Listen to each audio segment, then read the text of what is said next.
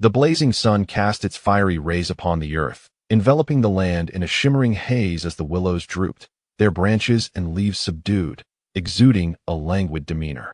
A gentle breeze whispered through, causing garments to flutter and bestowing a touch of grandeur upon the scene. Before a throng of figures stood a stone platform, upon which a solitary figure sat in tranquil meditation.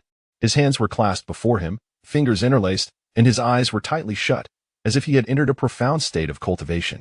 This figure, a youth, possessed a tousled mane of soft black hair, and his youthful visage bore a delicate thinness, exuding an aura of comfort. At this moment, a visible radiance enveloped the youth, as if an enigmatic energy surged within him, drawing into his very being. Below the stone platform, several young individuals quietly opened their eyes, gazing at the brilliance surrounding the youth, their tongues involuntarily licking their lips, faces adorned with expressions of envy and admiration, until their hushed whispers shattered the tranquility. Brother Mu is truly remarkable. While we are still attuning ourselves to the essence of the world, he has already ascended to the spirit movement realm. He truly deserves to be the foremost among us in the East Courtyard, one remarked.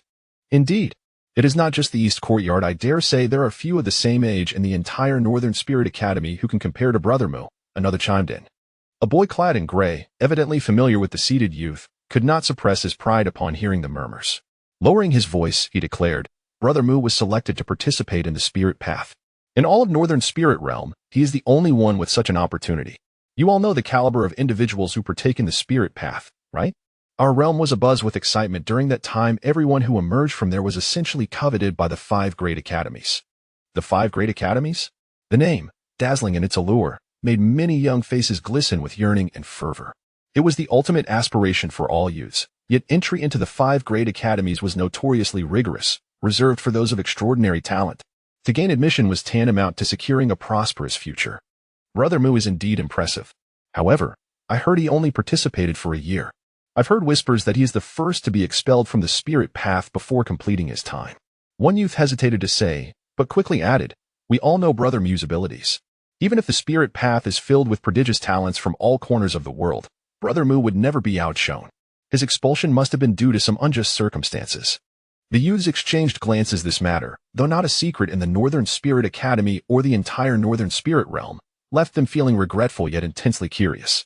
They longed to uncover the reason why this exceptional figure, who inspired even their own prideful selves, had been expelled from the spirit path.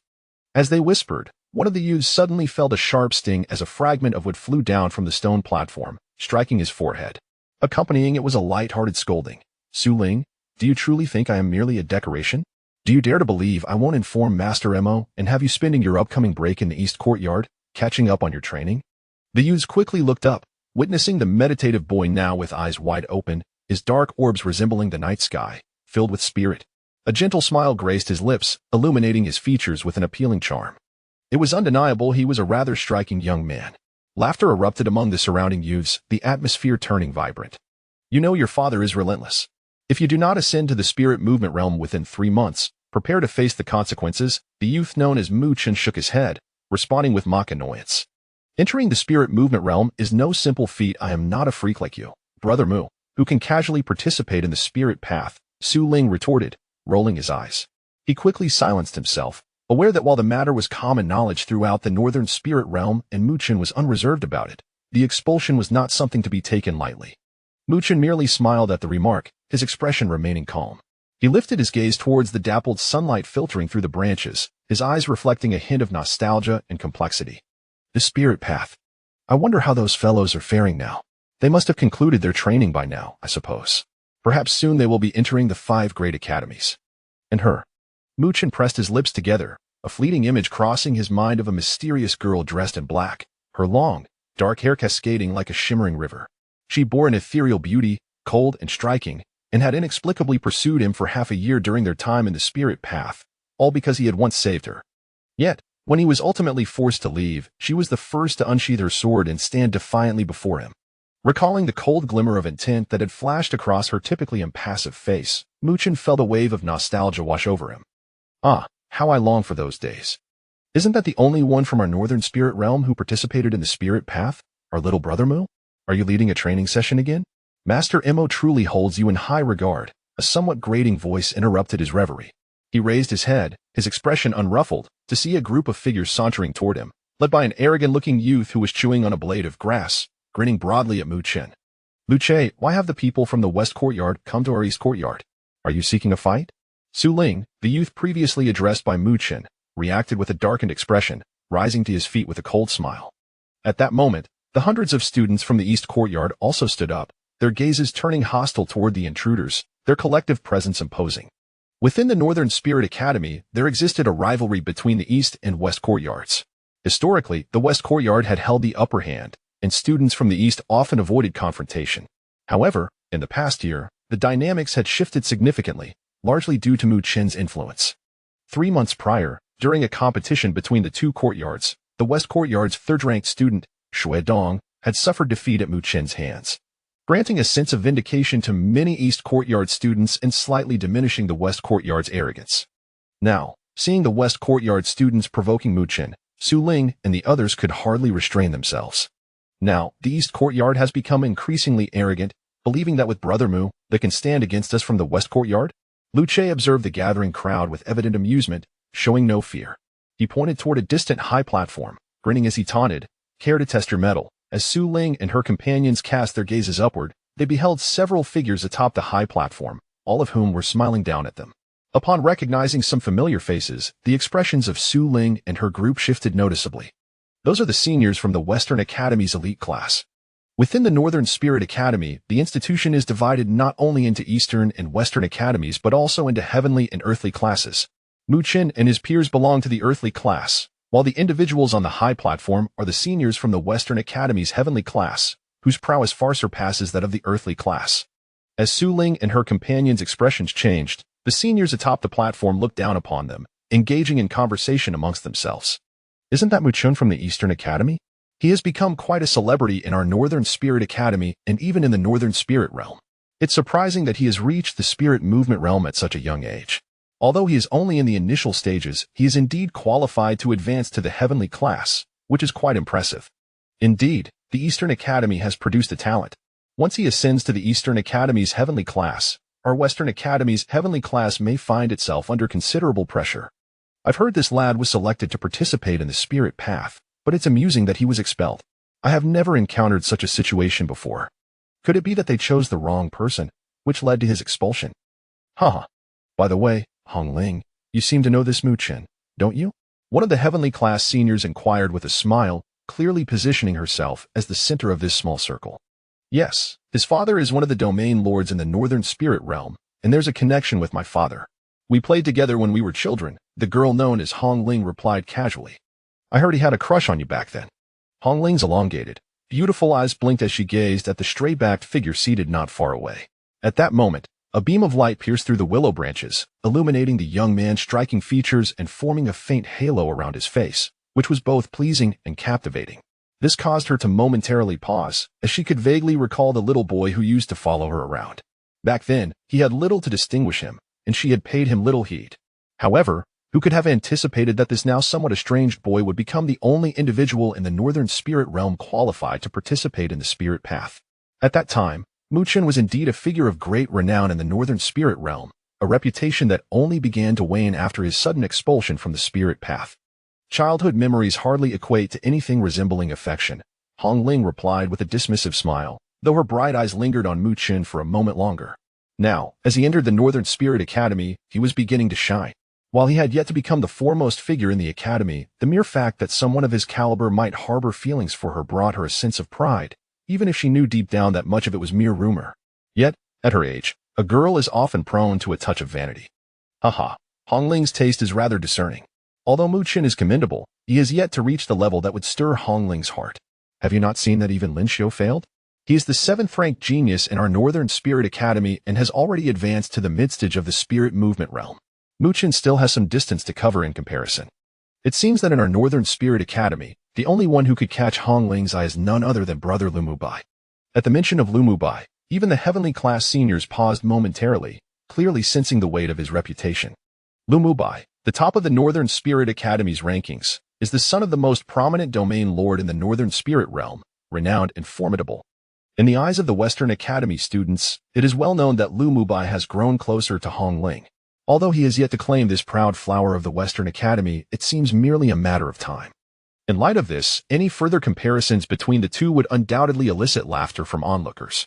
Chapter 2. The boy cast out from the spiritual path. Su Ling and his companions gazed at the seniors from the western courtyard atop the platform, their spirits somewhat dampened, especially upon sighting the girl named Hong Ling. Initially, their eyes sparked with fervor, only to retract with a hint of trepidation. She was a veritable figure of renown within the Northern Spiritual Academy, attracting numerous admirers even from their eastern courtyard. "Hey, Mugu, that's senior Hong Ling from the western courtyard. I heard you had a crush on her when you were younger." Su Ling leaned close to Mu Chen, whispering with a mischievous chuckle. Mu Chen shot him a glance filled with exasperation. Indeed, he had crossed paths with Hong Ling in his youth, but at that tender age, he knew nothing of affection. It was merely the innocent desire for companionship. As the years passed, with growing estrangement between their fathers, the rumors surrounding him and Hong Ling had inexplicably surfaced. With a resigned shake of his head, he turned his attention to Lu Che, who wore a provocative expression. A faint aura of spiritual energy began to emanate from Mu Chen's body as he slowly clenched his fists. "Speak your piece quickly," he urged, equally disliking the arrogance displayed by the seniors from the western courtyard. "You." Lu Che's eyes flashed with fury upon hearing Mu Chen's words. Just as he was about to retort, he caught sight of Mu Chen's lips pressed into a thin line. In that instant, the boy's previously gentle and radiant visage transformed, exuding an air of coldness that felt sharp and unyielding, akin to the chilling edge of a blade. The atmosphere was charged, reminiscent of a sudden storm stirring beneath languid clouds, revealing a fierce brilliance that belied the innocence of youth. Lu Che found his retort stifled, eyeing Mu Chen with a blend of astonishment and caution. He had witnessed Mu Chen's prowess firsthand when he defeated Shui Dong from their western courtyard, and it left an indelible impression. "Well, you certainly seem a bit arrogant," one of the seniors from the western courtyard remarked, raising an eyebrow, feeling somewhat offended, especially with Hong Ling present. Hong Ling herself regarded Mu Chen with surprise, perhaps not anticipating that the seemingly gentle boy would exhibit such a formidable and assertive side, a stark contrast to the boy she once knew. Several seniors from the western courtyard could no longer contain themselves and leaped down from the platform, striding towards them. Upon their approach, Su Ling and the others instinctively took a step back, their expressions rife with wariness. Yet Hong Ling made no move to intervene. After all, she hailed from the western courtyard and was curious to see if this once unremarkable boy possessed a radiant brilliance beneath his youthful facade. "Brother Tong," Lu Che exclaimed with delight upon seeing the newcomers, his gaze towards Mu Chen now tinged with smugness. Mu Chen furrowed his brow slightly but felt little apprehension. Despite the senior status, their strength was merely at the initial stage of the spiritual movement realm. Should conflict arise, it was doubtful they would fare well.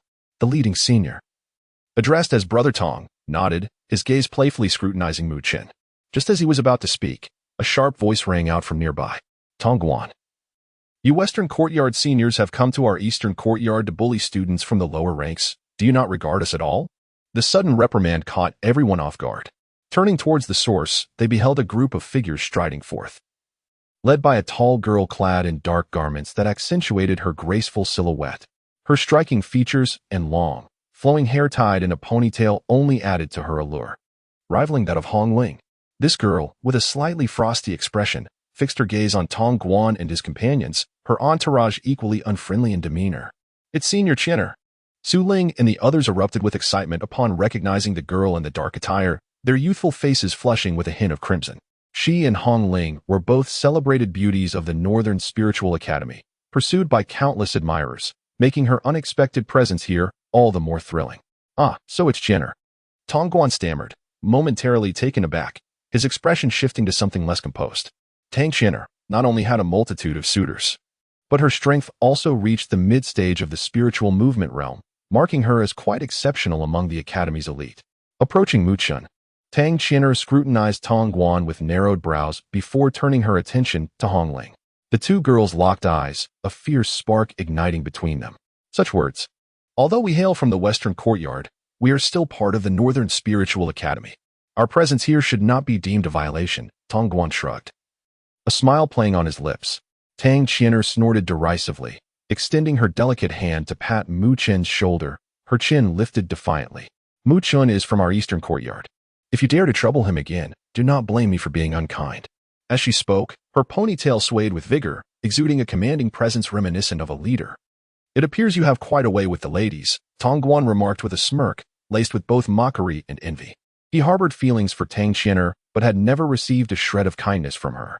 "Charm with women is a form of strength," Mu Chun replied with a smile, seemingly oblivious to Tong Guan's derision. Compared to the individuals he faced on the spiritual path, Tong Guan appeared rather inexperienced. "Enough. We are not here to cause you trouble today. We merely wish to convey a message." Tong Guan, finding no satisfaction in provoking Mu Chen, waved dismissively at Lu Che, who smirked and spoke up. "Mu Chen, I come on behalf of Brother Lu Yang to deliver a message. In 10 days, during the inter-courtyard competition, he has chosen you as his opponent." Lu Yang, Su Ling, and the others exchanged glances, their expressions shifting at the mention of the name. Lu Yang was the undisputed top student from the Western Courtyard, having recently advanced to the spiritual movement realm. Oh, and let me add one more piece of news. 3 days ago, during a test, Lu Yang discovered he possesses a spiritual vein, albeit a human grade one, Lu Che added, a gleeful glint in his eyes as he regarded Mu Chen. A human grade spiritual vein? The revelation sent shockwaves through Su Ling and the others. Even Tang Qian'er was momentarily taken aback. In the Northern Spiritual Academy, the number of students with spiritual veins was exceedingly rare, and to discover that Lu Yang possessed one was astonishing. A human-grade spiritual vein. Tong Guan mused, his expression shifting to one of pity for Mu Chen. Lu Yang, with his early-stage spiritual movement strength, would be formidable indeed with the addition of a human-grade spiritual vein, making it unlikely for anyone in the mid-stage to defeat him. It seemed Mu Chen was in for a challenging time. Lu Yang said, "If you are unwilling to accept, it is perfectly fine, just do not show up on that day, and he will not make things difficult for you." Lu Che chuckled, relishing the thought of Mu Chen's potential disgrace should he choose to avoid the match. "You are being utterly unreasonable," Tang Qian'er interjected, her brows furrowing in indignation. "Qian'er, do not blame us. One should maintain a modest demeanor. Just because you have gained the opportunity to enter the spiritual path through luck does not grant you the right to be insufferably arrogant." Lu Che retorted with a dismissive smirk. You have some audacity. We shall await your impressive performance on that day," Lu Che declared, giving Mu Chen a thumbs up. His grin wide as he laughed heartily, clearly impatient for the competition 10 days hence, as Lu Che, Tong Guan, and others departed. The red silk on the high platform cast a fleeting glance at them before turning away. "Mu Ge, are you truly going to accept Lu Yang's challenge? That fellow is quite formidable now that he possesses a spiritual vein." Su Ling expressed her concerns, watching the departing figures of Tong Guan and the others. "I'll do my best," Mu Chen replied nonchalantly. "Hey, you're being foolish. They are clearly provoking you. You could easily decline such a challenge," Tang Qian'er retorted, irritated. "Rest assured." "Qian'er, I will exercise discretion," Mu Chen said with a smile. Tang Qian'er furrowed her brows, her bright eyes fixed on the still somewhat youthful visage of the boy before her. His face bore a radiant, gentle smile, yet for some reason, she felt an unsettling depth within his dark eyes, as if something was concealed. "Humph. In any case, it won't be me who will be embarrassed," she huffed, discontented. "It seems you are quite concerned about me, Qian'er." Mu Chen chuckled, observing her delicate, slightly annoyed features. "I could care less about you," she retorted, her cheeks slightly flushed, before shooting him a disapproving glance. "I just worry you might end up severely beaten and tarnish the reputation of our Eastern Courtyard." Mu Chen chuckled softly, after all. Tang Qian'er's father was one of the domain lords of the North Spirit Realm, and their families shared a close relationship, which fostered a good rapport between him and Tang Qian'er. "By the way, I just heard some news," she said, dismissing Su Ling and the others with a wave of her hand, her gaze now fixed on Mu Chen. "I learned from the dean that the Spirit Road has officially concluded." Mu Chen paused momentarily, looking upwards and exhaling softly, relieved that it had finally ended. It is said that this time, many extraordinarily gifted individuals emerged from the Spirit Road, among them a particularly terrifying one, rumored to possess an exceptionally rare heavenly spiritual vein. The 5 major academies fought fiercely over him. Spiritual veins are classified into 3 types: heaven, earth, and human, each significantly beneficial for cultivation. Generally, those with spiritual veins cultivate at a much faster rate than ordinary individuals. The North Spirit Academy had not seen a single earth-level spiritual vein for many years, let alone a heavenly level one, underscoring the rarity of such a precious gift. Tang Qian'er playfully stuck out her tongue, looking exceedingly charming. "A heavenly spiritual vein. I've never seen one before. Those who participate in the heavenly road are indeed exceptional." By the way, you participated in the Heavenly Road too. Do you know who that individual is? I believe he is called Ji Xian, Mu Chen replied, recalling the name vividly. You know him? Tang Xian'er asked, surprised. Yes, I do. He is indeed a remarkably powerful individual. Mu Chen smiled, his gaze lowering slightly. I nearly defeated him. Tang Xian'er's beautiful eyes widened in disbelief as she stared at his suddenly cold and youthful face, stammering, Really? Of course not. Do you really believe that? I was merely a participant who got kicked out midway. How could I compare to someone so sought after by the 5 major academies? Mu Chen's frosty demeanor vanished, and he chuckled at Tang Xian'er's astonished expression. Tang Xian'er gritted her silver teeth in frustration, as if she wished to bite him, but ultimately restrained herself, huffing. You've just entered the spirit-moving realm and Haven Tea even cultivated a spiritual technique, right? I've heard Liu Yang has already begun his training. Well, I shall take my leave now, she said, nodding. Given that Mu Chen's father was also one of the domain lords of the North Spirit Realm, he would surely provide Mu Chen with decent spiritual techniques. With that thought, she waved her jade hand, her long black ponytail swaying elegantly as she turned away gracefully. By the way, Tang Xian'er paused, glancing back at Mu Chen, contemplating, if you lack confidence, I could help you deal with Liu Yang. Although his elder brother, Lu Mubai, is a bit troublesome. Do you have some confidence in me? Mu Chen sighed. Such a suggestion was indeed unexpected. Ungrateful. Tang Xian'er snapped, vexed.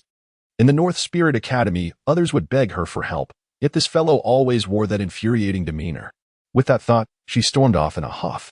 Mu Chen watched Tang Xian'er's alluring figure as she departed, smiling to himself before murmuring, since the Spirit Road has concluded, she must have entered one of the 5 major academies. I wonder which one. He recalled the last moment of their separation, amidst the lush greenery, where a girl with long silver hair gazed at him with her deep, unfathomable aquamarine eyes. I will wait for you in one of the 5 major academies. If you do not come. The girl's delicate hand grasped a black longsword, slowly resting it against his chest, gently piercing his heart. I will help you eliminate him, but she gazed at him, her eyes as clear as crystal. I do not favor those who easily concede defeat, and this time, you cannot be considered a loser. At least, I am quite fond of you.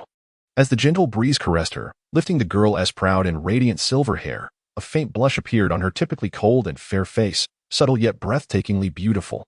So, you must come. Chapter 3. The pasture domain. The Northern Spirit Realm is divided into 9 domains, each governed by a lord, with the domains often uniting or opposing one another, thus maintaining the intricate balance of the realm. Beyond these 9 domains, there exists a formidable force that cannot be overlooked, the Northern Spirit Academy. Unlike the domains, which are often embroiled in conflict, the Northern Spirit Academy remains steadfastly neutral, lacking any ambition for territorial conquest. Instead, it focuses on nurturing students, which has led to its esteemed position within the Northern Spirit Realm.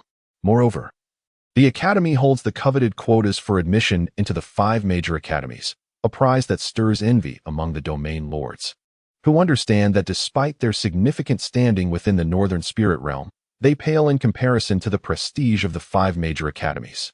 Consequently, as soon as their children come of age, they are promptly sent to the Northern Spirit Academy for training. Thus, within the Northern Spirit Realm, the most formidable force to be reckoned with is undoubtedly the Northern Spirit Academy.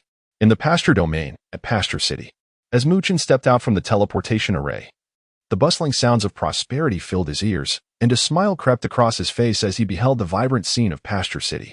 This city serves as the capital of the pasture domain, and his father, Mu Feng, is the lord of this domain. Young master, quickly informed the domain lord. Surrounding the teleportation array were the vigilant guards of the pasture domain. Upon seeing the youth emerge from the array, they were momentarily taken aback before joyfully gathering around him. He brushed past the eager guards and dashed toward the heart of the city. After a while, a grand estate came into view, prominently displaying the character's Mu residence. The residence was evidently heavily guarded, yet Mu Chen paid no mind and rushed inside. The guards, recognizing him, greeted him with warm smiles and respectful bows from afar. Dad. Mu Chen burst into the estate, heading straight for the reception hall, where he spotted 2 figures. Seated at the main position was a man clad in a black robe, his posture upright and dignified, with a resolute face complemented by a few strands of white hair that lent him an air of wisdom. It was clear he had been a striking figure in his youth. This man was Mu Chen's father, Mu Feng, the lord of the pasture domain. Beside Mu Feng sat a lean, middle-aged man with deep-set eyes that carried a hint of shadow, his thin lips exuding an aura of sharpness. However, the sternness in his expression softened considerably upon seeing Mu Chun rush into the hall, replaced by a gentle smile. "Uncle Zhou, you understand me well," Mu Chun declared with a grin as he plopped down onto a chair, speaking with a warmth that reflected their close bond. Zhou Yi, as he was named, was a lifelong friend of his father's, having fought alongside him in the Northern Spirit Realm, ultimately aiding him in becoming the Lord of the Pasture Domain.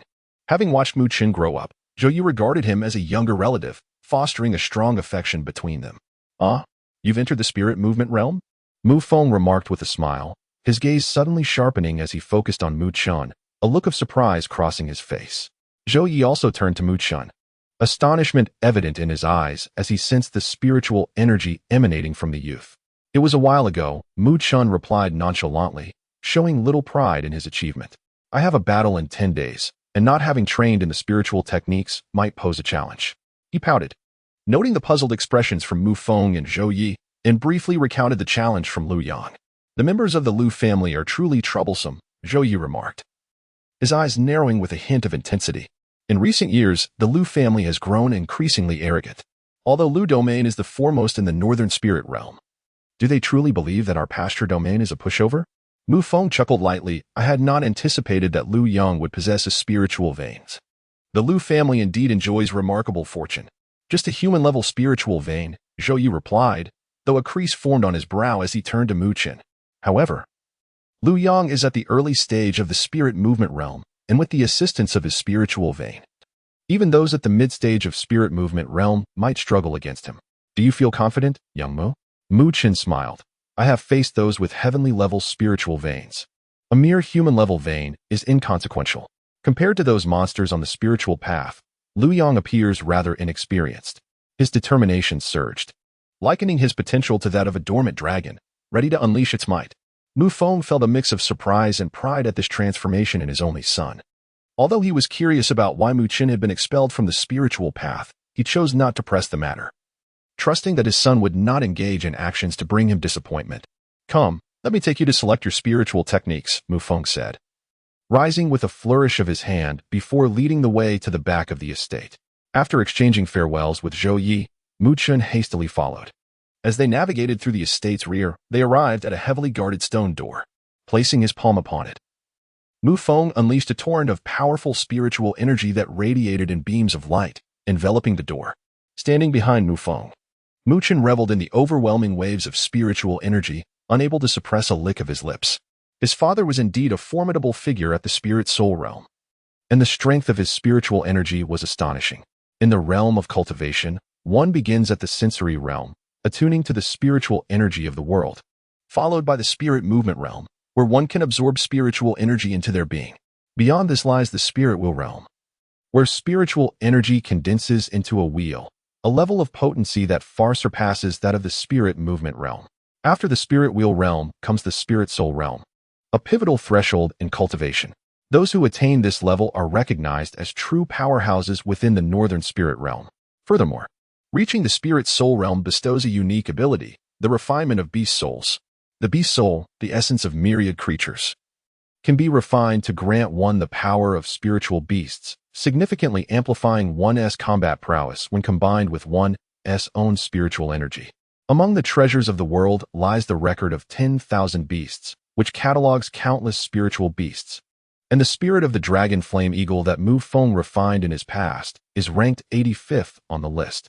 Over the years, this spirit has played an instrumental role in establishing Mu Feng's dominance in the Northern Spirit Realm. With a creak, the heavy stone door began to slowly open, its weighty sound echoing through the air. As the door parted, a wave of long-sealed energy rushed forth. Mu Feng waved his hand, stepping inside, and Mu Chun hurriedly followed suit. Beyond the stone door lay a dimly lit chamber illuminated by flickering flames. Rows of stone shelves came into view, adorned with shimmering jade slips that glimmered faintly.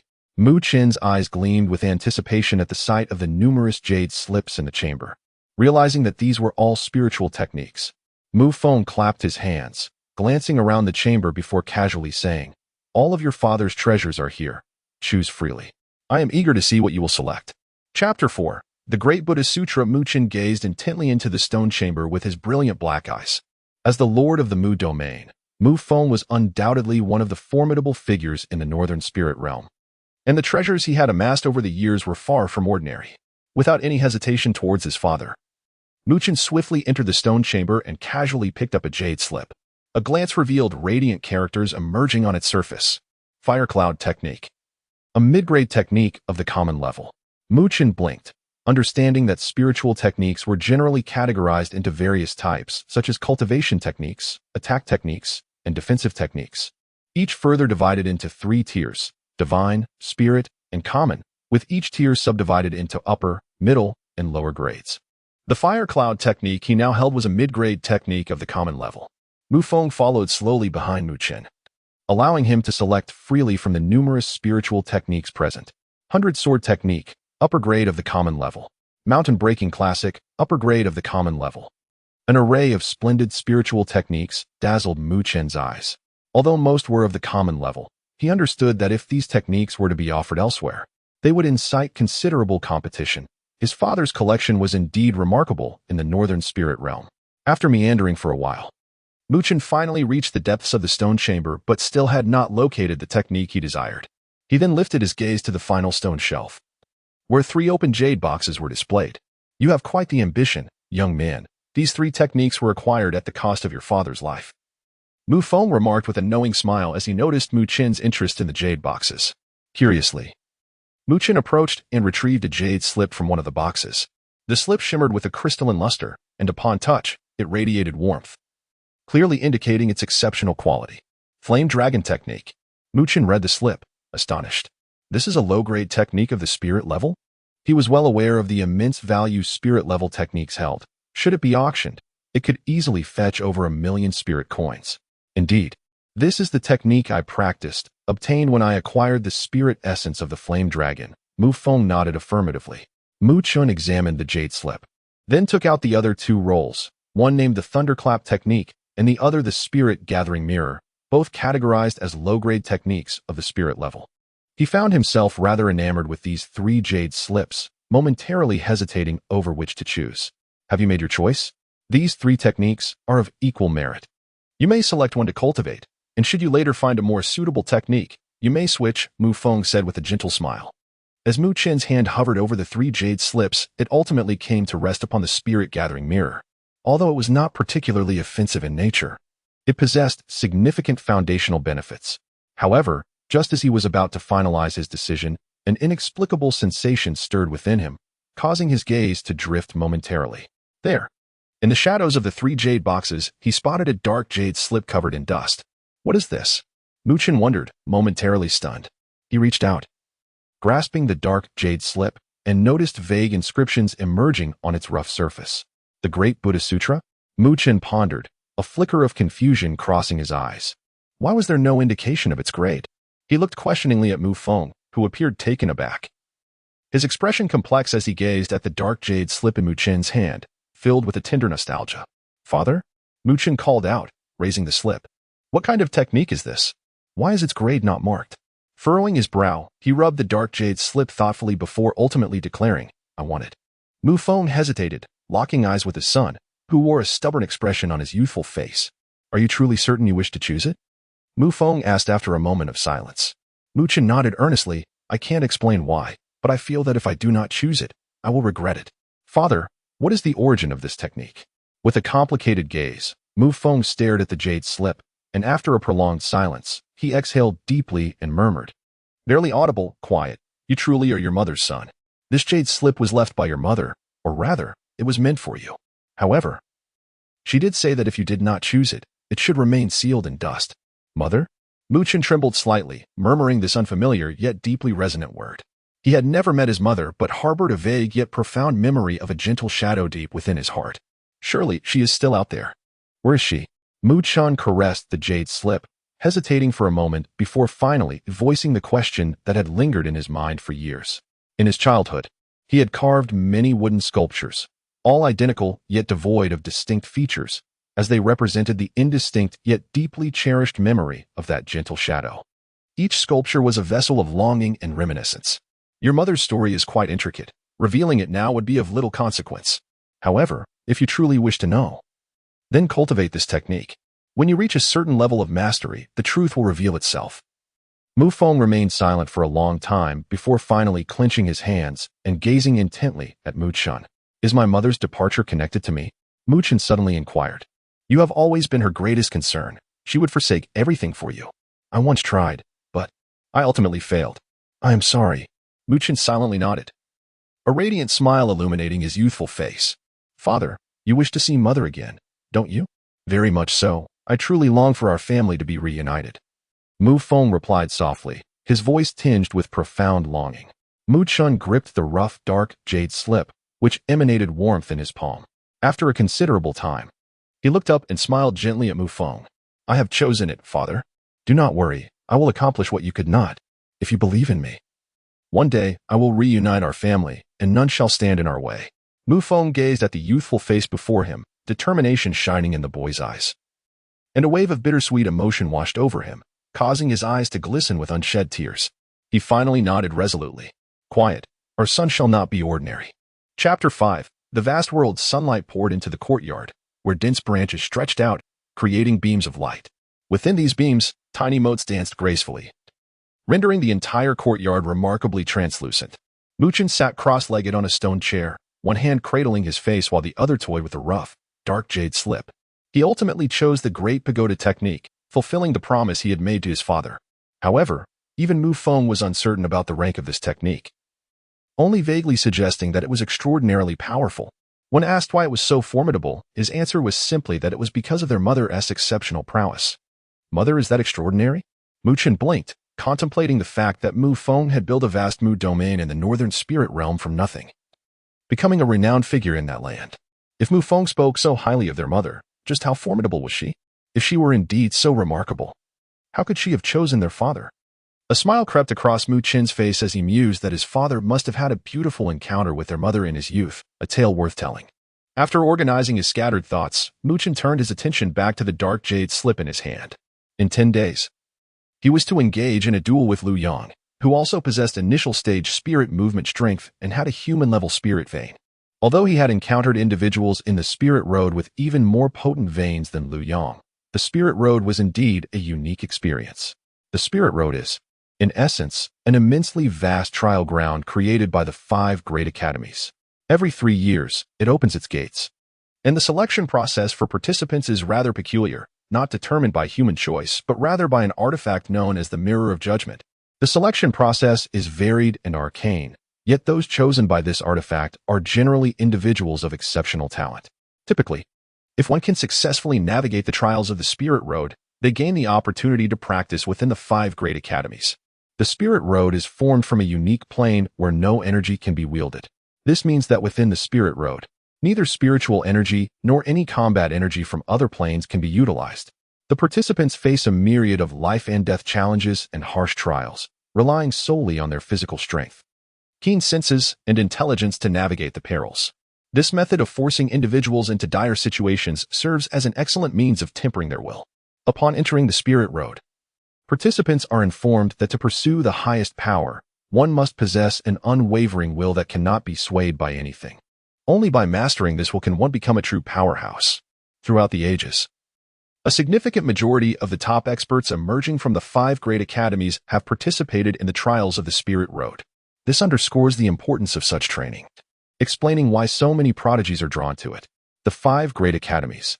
Mu Chun's hand clenched slightly. That place was a destination he must reach, not only to honor his promise to her, but also to earn his rightful place in the world beyond. Mu Chun had limited knowledge of the outside world, but he occasionally gleaned insights from Mu Feng. The vast world he inhabited was endless and populated by myriad races, with the northern spirit realm being but a grain of sand in the ocean of existence. Their world connected to countless planes, all of which could only be termed as lower planes, for it seemed that this vast world was of a higher order, serving as the nexus of innumerable realms. Although these lower planes were called such, those who ventured from them into the vast world possessed exceptional talents, being the foremost powerhouses of their respective planes. Otherwise, they could not have transcended the constraints of their realms. Mu Chun once overheard discussions during a high-level meeting at the Northern Spirit Academy regarding renowned figures from the lower planes. Among them, two names stood out, though he only knew their titles, the Flame Emperor and the Martial Ancestor. The Flame Emperor was relatively low-key, but rumor suggested he had visited the Fire Spirit clan, where even their ancient ancestor, who had lived for tens of thousands of years, could not gain the upper hand against him. This left the Fire Spirit clan utterly astonished. These formidable beings from the lower planes retained their charisma and ferocity even in the vast world. The outside world was truly vibrant and captivating, stirring one's spirit. However, Muchen understood that he had yet to reach such heights. Yet, he was confident that given sufficient time, he would. Gazing at the dark jade slip in his hand, a youthful smile graced Muchen's face. Then let us begin. He brought his hands together, slowly closing his eyes as a gentle warmth emanated from the jade slip. In the enveloping darkness, Muchen focused his mind, channeling the spiritual energy within him through his arm's meridians, ultimately infusing it into the jade slip. With a soft hum, the jade slip resonated as the spiritual energy flowed into it, and the darkness was torn apart, as if something was burrowing into Muchen's body through his palm, transforming the body into a pagoda, certifying the path of spirit. The chime of a bell gradually faded. The cultivation mantra contained a wealth of knowledge, most of which was beyond Muchen's current reach. Thus, he wisely chose to temporarily grasp only the aspects he could comprehend. Nonetheless, even this proved to be a challenging endeavor, leaving a slight ache in his head from the complexity of the mantra. Clearly, Muchen possessed remarkable talent. Otherwise, he would not have qualified for the spirit road. Immersed in the profundity of the mantra, he pondered its intricacies. After a considerable time, he finally began to channel his spiritual energy, following the meridian pathways outlined in the cultivation mantra. These pathways were rather peculiar, resembling an unusual tower forming within him. As the spiritual energy quietly flowed through these strange meridian routes, the initial experience was immensely taxing. Nevertheless, Muchen persevered through the fatigue, striving to maintain the smooth circulation of his energy. The peculiar pathways were difficult to navigate, and despite Muchen's best efforts, he encountered repeated failures. Yet, he remained calm, continuing the process with unwavering focus. This endeavor lasted an entire afternoon, and after countless failures, a thread of spiritual energy finally emerged from the last meridian under Muchen's careful control. As this energy escaped, it underwent a transformation, its luster shifting to a deep, dark hue, emanating a profound essence. This energy could now be deemed true spiritual power, and although it appeared tranquil and restrained, Muchen could sense an undercurrent of fierce and domineering strength lurking within. Clearly, the spiritual energy cultivated from the Great Pagoda technique was of exceptionally high quality, far surpassing that of ordinary spiritual techniques. Truly, the legacy left by his mother was extraordinary. Covered in perspiration, Muchen felt a surge of excitement as he contemplated the dark spiritual energy that he had drawn into his sea of qi. It lay quietly within, awaiting the day when his persistent cultivation would allow it to expand immensely. Suddenly, as the dark energy settled into his sea of qi, Muchen's body jolted violently, a wave of dizziness washing over him. It was as if something deep within him was resonating, creating a remarkably peculiar sensation that briefly surged within his heart before dissipating. However, steadfast in his resolve, Muchen dismissed the notion that it was merely an illusion. Was it due to the Great Buddha Sutra? His thoughts raced as he gazed at the dark energy in his sea of qi, pondering for a considerable time but finding no clues. Thus, he gradually relinquished his inquiry. The Great Buddha Sutra was a legacy from his mother. Although he had never met her, he firmly believed she would never bestow upon him anything detrimental. Could it be related to this? A sudden spark of inspiration struck Muchen as he noticed a flash of black light deep within his sea of qi, which eventually hovered above the dark energy.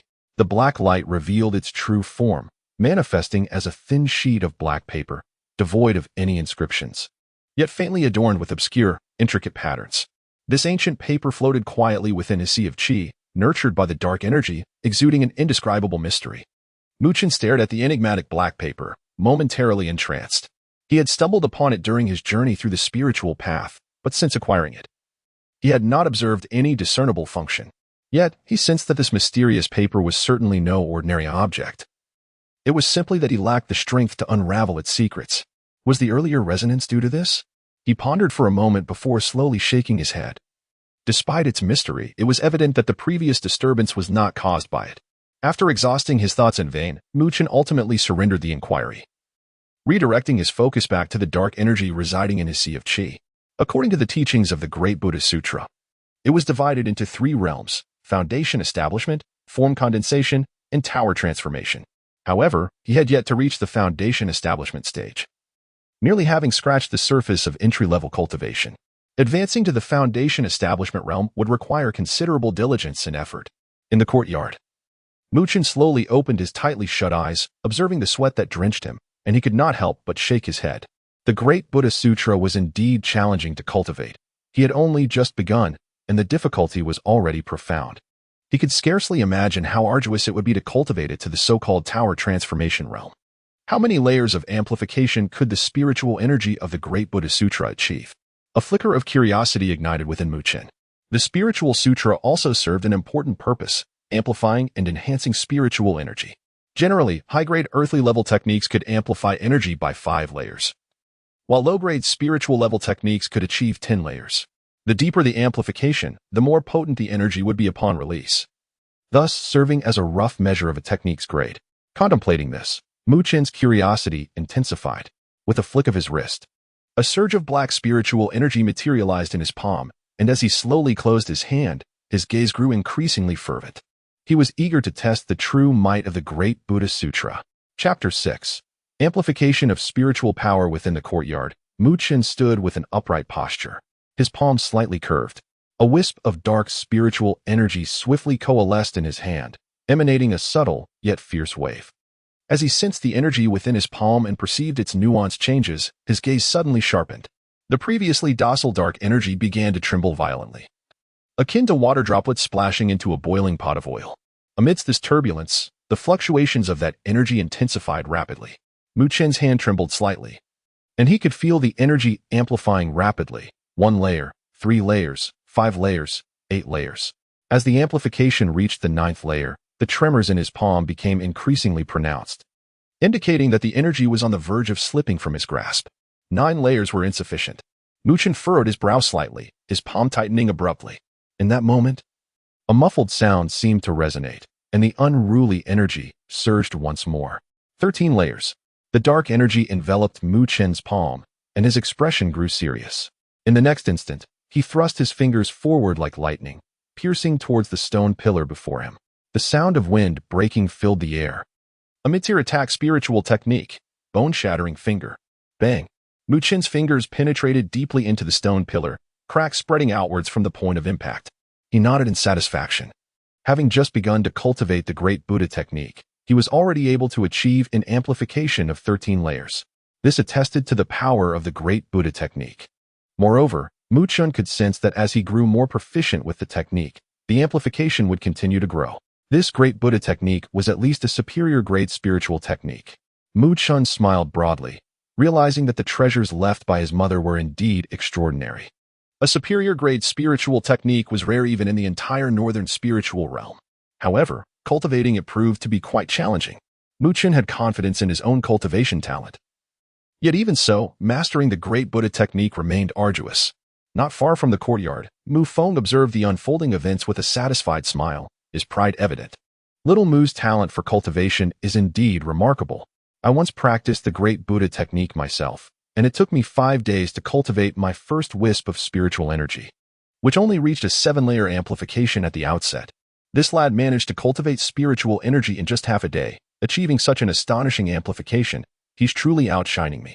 Though he spoke in jest, the pride and delight in Mu Feng's eyes were unmistakable. Indeed, little Mu's talent is astonishing. It seems that in the future, his accomplishments will far surpass those of us outdated fellows, remarked Zhou Yi, nodding in agreement, his tone filled with nostalgia. Yes, the northern spiritual realm may seem vast to us, but to little Mu, it is far too small. In the following days, Muchen devoted all his energy to the cultivation of the Great Buddha technique. Although he occasionally appeared languid, beneath the surface lay a remarkable tenacity. It was this steadfastness that allowed him to gain a formidable reputation amidst the ceaselessly emerging talents of the spiritual path, ultimately culminating in a significant event that left countless prodigies astounded. Under Muchen's dedicated training, the spiritual energy within his sea of qi swiftly thickened, and his understanding of the Great Buddha technique deepened. However, it still seemed a distance away from reaching the foundational realm, prompting Muchen to inwardly marvel. This Great Buddha technique was indeed extraordinary. As his training with the Great Buddha technique gradually fell into a rhythm, Mu Chun quietly relaxed a bit and began to seek out several scrolls of attack spiritual techniques more suited to him for further cultivation. While he had established a foundational level of spiritual energy, enhancing his combat prowess required offensive techniques, which were indispensable. Moreover, Lu Yang was no ordinary opponent.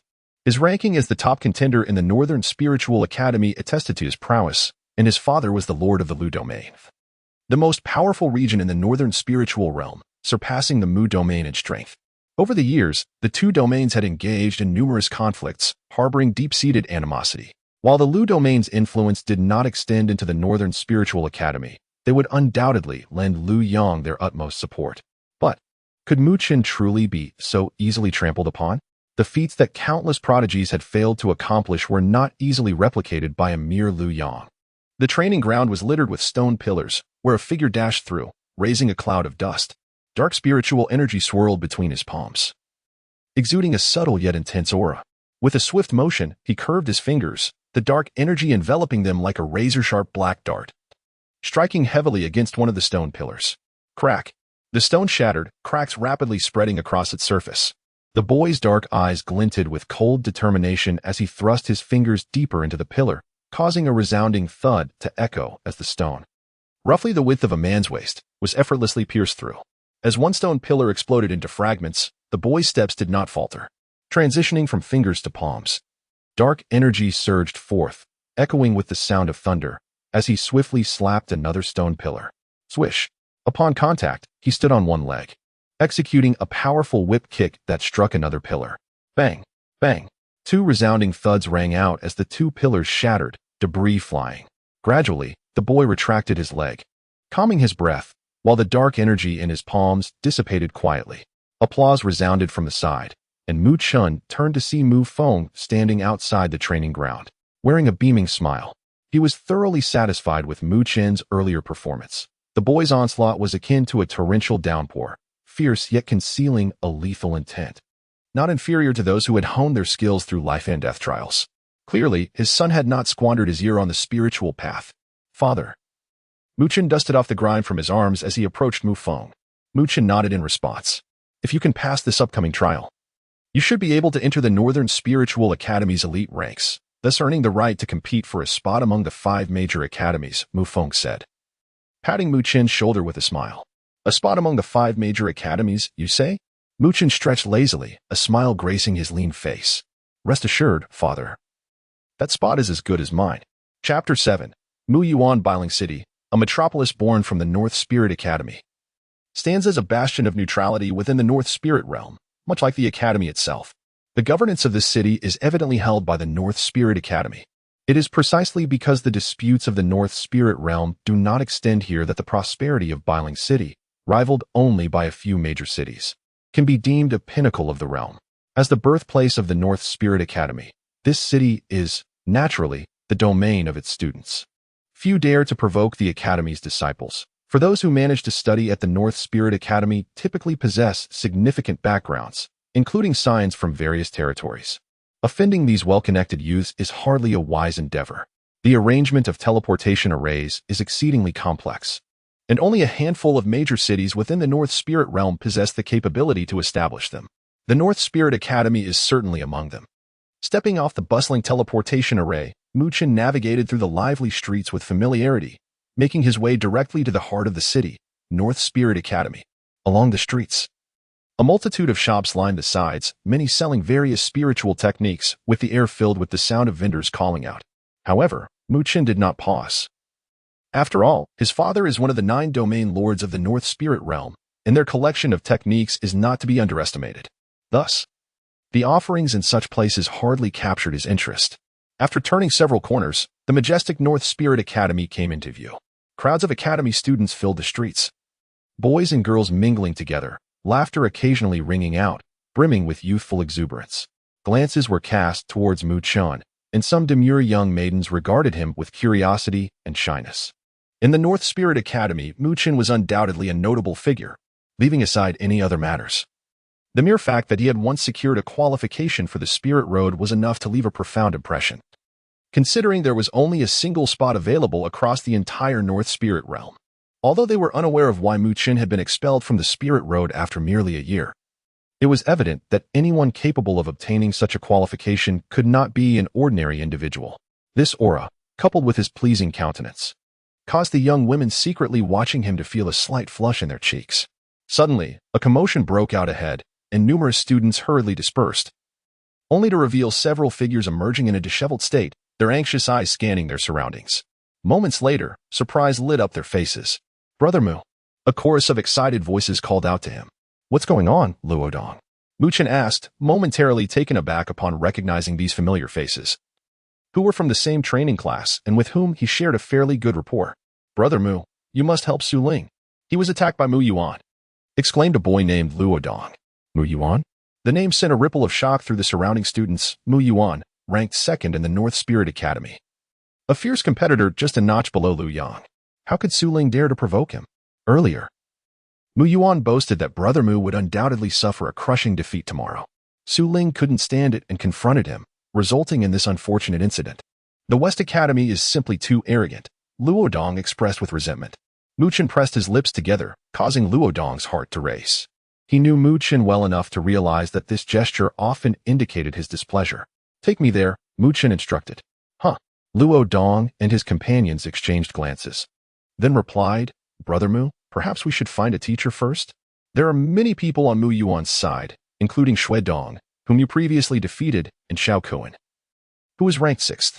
"It's fine, lead the way," Mu Qin said with a smile, patting Luodong on the shoulder. Looking at Mu Qin's smile, Luodong and the others exchanged glances, then gritted their teeth and nodded. They figured that even if they faced a beating, they could not allow the West Academy to view them as weaklings. Could it be that Mu Qin intended to confront the 3 formidable individuals ranked among the top 10 of the West Academy alone? That would certainly be a volatile situation. Bang! A dull thud echoed as a figure was sent sprawling, skidding across the ground before finally coming to a stop. Seems the East Academy's confidence has swelled excessively. Even an unknown individual dares to shout in front of me, Mu Yuan. "I wonder who emboldened you," sneered a young man in black, arms crossed, casting a cold gaze upon the disheveled group, with Su Ling at the forefront, gritting his teeth in fury. Behind Mu Yuan stood 2 similarly aged boys, both wearing mocking smiles and exuding an unmistakable arrogance. A large crowd of students encircled them, yet none dared to speak up. In the North Spirit Academy, few would provoke the trio before them. "Humph, Mu Yuan, don't get too carried away. If Brother Mu were here today, you'd find your second place ranking stripped away." Su Ling spat defiantly. "Mu Qin?" Mu Yuan raised an eyebrow, while one of the boys behind him, Shui Dong, let out a cold snort. "That guy does have some skill, but I'm not afraid of him. I believe once the inter-academy competition concludes tomorrow, the East Academy will know its place." Mu Yuan grinned, stating, "Lu Gu will make him understand that he should keep a low profile. In the North Spirit Academy, our West Academy is the strongest." "I'm eager to see the look on his face when he's defeated," Shui Dong scoffed. "But before that, I think it's time to deal with you East Academy trash." With fingers interlocked, Mu Yuan cracked his knuckles and approached Su Ling and the others with a menacing expression. Seeing that Mu Yuan was unrelenting, Su Ling's face paled slightly. But he gritted his teeth and declared, "Let us fight." "Fight." The boys, filled with spirit and determination, rose to face Mu Yuan, unwilling to be humiliated in front of so many onlookers. "A group of youths yet to step into the spirit movement realm dares to challenge me? How foolish." Mu Yuan laughed derisively, clasping his palms together, causing a faint surge of spiritual energy to rise. Thud! He stomped heavily, launching himself like an arrow, effortlessly leaping over several approaching figures to land before the startled Su Ling. With a cold smirk, he unleashed a fist imbued with a fierce gust of wind aimed directly at Su Ling's face. As Su Ling watched the rapid approach of the fist, he realized he had no time to defend himself. He could only close his eyes in resignation, thinking that he would be laid up for several days after this. Just as he shut his eyes, he seemed to hear gasps around him, followed by a dull thud resonating before him. An unseen force jolted his face, yet the anticipated pain never came. Cautiously, he opened his eyes a crack, only to be stunned. A slender, pale hand had emerged from behind him, effortlessly blocking the fierce punch that had been aimed at him. Turning swiftly, Su Ling was greeted by the sight of a lean young man wearing a reassuring smile.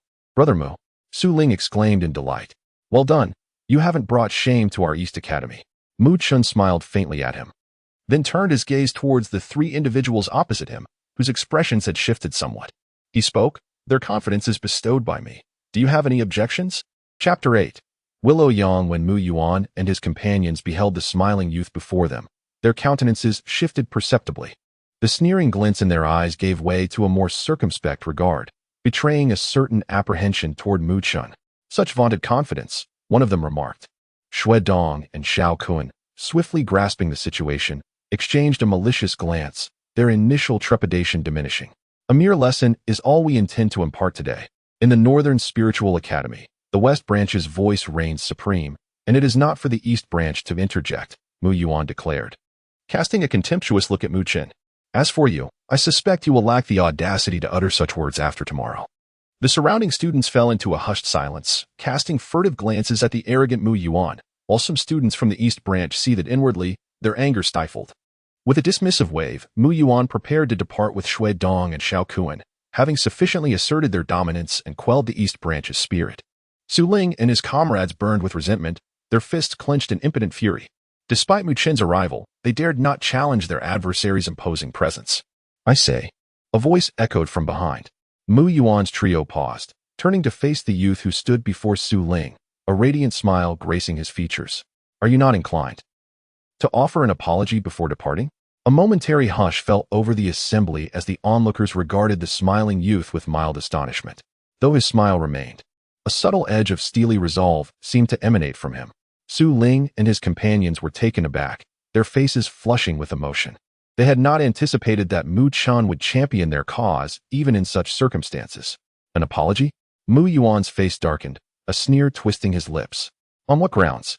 His arrogance, cultivated over time in the Northern Spiritual Academy, made the notion of an apology unthinkable. Has the fellow lost his senses? It seems negotiation is futile, Mu Chun observed, nodding. Without further ado, he advanced toward Mu Yuan and his cohorts. The trio watched Mu Chen's approach with grim expressions, exchanging furtive glances, their eyes glinting with animosity. In the Northern Spiritual Academy, Mu Chun had maintained a relatively low profile. Aside from his earlier victory over Xue Dong, he had engaged in no other notable exploits. Nevertheless, no one within the Academy's Earth Division dared underestimate him. Even the haughty Mu Yuan harbored deep-seated reservations. Could one who had qualified for the spiritual road truly be so unremarkable? Therefore, attack, Mu Yuan hissed, unleashing a surge of spiritual energy from his arms. He stomped forward, leading the charge against Mu Chen, with Xue Dong and Xiao Kun flanking him, their movements demonstrating practiced coordination. A murmur swept through the crowd, surprised by the trio's decisive action. Without hesitation, they launched a coordinated assault, these formidable figures ranking among the West Branch's top 10. Mu Yuan, the most powerful of the three, having attained the initial stage of the spiritual movement realm, unleashed the most ferocious attacks. Spiritual energy enveloped his palms, transforming his hand movements into razor-sharp gusts aimed at Mu Chun. However, as the fierce palm winds threatened to strike, Mu Chun gracefully sidestepped, his lithe form evading Mu Yuan's attack. A delicate frown furrowed his brow, transforming his gentle features into a mask of cold resolve. His face became sharp and exuded extreme aggressiveness. Rather than directly confronting Mu Yuan, he seized the opportunity to target Xue Dong and Xiao Kun, who trailed slightly behind. Dark spiritual energy coiled around his fingertips as he extended his hand toward the duo, a subtle whistling sound accompanying his movements. Caught off guard by Mu Chen's maneuver, Xue Dong and Xiao Kun had no time to evade. Gritting their teeth, they channeled their strength into a retaliatory punch. By entangling Mu Chen, they hoped to buy time for Mu Yuan to return and subject him to a relentless assault. Having secured their positions within the West Branch's Earth Division, Xue Dong and Xiao Kun were no ordinary adversaries. However, they had miscalculated the youth's prowess and the efficiency of his attack. As their fists hurtled toward him, Mu Chen's palms grazed their surfaces before abruptly descending, seizing their wrists. A surge of force propelled their bodies forward, disrupting their balance. Mu Chen's palm struck their chests, sending them hurtling backward in a cacophony of gasps and groans. In a single exchange, Xue Dong and Xiao Kun suffered a crushing defeat. Mu Chun, an enraged cry erupted from behind. Mu Yuan, witnessing the scene, flushed crimson with fury. He had not anticipated that Mu Chun would evade him and target Xue Dong and Xiao Kun first. Fiery palm. Scarlet spiritual energy erupted from Mu Yuan's palms, generating a palpable heat that distorted the air. The onlookers gasped, marveling at the power wielded by the West Branch's second-ranked contender. Mu Chen turned to face the approaching Mu Yuan, his fists clenching, dark spiritual energy coiling around them. Without hesitation, he unleashed a punch.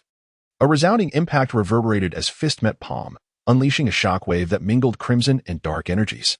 Mu Yuan's face contorted, and a mouthful of blood spewed forth as he staggered backward before collapsing to the ground. A single blow had determined the outcome. Despite both combatants having reached the initial stage of the spiritual movement realm, Mu Chen's spiritual energy was demonstrably more refined and potent than Mu Yuan's. Shui Dong and Xiao Kuan, still reeling from their earlier defeat, stared in disbelief. Mu Yuan, a formidable contender at the initial stage of the spiritual movement realm, had been felled by a single punch? How was this possible? Mu Yuan muttered, seated on the ground, his face etched with disbelief, oblivious to the blood trickling from his mouth. Brother Mu is truly formidable, Su Ling and his companions exclaimed, their faces alight with joy. They had not anticipated that Mu Chen could achieve such a decisive victory against 3 opponents. Mu Chen remained composed, his gaze fixed on the disheveled Mu Yuan.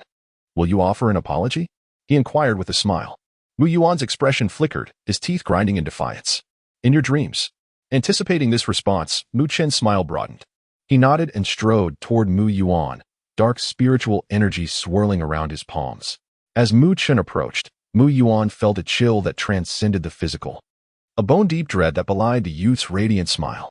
However, as Mu Chen halted before Mu Yuan, a gentle clapping sound echoed from the side. Indeed, one who has traversed the spiritual road is not to be trifled with. However, your actions border on disrespect toward the West Branch. Mu Chen turned his head, gazing at the parted crowd. There, a figure approached with a smile, causing the surrounding students to retreat slightly, their eyes flickering with a hint of trepidation.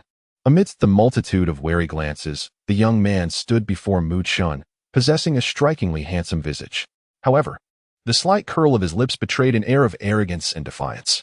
At that moment, with his arms crossed, he regarded Mu Chen with a predatory gleam in his eyes. The foremost figure of the Western Academy, Lu Yang. Chapter 9.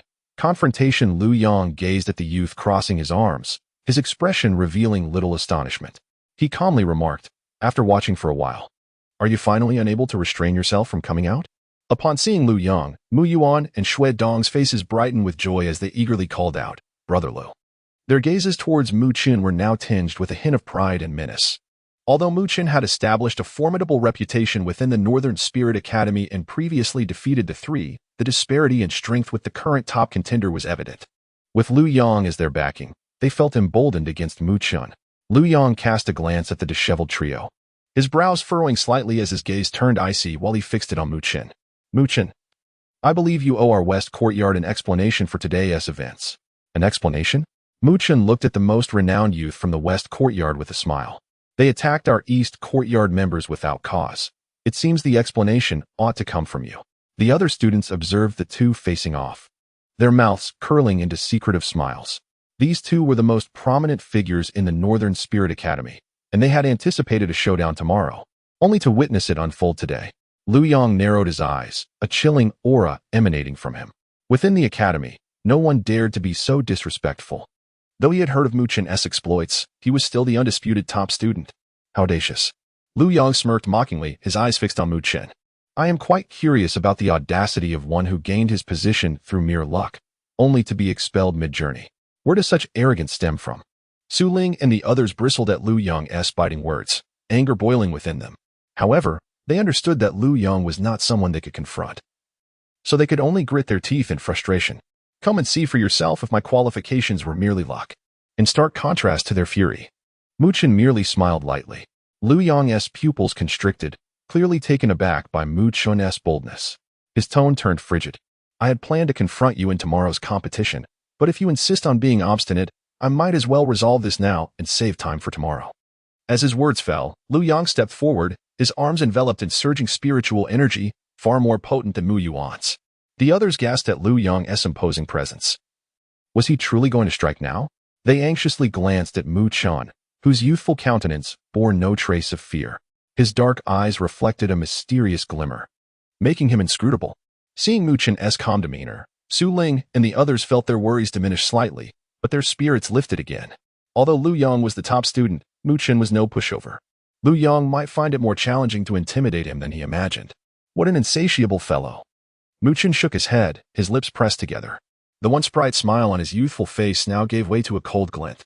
He rotated his palm slightly, dark energy swirling at his fingertips. The atmosphere grew tense between the two, and many students widened their eyes in anticipation. They were eager to discover who would emerge victorious in this clash of titans. Stand down.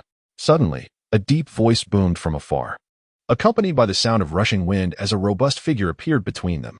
Master M.O. The students gasped upon recognizing the newcomer, quickly bowing in respect. The man known as Master M.O. appeared middle-aged, his face resolute, with an extraordinary aura of spiritual power emanating from him, instilling a sense of pressure among the students. Even Lu Yang, usually so proud, subdued his arrogance in Master Mo's presence.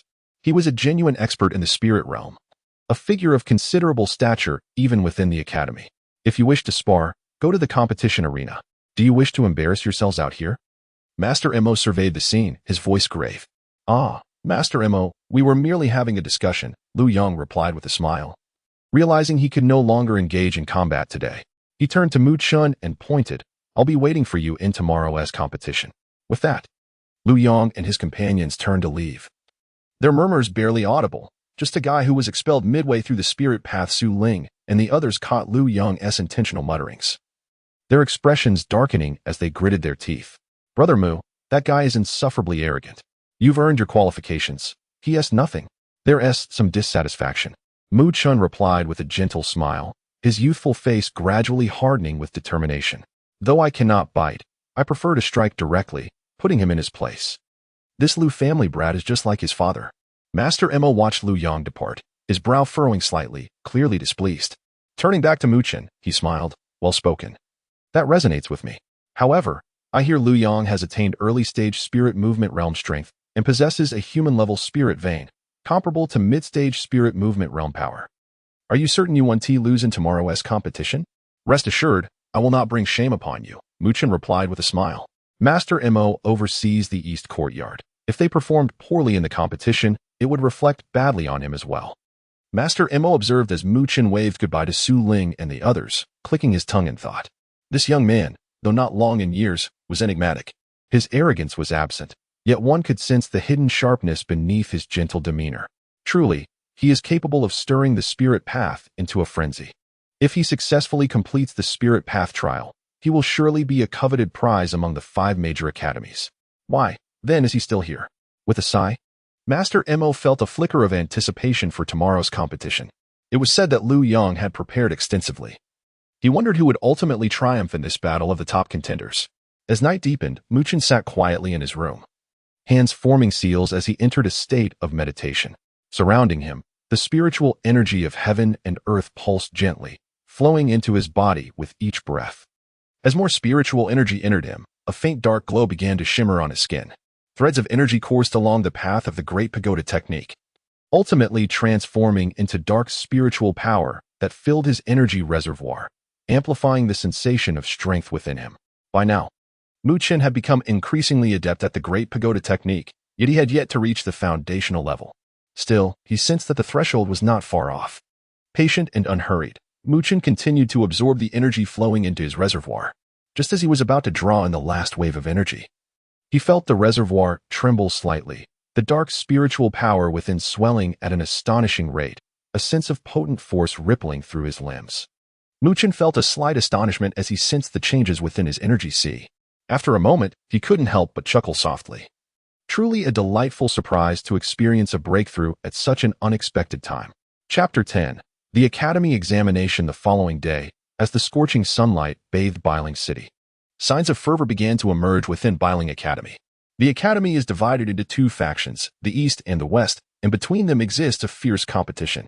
It must be acknowledged that competition fosters growth, and thus, over the past 2 years, Bailing Academy has produced numerous outstanding students.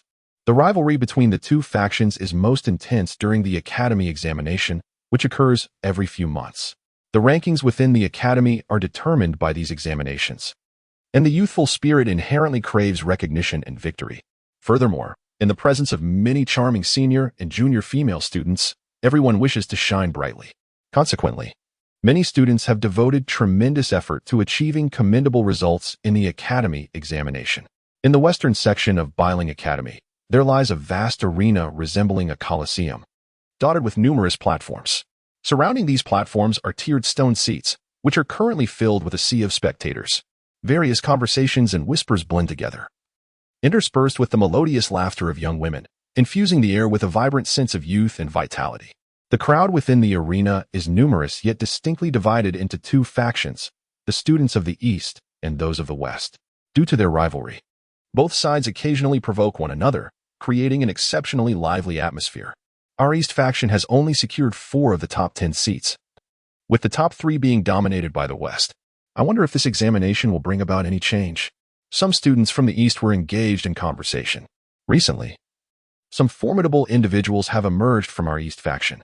Lu Feng and Tan Qingshan are rumored to be nearing the spirit movement realm.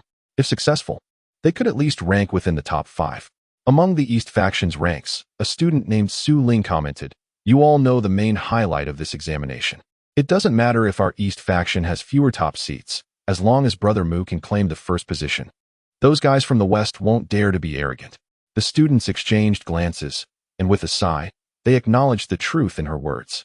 However, to seize the first position, one must defeat Lu Yang, who is said to possess a human-level spirit vein. "Brother Mu, we are all counting on you this time," Su Ling said with a smile as she glanced at the boy in front of her. Mu Chen merely smiled, his gaze lingering on the arena. Although the competition had yet to formally commence, some students had already begun sparring on the platforms. As Mu Chen observed the scene, a sudden commotion erupted behind him, followed by a fragrant breeze, and a slender, graceful figure appeared beside him. "Hey." Mu Chen turned to see Tang Qian'er, dressed in a vibrant green outfit, her delicate features captivating, with a lively black ponytail attracting numerous admiring glances. Tang Qian'er is a top student in the East faction, renowned for her beauty and amiable nature, making her the undeniable flower of the East faction, drawing envious gazes wherever she goes. "What brings you here?" Mu Chen inquired, slightly surprised as it was typically a time for students to focus on their training. "Well, thank you then," he said, shaking his head in jest. "Hey, are you really up for this? After your altercation with Lu Yang yesterday, he will surely be looking for trouble today," Tang Qian'er said, concern flickering in her bright eyes. Despite her playful demeanor, she understood the significance of the day's events, which was why she had forsaken her training to come. "I'll do my best," Mu Chen replied with a smile. Just as he was about to speak further, his expression shifted, and he glanced up to see Lu Yang's icy gaze fixed upon him from the central area of the West faction's seating. Surrounding Lu Yang were Mu Yuan, Shui Dong, and others, who directed mocking glances at Mu Chen. The two rivals locked eyes from a distance, their gazes intertwining, as if sparks were igniting between them.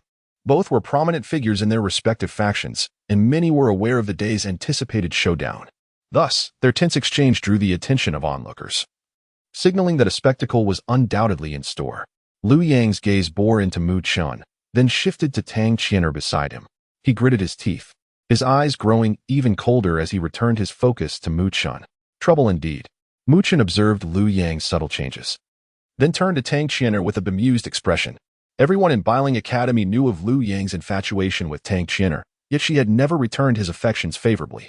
Sometimes, Mu Chen pondered if Lu Yang's animosity towards him stemmed not only from the grievances between their fathers, but also from jealousy over Tang Qian'er's closeness to him. "If you think I'm causing you trouble, I can leave," Tang Qian'er declared, her delicate face turning serious.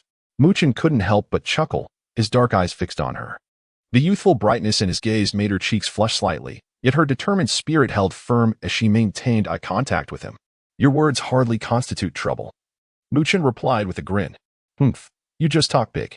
We'll see if you can back it up when you face him," Tang Qian'er retorted, glancing around the arena. Suddenly, her expression shifted, and she whispered, "That guy is here too." Mu Chen followed her gaze, and his expression momentarily froze. It wasn't just him. The entire East faction's seating area fell silent. In the direction she indicated, a group of several youths around 17 or 18 years old loitered, appearing older than most students. They leaned against the railing, lazily observing the arena, occasionally exchanging mocking smiles, clearly dismissing the competitions below. Among them, two figures stood out prominently, a boy and a girl. The girl donned a striking red dress, her peach blossom-like eyes irresistibly captivating, none other than Hong Ling from the West faction. The other figure, clad in white, was tall and handsome. His gaze swept across the East faction, and wherever his eyes fell, the previous chatter from the East was stifled, evidently subdued by his imposing presence. Gulp. It's Lu Mubai. I can't believe even he has come, Su Ling murmured, her voice tinged with dryness. If facing Lu Yong had sparked some fighting spirit within them, standing before Lu Mubai likely extinguished any courage to engage in battle. Lu Mubai was the true number one of Biling Academy. Since his arrival, no one had come close to challenging his unbeaten status.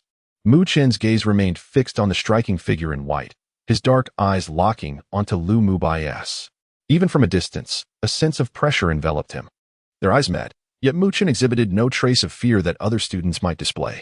This calm exchange surprised Lu Mubai, prompting him to raise an eyebrow in intrigue. He possesses a certain audacity, one of Lu Mubai's senior peers remarked, astonished by Mu Chen's lack of trepidation. Hong Ling's enchanting eyes were also fixed on Mu Chen. Observing the youthful face that, though still somewhat tender, radiated an unsettling calmness. It felt as though even the true number one of Biling Academy could not unsettle him. She couldn't help but feel a sense of nostalgia, recalling the timid boy who had once trailed behind her.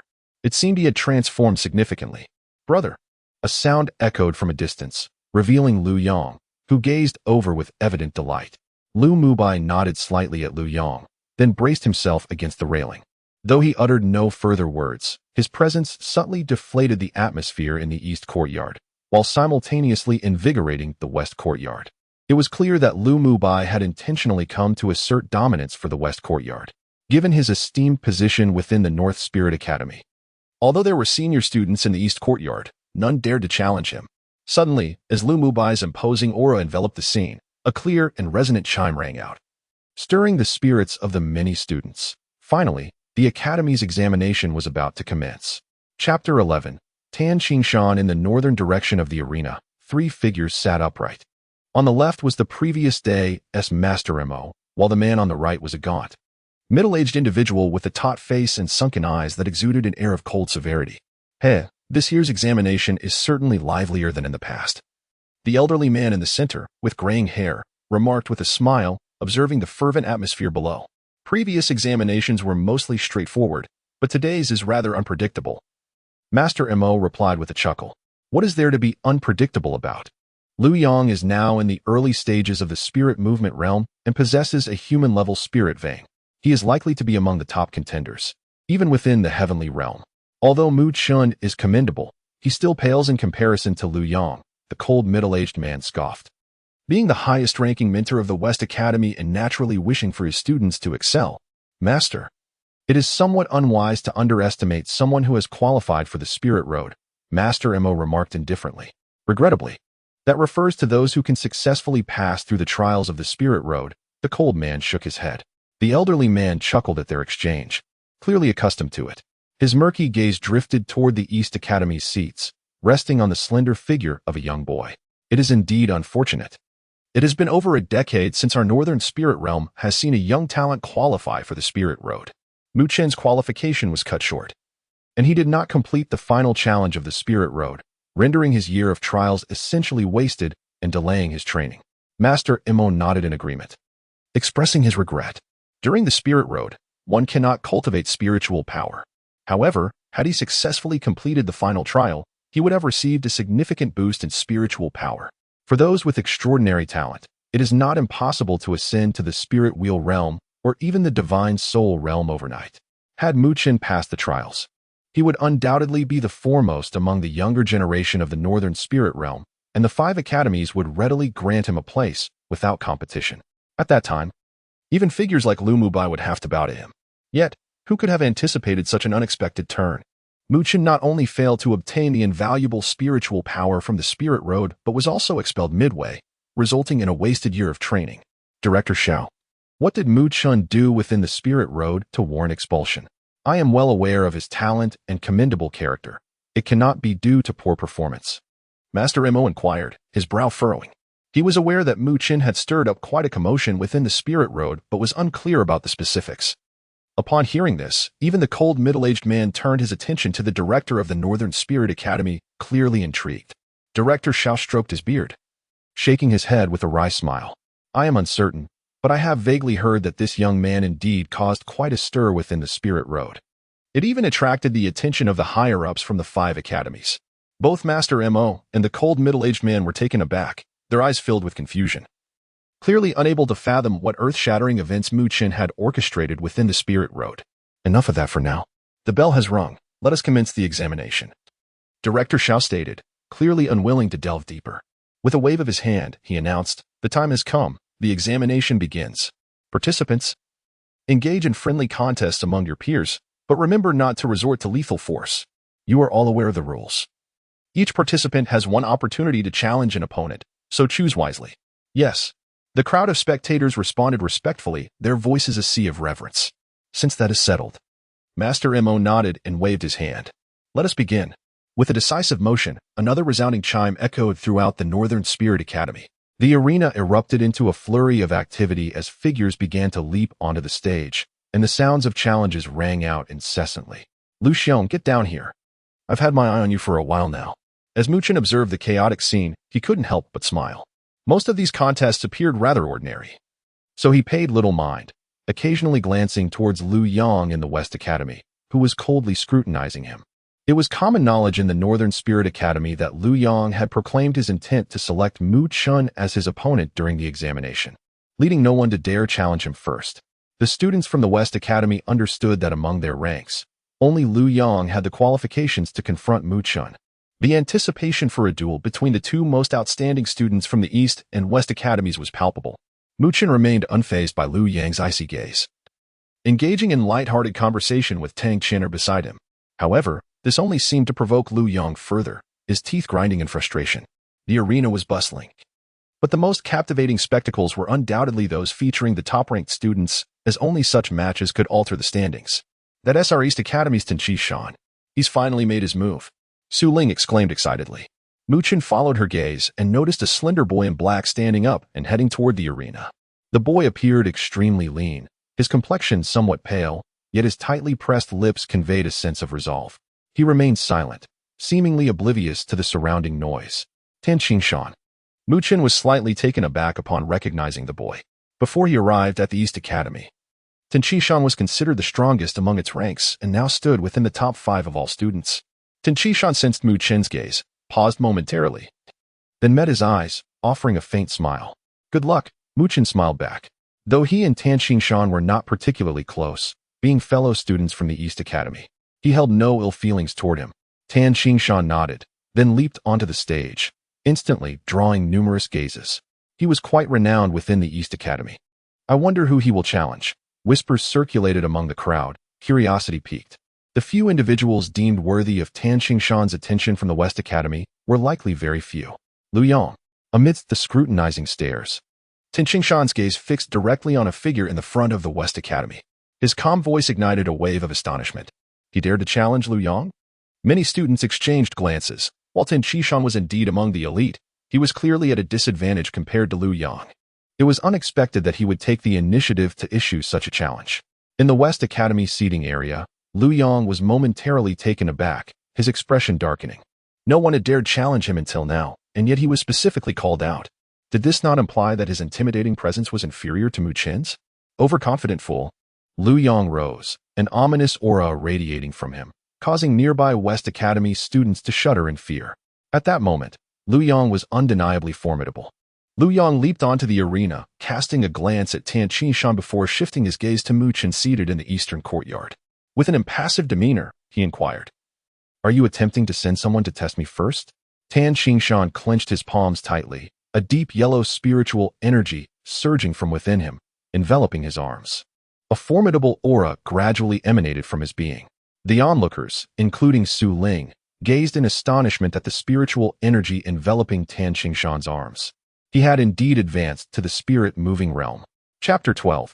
The outburst of spirit motion around the viewing platform. Numerous spectators emitted low gasps, their astonished gazes fixed upon Tenchi Shan atop the arena. It was no wonder he dared to challenge Lu Yang. He had evidently ascended to the realm of spirit motion. How impressive. Su Ling's face was a picture of awe, her eyes filled with envy as she regarded Tenchi Shan's silhouette. Within the current realm, only Mu Chen, Lu Yang, and Mu Yuan had achieved this level, making Tenchi Shan the fourth. Mu Chen nodded slightly. Tenchi Shan's previous status as the top contender of the East Courtyard clearly indicated his considerable talent. Notably, his humble background underscored that his accomplishments were the result of relentless diligence. For this reason, Muchen harbored a degree of admiration for him. A person who earned their pride through hard work deserves respect. Now it makes sense why he possesses such audacity. He has indeed broken through to the spirit motion realm. Lu Yang, momentarily taken aback by Tan Qingshan's aura, quickly resumed his cold demeanor, a smirk curling at the corners of his lips. Tan Qingshan remained silent, yet his gaze upon Lu Yang grew increasingly sharp. Deep yellow spiritual energy swirled around his arms, emanating a substantial force. Lu Yang, with an icy and somber glare, extended his hand, curling his fingers slightly. Make your move. Do not say I did not afford you an opportunity. Such arrogance. Su Ling and her companions seethed at Lu Yang's demeanor. Bang! As Su Ling voiced her indignation, Tan Qingshan forcefully stomped the ground, propelling himself forward like a leopard. With deep yellow energy surging from his palms, he aimed a powerful strike directly at Lu Yang's chest. Humph! Lu Yang, fixated on the oncoming Tan Qingshan, scoffed coldly. He did not flinch. Instead, he clenched his fist and met Tan Qingshan's palms with a heavy blow. The resounding impact echoed, a wave of energy radiating from their clash, stirring up dust from the arena floor. Both figures trembled, yet Lu Yang remained steadfast while Tan Qingshan staggered back a step. With a serious expression, Tan Qingshan steadied himself, his deep yellow energy intensifying until his arms resembled solid rock. Mountain fist. He charged forward once more, his strike slower yet infused with a weighty force that caused many onlookers to regard him with solemnity. Bang! Bang! Bang! Tan Qingshan's fists, akin to boulders, rained down in a relentless barrage, yet Lu Yang's expression remained frosty, his fiery energy enveloping his arms as he absorbed every blow without yielding. The collision of their spiritual energies generated a fierce gust, clearing the arena of debris, even causing discomfort to those nearby. Tan Qingshan is truly remarkable, managing to hold his ground against Lu Yang. Su Ling exclaimed, unable to conceal her delight at the fierce battle unfolding. Yet, given that Tan Qingshan has only just entered the spirit motion realm, defeating Lu Yang will not be easy, Tang Xinna remarked, shaking her head. Despite her disdain for Lu Yang, she had to admit his prowess. Tan Qingshan likely practices the Mountain Decision, a technique of the North Spirit Academy, albeit of mediocre quality. In contrast, Lu Yang probably employs the Infernal Sun technique, a lower-tier spiritual method of their Lu domain. Mu Chun observed the fray, noting the disparity in their techniques. Thus, when it comes to the robustness of their spiritual energies, Lu Yang holds the advantage. This standoff may not last much longer. Upon hearing this, Su Ling sighed in disappointment, wishing for Tan Qingshan's victory, which would surely temper Lu Yang's arrogance. As their conversation progressed, the battle escalated further. Tan Qingshan's face flushed red as he exerted himself to the utmost, his attacks growing increasingly ferocious. With a sudden thrust, a fist akin to a rock surged towards Lu Yang's abdomen.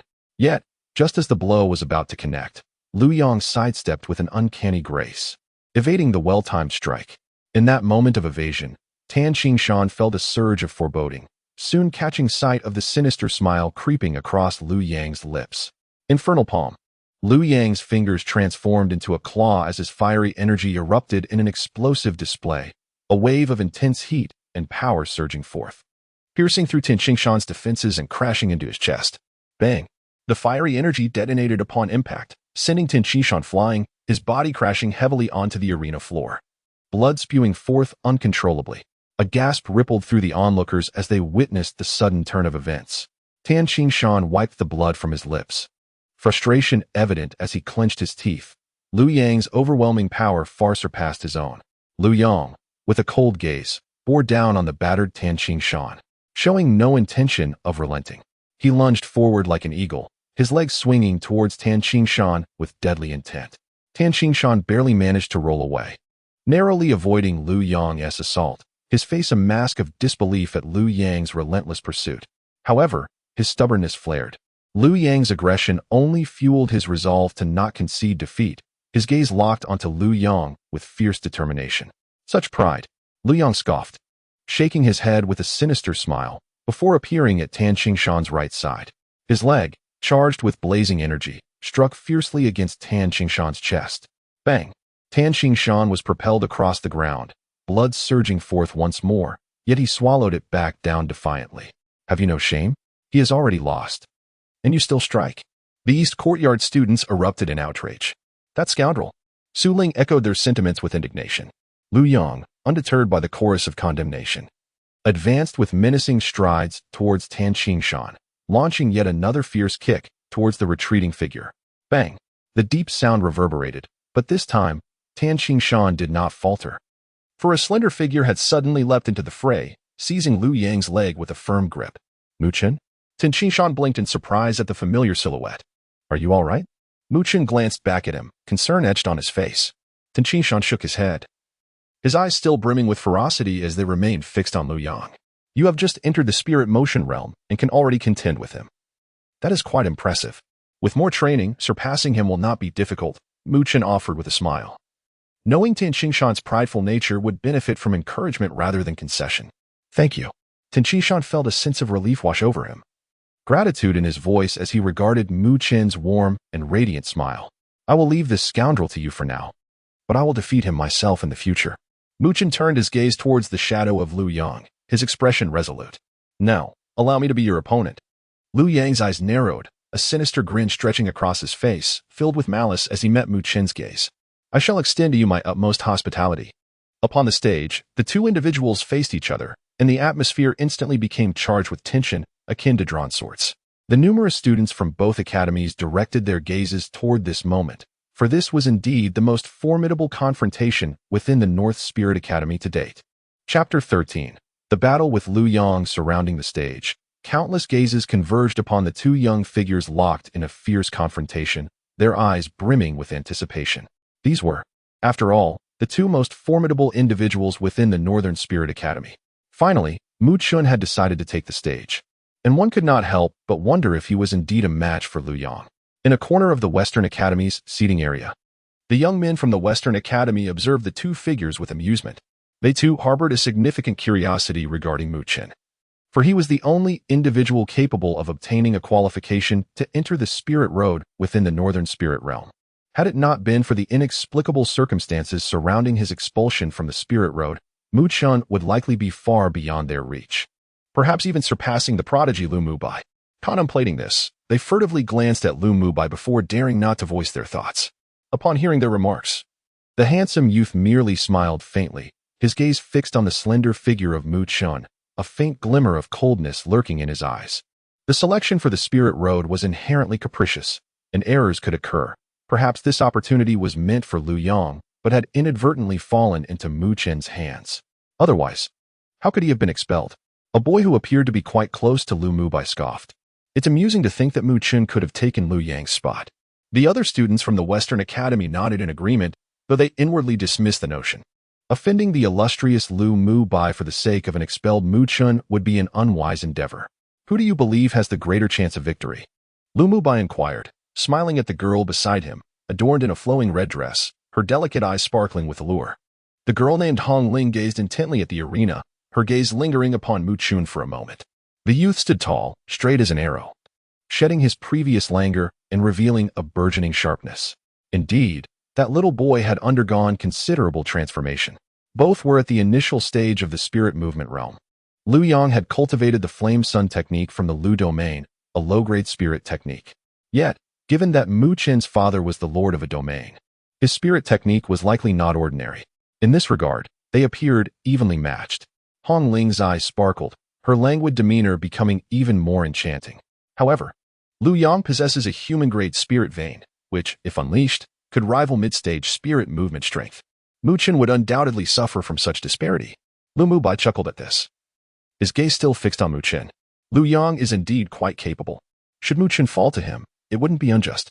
Yet, I am curious as to how he managed to secure a spot in the Spirit Road. Hong Ling glanced at him, sensing Lu Mubai's slight disdain for Mu Chen's qualification. Proud as he was, he had always believed himself to be the most exceptional among the younger generation of the Northern Spirit Realm, convinced that the qualification for the Spirit Road should rightfully belong to him. The outcome, however, had surprised everyone. If he cannot even overcome Lu Yang, then the selection for the Spirit Road is truly disappointing, Lu Mubai remarked softly, his hand tightening into a fist, the iron railing beneath his grip creaking ominously, a glint of frost glimmering in his eyes. He could not abide a talentless individual usurping what was rightfully his. Go, brother Mu. The students from the Eastern Academy observed the two adversaries on stage with exhilaration. For the past couple of years, the Eastern Academy had faced relentless suppression from the Western Academy, unable to raise their heads in pride. Now, however, they finally had someone capable of contending with the West. A group of fanciful thinkers. Lu Yang, hearing their cheers, curled his lips into a smirk laced with malice. He then fixed his gaze on Mu Chun, derisively stating, "I am eager to see the expression on their faces once you lose." In response to his taunt, Mu Chun remained unperturbed, extending his hand with a faint smile. "You should know your limits. Overestimating yourself." Fury flickered in Lu Yang's eyes as he clenched his fists, his fiery spirit energy enveloping his arms like flames. In the next moment, he lunged forward, his movements swift and feline-like. Boom! Lu Yang's fiery, energy-infused fist surged toward Mu Chun, the air crackling under the pressure of his spirit power. Mu Chun sidestepped, and as Lu Yang's fist brushed past him, he struck out fiercely with his right hand. Dark spirit energy swirling around his fingertips, slicing toward Lu Yang's wrist like a cruel blade. Mu Chun's attack was ruthless. Yet Lu Yang's prowess as the top contender of the Western Academy was undeniable. He quickly transformed his fist into a palm, countering Mu Chun's strike with a powerful chop. Bang!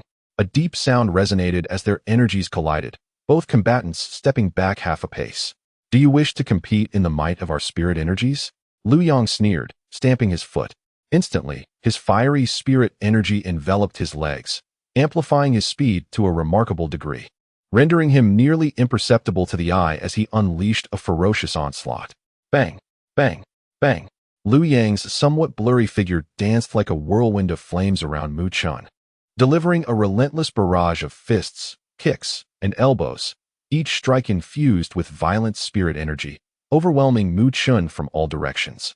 Outside the stage, the multitude of students gasped at Lu Yang's sudden surge of ferocity.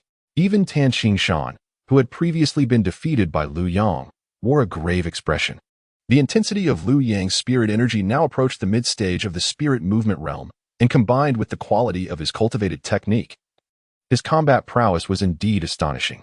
"Fear not, Mu Chun is not so easily defeated." Tang Qian'er observed the scene intently, a smile gracing her lips. Being at the mid-stage of the spirit movement realm herself, she could discern Lu Yang's speed. Despite the latter's tempestuous assault, amidst the storm, a steadfast figure remained unyielding. All eyes were fixed upon the figure ensconced within the fiery cyclone, adeptly evading or countering Lu Yang's fierce onslaught as if he had deciphered all of Lu Yang's hidden maneuvers. Truly an impressive young man. Having undergone trials within the spirit road, the chief, Director Xiao, remarked, his murky eyes glinting with approval. Mu Chun's keen perception and composure in battle were commendable, attributes not inferior to those forged through countless battles. Mo Shi nodded in agreement, expressing admiration, while one could cultivate weak spirit energy. Such a strong-willed character was not easily honed. His perception is indeed sharp, adeptly identifying the weakest points in Lu Yang's attacks, a clever demonstration of skill overcoming brute force. However, there is a saying, strength can conquer skill. His evasiveness suggests he may lack the power to match Lu Yang, interjected a lean middle-aged man known as Master Shi. As a mentor, he possessed not only formidable strength but also keen insight. Director Xiao and Master Mo nodded in unison, acknowledging the truth in his words.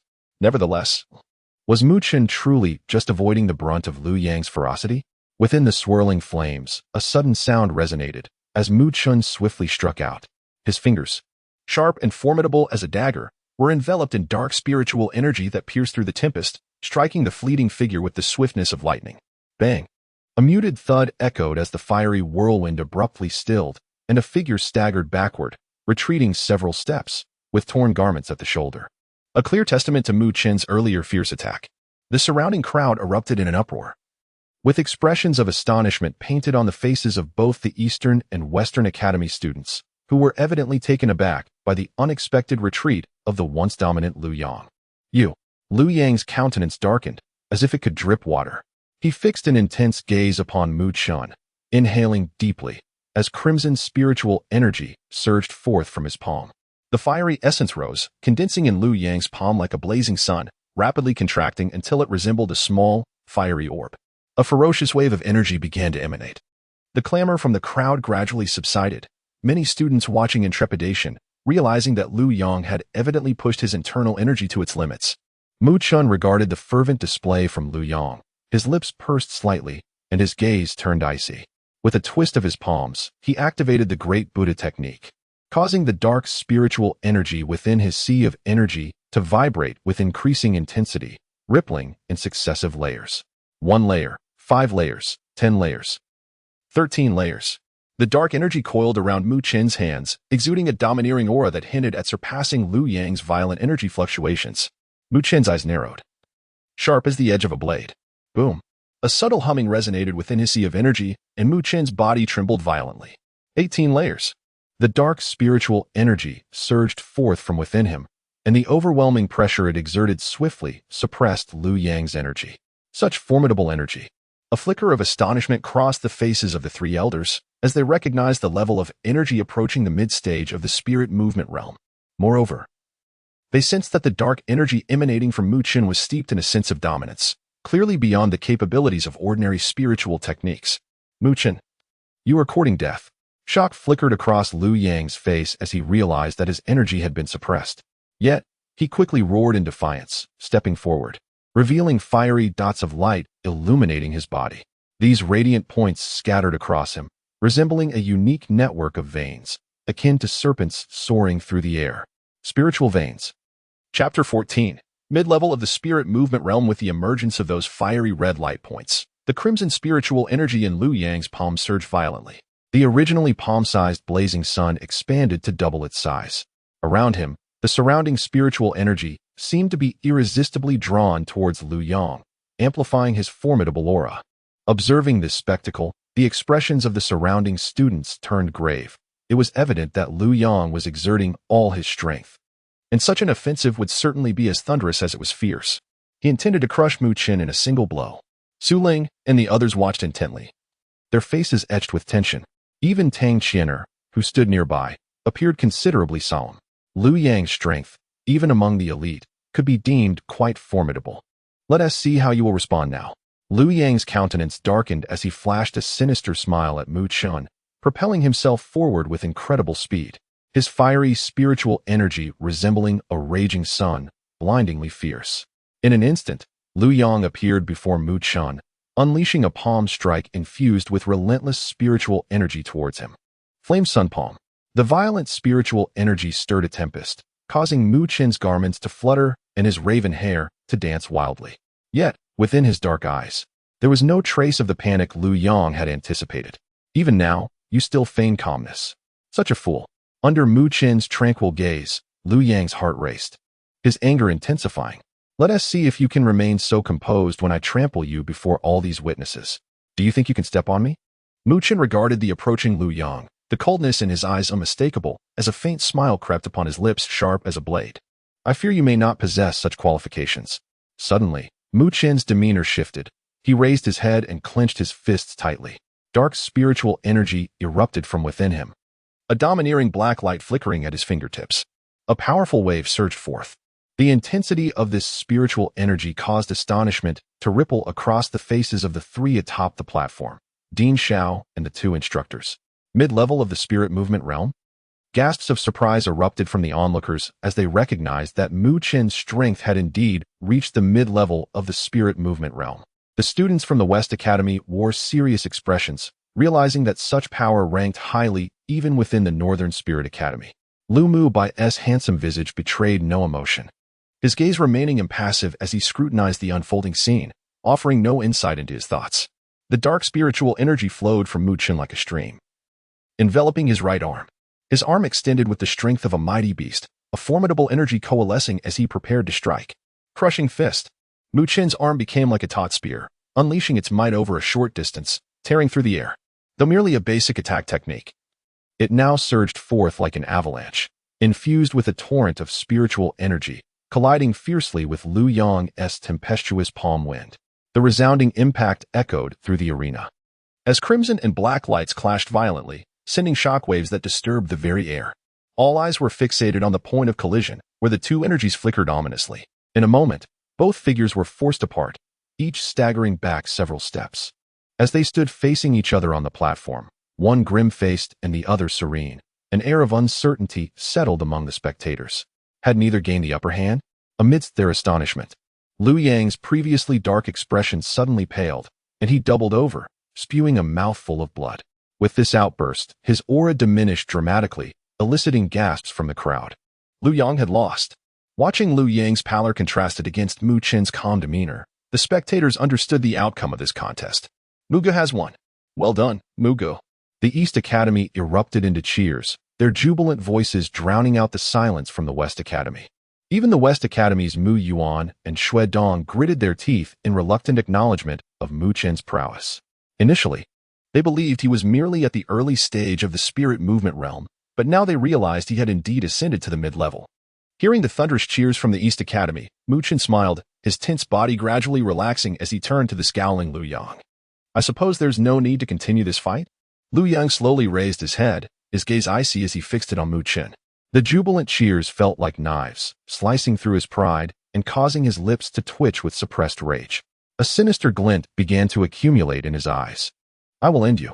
A ferocious expression surfaced on Liu Yang's face as he clenched his palm, a crimson light materializing within, surging with an alarming intensity of spiritual energy. The three atop the platform exchanged alarmed looks. Dean Xiao and the two instructors suddenly stood alert. Liu Yang, what are you doing? Yet, at that moment, Mu Chen, cold as ice, leaped forward, his fingers curling as dark spiritual energy surged around him, a fierce wind accompanying him as he targeted Liu Yang's throat. You. Liu Yang was taken aback by Mu Chen's swiftness, realizing too late the lethal intent in his eyes. The chilling aura radiating from Mu Chen made it clear that, should Liu Yang attempt to strike, Mu Chen would assuredly retaliate with lethal force. A life for a life. With a swift thrust, Mu Chen's fingers pierced Liu Yang's palm. Blood splattering forth as Liu Yang screamed in agony, losing grip of the crimson light. Mu Chen seized the opportunity, leaping to capture the red light. Return it to me. Liu Yang's expression shifted drastically upon witnessing the loss of the crimson energy to Mu Chen, ignoring Liu Yang's furious cries. Mu Chen intended to retreat when a sudden rush of wind heralded another attack, a powerful wave of spiritual energy shooting towards him like an arrow. Reacting quickly, Mu Chen furrowed his brow and deftly leapt back, narrowly evading the oncoming force, his eyes narrowing as he confronted the tall figure approaching from the sidelines. What do you intend to do? The slender figure cast a shadow beside Liu Yang. The handsome visage belonged to Lu Mubai. At this moment, he regarded Mu Chen with an impassive expression, extending his hand and commanding, hand it over. Mu Chen let out a cold laugh, lowering his gaze to the crimson light in his hand.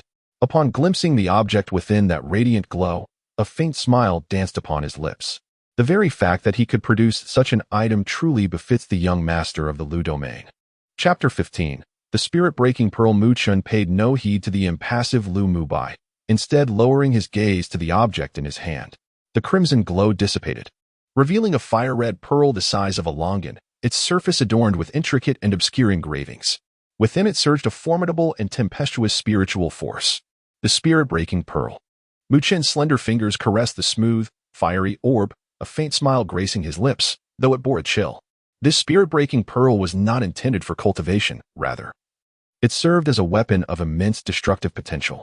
Certain powerful individuals, having reached a certain level, could compress their potent spiritual energy into such a diminutive pearl, allowing the user to unleash a formidable spiritual attack with but a flick of their will. The creation of a spirit-breaking pearl necessitated a rare metal known as spirit gold, which was exceedingly costly. Coupled with the precise control required over spiritual energy during its manufacture and the exceedingly high failure rate, this rendered the spirit-breaking pearl quite rare.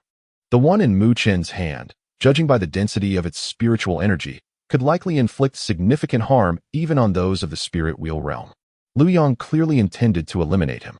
Return it to me. Liu Yang had now regained his composure, his complexion even paler. He understood that this act was a breach of protocol, and should he face punishment, it would not be light. He glared fiercely at Mu Chen, extending his palm. Big brother, snatch it back. Don't let him have any evidence. Upon hearing Liu Yang's words, Lu Mubai's eyes flickered with a glint. Given their elevated status, as long as Mu Chen lacked proof, they could likely evade the consequences. Should you make any more rash movements, this spirit-breaking pearl may very well explode in your presence. Yet, just as Lu Mubai was about to act, Mu Chen smiled faintly, pinching the spirit-breaking pearl delicately between his fingers. This matter stems from Liu Yang's impulsiveness. Return the spirit-breaking pearl to him. Leaving a line for others to follow benefits everyone, does it not? Lu Mubai's expression hardened as he fixed his gaze on Mu Chun, slowly responding. Mu Chun smiled noncommittally. Upon seeing Master Mo's arrival, Liu Yang's face drained of color, and he cast a fierce glare at Mu Chun, attempting to leverage this situation to intimidate him into silence. However, Mu Chun paid him no mind.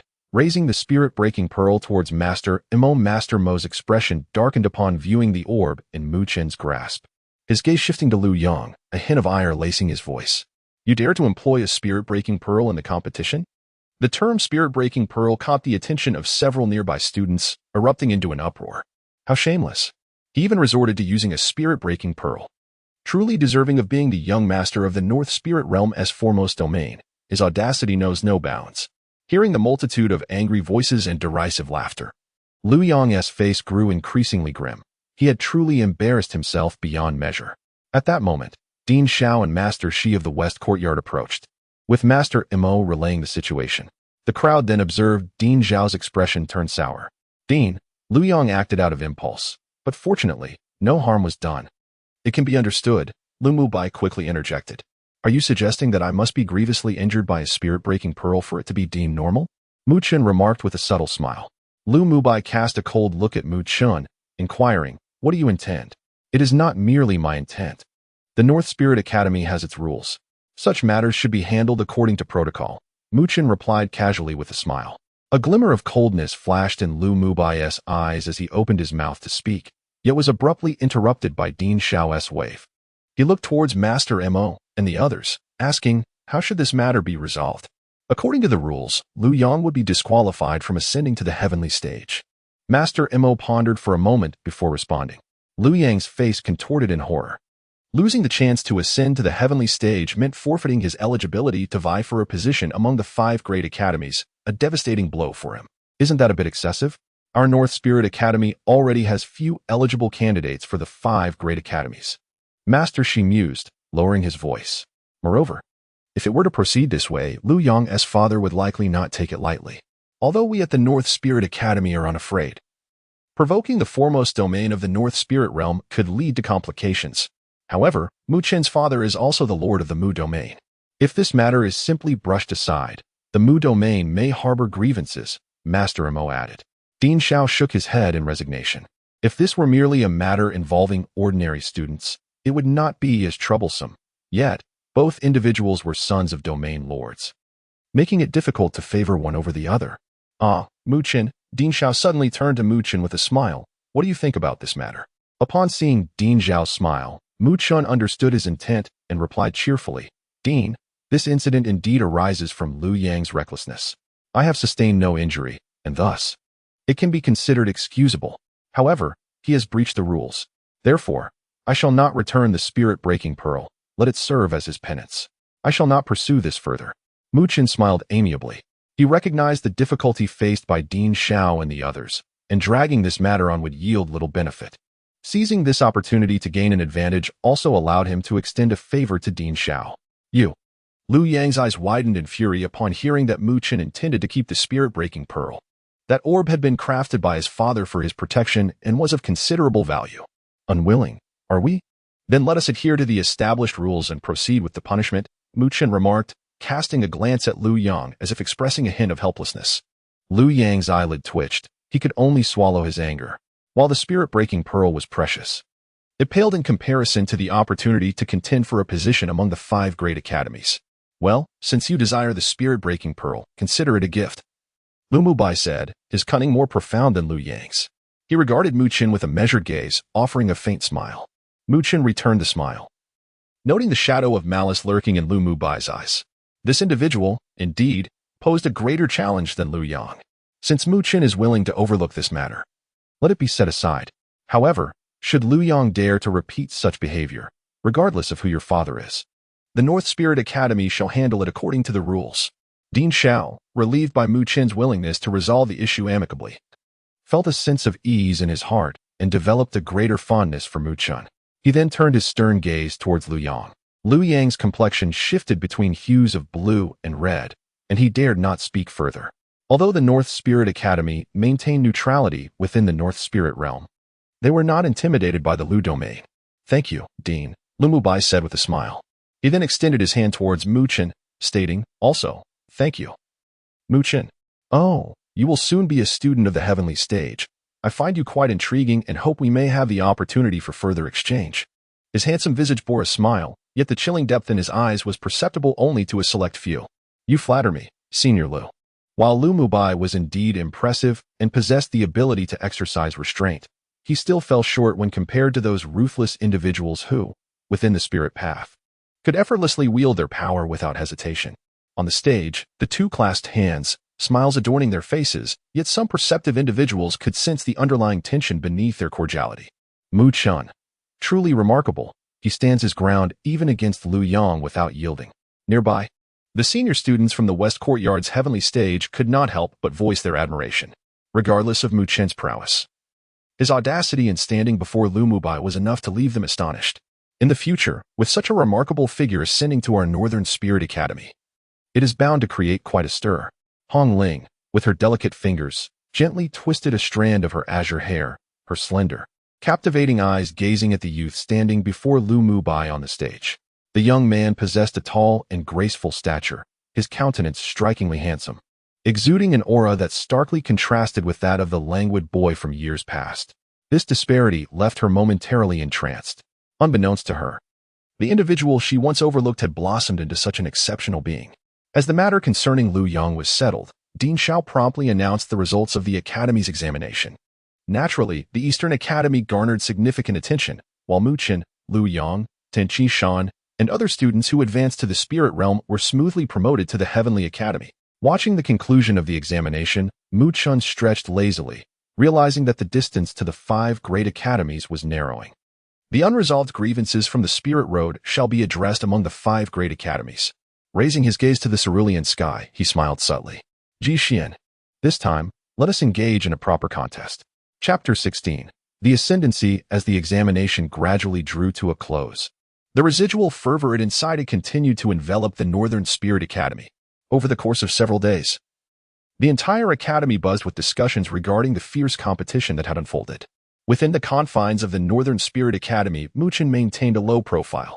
Had it not been for the matter concerning the Spirit Road, it is likely that few students would have paid him any heed. Despite possessing a notable background, his reputation paled in comparison to the dazzling figure of Liu Yang. Consequently, few had anticipated Mu Chen's triumph in the confrontation with Liu Yang. However, an unexpected turn of events transpired right before their eyes. Seemingly unassuming, Mu Chen decisively defeated Liu Yang, securing the top position in the Earth tier and successfully advancing to the Celestial tier. It was clear to all that, with his mid-stage spirit movement strength, he would undoubtedly attain commendable rankings even within the Celestial tier of the Northern Spirit Academy. This revelation left many in awe, leading them to reconsider the legitimacy of Mu Chen's qualification for the Soul Spirit Road in the Northern Spirit Realm. The Celestial tier within the Northern Spirit Academy serves as a congregation for all exceptional students, and the primary requirement for ascension is to reach the Spirit Movement Realm. This means that even the weakest students within the Celestial tier possess, at least initial stage, spirit movement strength. Every student views the Celestial tier as their ultimate goal, as it represents the only stepping stone to the 5 great academies. Only upon entering the Celestial tier can one aspire to compete for a place in these prestigious institutions. The selection process for the 5 great academies is notoriously stringent. A fundamental requirement stipulates that students must attain the spirit wheel realm before the age of 18. This single criterion is sufficient to deter countless youths. Presently, it is unlikely that more than 5 students in the Northern Spirit Academy's Celestial tier meet this requirement. This underscores the daunting nature of the admission criteria for the 5 great academies. Nevertheless, despite the harsh conditions, countless extraordinarily gifted youths relentlessly pursue their ambitions, drawn to the formidable reputation of the 5 great academies. Even Mu Chen is acutely aware that, despite the vastness of the Northern Spirit Realm, it is regarded as insignificant in the eyes of the 5 great academies. The local leaders possess merely spirit soul strength, which pales in comparison to the mentors within the 5 great academies, who are truly formidable figures capable of altering the very fabric of reality with a mere flick of their wrists. For talented youths like Mu Chen to stand out amidst the myriad of prodigies in this vast world, solitary cultivation devoid of guidance is unlikely to yield great results. Even the finest raw talent requires the meticulous craftsmanship of a master to shine brilliantly. Unfortunately, neither the Northern Spirit Academy nor Mu Chen's father can provide such high-level mentorship. Had Mu Chen's mother been present, as per Mu Feng's description, perhaps she could have offered such guidance, but alas. Thus, the 5 great academies represent an insurmountable obstacle on the path to empowerment. Hey, you two, hurry up. It's our first day in the celestial tier, and you're still dawdling. Tang Qian'er chastised, casting a displeased glance at the 2 boys trailing behind her along a tree-lined gravel path in the Northern Spirit Academy. Mu Chen, gazing at Tang Qian'er's slender figure ahead, replied languidly, "What's the rush? We still have some time. You fool, if you keep moving so slowly. All the good spots in the training area will be taken." Tang Qian'er shot him an exasperated look. With a resigned shake of his head, Mu Chen's companion, Tan Shan, chimed in, "Mu Chen, let's heed Senior Qian'er's advice and pick up the pace." He couldn't help but blush slightly at the sight of the young woman's graceful silhouette, his normally stoic demeanor faltering. Noticing Tan Shan's flushed face, Mu Chen chuckled, "Do you have a crush on Sister Qian'er?" Tan Shan's face turned crimson, beads of sweat appearing on his forehead. "Stop spouting nonsense, or I'll smack you," Tang Qian'er retorted, her brows knitting in irritation. The sting at his knee made Mu Chen wince, but upon seeing Tang Qian'er's furrowed brows, he quickly cleared his throat and said, "All right. Let us head to the training area." With a huff, Tang Qian'er resumed her pace, admonishing, "You two are newcomers in the celestial tier, so be mindful. It can be quite troublesome here. There are many pretentious individuals. Although your father is the lord of the Mu domain, many here want to acknowledge that. Sister Qian'er, do I look like someone who uses my father's identity to intimidate others?" Mu Chen replied with a light-hearted laugh. After a moment of contemplation, Tang Qian'er nodded, recalling that Mu Chen rarely flaunted his father's status. His reputation was earned through his own merit. "Just so you know," she continued, "stay clear of those old-timers in the celestial tier. They may not have the qualifications to ascend, but they can still be a nuisance." Mu Chen nodded in understanding. He was aware that these old-timers were those who had aged out of eligibility for the 5 great academies, yet remained in the Northern Spirit Academy. Having surpassed 18 without advancing to the Spirit Wheel realm, they had lost their chance at entering the prestigious institutions. Lacking a goal, they often drifted aimlessly, embodying a sense of complacency that made them disregard the Academy's rules. As such, few were inclined to confront them. "I prefer to avoid trouble," Mu Chen replied. Shaking his head, he chose not to elaborate, but Tang Qian'er understood his sentiments. While he may not seek conflict, should anyone provoke him, they would soon learn that this seemingly good-natured youth was not to be underestimated. "Don't worry, I'll protect you. In this Eastern Academy celestial tier, I've never feared anyone." Tang Qian'er giggled, her radiant smile captivating. As the two engaged in light banter, Tan Shan felt out of place, merely trailing behind them in silence. The trio made their way to the eastern side of the Northern Spirit Academy. After a brisk 10-minute walk, they finally halted, gazing ahead at a grand hall bustling with students entering and exiting. Mu Chen regarded the majestic structure with astonishment. He sensed the spiritual energy of this realm converging towards the hall, as if magnetically drawn to it, suggesting that the energy within was far denser than that outside. "This must be a spirit gathering array?" Mu Chen speculated. Tang Qian'er nodded proudly, explaining, "This training hall is a vital stronghold of the Northern Spirit Academy, accessible only to students of the celestial tier.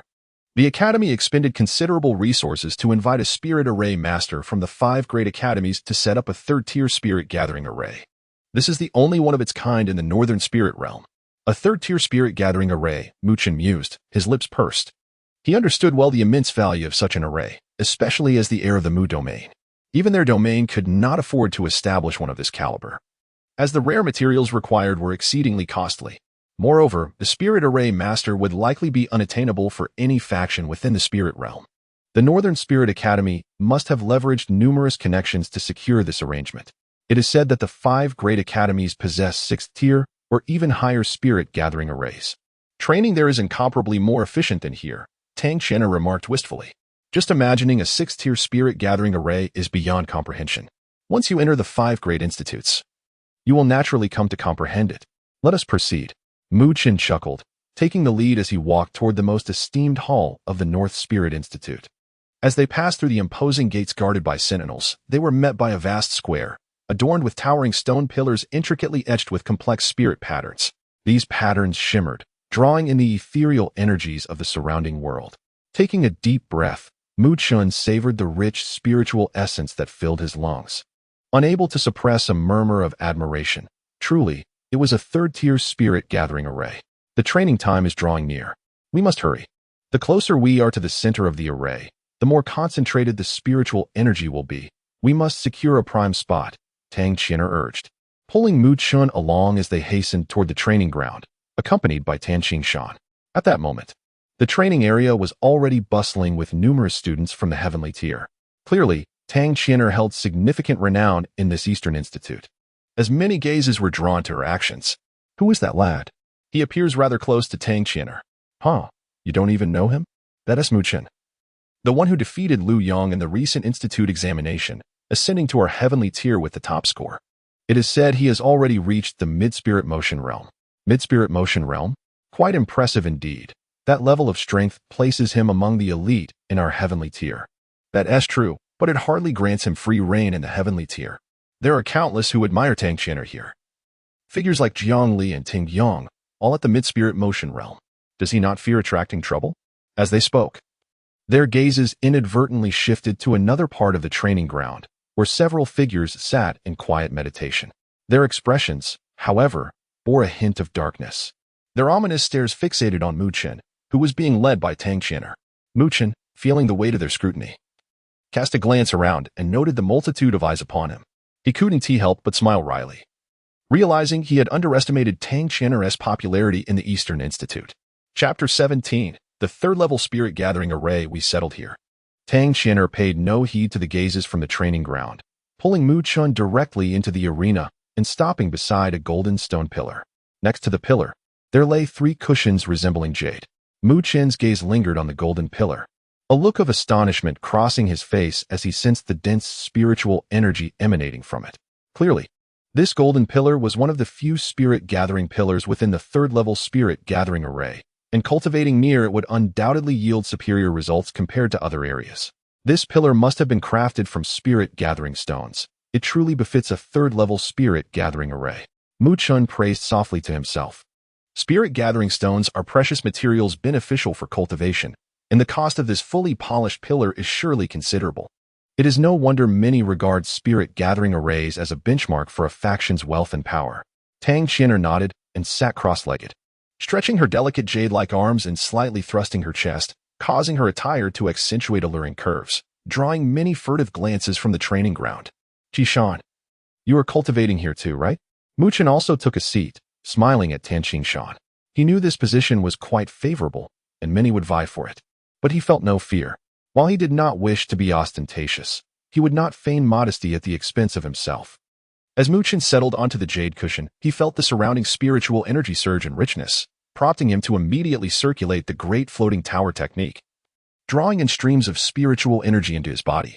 After refinement through the technique, the energy transformed into strands of dark spiritual power, flowing into his energy sea, gradually enriching it. With such abundant spiritual energy assisting him, Mu Chun clearly perceived the rate of his spiritual power growth surpassing that of his previous practices, more than doubling. This evident increase in spiritual power evoked a surge of joy within Mu Chun, despite his usual composure. He then immersed himself entirely in his cultivation. Meanwhile, Tang Qian'er noticed Mu Chun had entered a state of focused training and pouted slightly before closing her eyes to begin her own practice. However, their tranquility was soon disrupted by a cacophony from outside. Mu Chun opened his eyes first, glancing towards Tan Shan, where he observed the young man's face turned ashen. His fists clenched tightly, clearly suppressing immense fury.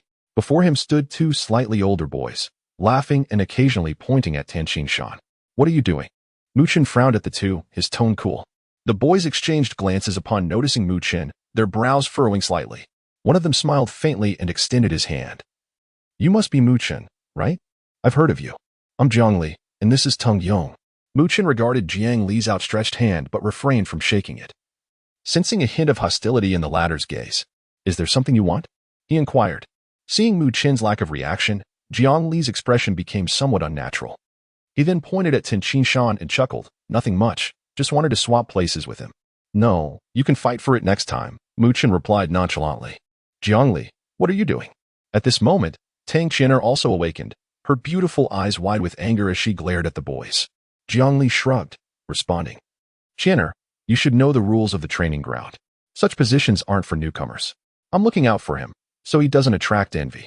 As he spoke, he shot a glance at Mu Chen. Although they found Mu Chen displeasing, they understood he was not to be trifled with. His strength was on par with theirs, and his background was formidable as well. Thus, they chose to target Tang Shan, evidently hoping to intimidate Mu Chen through him. "You." Tang Chen's beautiful eyes smoldered with rage, ready to speak, but Mu Chen stopped her. He furrowed his brow at Jiang Li and his companion, contemplating for a moment before saying, "I understand that this position is reserved for those with strength. I believe I qualify, as Tang Shan is my friend, and he will be sitting here. If you have any objections or wish to demonstrate your strength in front of me, I am willing to oblige." Their commotion had drawn the attention of many, and Mu Chen's words resonated clearly, inciting a wave of astonishment. The newcomer was indeed formidable. Jiang Li and his companion's expressions turned increasingly grim amidst the murmurs of surprise. They had not anticipated that the seemingly mild Mu Chen would respond so assertively. They glared at Mu Chen's serious face in frustration, yet found themselves hesitant to retaliate. They had heard of Mu Chen's battle with Lu Yang. Even with a spiritual vein, Lu Yang was someone they dared not claim superiority over, yet Mu Chen had triumphed, leaving them doubtful of their own chances against him. As expected of the young domain master of Mu Domain, your words carry such grandeur. Just as Jiang Li and his companion found themselves in a precarious position, an uncomfortable chuckle echoed from behind. Jiang Li and his companion's eyes brightened at the sound. "Brother Luo," they exclaimed in surprise. Mu Chen turned his head, spotting a figure approaching leisurely. The individual appeared to be around 18, with slightly sunken eyes and thin lips that exuded a hint of coldness. "Luo Tong." Tang Chen's expression soured slightly upon seeing him. "Luo Tong." Mu Chen raised an eyebrow. The name was familiar to him. This individual's father was also a domain master in the North Spirit realm. However, Luo Tong had already reached 18 last year, yet remained at the late stage of the spirit movement realm, meaning he had lost his chance to enter the 5 great academies. This made him the old fox Tang Chen had mentioned, a particularly troublesome type. "Mu Chen, it has been quite some time," Luo Tong said, a grin spreading across his face, though it lacked warmth. The two had known each other for a while, yet neither held a favorable view of the other. Mu Chen glanced at him. "Are you here to show off in front of me? Who would dare?" "You are the prodigy who has earned the qualification for the spirit path," Luo Tong retorted, feigning surprise, though his jealousy was unmistakable. When he had heard of Mu Chen's qualification, his eyes had turned red with envy. Now, having surpassed 18 without reaching the spirit wheel realm, his hopes of entering the 5 great academies were dashed. Reflecting on Mu Chen's talent, it seemed likely he would easily gain entry, igniting further flames of jealousy within him. "Clear the way." Luo Tong's fury intensified upon seeing Mu Chen ignore him, though he refrained from directly provoking him. Instead, he directed his cold tone at Tang Shan, dismissively asserting his superiority in both strength and background. "Luo Tong, do not go too far." Mu Chen's voice turned icy. "What? Unsatisfied? Do you wish to fight me?" Luo Tong sneered, unperturbed by Mu Chen's presence. He was at the late stage of the spirit movement realm and felt no fear. Eager to provoke Mu Chen's anger in hopes of seeing him strike out against this rival he so envied. Mu Chen's dark eyes fixed on Luo Tong, and as he gazed into the seemingly unfathomable depths of those black orbs, Luo Tong felt a momentary hesitation in his imposing presence. Despite his jealousy, he comprehended the significance of Mu Chen obtaining the qualification for the spirit path. Had it not been for Mu Chen's abrupt expulsion from the spirit path, he would hardly possess the audacity to make a scene before him. "Are you afraid?" Luo Tong retorted, his anger flaring. "Luo Tong, what are you doing?" Mo Ling interjected, clearly irritated. "Are you meddling a bit too much?" Luo Tong frowned as he regarded the towering youth before him. This individual was none other than Lu Mu Bai, a prominent figure within the North Spirit Academy, ranked second overall only to the West Academy's celestial stage, and currently at the later stages of the spirit movement realm. He was poised to break through to the spirit wheel realm within 6 months, thereby securing his eligibility to enter one of the 5 major academies, a key candidate for the North Spirit Academy's intensive training program. The training session is about to commence. If you continue to disrupt things, Master Mo will not let you off lightly, Mo Ling remarked, disapproving of Luo Tong's antics. Luo Tong's expression darkened, but he recognized that Mo Ling was not intimidated by him. With clenched teeth, he could only harbor resentment. At that moment, A figure slowly entered the training ground. And upon seeing him, all the students fell silent, for it was Master Mo. "How are you all doing? That guy can be quite bothersome.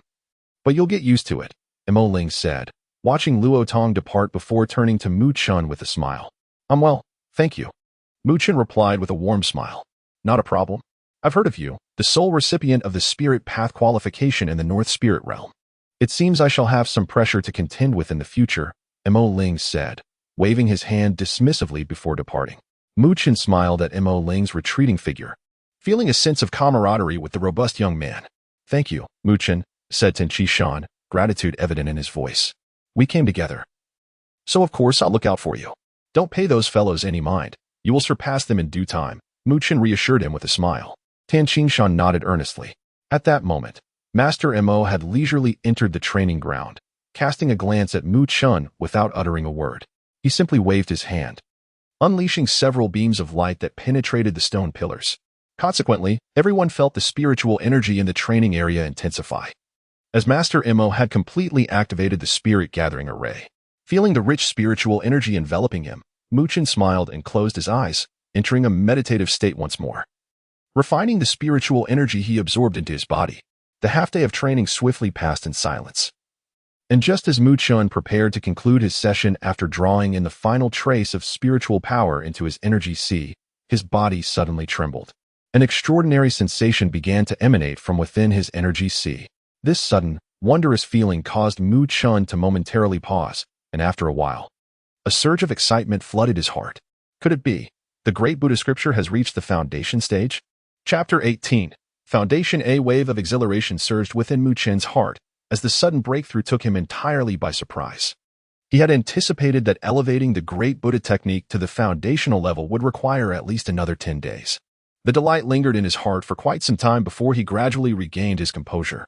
He dared not be negligent and swiftly focused his mind, delicately sensing the extraordinary sensations enveloping him. Within his sea of energy, the dark spiritual power was boiling. Amidst this tumult, Mu Chun felt the potency of this spiritual energy rapidly intensifying. It was as if his body had unleashed an immense suction force, greedily drawing in the worldly spiritual essence from the surroundings, which, after undergoing refinement through the great Buddha technique, transformed into wisps of dark spiritual power surging into his sea of energy. As he sensed the swift augmentation of the energy within his sea, a profound sense of comfort washed over Mu Chun, coursing through his limbs and bones. While he immersed himself in the exhilarating experience of his technique's breakthrough, the training ground erupted into a frenzy. Everyone present could feel a powerful suction emanating from Mu Chun's body, ruthlessly seizing the rich spiritual energy within the training ground. This commotion instantly captured the attention of all, as astonished gazes swept across the scene, finally resting upon Mu Chun. It was he who had caused this uproar. What was he doing? Such a domineering absorption. Could he truly consume the worldly spiritual energy so recklessly without fear of being overwhelmed? A flurry of hushed whispers erupted in the training ground, as everyone wore expressions of disbelief, evidently encountering such a phenomenon for the first time. Tang Qianer also opened her beautiful eyes, gazing at Mu Chun with concern. "Do not panic," Master Mo's steady voice cut through the murmurs, calming the many students present. He then turned his gaze toward Mu Chun, his brow slightly furrowed, saying, "This is merely a breakthrough in his cultivation technique. There is no cause for alarm." Cultivation technique? The students were momentarily taken aback once more. To have such momentum during a breakthrough in a technique, what level of technique was Mu Chun practicing? By the looks of it, it must be at least a mid-grade spiritual technique or higher. Jiang Li and Ting Yong exchanged glances, both displaying shock as they regarded Mu Chun, feeling an immense pressure radiating from him despite being in the same mid-stage of spiritual movement. Humph, it seems his father has indeed provided him with a formidable technique. Luo Tong scoffed, his words laden with resentment and jealousy. Though his own technique was not weak, reaching the low-grade spiritual level, it still seemed inferior compared to Mu Chun's. This realization filled Luo Tong with frustration. In comparison to Mu Chun, he felt utterly disadvantaged, save for his age. Master Mo observed Mu Chun, who was greedily absorbing the spiritual energy, and couldn't help but admire him. He sensed that Mu Chun's technique was anything but ordinary. However, unlike the shallow Luo Tong, he understood that higher-grade techniques were increasingly difficult to cultivate, and breakthroughs were even more challenging. given that Mu Chun had practiced this technique for no more than a month, yet was already experiencing a breakthrough. His talent was undeniably remarkable, truly deserving of the qualification for the spirit path. Master Mo mused with a smile. Though he had lost a year of cultivation time on the spirit path, Mu Chin's talent would make it easy for him to catch up. It seemed that Lu Mubai from the West Courtyard would soon meet his match. Unaware of the turmoil in the training ground, Mu Chun remained enraptured by the miraculous sensation of his technique's breakthrough. As the spiritual energy flowed into him, transforming into wisps of dark spiritual power that surged into his sea of energy, he felt an overwhelming sense of euphoria. Diving deeper into his sea of energy, Mu Chun observed that the previously thin strands of dark spiritual power had now coalesced into a modest mass, swirling together like a mysterious black nebula. Above the swirling energy, a sheet of black paper floated silently, surrounded by the spiritual power, remaining still as though it were inanimate. Suddenly, the dark spiritual power within Mu Chin's sea began to rotate, and a deep, resonant humming echoed in the depths of his consciousness. His heart jolted, and as he scanned his body, he was startled to discover that dark points of light had suddenly illuminated within him. The energy within his sea, too, seemed to have been stirred, actively flowing out and coursing through his meridians. As these energies passed by the dark points of light, Mu Chin vaguely sensed that some of the spiritual power was being drawn away by these black orbs. This unexpected change startled Mu Chin. These dark points had appeared abruptly and seemed entirely beyond his control. He couldn't even sense them. Was this due to the Great Buddha technique? His thoughts raced, and in a flash of insight, he realized that the phenomenon was indeed linked to his advancement in the technique. Could these points? Mu Chin's mind swept over the mysterious black orbs scattered throughout his body. After a moment, he was struck by a revelation. If these elusive black points were connected, they resembled a spiritual vein. Spiritual vein? The term flashed through Mu Chin's mind, sending a tumultuous wave of emotion coursing through him. He knew all too well that he did not possess a spiritual vein, not even the most basic human-grade spiritual vein. He had verified this multiple times. But what then? Were these black points that resembled spiritual veins? As Mu Chin grappled with his astonishment, the black points vanished as swiftly as they had appeared, eluding his senses completely. As if they had never existed. How could this be? Mu Chin murmured to himself, confusion swirling within him. After a long moment, he began to analyze the situation meticulously. What he had just witnessed was undoubtedly not an illusion. Something was indeed concealed deep within his body. And this concealment might be related to the Great Buddha technique.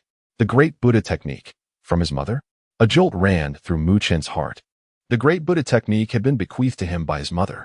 Thus, it must be connected to her. Perhaps she had hidden something within him. Why would she do such a thing? Mu Chin pondered for a while, yet found no answers. His memories of his mother were scant. Merely a vague but gentle shadow in his heart.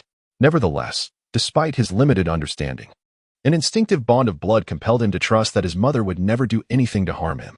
With this thought, Mu Chin's heart began to calm. Regardless of the validity of his speculation, as long as he believed that it posed no harm to him, that was sufficient. With this conviction, he focused his mind, drawing the dark spiritual power back into his sea and exiting his meditative state. As he slowly opened his eyes, he immediately sensed something amiss. He then noticed the intense gazes fixed upon him from those around him, causing him to pause in surprise. What is it? Mu Chin blinked, looking at the scrutinizing stares with a hint of confusion. The surrounding students exchanged glances, their expressions peculiar as they responded. You caused such a commotion, and you still don't know? Mu Chin, are you all right? Tang Qianru expressed her concerns and recounted the events that had transpired earlier. It's all right, Mu Chun replied, enlightenment dawning upon him as he chuckled and shook his head. The breakthrough in spiritual techniques he experienced today was undoubtedly linked to the spirit-gathering formation present here. Otherwise, achieving the foundation building stage would have required considerably more time. The third-level spirit-gathering formation truly was extraordinary. Let us conclude today's training session. You may arrange the remainder of your time as you wish, Master Mo remarked, acknowledging Mu Chin with a nod before turning to the others. Understood. The numerous students responded with reverence. Master Mo waved his hand, signaling his departure as he strolled leisurely out of the training area. Once Master Mo exited, the atmosphere within the training ground relaxed significantly, laughter and chatter filling the air. However, it was evident that many gazes lingered on Mu Chun. Perhaps it was due to the earlier commotion he had caused, for although Master Mo had left, the likes of Luo Tong and Jiang Li did not approach him again. Instead, They cast him furtive, wary glances before shifting their focus elsewhere. Shall we depart as well? Muchen stood up, clapping his hands together. Where to? Tang Qianru inquired. To the spirit technique room, Muchen replied, glancing towards the opposite side of the training area with a faint smile. I am quite intrigued by a particular offensive spirit technique. It is finally time for me to practice it.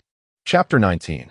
The Mark of Death. The Spirit Technique Chamber serves as a repository for the spirit techniques collected by the Northern Spirit Academy. This chamber is divided into two levels, the Earth level and the Sky level. Only students of the Earth realm are permitted to access the Earth level for their studies, while entry to the Sky level requires advancement to the Sky realm. The technique that Muchen sought was housed within the Sky level. 6 months prior, under the guidance of Master Mo, he had ventured into the Sky level and discovered the technique he coveted, but ultimately had to set it aside due to unmet conditions. Now that he had fulfilled the requirements, Muchen was eager to retrieve this offensive spirit technique. Accompanied by Tang Qianru, Muchen made his way to the spirit technique chamber. Tin Qishan did not follow. He expressed a desire to continue his training. This young man, though taciturn, possessed a stubborn and ambitious nature. Previously, he had excelled in the Earth realm, but upon entering the Sky realm, he found himself at the bottom of the ranks. This disparity served as a source of motivation for him. Inside the spacious spirit technique chamber, many students from the Northern Spirit Academy were engrossed in perusing the techniques. After all, not everyone had a father who was a domain lord of the Northern Spirit realm, and thus most students relied on the chamber to acquire their techniques. However, this was a far cry from the meticulously prepared techniques that Muchen and his companions had access to. It is worth noting that the collection of the Northern Spirit Academy was not inferior to that of the Domain Lords. In fact, Muchen was aware that the true collection of techniques held by the Academy likely surpassed that of his father's. Such high-tier techniques were simply beyond the reach of ordinary students. As Muchen and Tang Qianru entered the Earth level, they attracted numerous glances. Following his impressive performance in the Academy's trial, Muchen had become well known among the students of the Northern Spirit Academy. Brother Mu. The students from the West Courtyard regarded him with a mix of curiosity and wariness, while those from the East Courtyard greeted him with excitement. Several young men enthusiastically called out to him, and some charming young ladies discreetly admired the handsome youth with black hair and eyes, whose radiant smile brought warmth to their hearts, causing their cheeks to flush. Muchen responded with a gentle smile to the East Courtyard students but did not linger. He and Tang Qianru proceeded directly through the Earth level and ascended to the second level, the Sky level. As they departed, a flurry of whispers erupted among the students below. Brother Mu has indeed ascended to the Sky realm. He can even enter the Sky level of the Spirit Technique Chamber now. Haha, with Brother Mu's flawless performance in the Academy trial, entering the Sky realm must have been a breeze for him. There are quite a few talented individuals in the Sky realm. I heard that Luo Tong wants to trouble Brother Mu today. That guy is in the late stage of the Spirit Movement realm. Luo Tong? Just a braggart relying on his father's name. He doesn't stand a chance against Brother Mu, especially since he no longer qualifies for the top 5 academies. Indeed, Brother Mu is probably the only one in the Northern Spirit Academy who can rival Lu Mu Bai. I can't wait to see the competition for the top 5 academy spots. I didn't expect you to be quite popular in the Earth realm, Tang Qianru remarked playfully as she glanced down at the bustling crowd. Muchen chuckled but chose not to elaborate further. Instead, he turned his attention to the Sky level, which was less spacious and populated than the Earth level, but still featured a few lingering figures. What spirit technique are you seeking? I assume, as the young master of the Mu domain, that common-level techniques would hardly pique your interest? Tang Qianru surveyed the Sky level, teasingly inquiring. However, if you're looking for spirit-level techniques, I know there are only 6 here, all of which are of the lower tier. Which one are you interested in? Moreover, to peruse spirit-level techniques, you would need Master Mo's permission. It appears you are quite familiar with this place. However, what I seek is not the types of techniques you mentioned. Muchen replied with a mysterious smile as he made his way to the far corner of the chamber. Tang Qianru followed, puzzled. For that direction did not house the advanced techniques but rather some common-level techniques, although there were formidable techniques among them. It seemed unlikely that Muchen would be interested in such lower-tier techniques, considering the resources available in the Mu domain. Muchen navigated through the spirit technique chamber and eventually stopped at a secluded corner. Before him was a stone cabinet, adorned with a few scattered jade slips that emitted a faint glow. These are all very ordinary common-level techniques. You can't possibly be interested in these, can you? Tang Qianru remarked, picking up one of the jade slips with a slight furrow in her brow. With a smile, Muchen's long fingers glided across the cool stone surface. and as he reached into the shadowy depths of the cabinet, he emerged holding a dark red jade slip between his fingers. What is this? Tang Qian'er initially froze, but upon noticing the color of the jade slip, her expression shifted to one of gravity. In the spirit technique chamber, this particular hue denoted a special classification known as a dangerous technique. A dangerous technique signifies that practicing such a technique entails considerable risks, some of which may even inflict harm upon the practitioner. Let me see, Tang Qian'er insisted, snatching the dark red jade slip from Mu Chen's hand. Her keen eyes scanned its surface, revealing letters that exuded a chilling aura. Common level superior, the mark of death. The mark of death? Tang Qian'er's face transformed, her eyes widening in disbelief as she glared at Mu Chen. What are you thinking? You dare to practice this technique? She was well aware of the notorious reputation of the mark of death. Although it was merely a common-level superior technique, it had gained infamy within the Northern Spirit Academy. Not due to its power, but because two exceptionally talented students had previously attempted to practice it, only to suffer severe injuries that left their meridians shattered, nearly rendering them incapacitated. Since then, no one dared entertain thoughts of this technique. I've studied this technique before. It is indeed quite powerful. However, there is a prerequisite for its practice. One must possess a domineering spirit power. The two seniors who attempted it before lacked that level of spirit power, which led to their failure, Mu Chen explained. The profound spirit power he now cultivated, the great Buddha technique, was not comparable to ordinary spirit power. Its dominance should allow him to successfully practice the mark of death. No way, Tang Qian'er firmly objected, shooting him an exasperated glance. Moreover, you lack the qualifications to peruse this technique. There are rules governing access to the techniques in the spirit technique chamber. Any student can browse ordinary common-level techniques, but to study spirit-level techniques, one requires the consent of a minor. While the mark of death appeared to be merely a common-level superior technique, it was classified as a dangerous technique. To access such a technique, one must have been in the sky realm for at least 6 months, which clearly disqualified Mu Chen, who had just recently ascended. With a twinkle of mischief in his dark eyes, Mu Chen looked at Tang Qian'er and teased, "That's why I brought you here. You can help me borrow this technique." Tang Qian'er's eyes widened in astonishment as she stared at Mu Chen. Biting her silver teeth, she turned her head away defiantly. "You expect me to help you? Not a chance.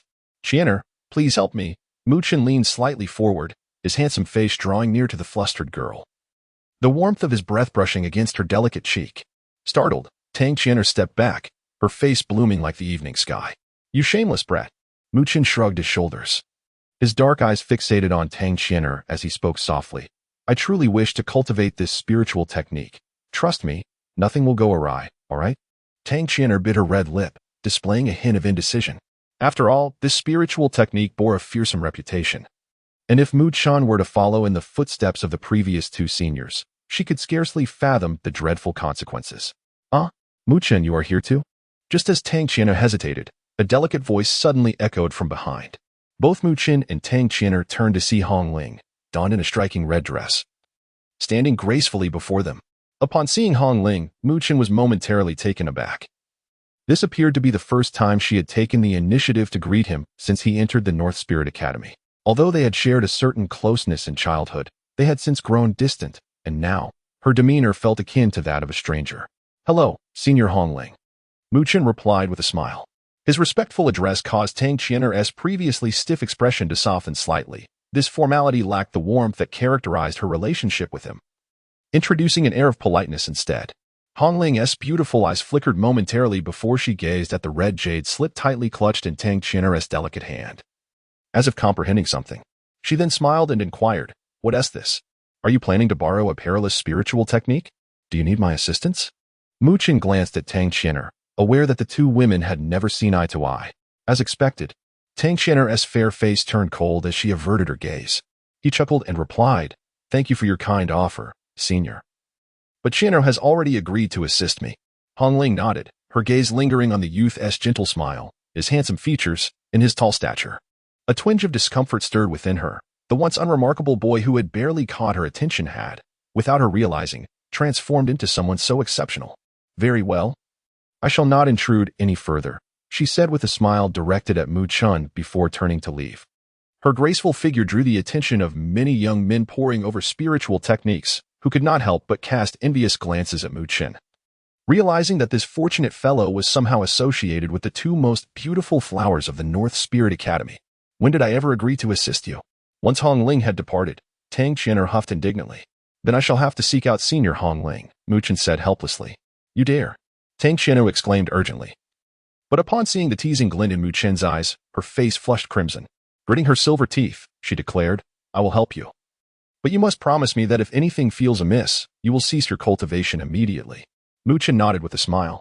Furthermore, Tang Qian'er's beautiful eyes swept over Mu Chen, a sweet smile gracing her lovely cheeks, for the training at the North Spirit Plains in half a month. You must form a team with me.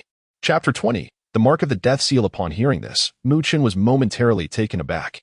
The North Spirit Plain is a renowned perilous area within the North Spirit realm, characterized by its vast expanse and the presence of numerous ferocious spirit beasts.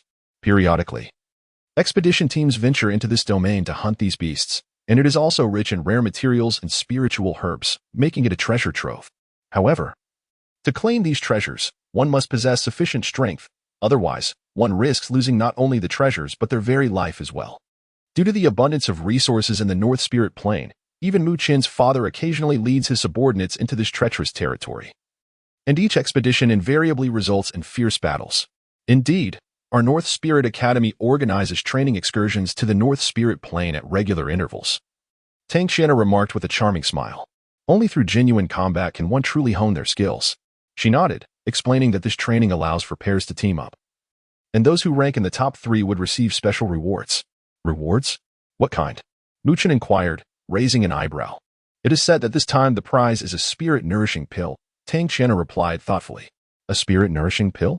Mu Chen was slightly startled. This elixir is reputed to be incredibly beneficial for beginners like him, possessing a gentle potency that leaves no side effects. With his current cultivation at the mid-stage of the spirit movement realm, consuming it might enable him to swiftly advance to the late stage. Yes, if I can obtain a spirit-nourishing pill, I should also be able to reach the late stage of the spirit movement realm. Preparing for my future ascent to the spirit wheel realm, Tang Qian'er stated. How is the ranking determined? Mu Chen asked curiously, clearly intrigued by the prospect of the spirit-nourishing pill. It's quite simple. The ranking is based on the number of spirit beasts killed and their respective levels, she explained. Since all students from the academy are eligible to participate, the competition is quite fierce, which is why I want to team up with you. Given that I'm only at the mid-stage of the spirit movement realm, shouldn't you seek someone stronger? Mu Chen chuckled. With your charm, I'm sure many capable individuals from both the East and West courts would be eager to partner with you. Are you unwilling? Tang Qian'er teased, playfully raising her hand holding the dark red jade slip. Not at all. But if I fail to secure the spirit-nourishing pill, you can't blame me for dragging you down, Mu Chen replied with a grin. Aware that his mid-stage capabilities made him less than ideal compared to others in the North Spirit Academy, Tang Qian'er thought for a moment before chuckling softly. If I don't obtain it, it's no matter. I am confident I can reach the spirit wheel realm within a year, even without relying on the pill. She then glanced at Mu Chen with a playful look. Moreover, I prefer not to team with others. Since you hold me in such high regard, I shall accompany you at all costs. Rest assured, even if it costs me my life, I will ensure the spirit-nourishing pill remains in your hands. Mu Chen proclaimed with feigned bravado, though his face was alight with a cheerful expression. Flatterer, Tang Qian'er remarked, her cheeks slightly flushed as she shot him a playful glare. And what about this spiritual technique? Mu Chen asked, gazing at the jade slip in her delicate hands. Consider this a one-time exception, she huffed. Before turning to exit the technique room, Mu Chen hurried to follow her. At the entrance of the technique room, Tang Qian'er registered the spiritual technique. The elderly caretaker, upon seeing the dark red jade slip, cast a surprised glance at her, hesitating. The infamous reputation of the Forest of Death seal was daunting. Although Tang Qian'er met the requirements, he was reluctant to see such a delicate girl fall victim to its dangers. Seeing the old man's hesitance, Mu Chen felt a surge of urgency. He knew well that this elder was notoriously obstinate. If he took a disliking to someone, it would be nearly impossible to procure the technique from him. Despite his frail appearance, he was a formidable practitioner at the late stage of the spirit wheel realm. Just a step away from the spirit soul realm, and many arrogant students had suffered greatly under his watch. Mu Chen followed Tang Qian'er out of the technique room, who beamed triumphantly at him and tossed the jade slip into his hands. I owe you one. Mu Chen accepted the jade slip, examining it with a glint of joy in his eyes. He smiled at Tang Qian'er, acknowledging that had it not been for her, it would have been exceedingly difficult to obtain the technique from the stubborn elder, even with his privileges. Tang Qian'er smiled brightly. then glanced at the jade slip in Mu Chen's hands with a hint of concern. Be careful. If anything seems amiss, stop your cultivation immediately. As she watched Mu Chen hastily depart, she pouted slightly, mumbling, such a dense fellow. The cold moonlight cascaded from the heavens, transforming into beams that illuminated the tranquil room. Inside, the young man sat cross-legged, his dark eyes intently fixed on the dark red jade slip in his hands. After a brief moment of contemplation, Mu Chen gently pressed the slip to his forehead. As he channeled his spiritual energy, the surface of the slip began to shimmer with a dark red glow. In the midst of this flickering light, a torrent of information surged forth from the slip, ultimately enveloping Mu Chen's mind. With his eyes tightly shut, he absorbed the cultivation method of the Forest of Death seal. After a considerable time, he finally opened his eyes, exhaling softly, his black irises filled with contemplation. Given the notorious reputation of the Forest of Death seal, Mu Chen was cautious, repeatedly reviewing the cultivation method before attempting to practice it. He seated himself, hands coming together, fingers intertwining to form a peculiar seal. With focused intent, he summoned a dark aura that began to swirl around his palms. The obsidian energy twisted like serpents, dancing in accordance with Mu Chen's hand gestures, gradually coalescing into a dark imprint. However, the formation of this imprint proved challenging. Before it could solidify, a faint crackling sound echoed, and the swirling dark energy dissipated. Mu Chen was unfazed by this initial failure. If the Forest of Death seal were so easily mastered, it would hardly pique his interest. With renewed focus, Mu Chen commenced again. Crack. Failure. Crack. Another failure. Time slipped away as Mu Chen tirelessly practiced, his hands transitioning from clumsy to skilled, the gathering of spiritual energy becoming increasingly rapid. His slender fingers danced gracefully, manipulating the dark energy in his palms, while the dark imprint began to clarify, emanating a chilling aura. Mu Chen's gaze remained fixed on the nearly formed black imprint, his mind taut with concentration, mindful of the countless previous failures at this critical juncture. Once more, Mu Chen's fingers shifted, directing a stream of dark energy into the forming imprint. Buzz! Suddenly, the black imprint quivered, emitting a resonant hum. As the dark light began to coalesce, ultimately solidifying into a black imprint that slowly settled into Mu Chen's palm. As the radiant light imprinted upon Mu Chen's palm, his entire body tensed abruptly, for it was at this juncture that the most perilous step awaited him. The two senior practitioners of the Sinluo Death Seal had perished at this very stage, their meridians shattered by the force. Boom.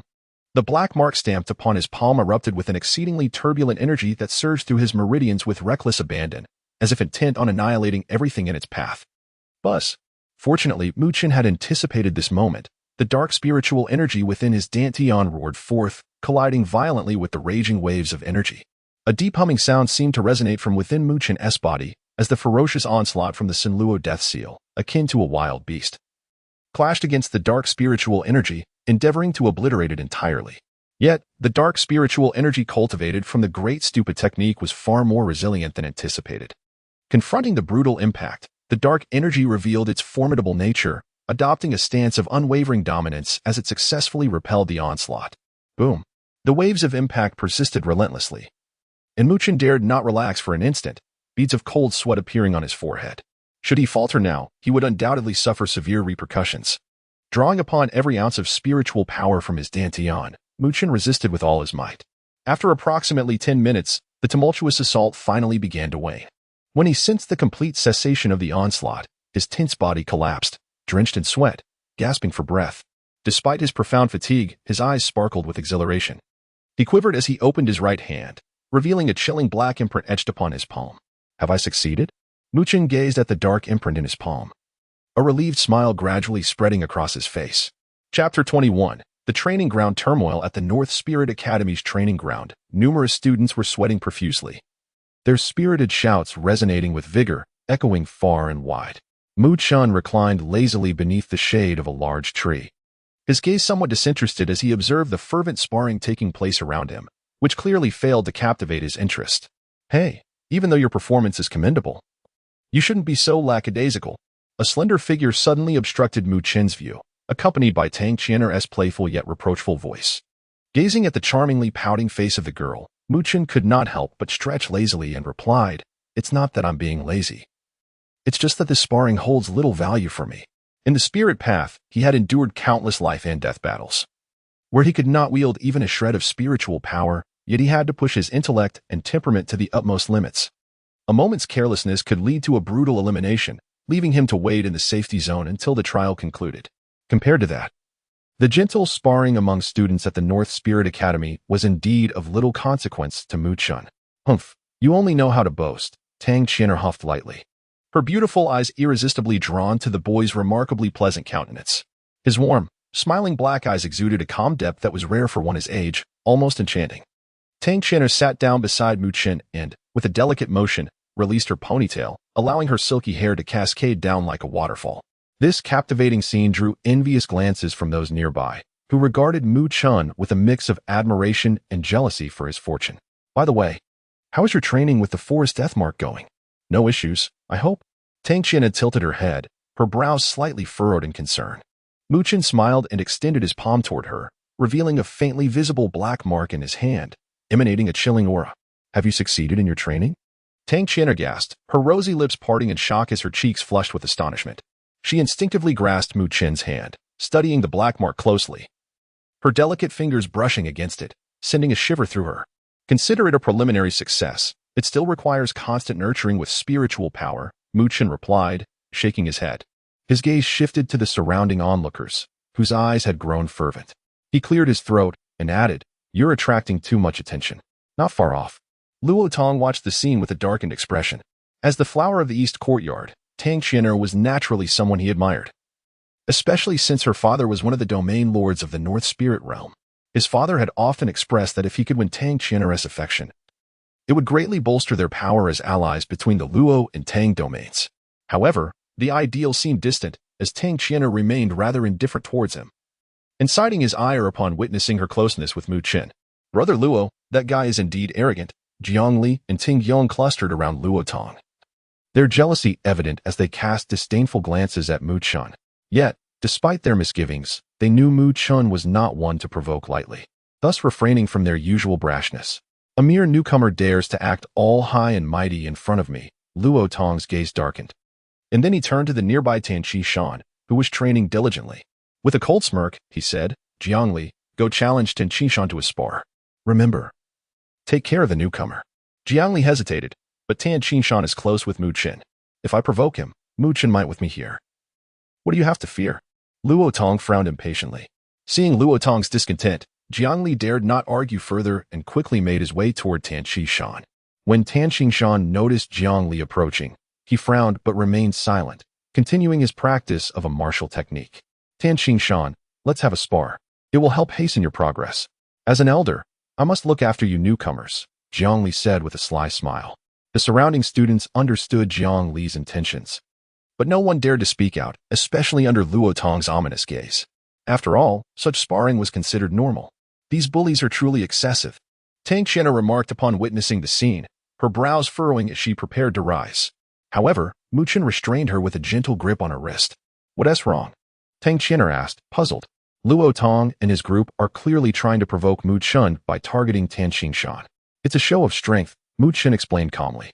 Though Tan Chi Shan is quiet, he possesses a stubborn spirit. He doesn't always require assistance. One should not underestimate a man's pride. But he isn't a match for Jiang Li, Tang Qian'er protested. Victory does not necessitate defeating an opponent, Mu Chen smiled softly. As long as others recognize that he is not an easy target, it suffices. Even if he suffers, the cost to those who challenge him must be considered. Tang Qian'er pondered his words, sensing a glimmer of truth, yet she retorted, "Humph, he is clearly younger than I am, yet he acts so mature."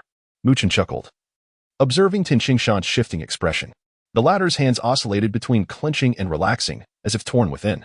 He then looked towards Mu Chen, who offered him an encouraging smile and a gentle nod. Seeing Mu Chen smile, Tan Chi Shan's fist clenched tightly, a fierce glint flashing in his eyes. He coldly declared, "Then I welcome the guidance of Senior Jiang Li." Taken aback by Tan Chi Shan's audacity, Jiang Li smirked. What an arrogant little brat. The two stepped back, and a crowd of students quickly encircled them, many believing that Tan Chi Shan was in for a rough time. The sparring commenced under the watchful eyes of the crowd, and as expected, it quickly became a one-sided affair. However, the spectators' expression shifted from sympathy to astonishment as they witnessed Tan Chi Shan, despite being repeatedly knocked down, relentlessly charging at Jiang Li. His fierce determination, with eyes ablaze, startled even Jiang Li. With a series of loud thuds, the two figures clashed.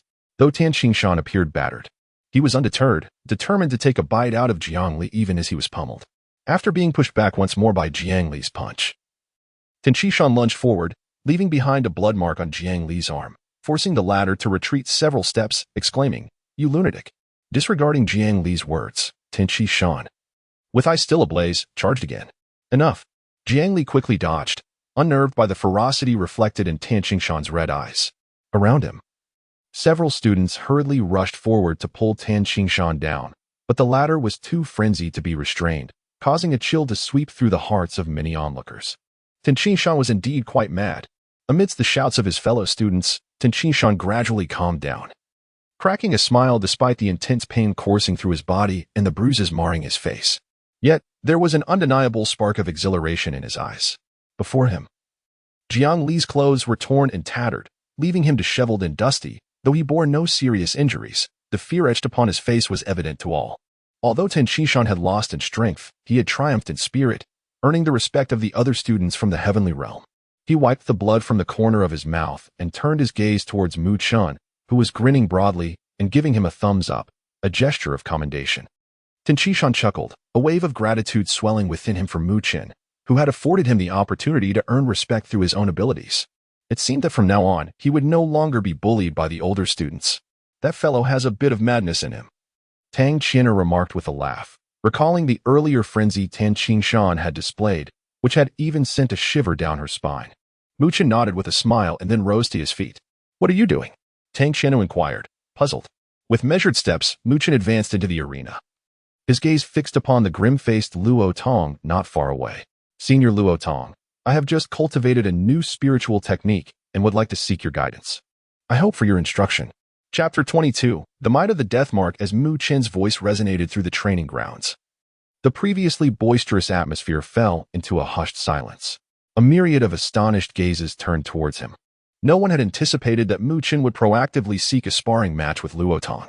Did he not realize that the latter had been looking for an opportunity to confront him? Why was he now willingly stepping into the fray? "Qian'er, what's wrong with Mu Chun?" "Luo Tong is not to be trifled with," Mo Ling remarked gravely, approaching Tang Qian'er and casting a worried glance at Mu Chun's back. Tang Qian'er shook her head. Although concern flickered in her eyes, she masked it with a gentle smile, saying, "It's all right. He knows how to handle himself." Mo Ling could only manage a wry smile and nod. Such contests were bound by rules, and even if he wished to intervene, he would have no grounds to do so.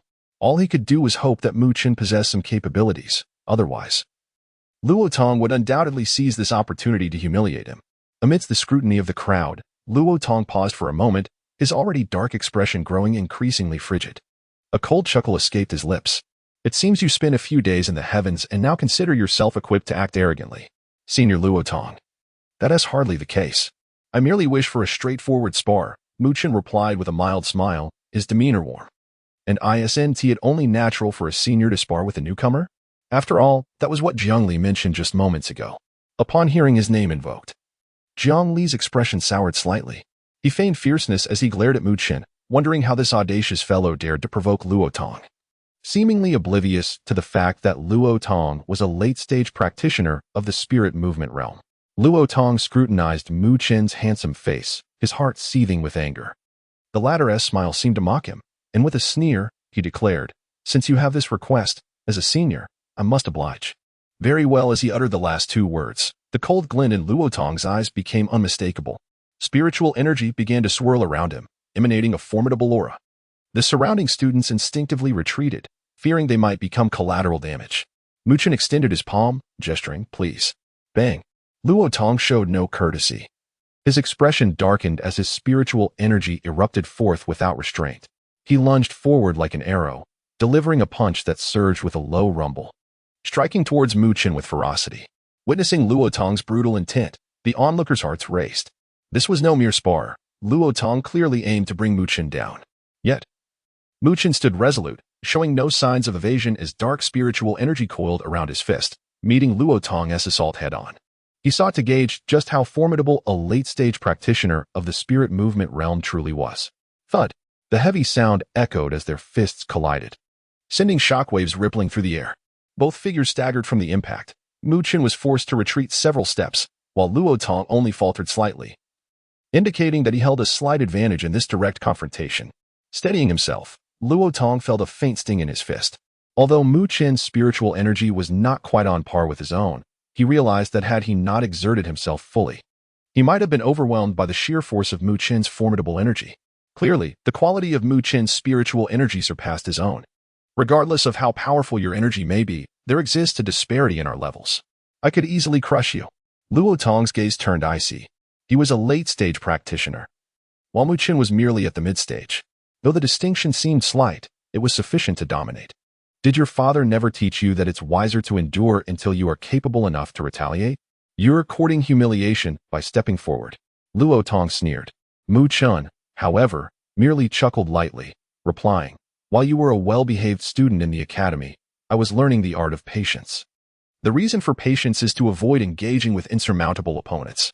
Unfortunately for you, I do not consider you among that category. Then allow me to enlighten you on the price you shall pay today. A sinister glint flashed in Luo Tong's eyes as he extended 2 fingers, forming a blade-like gesture. Dark azure energy surged forth, coalescing into an illusory sword tip, exuding a sharp aura. The Great Luo Sword Technique? Some students gasped, their expressions shifting in astonishment. Is that the Great Luo Sword Technique from Luo Domain? Swish. Luo Tong wasted no time, his gaze frigid as he shot forward. His fingers slicing through the air like a sword, aimed directly at Mu Qin. As the sword tip hurtled towards him, Mu Qin's heart raced. The sheer sharpness made every pore on his body tighten with apprehension. His right hand gradually clenched into a fist, dark energy swirling within him, surging into his palm. The black mark in his palm began to manifest. A chilling wave emanated from Mu Qin as the black light erupted from his palm, resembling a dark sun. The ominous energy sent shivers down the spine of those who beheld it. Bang! With a powerful stomp, Mu Qin lunged forward like a predator, refusing to evade Luo Tong's fierce onslaught. This bold display astonished many onlookers. Seeking death, Luo Tong shouted coldly, his azure sword tip darting towards Mu Qin's throat without hesitation. Boom! At that moment, Mu Qin's fist, imbued with a deep black light, surged forth to meet the azure sword tip head-on. Bang! The violent clash of spiritual energies unleashed a shockwave that seemed to tremble the very ground beneath them. The gathered students focused intently on the point of contact between the azure sword tip and the black light. Break! A glint of determination flashed in Mu Qin's eyes as he unleashed his full spiritual energy. The black mark in his palm surged forward, crashing against the azure sword tip with tremendous force. Crack! The impact caused the azure sword tip to halt abruptly, followed by a faint sound of shattering. The crowd's eyes widened in disbelief as cracks rapidly spread across the surface of the azure sword tip. Boom! The azure sword tip shattered completely. And Luo Tong's eyes widened in shock as he hastily retreated, his expression one of bewilderment. Mu Qin did not pursue, he merely turned his palm, causing the black mark to dissipate. The tumult in the arena gradually subsided, leaving an eerie silence as astonished gazes remained fixed on Mu Qin's tall figure. It was evident that they struggled to comprehend the fact that Mu Qin had not only withstood Luo Tong's most potent attack, but had also forced him back in the process. How was this possible? Jiangli, Tingyong, and others stared in disbelief, astonished that the late-stage Luo Tong had faltered against Mu Qin, a mere mid-stage practitioner. This, Mo Ling's expression was grave, his heart shaken by the unfolding events. Tang Qianer quietly breathed a sigh of relief, her slender jade-like hand finally relaxing its grip. This fellow truly possesses remarkable prowess. Senior Luo Tong, I concede. Mu Qin offered a courteous smile to Luo Tong. Yet his gaze discreetly flicked to his palm, where the dark mark had notably faded. If one were to assess the power of the Sinluo Death Seal solely on its might, it would undoubtedly exceed the ordinary grade, perhaps relegated to the mundane level due to its demanding requirements for spiritual energy. However, the consumption of spiritual energy by this seal was also considerable. The earlier assault had depleted half of the spiritual energy within his dantian, although part of this was attributed to his imperfect control during its initial execution. Such consumption was scarcely matched by even the most basic low-grade spiritual techniques. Luo Tong's complexion darkened. He clearly did not anticipate such an outcome. At that moment, words failed him. The ferocious attack from Mu Qin had left him profoundly shaken, and he sensed an overwhelming aura of danger. Mu Qin, however, paid no heed to Luo Tong's tumultuous thoughts. He had achieved the desired effect of intimidation and surmised that this fellow would likely exercise more restraint in the future. With a clap of his hands, he turned to leave. Mu Qin, please come here for a moment. Just as he was about to depart, a soft voice unexpectedly called out from a distance. Startled, he turned his head to see Master Mo standing nearby, having appeared without his notice. Mu Chen hesitated briefly, his gaze intersecting with Tang Qian'er's before he reluctantly followed, aware of the onlooker's scrutiny. Master Mo's pace only halted as they approached the tranquil woods. He then turned. Narrowing his eyes, his tone gradually growing stern. Have you been practicing the Sinluo Death Seal? Chapter 23. The true power of the Sinluo Death Seal. Have you cultivated the Sinluo Death Seal? Mu Chen gazed at the stern-faced Master Mo, unable to suppress a dry chuckle, and nodded, knowing that with the latter's formidable spirit realm strength, he could hardly conceal it. You shouldn't possess the authority to cultivate it yet, should you? Master Mo intoned gravely. Observing Mu Chen's demeanor, the strictness in his expression softened somewhat. This lad seemed unfazed by his authority. With a resigned shake of his head, he remarked, "Can you refrain from acting recklessly? I merely wish to experiment. If any issues arise, I will cease my cultivation. I value my life more than anyone else," Mu Chen replied with a smile. Master Mo shot him an exasperated glance. Hesitating for a moment before asking, "Have you succeeded in your cultivation?" "Preliminary success, at least."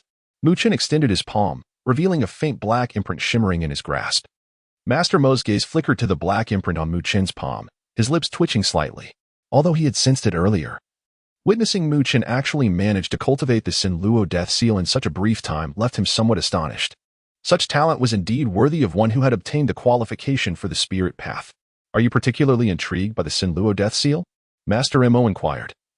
Glancing at Mu Chen, since their last visit to the spirit formula chamber, he had noticed Mu Chen's keen interest in this technique, sensing that it was far from ordinary. Mu Chen pondered briefly before responding. "Although this technique appears to be of only superior quality among mortal-level formulas, I can't shake the feeling that something is amiss." "Oh?" Master Mo arched an eyebrow, regarding Mu Chen with interest. "I have an inkling that the Sinluo Death Seal harbors immense potential. The cultivation we see on the surface seems merely preliminary. I believe there must be a way to enhance its strength," Mu Chen mused thoughtfully. Master Mo's eyes narrowed slightly, a hint of astonishment crossing his features. Mu Chen observed him and, with a sly smile, said, "Master Mo, you must have some understanding of the Sinluo Death Seal, yes? You appear quite interested in it yourself." Master Mo glanced at Mu Chen, whose demeanor resembled that of a cunning little fox, and nodded with resignation. "I have also cultivated the Sinluo Death Seal." As he spoke, he extended his hand, revealing a black imprint in his palm, though this one was far more complete and profound than the one in Mu Chen's hand, radiating a chilling energy that surpassed Mu Chen's achievement. Mu Chen gazed in surprise at the black imprint in Master Mo's palm, chuckling softly, "It seems my suspicions were correct. This technique is indeed extraordinary. Otherwise, how could a discerning individual like you take an interest in it?" Master Mo was a genuine spirit realm powerhouse, a figure of considerable renown in the northern spirit realm. If the Sinluo Death Seal were merely an ordinary mortal-level technique, he would never have bothered to cultivate it. "You, my boy." Master Mo chuckled bitterly, realizing how slippery Mu Chen truly was. After a moment's contemplation, he slowly said, "Would you like to know how the Sinluo Death Seal can reveal its true power?" Mu Chen's eyes brightened, and he nodded vigorously. "It's quite simple." Master Mo smiled lightly, extending his left hand. To Mu Chen's astonishment, he beheld an identical black imprint manifesting in Master Mo's palm. The Sinluo Death Seal could indeed cultivate more than one Death Seal. Excitement surged within Mu Chen as he stared eagerly at Master Mo, murmuring, "The reason the Sinluo Death Seal lacks further cultivation methods is not that they don't exist, but because its true strength lies in the ability to cultivate multiple Death Seals. The power of the Death Seals must be stacked to unleash its full potential." Master Mo nodded. "However, the Sinluo Death Seal demands an exceptionally rigorous amount of spiritual energy. I exerted myself to barely cultivate 2 Death Seals, and with each additional seal, the backlash grows increasingly severe. I once attempted to cultivate a 3rd seal but nearly sustained serious injury from the recoil, and I've not dared to attempt it again since." Mu Chen could empathize. He had struggled significantly to withstand the impact when he formed his first Death Seal. He couldn't fathom whether he could endure the pressure of a second. "Now that you have cultivated your first Death Seal, do not rush to condense a second, lest you encounter unforeseen complications," Master Mo cautioned. Mu Chen nodded, although he was eager to explore the true power of the Sinluo Death Seal. He understood that being overly ambitious would yield no benefits. Seeing this, Master Mo chose not to elaborate further, waving his hand as Mu Chen prepared to take his leave. As he turned the corner, he spotted Tang Qian'er waiting anxiously. "Are you all right?" Master Mo didn't impose any harsh treatment on you, did he? Tang Qian'er hurriedly asked, her concern evident as she worried about the repercussions of Mu Chen's cultivation of the Sinluo Death Seal. Muchen smiled and shook his head, then glanced down at the black imprint in his palm, a warm sensation blooming in his heart. The Sin Luo death seal was indeed remarkable. It seemed he would need to invest more effort going forward. In the depths of night, Mu Chun sat quietly, his hands once again weaving intricate seals. Threads of dark spiritual energy flowed and coalesced at his fingertips. Crack. However, as these dark energies entwined and sought to condense into a seal, they suddenly spiraled out of control, wavering and dissipating into the air. Muchen gazed at his empty palm and shook his head helplessly. He had merely attempted to condense a second death seal, but the outcome was evidently a failure. The difficulty of condensing the second death seal was far greater than that of the first. It appeared that he could only proceed slowly. Meanwhile, Muchen also channeled some spiritual energy through his arm's meridians, nourishing the black death seal in his palm, deepening its hue. Due to his recent sparring session with Luotong in the training grounds, Muchen's reputation had spread throughout the eastern courtyard. Former senior students who had relied on their experience no longer dared to underestimate this newcomer. Similarly, Tinqingshan's fierce demeanor during their previous encounter made it clear that this seemingly taciturn youth was not to be trifled with. Consequently, no one sought trouble with Muchen in the days that followed, granting him a rare tranquility. In this newfound peace, Muchen devoted himself entirely to his cultivation. By day, he utilized the third-level spirit gathering array in the training grounds, causing the spiritual energy within his sea of energy to grow more formidable with each passing day. By night, while nurturing the Blacks and Luo death seal, he would gradually attempt to condense the second death seal, yet every attempt ended in failure. Despite these repeated setbacks, Muchen remained undeterred.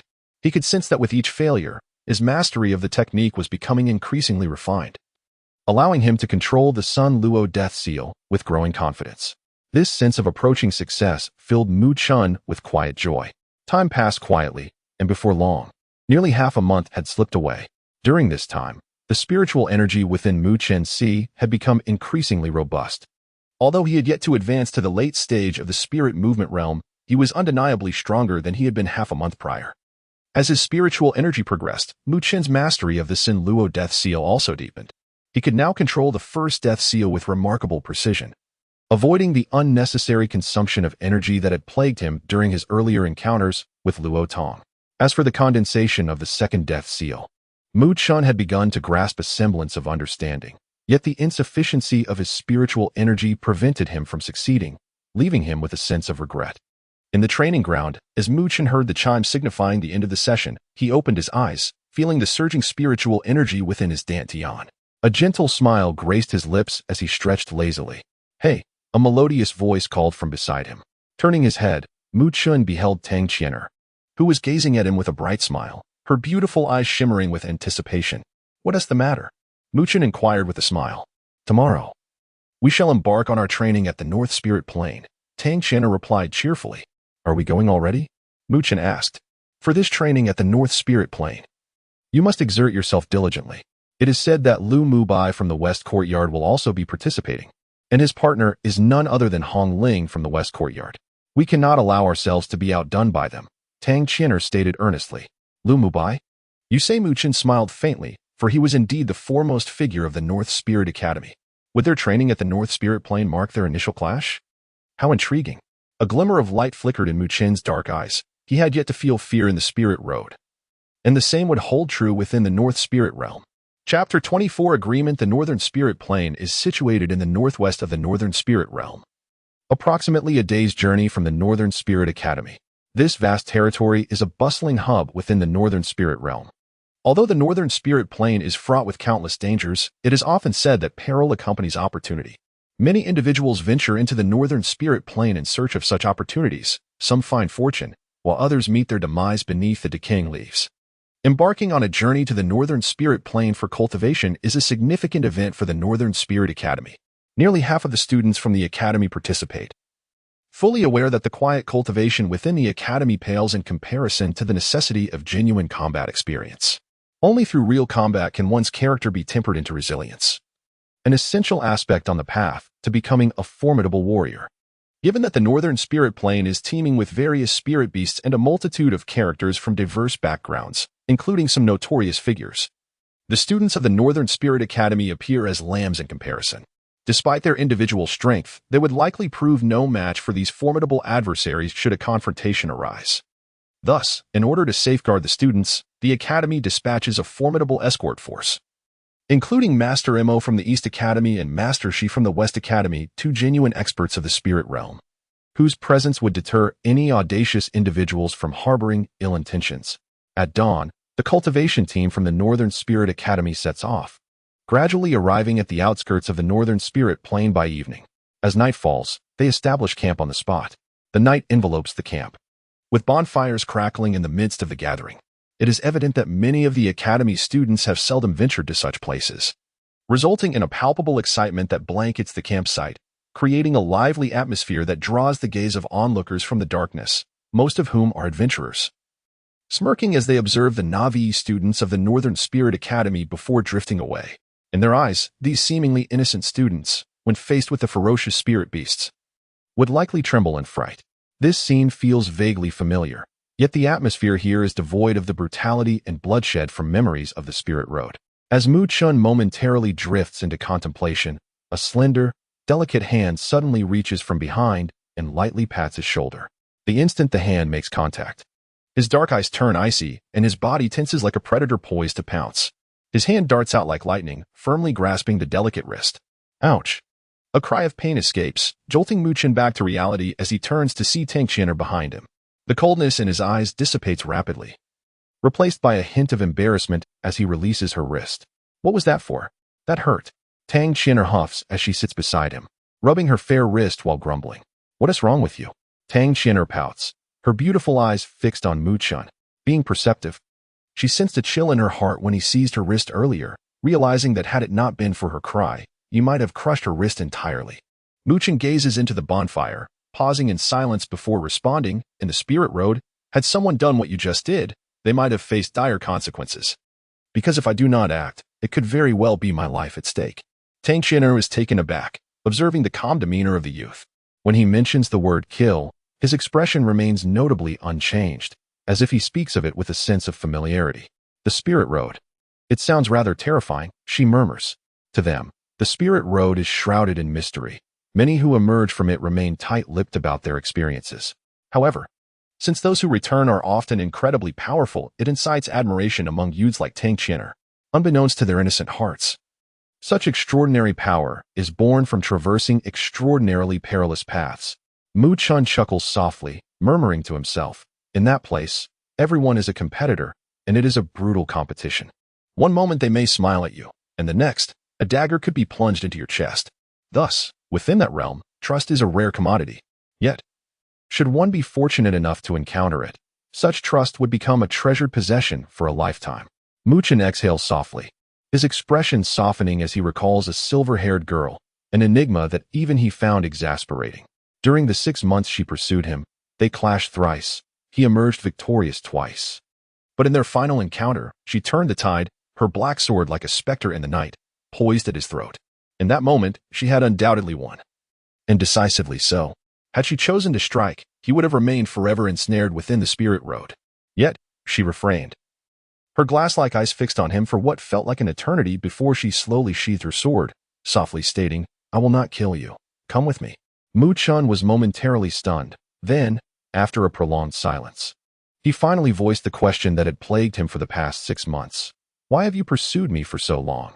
If not for my rescue, you would have perished. When he first encountered her, she was trapped in a deadly predicament, cornered by 5 cunning adversaries.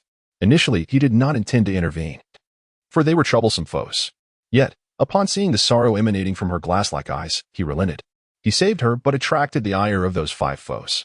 For the following week, he found himself on the run with her, but after 10 days, he systematically dealt with the adversaries. 3 perished, and 2 ultimately retreated. However, just as he began to catch his breath, the girl, who had scarcely exchanged a word with him, drew her sword, leading to a relentless cat-and-mouse chase that lasted 6 months. When she heard Mu Chun's question, she pondered for a moment before hesitantly providing an answer that nearly made him choke. I do not wish to develop feelings for you. I only wish to cultivate. Having feelings for you would distract me. Are you out of your mind? At that moment, even Mu Chun's usual composure faltered, and he couldn't help but blurt out. What are you doing now? He asked, somewhat helplessly. I was planning to kill you, but it seems I cannot bring myself to do it. She considered seriously. the soft moonlight illuminating her visage, which would one day be capable of causing upheaval in the world. Then she furrowed her brow and added, "It seems that over the past half-year, I may have developed some feelings for you." Muchen gazes skyward in disbelief. After 6 months of mutual pursuit, she had somehow developed feelings. "Since I didn't kill you earlier, you owe me a life debt, so you must team up with me. Whenever I no longer have feelings for you, I will kill you. Are you raising a puppy? Well, if I decide not to kill you, I shall let you go." Muchen shook his head in resignation and turned to leave, not interested. "I can shield you from all the arrows that come from behind. As long as you do not harm me, I will protect you, whether in the spirit road or the vast world beyond," she offered, watching him retreat. Muchen paused. Her gentle voice pierced through the air, striking his heart with an unexpected weight, softening his gaze imperceptibly. Typically reserved, I never expected her words to evoke such deep emotions. "Thus, let us embark on this collaboration with joy."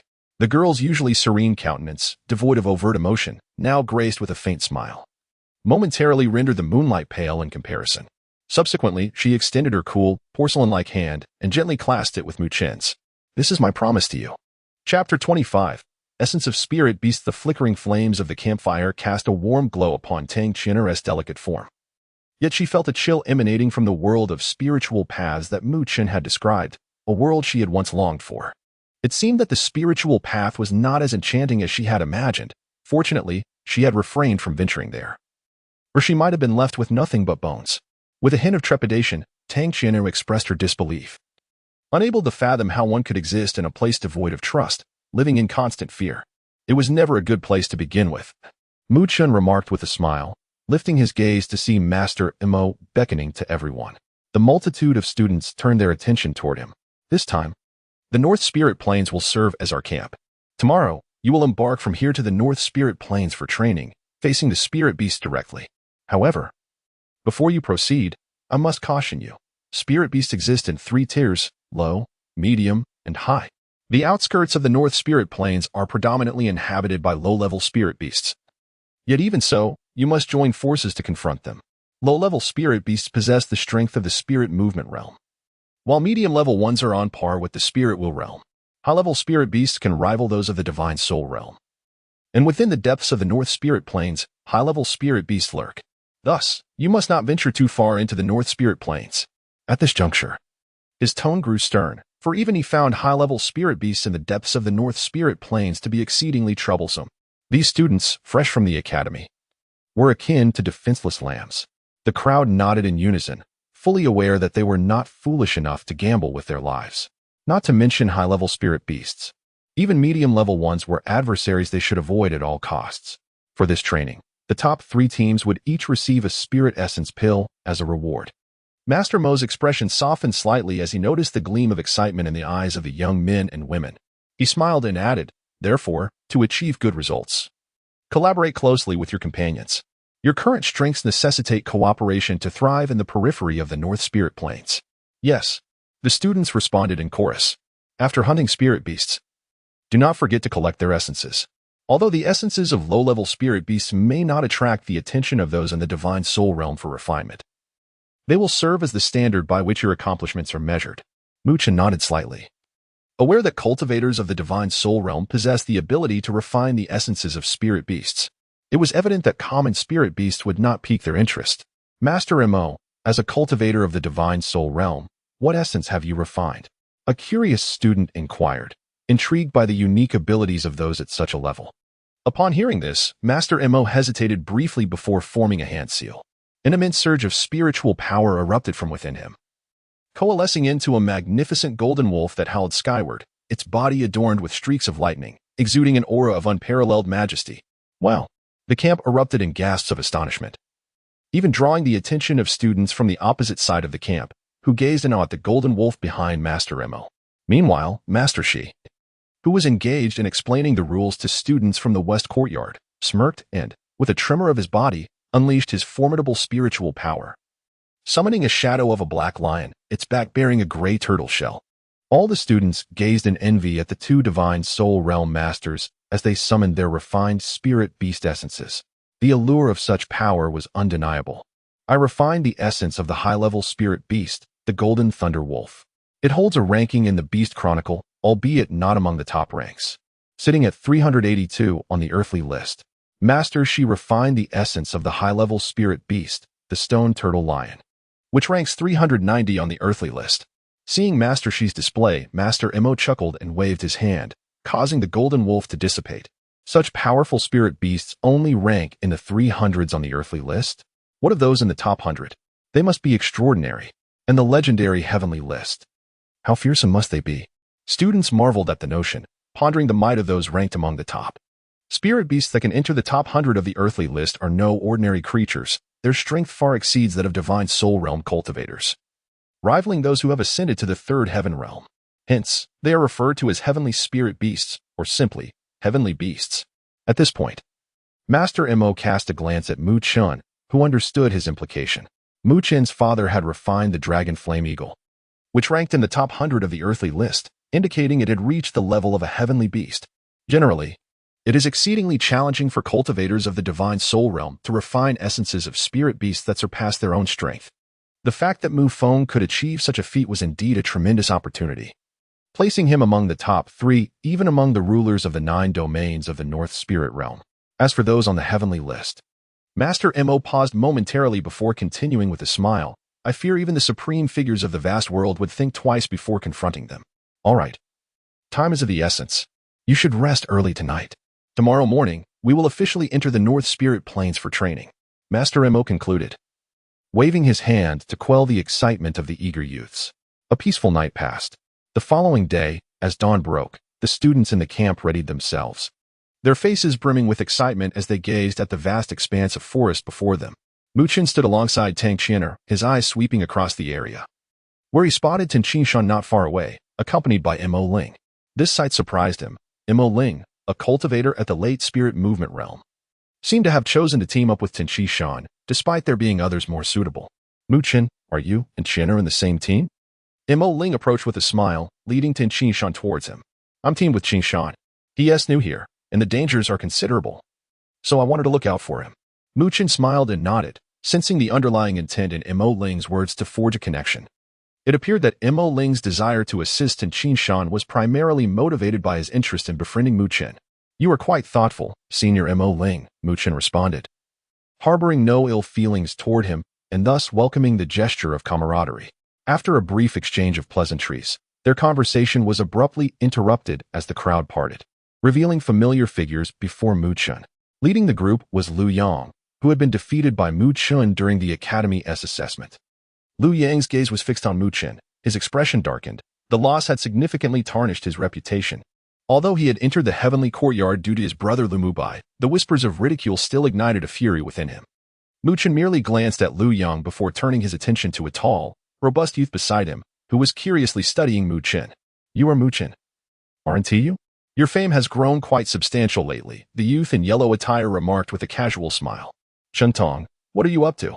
Mo Ling interjected, furrowing his brow at the two youths. Mu Chen remained composed, recognizing that Chen Tong was well known within the North Spirit Academy, ranking 3rd on the overall list. A late-stage spirit movement realm cultivator, much like Mo Ling, and a key figure in the Academy's cultivation program. Previously, you thrived on your own arrogance. Why now do you require the presence of others to muster the courage to arrive? Mu Chen cast a sidelong glance at Lu Yang and remarked with a smile. Upon hearing this, Lu Yang's expression darkened significantly, and he retorted ominously, enjoy your bravado, but do not let us cross paths within the North Spirit Plains, otherwise you shall face the consequences. Mu Chen chuckled and shook his head. In comparison to your elder brother, you indeed fall short in many aspects. Ah, how prideful you are. Allow me to introduce myself. I am Chen Tong from the West Courtyard. I have long wished to witness the prowess of the sole individual from the North Spirit Realm who has attained the qualification for the spiritual path. Chen Tong extended his hand with a somewhat teasing smile. Let us depart. Mu Chen offered a slight smile, dismissing the two with indifference as he strode past Chen Tong. However, he paused momentarily, turning his head toward a figure clad in white in the distance. Lu Mu Bai, who appeared remarkably handsome, was gazing at them with a calm demeanor. The two locked eyes, an unmistakable chill seeming to permeate the air, causing the surrounding students to quieten their chatter. If you find me displeasing, come forth yourself. I hold little regard for these individuals, Mu Chen said with a gentle smile, choosing not to linger any longer. He led Tang Qian'er and their companions out of the camp, swiftly heading toward the North Spirit Plains. Lu Mubai narrowed his eyes as he observed Mu Qin's departing figure, a flicker of cold light passing through his gaze. That scoundrel! Lu Yang gritted his teeth in frustration. Shen Tong grinned, his eyes shadowed with intrigue. No matter, let him revel in his arrogance for now. We shall inevitably encounter him within the North Spirit Plains, where no one will be watching. I shall impart to him the meaning of decorum. Truly, an individual who lacks respect for his seniors. Chapter 26. The deft hunter. These individuals from the westward are truly vexing. Amidst the verdant forest, Tang Qian'er's delicate face was etched with palpable annoyance. Their repeated attempts to harass Mu Qin were enough to ignite ire in even the most placid of hearts. Envy is the tribute mediocrity pays to genius. Mu Qin chuckled softly, casting a glance towards the distant rear. It seems Lu Mubai harbors a considerable animosity towards me, despite our prior lack of significant interaction. Lu Mubai? Tang Qian'er's brow furrowed slightly. Is he the one targeting you? Who else would motivate someone like Lu Yang, a mere freshman in the celestial class, to enlist Chen Tong's assistance? Lu Mubai is undoubtedly pulling the strings. He bears a resemblance to those aberrations from the spiritual road, albeit lacking a certain refinement. Mu Qin remarked casually. He is indeed odious. Tang Qian'er's face hardened with a frosty edge, swiftly followed by a hint of concern. Lu Mubai is a formidable adversary. Lu Yang pales in comparison. Since entering the Northern Spiritual Academy, Lu Mubai has consistently held the title of the Academy's strongest, and he has remained undefeated throughout the years. Indeed, Mu Qin, you must exercise caution with Lu Mubai. He has always been an enigma to me. I once engaged him in combat, only to suffer a crushing defeat. Even then, Lu Mubai did not unleash his full potential. Mo Ling added gravely. Senior Mo Ling, you possess the strength of the late-stage spiritual movement realm. If Lu Mubai could so easily defeat you, Tan Qingshan exclaimed in astonishment. Mo Ling nodded slowly. Lu Mubai has likely advanced to the spiritual rotation realm. He is truly formidable. Tang Qian'er's face grew solemn. If that were the case, it would indeed present a significant challenge, as the disparity between the spiritual rotation realm and the spiritual movement realm is substantial. Her gaze shifted towards Mu Qin. Yet the youth's countenance remained remarkably serene, adorned with a gentle smile. This quietude and composure seemed to alleviate the anxieties of Tang Qian'er, Mo Ling, and Tan Qingshan. The young man possessed an almost magical aura of composure, instilling belief that he could accomplish feats deemed impossible by others. While the spiritual rotation realm is formidable, it is not insurmountable. Though it may pose some difficulty, Lu Mubai will incur a price if he dares to make a move. Mu Qin stated softly, his words devoid of arrogance. Whether on the spiritual road or in this vast world, those who sought to harm him would inevitably pay a price, regardless of the outcome. Let us set aside these matters for now. The Northern Spiritual Ground training has commenced. Let us begin in earnest. You two are now our competitors. Mu Qin turned to Mo Ling and Tan Qingshan, a playful smile gracing his lips. Then we shall strike preemptively. Mo Ling and Tan Qingshan exchanged glances, then dashed forward into the distance. They were currently situated on the periphery of the Northern Spiritual Ground, where spiritual beasts were scarce. They needed to venture deeper to encounter them. Mu Qin watched them depart, a smile playing on his lips. He gently rubbed his palms together, a hint of anticipation flickering in his dark eyes. It has been quite some time since I last played the role of the hunter. I must act before my skills become dull. Let us depart as well. Mu Qin waved at Tang Qian'er, his pace quickening. However, he did not follow Mo Ling's route but veered slightly, his experiences on the spiritual road having taught him how to track spiritual beasts. The pair hastened their steps, and after several minutes, they gradually penetrated the outer reaches of the Northern Spiritual Ground. From the surroundings, the roars of various beasts echoed intermittently. Tang Qian'er closely trailed Mu Qin, her delicate face betraying a hint of apprehension. She was acutely aware that being surrounded by spiritual beasts in such a perilous location could prove fatal. As she anxiously scanned the surroundings, Mu Qin abruptly halted, causing her to collide with his back. The soft and lithe form of the young woman pressed against Mu Qin, the gentle sensation causing him to blink. Tang Qian'er's face flushed crimson as she hastily retreated, but Mu Qin grasped her delicate hand. Hush! Before Tang Qian'er could struggle, Mu Qin gently raised his hand, his gaze piercing through the thicket, fixed on a clearing ahead. Tang Qian'er followed his gaze and beheld two creatures with crimson hides, a single black horn protruding from their foreheads, resembling a cross between a tiger and a boar. They were leisurely ambling about, their grating snorts echoing through the air. Low-level spiritual beasts, blood-boar tigers. Mu Qin whispered. These two appear to be at the mid-stage of the spiritual movement realm. However, these beasts possess thick hides, capable of withstanding a full-force strike from a late-stage spiritual movement realm cultivator, and they become exceptionally ferocious when enraged. One for each of us. Is that acceptable? Mu Chen inquired of Tang Qianer. The young woman's face was slightly pale, but she nodded resolutely. This was likely her first direct confrontation with such a savage-looking spiritual beast. Fear not, I am here. Mu Chen reassured her with a smile. Tang Qianer bit her lip gently, a short sword materializing in her grasp. She had no desire to hinder Mu Chen. For the sake of their combined score, she had to persevere. Let us begin. Mu Chen uttered softly, his figure already darting forward. Roar. The two blood-boar tigers fixed their crimson eyes upon the newly arrived Mu Chen. With a roar, a bloody aura emanated from their bodies. Boom. One of the beasts charged directly towards Mu Chen with earth-shaking steps, resembling a streak of crimson lightning. As the other prepared to follow, a sharp pebble, propelled by spiritual energy, struck its nose with considerable force, halting its advance. The beast turned its bloodshot eyes towards the frail young woman who had appeared, and with a roar, it lunged forward. Mu Chen, focused on the blood-boar tiger charging towards him, revealed not a trace of trepidation. Instead, a glimmer of excitement flickered in his eyes. He stamped his foot and shot forward. The man and beast hurtled past, a gust of wind scattering withered leaves across the ground. Just as they were about to collide, Mu Chen sidestepped abruptly, a sharp dagger materializing in his right hand, enveloped in dark spiritual energy. Mu Chen's right hand traced a cunning arc. As the blood-boar tiger rushed past, a dark light flashed, and a chilling glint sliced across the beast's eyes, spurting forth a torrent of blood. Bang! The blood-boar tiger crashed violently into a massive tree behind, felling it with a resounding crash that shook the earth. The blood-boar tiger shrieked madly, its crimson eyes now completely blinded by Mu Chen's attack. Roar! Driven to the brink of insanity by the excruciating pain, the blood-boar tiger relied on its sense of smell to turn and charge relentlessly towards Mu Chen, its bristles standing on end like steel needles, forming a veritable fortress of iron. However, Mu Chen remained composed in the face of the enraged blood-boar tiger. He danced around the beast's frenzied attacks, his nimble footwork allowing him to evade its every strike. Each time the blood-boar tiger lunged past, the sharp dagger would draw a line of crimson blood. As the blood splattered, the blood-boar tiger's momentum gradually waned, its strength visibly failing. Mu Chen seized the opportunity, closing in swiftly while the beast staggered. A glint of coldness flickered in his eyes, and the dagger, now imbued with spiritual energy, became lethally sharp. With lightning speed, he plunged the dagger into the blood-boar tiger's throat. The scalding blood gushed forth from the dagger as the blood-pig tiger emitted a mournful howl, its body gradually ceasing to move. After vanquishing this ferocious beast, Mu Chen turned his gaze towards Tang Qianer, who appeared somewhat disheveled. Although she had left several bloody marks on the blood-pig tiger, they bore little consequence to the creature's tough hide and resilient flesh. Roar!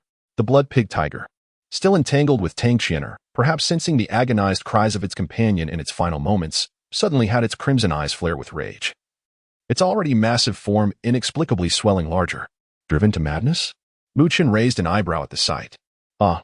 Tang Qianer let out a startled exclamation as her short sword struck the blood-pig tiger, but was rebuffed, slipping from her grasp.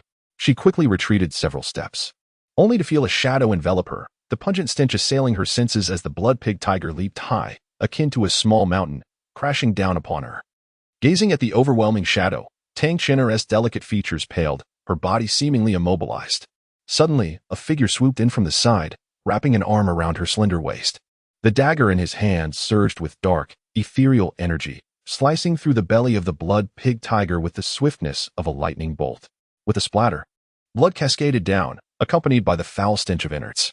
Mu Chen rolled with Tang Qianer to evade the beast's crushing weight. After a brief struggle, the blood-pig tiger lay still, clearly bereft of life. With a sigh of relief at having dispatched the two blood-pig tigers, Mu Chen felt the girl in his arms stir slightly. He smiled and released her, asking, "Are you all right?" Tang Qianer, her cheeks flushed, shook her head. She glanced at the lifeless beasts, all reflected in her beautiful eyes, fully aware that Mu Chen bore the brunt of the responsibility for their swift defeat. "How are you so powerful? I struggled for so long with that blood-pig tiger and couldn't slay it," she remarked, unable to contain her admiration. "Just aim for the vital spots, and with practice, you'll become accustomed to it," Mu Chen replied with a grin, rising to approach the fallen beasts. He drew his dagger across their heads, where crimson light emanated, and two fist-sized orbs began to ascend. Within the orbs, a miniature blood pig tiger could be discerned, radiating faintly with a tempestuous wave of spiritual energy.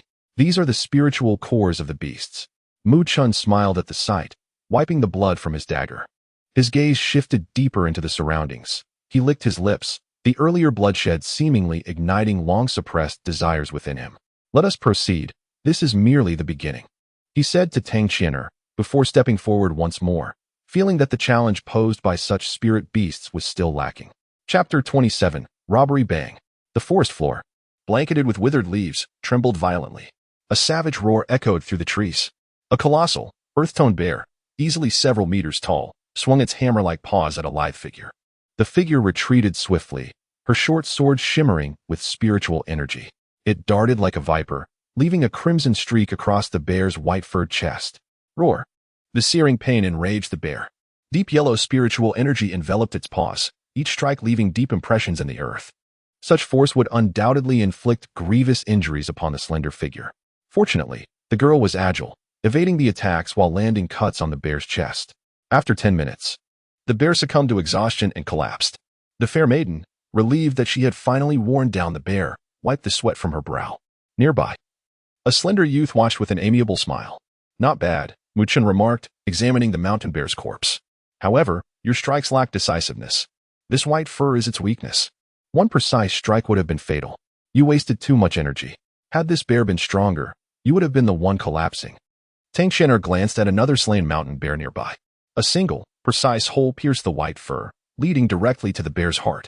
This bear had been slain instantly. This was Mu Chen's kill. Tang Qian'er had witnessed the ruthless, precise strike. The composure he displayed during the kill was leagues ahead of her own struggles. Despite her words, Tang Qian'er admired Mu Chun. Under his guidance, she had overcome her initial fear and could now hunt spirit beasts of the spirit-reaching stage alone.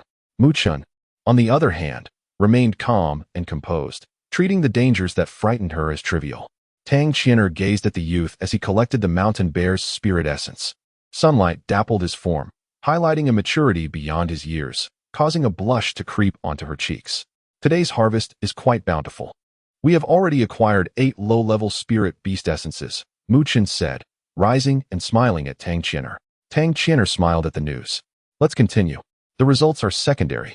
This training is invaluable," Mu Chun said with a smile. He paused, frowning as he sensed movement to the right. "What is it?" Tang Qian'er asked. "There's some commotion. Let's investigate." Mu Chun gestured to Tang Qian'er and headed in that direction, with Tang Qian'er following closely behind. Deep in the forest, dozens of Northern Spiritual Academy students stood huddled together, their faces grim. 10 figures leaned against the trees, watching them with amusement. These 10 figures exuded an air of competence, their eyes sharp and their bodies carrying the faint scent of blood. They were a team of adventurers. "What do you want?" In front of the students were Mo Ling, Tan Shan, Jiang Li, and Tung Yong, their faces filled with anger and fear. These youths were intimidated by the adventurers, who were hardened from a life of danger. "You little runts."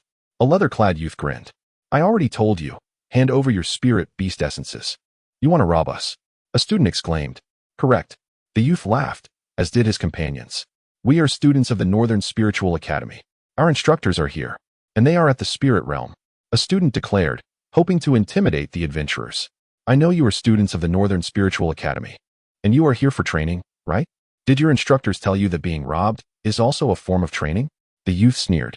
"As long as we don't kill you, your instructors won't care. So, hand them over." "Don't make me get rough," he said with a chilling grin. "You," Mo Ling growled, clenching his fists. "Want to try me? You are at the late stage of the spirit-reaching stage, just like me. Why don't we see who is stronger?" The youth stared at Mo Ling with a predatory gaze. Mo Ling felt a chill. Although they were both at the late stage of the spirit-reaching stage, the youth's aura was far superior. Moreover, his companions were equally strong. Mo Ling hesitated, then slowly unclenched his fists and shook his head at Tan Shan and Jiang Li. They sighed, knowing that they were no match for the adventurers. "Good children," the youth said mockingly. "Is this what the students of the Northern Spiritual Academy are like? Disappointing. What are you doing?" A puzzled voice came from behind. Mu Chun and Tang Qian'er stood nearby, watching them. Mu Chun?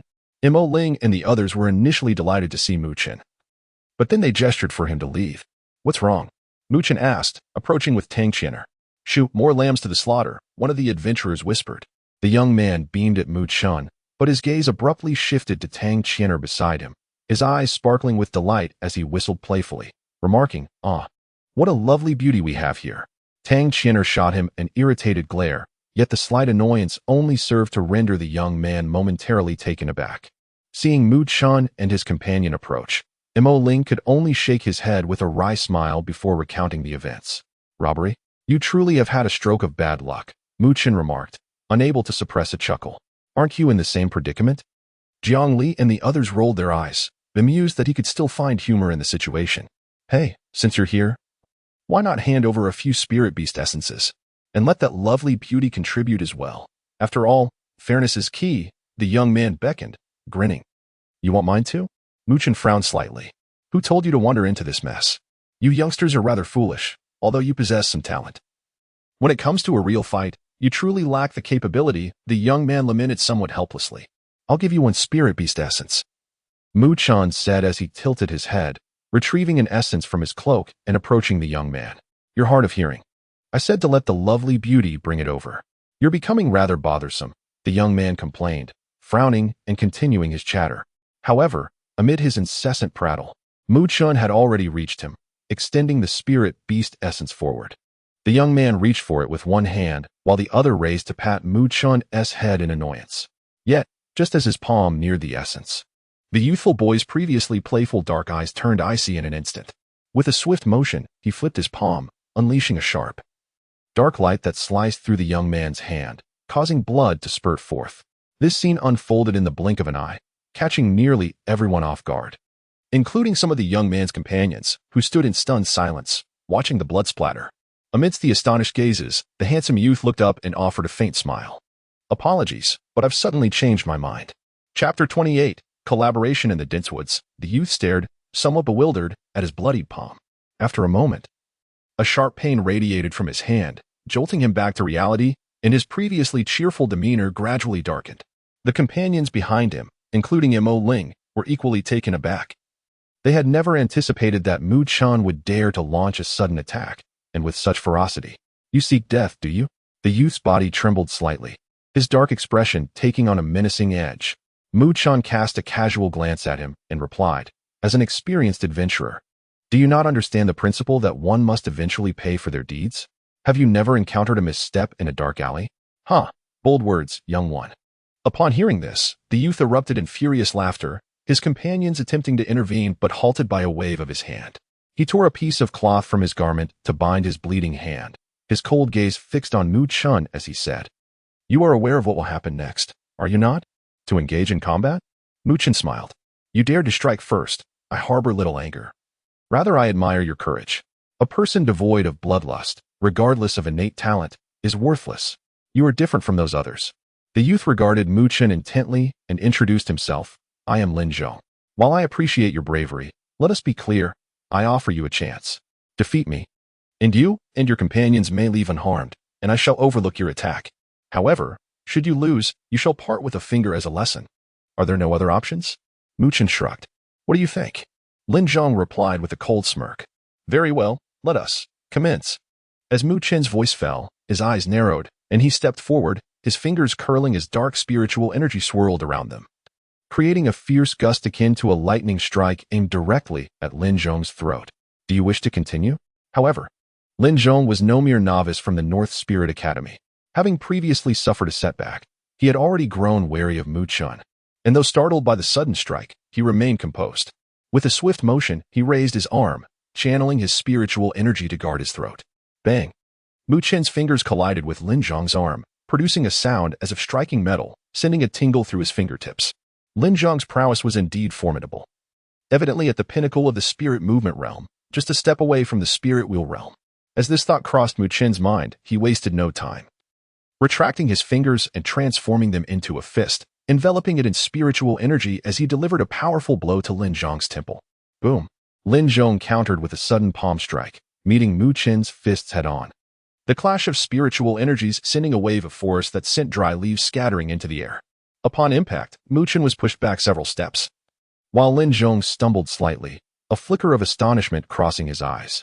In that moment of contact, he sensed the overwhelming dominance of Mu Chen's dark spiritual energy, realizing that the young man before him practiced an extraordinary technique. "Good lad," Lin Zhong exclaimed with a cold shout, charging forward as his immense spiritual energy erupted. His palms sliced through the air like blades, mercilessly targeting Mu Chen's vital points. Watching from behind, Tang Qian'er and Mo Ling were drenched in cold sweat, recognizing that these individuals were indeed ruthless. Yet, in the face of Lin Zhong's fierce assault, Mu Chen remained unperturbed. He shifted his steps, his dark eyes fixated on Lin Zhong's movements, occasionally transitioning from palm to fist, engaging Lin Zhong's strikes, but always retreating swiftly. It appeared as though he was being pushed back, yet Lin Zhong could not lay a finger on him. His companions, who initially watched with amusement, gradually adopted serious expressions, exchanging glances filled with astonishment. "This lad is impressive. He can hold his ground against Lin Zhong with mid-level spirit movement realm strength." "What?" The adventurers gasped in surprise. "This youth can see through Lin Zhong's attacks? What kind of insight does he possess?" "Lin Zhong is no inexperienced student from the academy." "Captain, are you certain?" one adventurer asked, bewildered. The burly man glanced at them and replied, "If this youth were at the late stage of the spirit movement realm, none of you would stand a chance against him. When did the North Spirit Academy's students become so formidable?" "Impossible?" the adventurers exclaimed in disbelief. Lin Zhong could hardly contain his frustration. The burly man smiled faintly and said, "It seems Lin Zhong is about to lose his composure." The crowd turned their attention to Lin Zhong, whose face was now flushed.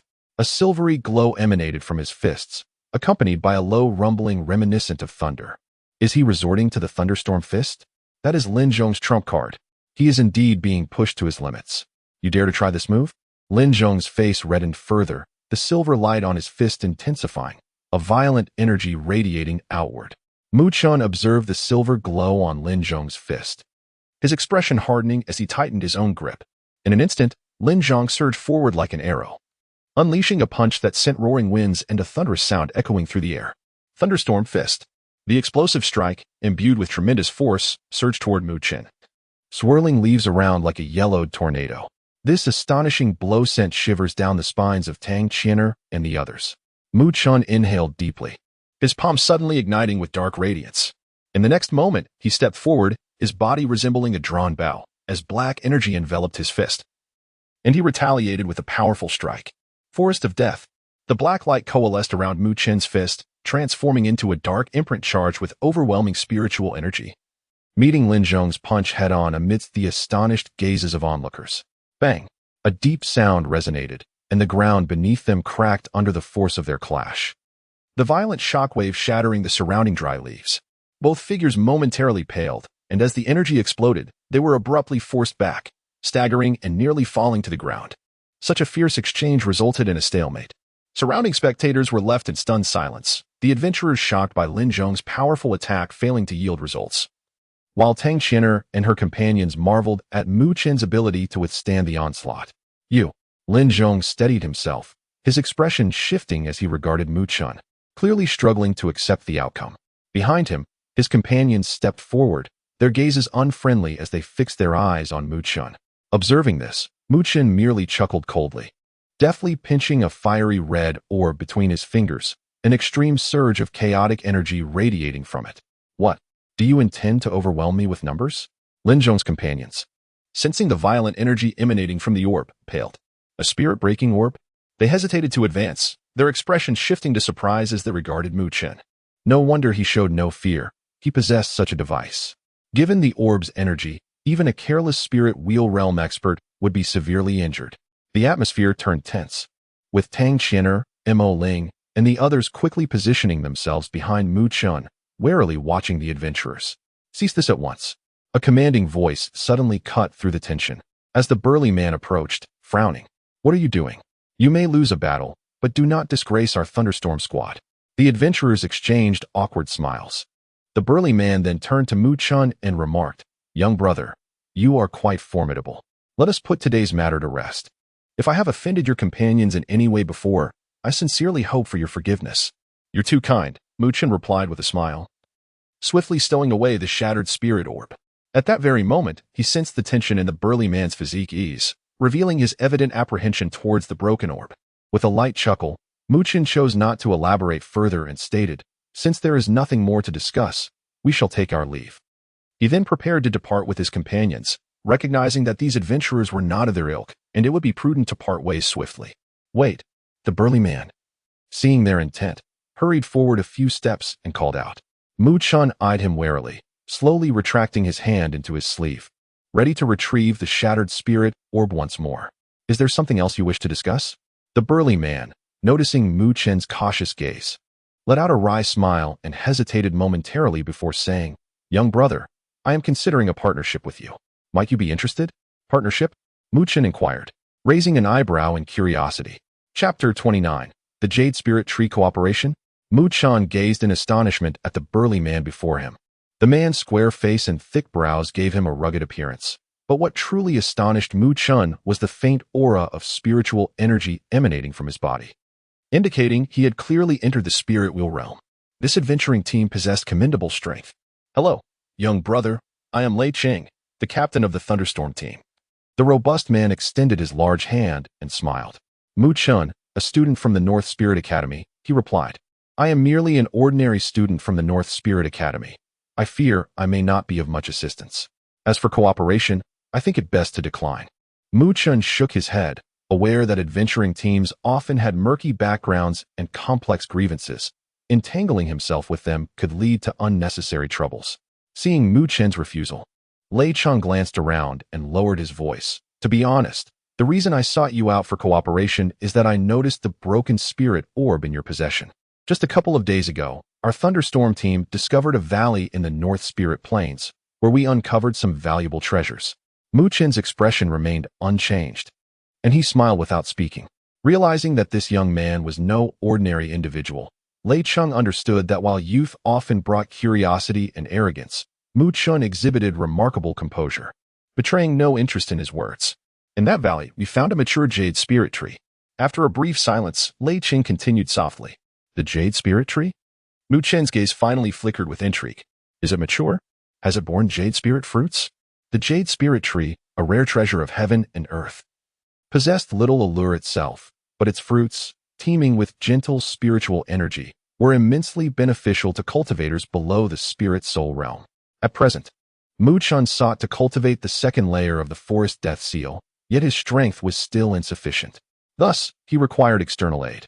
And the jade spirit fruits could indeed alleviate his immediate predicament. Although we did not approach closely, we observed that the jade spirit tree appears quite mature. Lei Cheng nodded affirmatively. "Are there any guarding spirit beasts?" Mu Chen inquired. "Indeed, those beasts are the problem." Lei Cheng let out a sigh of frustration.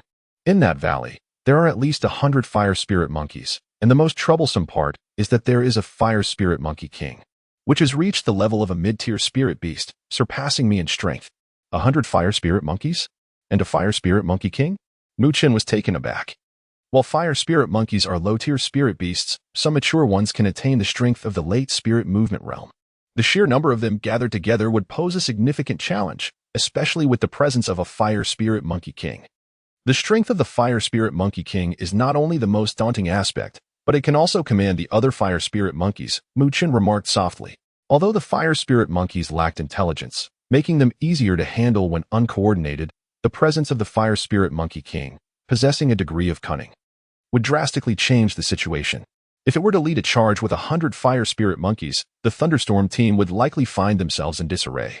Lei Cheng cast a surprised look at Mu Chen, clearly not expecting this seemingly youthful boy to possess such extensive knowledge about spirit beasts, rivaling that of seasoned hunters. "My broken spirit orb can certainly injure mid-tier spirit beasts, but killing one may prove challenging," Mu Chen mused.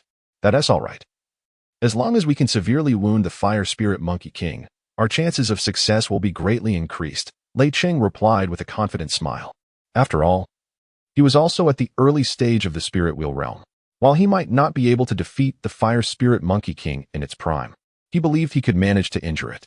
Given that, let us discuss compensation. Mu Chen smiled slyly, akin to a cunning little fox. "You must realize that to accomplish this task, I require at least one broken spirit orb, which is not inexpensive. Sometimes, money alone cannot procure one." Lei Cheng chuckled wryly, but no longer viewed Mu Chen as just a youth. He had no intention of deceiving him. "Young brother, name your price, if it is reasonable." I shall not object. Mu Chun pondered for a moment and stated, I shall take 30% of the jade spirit fruits from the jade spirit tree. This price is not unreasonable, considering the main effort will be borne by your thunderstorm team. Your heart is quite shrewd. Lei Chung grinned, yet after some thought, he nodded. This price was acceptable, given that the bulk of the effort lay with them. Let it be so. I will also need to bring a few companions. Is that acceptable? Mu Chun smiled. While the initial interaction suggested Lei Ching was a decent fellow, it was wise to maintain a degree of caution. Venturing alone with them felt rather precarious. Certainly, but you are aware of the fire spirit monkey's strength. If your companions lack the ability to protect themselves, it might complicate matters, Lei Chung replied. Mu Chun nodded and then turned to Tang Qianer and Mo Ling, who were unaware of the conversation between him and Lei Chung. However, given their expressions, it seemed the atmosphere remained amicable, which was the best outcome. I have a somewhat perilous yet potentially rewarding task to undertake with the thunderstorm team. If you are interested, you may join me. The compensation will surely satisfy you. Of course, there are two conditions. You must follow my orders, and you must be at least at the mid-spirit movement realm. Who wants to join? Mu Chun addressed Mo Ling and the others. Mo Ling and the others were taken aback. Mu Chun actually intended to cooperate with these individuals? I will go. Tang Qianer was the first to raise her delicate hand. Beaming with enthusiasm, I will join as well. Mo Ling nodded after contemplation. Being at the late spirit movement realm, he met the requirements. And he understood Mu Chun's discerning eye. If even he claimed the rewards were satisfactory, they would likely be exceptional. Tin Chishan felt a tinge of regret but recognized that he was only at the early spirit movement realm and would only be a liability if he joined. Jiang Li and Tung Yong exchanged glances, hesitating for a moment before resolutely declaring, we will go as well. Soon after, 3 more youths, each at the mid-spirit movement realm, joined. Thus, Mu Chun's group now comprised 8 individuals, a commendable assembly that provided some leeway should unexpected events arise. This young man is more cautious and seasoned than any of us. Lei Ching shook his head slightly. Clearly, Mu Chun's previous statements were tailored for their ears. Should they dare act against him, that formidable spirit soul realm expert would ensure they never escaped the North Spirit Plains. Tan Qingshan nodded, and, upon seeing Mu Chun wave, he too did not linger, departing with the other students. Let us set off. Mu Chun turned to Lei Chung with a smile. Indeed, let us go, Lei Ching nodded, signaling the members of the thunderstorm team before leading the way, swiftly vanishing into the thick underbrush. As they traveled, Mu Chun disclosed the details regarding the jade spirit tree to Tang Qianer and Mo Ling. Upon hearing the term jade spirit fruit, their eyes visibly brightened. Clearly aware of the immense benefits such fruits would offer them. Hiki, Mu Chun remains loyal. He hasn't forgotten us in this good fortune, Mo Ling exclaimed with excitement. Beside them, Jiang Li and Ting Yong's faces were slightly flushed. Previously, their demeanor towards Mu Chun had been less than cordial, yet now they found themselves indebted to him.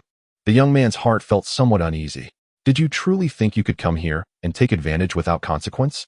Should anything go awry, your lives may very well hang in the balance, Mu Chun remarked with a light chuckle.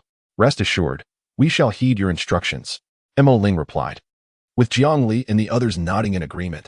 Observing their reactions, Mu Chun smiled and then focused on the journey ahead. The group traversed through dense foliage, encountering several obstructive spirit beasts along the way. However, before Mu Chun and his companions could take action, these lesser spirit beasts were swiftly dispatched by the thunderstorm squad. Their efficiency leaving Mo Ling and the others in awe, making them acutely aware of the disparity between the two parties. As they continued at a brisk pace, approximately half an hour later, the signs of human presence became increasingly sparse. Occasional roars of beasts echoed through the air. At this juncture, even the thunderstorm squad adopted a more cautious approach. After navigating through the thicket once more, the scenery suddenly opened up before them. A stream flowed over the rocky terrain, and across from them lay a small valley, filled with the sharp cries of monkeys.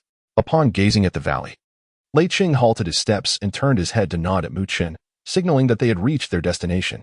The jade spirit tree awaited them within that valley.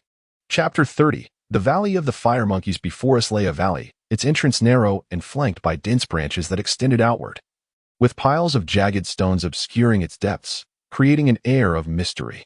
It was evident that the thunderstorm team had exerted considerable effort to uncover this hidden place.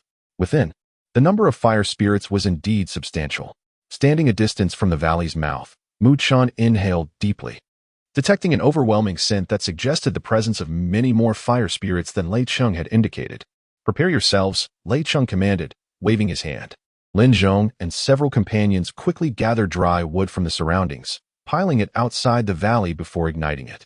Cover your mouths and noses, and hold your breath as much as possible. From his pocket, Lei Cheng produced several dark gray pills, exuding a rich aroma that induced a sense of drowsiness. Lin Zhong and the others had already torn pieces of cloth, wetting them in a nearby stream to distribute among the group. Once everyone was ready, Lei Cheng tossed the pills into the fire, and the potent fragrance spread rapidly. Channel your spirit power and direct the smoke into the valley. With a commanding shout, Lei Cheng was the first to act. His sleeves billowed as he unleashed a formidable wave of spirit power, conjuring a fierce wind that carried the dense smoke into the valley.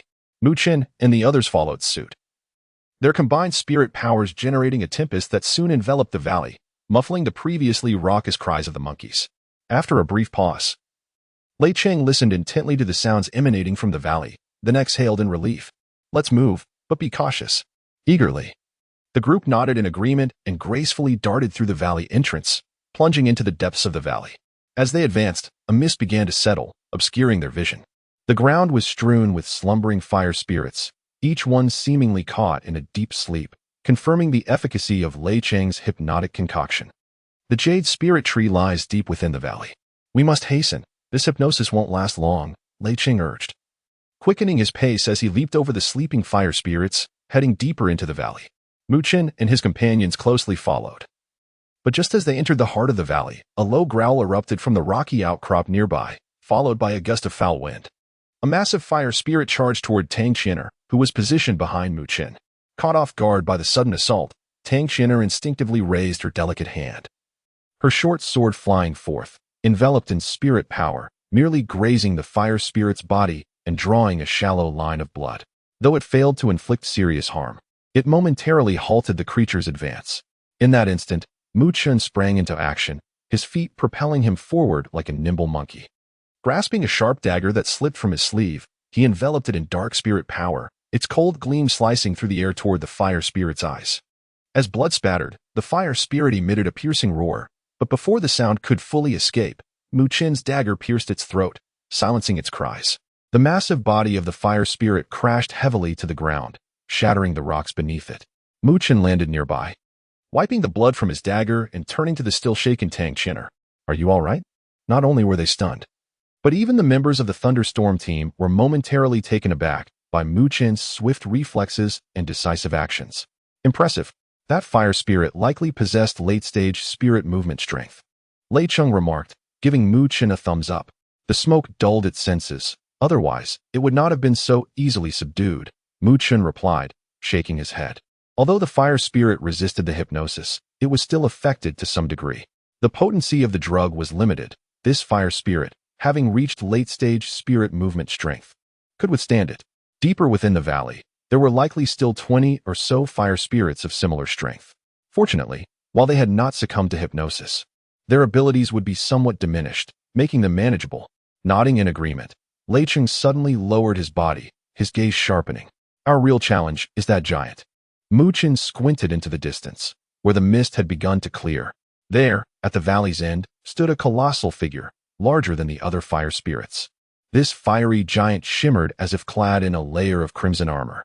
Though it sat partially on the ground, a palpable aura of ferocity emanated from it, its turbulent spirit energy far surpassing that of ordinary fire spirits. Clearly, this was the overlord of the valley, the fire spirit king. Feeling the pressure of its spirit energy, Mu Chen's expression turned grave. The others, including Mo Ling, exchanged fearful glances. After all, it was a mid-level spirit beast. After observing the fire spirit king for a moment, Mu Chen shifted his gaze behind the giant. There, amidst the rock wall, lay a crack approximately 2 yards wide, from which a small tree extended. This tree, glistening white as if crafted from jade, bore vibrant green leaves speckled with hints of emerald. Among its branches hung perfectly round fruits, their fragrance wafting through the air, even at this distance, offering a sense of tranquility. Indeed, it is the jade spirit tree, Mu Chen thought, his eyes glimmering with delight. Clearly, the tree had matured, likely bearing more than 30 of the coveted jade spirit fruits. This partnership, if successful, could yield considerable rewards. My brother, I will lead 5 of my team against the fire spirit king. The other 5 will assist your companions in dealing with the awakened fire spirits. Meanwhile, you should wait for the right moment to use the spirit-breaking pearl and attempt to strike down the fire spirit king in one blow. Lei Ching observed the situation before speaking solemnly. Agreed, Mu Chen nodded. After a moment of contemplation, he added, however, should unforeseen circumstances arise, I suggest an immediate retreat. If you become overly fixated on the jade spirit fruits, I will take my team and leave. The loss of the spirit-breaking pearl will be a mere misfortune. For while the fruits are precious, life is paramount. Hearing this, Lei Ching chuckled wryly and nodded. If it came to that, they could only consider it unfortunate. Prepare for action, Lei Ching commanded, signaling for Lin Zhong and the 5 members of the Thunderstorm team to channel their spirit energy as they cautiously approached the formidable Fire Spirit King. Despite the lingering mist within the valley, the Fire Spirit King was no ordinary beast. As Lei Ching and his companions encroached upon its territory, it suddenly became alert. Fixating its scarlet eyes upon them, a fierce rage igniting within its gaze. With an enraged roar, the Fire Spirit King extended its long arms and seized a massive boulder, hurling it toward Lei Ching with tremendous force. The wind howled as the stone flew, carrying an immense weight behind it. Attack! With a vehement roar, Lei Ching surged forth, a crimson greatsword materializing in his grasp. As spiritual energy surged, he cleaved a path, the keen blade instantly sundering the colossal rock. His momentum remained unabated as he spearheaded the assault towards the Fire Spirit Ape King, closely followed by the rest of the Thunderclap squad. Clash! The 2 factions collided, igniting a fierce melee. Torrential spiritual energy erupted, succeeded by the swift, lethal glint of blades aimed at the Fire Spirit Ape King's hide. While Lei Ching and his comrades engaged the Fire Spirit Ape King, Mo Ling and the remaining 5 members of the Thunderclap squad intercepted the awakened Fire Spirit Apes, preventing them from interfering with the central skirmish. Mu Chen, stationed at a distance, vigilantly observed the unfolding battle. The fiery spirit-shattering pearl was clasped between his fingers, radiating untamed spiritual force. This pearl possessed the potential to inflict grievous harm upon a spiritual rotation stage expert, but only a single one existed. Thus, he was compelled to seize the optimal moment, lest the opportunity be squandered, rendering their entire endeavor futile. Thud. The confrontation with the Fire Spirit Ape King was exceedingly brutal. Lin Zhong and the other 5 members of the Thunderclap squad exerted their utmost, landing blows that left marks on the Fire Spirit Ape King's body. Yet, their hands gripping the sword hilts were stained crimson, evidence of the forceful recoil. It appeared that without Lei Ching directly absorbing the brunt of the Fire Spirit Ape King's attacks, they would have been unable to approach the behemoth.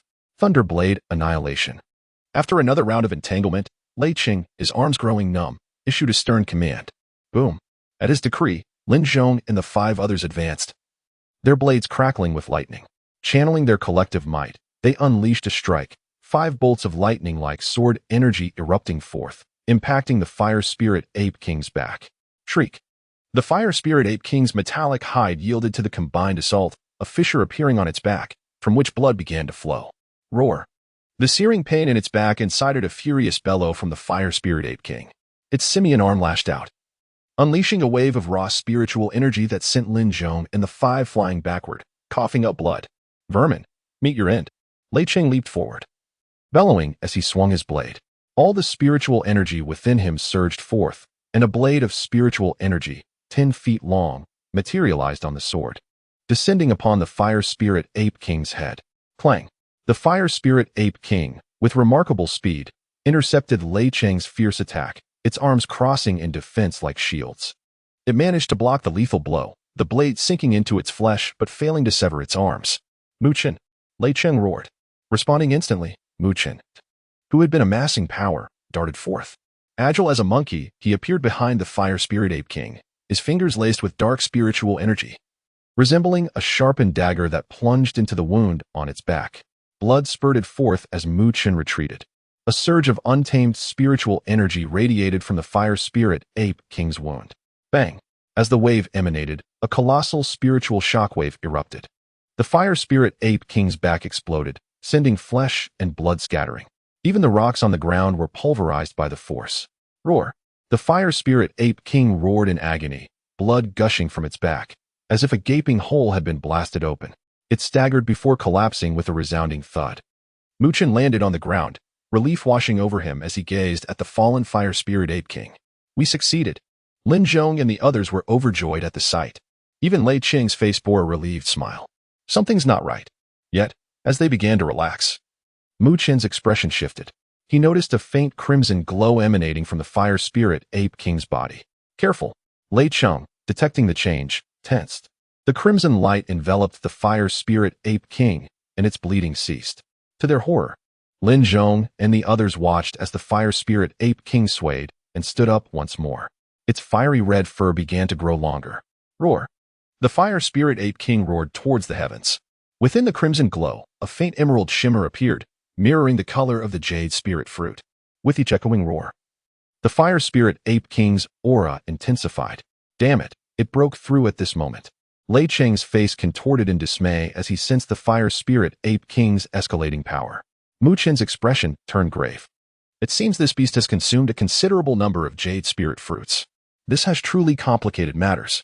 Chapter 31. The tiger and the wolf. The valley seemed to tremble at this moment, as the already formidable fire spirit monkey king appeared even more ferocious. Its grotesque, beastly visage filled with fury and an unsettling savagery. Mu Qin and Lei Qing exchanged grave glances, their expressions heavy with concern as they beheld the increasingly menacing aura of the fire spirit monkey king. Who could have anticipated that it would break through at such a critical juncture? Judging by its presence, it seemed that the fire spirit monkey king had reached the pinnacle of a mid-level spirit beast, comparable to a late-stage spirit wheel realm expert. Late-stage spirit wheel realm? Mu Qin and Lei Qing shared a silent acknowledgement, their hearts sinking at the sheer improbability of encountering such a misfortune. Captain, what should we do? Lin Zhong and the others inquired, their faces pale with trepidation. After a moment's contemplation, Lei Qing gritted his teeth and declared, "The fire spirit monkey king is on the verge of a breakthrough, but has already sustained serious injuries. We shall make another attempt. If we cannot overcome it, we must retreat." Lin Zhong and the others nodded in agreement. This unexpected turn of events was alarming. Although they were loath to abandon the jade spirit fruit, their lives took precedence. Mu Qin signaled to Tang Qian'er and the others in the distance, urging them to withdraw immediately if the situation turned dire. Roar. Just as Mu Qin warned Tang Qian'er, the fire spirit monkey king unleashed a furious roar, its blood-red eyes fixated on Mu Qin, evidently remembering him vividly as the one who had previously inflicted serious wounds. The fire spirit monkey king possessed a fierce sense of vengeance, paired with an intelligence that was far from remarkable, compelling it to regard Mu Qin as a target that must be torn apart at all costs. Thus, it was the first to strike, seizing a massive boulder several meters in size and hurling it at Mu Qin with savage intent. Seeing this, Mu Qin swiftly propelled himself backward, narrowly evading the violent assault. He could not afford to be touched by such a behemoth, with its late-stage spiritual strength. Even the slightest contact could be fatal. As Lei Qing and the others witnessed the fire spirit monkey king's relentless pursuit of Mu Qin, they sprang into action. However, to their astonishment, no matter how fiercely they attacked, the fire spirit monkey king disregarded them entirely, fixated only on Mu Qin, forcing him into a desperate predicament. Roar. This realization drained the color from their faces. If the hundreds of fire spirit monkeys in the valley awakened, they would have no chance of escape. Captain, if the fire spirit monkey king continues to roar, all the fire spirit monkeys will wake up. Lin Zhong exclaimed urgently. Mu Qin, recognizing the gravity of the situation, felt the weight of concern deepen upon his face. His gaze flickered momentarily, then fell upon the jade spirit tree nestled within a crack in the cliff. Gritting his teeth, he declared, "Brother Lei Qing, I will lead the fire spirit monkey king away. You all must quickly retrieve the jade spirit fruit." What? Lei Qing and the others gasped in shock. The fire spirit monkey king possessed late-stage spiritual strength, while Mu Qin was merely at mid-stage spirit movement. If he ventured off alone, it would undoubtedly be perilous. There is no time. The fire spirit monkey king has set its sights on me. You cannot drag it away. As Mu Qin's words fell, dark spiritual energy coiled around his legs, and his speed surged dramatically. He darted like an arrow toward the valley's exit, with the fire spirit monkey king roaring in hot pursuit, showing no signs of hesitation. Lei Qing and the others stood stupefied, watching Mu Qin flee the valley with the fire spirit monkey king in tow. Finally, Lei Qing clenched his teeth and urged, "Hurry. We must act quickly. Lin Zhong, you and the others go stop the awakening fire spirit monkeys. I will retrieve the jade spirit fruit." Understood. Lin Zhong and the others wiped the blood from their lips and nodded vigorously before charging toward the groggy fire spirit monkeys. Lei Qing cast one last glance outside the valley, a bitter smile crossing his face, praying for Mu Chen's safety. Otherwise, they would surely suffer when the Northern Spirit Academy came knocking. Bang! Bang! In the depths of the forest, the earth trembled as a massive, blood-red silhouette charged through, snapping trees as it went. It remained heedless of its surroundings. Its crimson eyes solely focused on the small figure that darted away like a nimble spirit monkey. This commotion naturally drew the attention of other spirit beasts in the forest. However, the fire spirit monkey king, having reached the pinnacle of mid-level spirit beasts, was the most formidable presence in the outskirts of the northern spirit plains. Thus, the other spirit beasts were cowed by its ferocity, daring not to approach, merely watching helplessly as the confrontation unfolded. That wretched beast is truly relentless. After nearly 10 minutes of frantic flight, Mu Chen realized that the fire spirit monkey king showed no signs of relenting, prompting an involuntary curse to escape his lips. Swish. Just then, a fierce gust of wind erupted behind him, and Mu Chen turned to see the fire spirit monkey king hurling a massive tree trunk at him. He quickly dove forward, rolling several times on the ground to narrowly evade the tumbling tree. As Mu Chen rolled past a patch of underbrush, he seized a handful of black grass leaves and tucked them into his garment before sprinting away once more. In his frantic dash, Mu Chen's dark eyes sparkled with determination. His decision to lead the fire spirit monkey king away was not born out of bravado. Rather, he had ample experience in such matters. Having encountered similar predicaments during his time in the Spirit Road, he surmised that he was approaching the inner regions of the northern spirit plains, where he might find spirit beasts capable of matching the fire spirit monkey king. These spirit beasts had a strong sense of territoriality. Upon detecting the intrusion of the fire spirit monkey king, they would certainly take action, providing him with an opportunity to escape this formidable foe. As Mu Chen's thoughts raced, he summoned all his spiritual energy, activating the Grand Buddha Sutra. Perhaps due to the life and death urgency of the situation, he felt the sutra's activation speed intensify, channeling waves of spiritual energy throughout his limbs, preventing him from succumbing to exhaustion. However, regardless of how powerful the Grand Buddha Sutra was, Mu Chen was still only at mid-stage spirit movement, a significant disparity compared to the late-stage spirit will strength of the fire spirit monkey king. As time passed, he began to feel his stamina dwindling. Roar! Just as Mu Chen sensed his situation deteriorating, a low, ominous roar echoed from the distant forest, carrying an unmistakable warning. At last, they have arrived. Upon hearing the beast roar, a flicker of joy lit up Mu Chen's eyes as he accelerated, leaping into the thicket. As he dove into the underbrush, he swiftly extracted a handful of black grass leaves, crushing them in his palm, releasing a pungent black liquid that splattered across his body. Just as Mu Chen completed his preparations, a colossal black silhouette sprang forth before him. The creature seemed utterly unconcerned with the small human. Its gaze locked onto the aggressively approaching fire spirit monkey king. It was a unicorn dragon leopard. Mu Chen gazed at the dark giant, observing its resemblance to a black panther, complete with a singular horn, yet armored with an impenetrable shell. Its tail, resembling a spiked weapon, lashed menacingly, exuding a fierce spiritual energy from its form. Mu Chen furrowed his brow at the sight of the unicorn dragon leopard. Although it was also a mid-level spirit beast, it seemed to possess only the strength of a beginner in the spirit wheel realm, making it vastly inferior to the fire spirit monkey king. Roar! The unicorn dragon leopard fixed its gaze on the oncoming fire spirit monkey king, issuing a threatening roar, attempting to intimidate it into retreat. However, at this juncture, the fire spirit ape king's eyes had become bloodshot. Anyone who dared impede its path to tearing Mu Chen asunder would face its wrath. Thus, upon witnessing the unicorn dragon leopard's audacity to obstruct it, the ape unleashed a savage roar.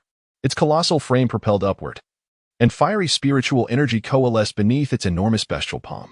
Finally, with the force of a miniature meteor, it slammed down upon the unicorn dragon leopard's flank. Boom! The earth erupted into a massive crater as the surrounding trees were cleaved asunder. Mu Chen watched in stunned disbelief as the unicorn dragon leopard emitted a harrowing cry of agony, its body sent hurtling backward. Its entire waist shattered by the fire spirit ape king's brutally savage strike, its iron hide pulverized. What a ruthless beast! Mu Chen couldn't help but gasp as he witnessed the unicorn dragon leopard's instantaneous demise at the ape's hand. This fellow was far too fragile. I was hoping it could at least delay him. Having annihilated the unicorn dragon leopard with a single blow, the fire spirit ape king turned its crimson, bloodthirsty gaze upon Mu Chen. Sensing impending doom, Mu Chun prepared to flee once more when suddenly a thunderous roar filled with unbridled fury echoed from the depths of the forest. Roar. The roar reverberated with astonishing spiritual energy fluctuations, creating a tempestuous gale that caused Mu Chin's countenance to pale instantly. A high-level spiritual beast. A spiritual rotation stage expert. Boom. A silver blur shot forth from the forest heart with incredible speed. Within moments, it materialized in the clearing. Mu Chin swiftly lowered himself, peering cautiously. The silver figure was the spitting image of the deceased unicorn dragon leopard, only far larger. Atop its head, the single horn radiated a silvery sheen. This is a high-level spiritual beast, the silver horn dragon leopard? Mu Chin's heart skipped a beat. He glanced at the lifeless unicorn dragon leopard, then at the silver horn dragon leopard's bloodshot, vengeful eyes fixed upon the fire spirit ape king. It dawned on him that the fire spirit ape king had just slain the silver horn dragon leopard's cub. Mu Chin stealthily lowered himself, coating his body with the pungent black fluid Damascus scent. He held his breath and cast a look of pity upon the fire spirit ape king. Buddy, you're finished. Chapter 32. Spoils of war. Deep within the forest, a tempestuous surge of spiritual energy swept through the area, its formidable pressure silencing all sounds. Distant spirit beasts fled in terror, sensing the silver horn dragon leopard's unbridled fury. The crimson eyes of the fire spirit ape king, once ablaze with rage, dimmed under the oppressive spiritual pressure. A flicker of fear crossed its grotesque features. Despite its recent breakthrough to the peak of intermediate spirit beasts, the silver-horned dragon leopard remained a genuine advanced spirit beast. The fire spirit ape king cowered, its massive frame shrinking as it warily eyed the silver-horned dragon leopard, a subtle retreat hinting at its desire to flee. However, the bereaved silver-horned dragon leopard would not so easily let its child's killer escape. Its icy gaze burned with rage and cruelty as its sharp claws scraped against the earth, unleashing waves of violent spiritual energy. With a deafening roar, the fire spirit ape king abruptly turned and fled, abandoning the ferocity it had displayed while pursuing Mu Chin. Faced with imminent death, it had clearly forgotten all about Mu Chin. The silver-horned dragon leopard watched the fire spirit ape king's retreat with chilling eyes. Its massive form lowered slightly before erupting with a flood of spiritual energy. Bathed in a radiant silver light, the silver-horned dragon leopard transformed into a silver streak. Hurtling forward, with a speed imperceptible to the naked eye, the silver light tore through the air. Before Mu Chin could react, a piercing shriek echoed from afar. He turned to see the fire spirit ape king brought to a halt, a gaping hole torn through its back, its entrails completely obliterated. The fire spirit ape king's colossal body crashed to the ground, its blood staining the earth, its life extinguished. A single, decisive strike. Mu Chin's heart skipped a beat. This was the power of an advanced spirit beast, truly terrifying. Awestruck, he remained motionless on the ground, his breathing minimized, and his spiritual energy withdrawn into his chi. To be discovered by the silver-horned dragon leopard now would be a fate worse than the fire spirit ape king's. Mu Chin watched as the silver-horned dragon leopard disappeared into the distance. He waited patiently for about 10 minutes before cautiously rising to his feet, scanning his surroundings warily. He hurried to the fire spirit ape king's corpse. Drawing his dagger, he sliced open its head, releasing a radiant red light. This was the fire spirit ape king's spirit essence, a flame-like orb containing a miniature fire spirit ape, radiating a potent spiritual energy. Mu Chin swiftly pocketed the fire spirit ape king's essence, and then severed the ape's head. As he prepared to leave, he paused, hesitated, and then returned to the spot where the silver-horned dragon leopard's offspring had perished. The ground was still stained with a pool of viscous, crimson blood. Mu Chin produced a vial and carefully collected the blood before stowing it away and departing quickly.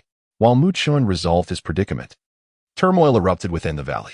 The tranquility of the valley was shattered as a horde of fiery red apes glared menacingly at the humans nestled deep within.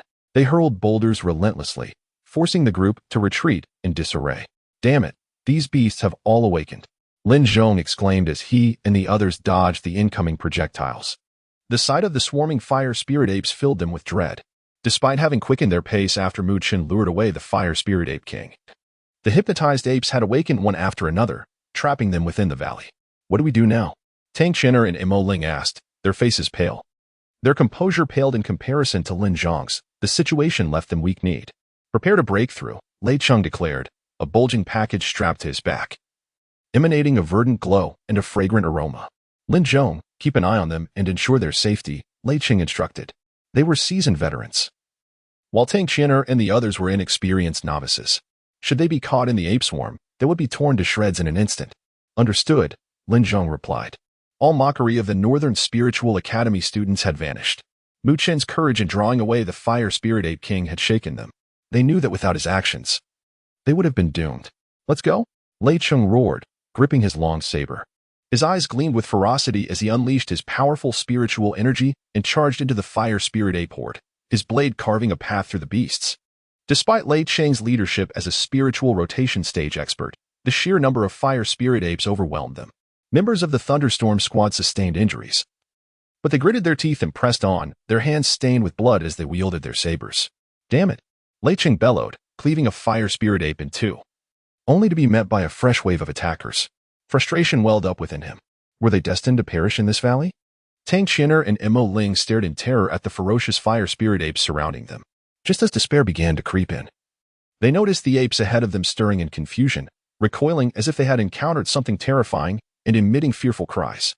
Lei Cheng and the others watched in astonishment as a slender figure darted into view. It's Mu Chen, Tang Qian'er exclaimed, a surge of joy washing over her. For some reason, Mu Chen, despite his inferior strength, inspired more confidence than Lei Cheng. What's he holding? Lin Zhong asked, noticing the large object in Mu Chen's hand. The ape's fear seemed to stem from it. It's a head. Lei Cheng stammered, his eyes widening in horror. It's the Fire Spirit Ape King's head. What? Lin Zhong and the others gasped, their eyes filled with disbelief. Had Mu Chen slain the Fire Spirit Ape King? Hurry! Mu Chen shouted, brandishing the Fire Spirit Ape King's head. The surrounding apes recoiled in terror. They regarded the Fire Spirit Ape King as a formidable entity, and whoever could slay it must be even more powerful. Their limited intelligence prevented them from deeper thought, leaving them to rely on instinctual fear. Move. As Lei Cheng was filled with joy, he swiftly waved his hand, leading the group to hasten past the encirclement of the Fire Spirit monkeys, ultimately arriving at Mu Chen's side. As they approached, they could clearly see the grotesque head, still dripping with blood. It was indeed the head of the Fire Spirit Monkey King. Lei Cheng and Lin Zhong exchanged glances, both recognizing the astonishment mirrored in each other's eyes. How had Mu Chen accomplished this feat? However, Mu Chen paid no heed to their thoughts. He quickly guided them out of the valley and placed the head of the Fire Spirit Monkey King at the valley's entrance, frightening the remaining monkeys into retreat. The group turned and ran, not stopping until they had distanced themselves from the valley, collapsing in exhaustion. Even Lei Cheng was drenched in sweat, panting heavily. Mu Chen sat down beneath a tree, feeling as though his bones were about to disintegrate. This experience had indeed been harrowing, and he had nearly succumbed. Are you all right? Tang Qian'er approached Mu Chen, her bright eyes fixed on the young man before her, evidently impressed by his actions that day. I'm fine. Don't be deceived. It was merely luck, and I certainly do not possess the strength to have slain the Fire Spirit Monkey King, Mu Chen replied with a hint of annoyance. Shaking his head, he then turned to Lei Cheng and smiled. However, Brother Lei Cheng, our mission was flawlessly accomplished. It is time for us to divide the spoils. Is it not? Haha. Lei Cheng couldn't help but laugh upon hearing this. He removed the package from his back and opened it, immediately releasing a dazzling emerald glow, the rich aroma causing everyone's eyes to brighten. Mu Chen's gaze fell upon the contents of the package, and a satisfied smile appeared on his face as he beheld the plump, round jade spirit fruits. After all their efforts, they had finally reaped a worthy reward. Chapter 33.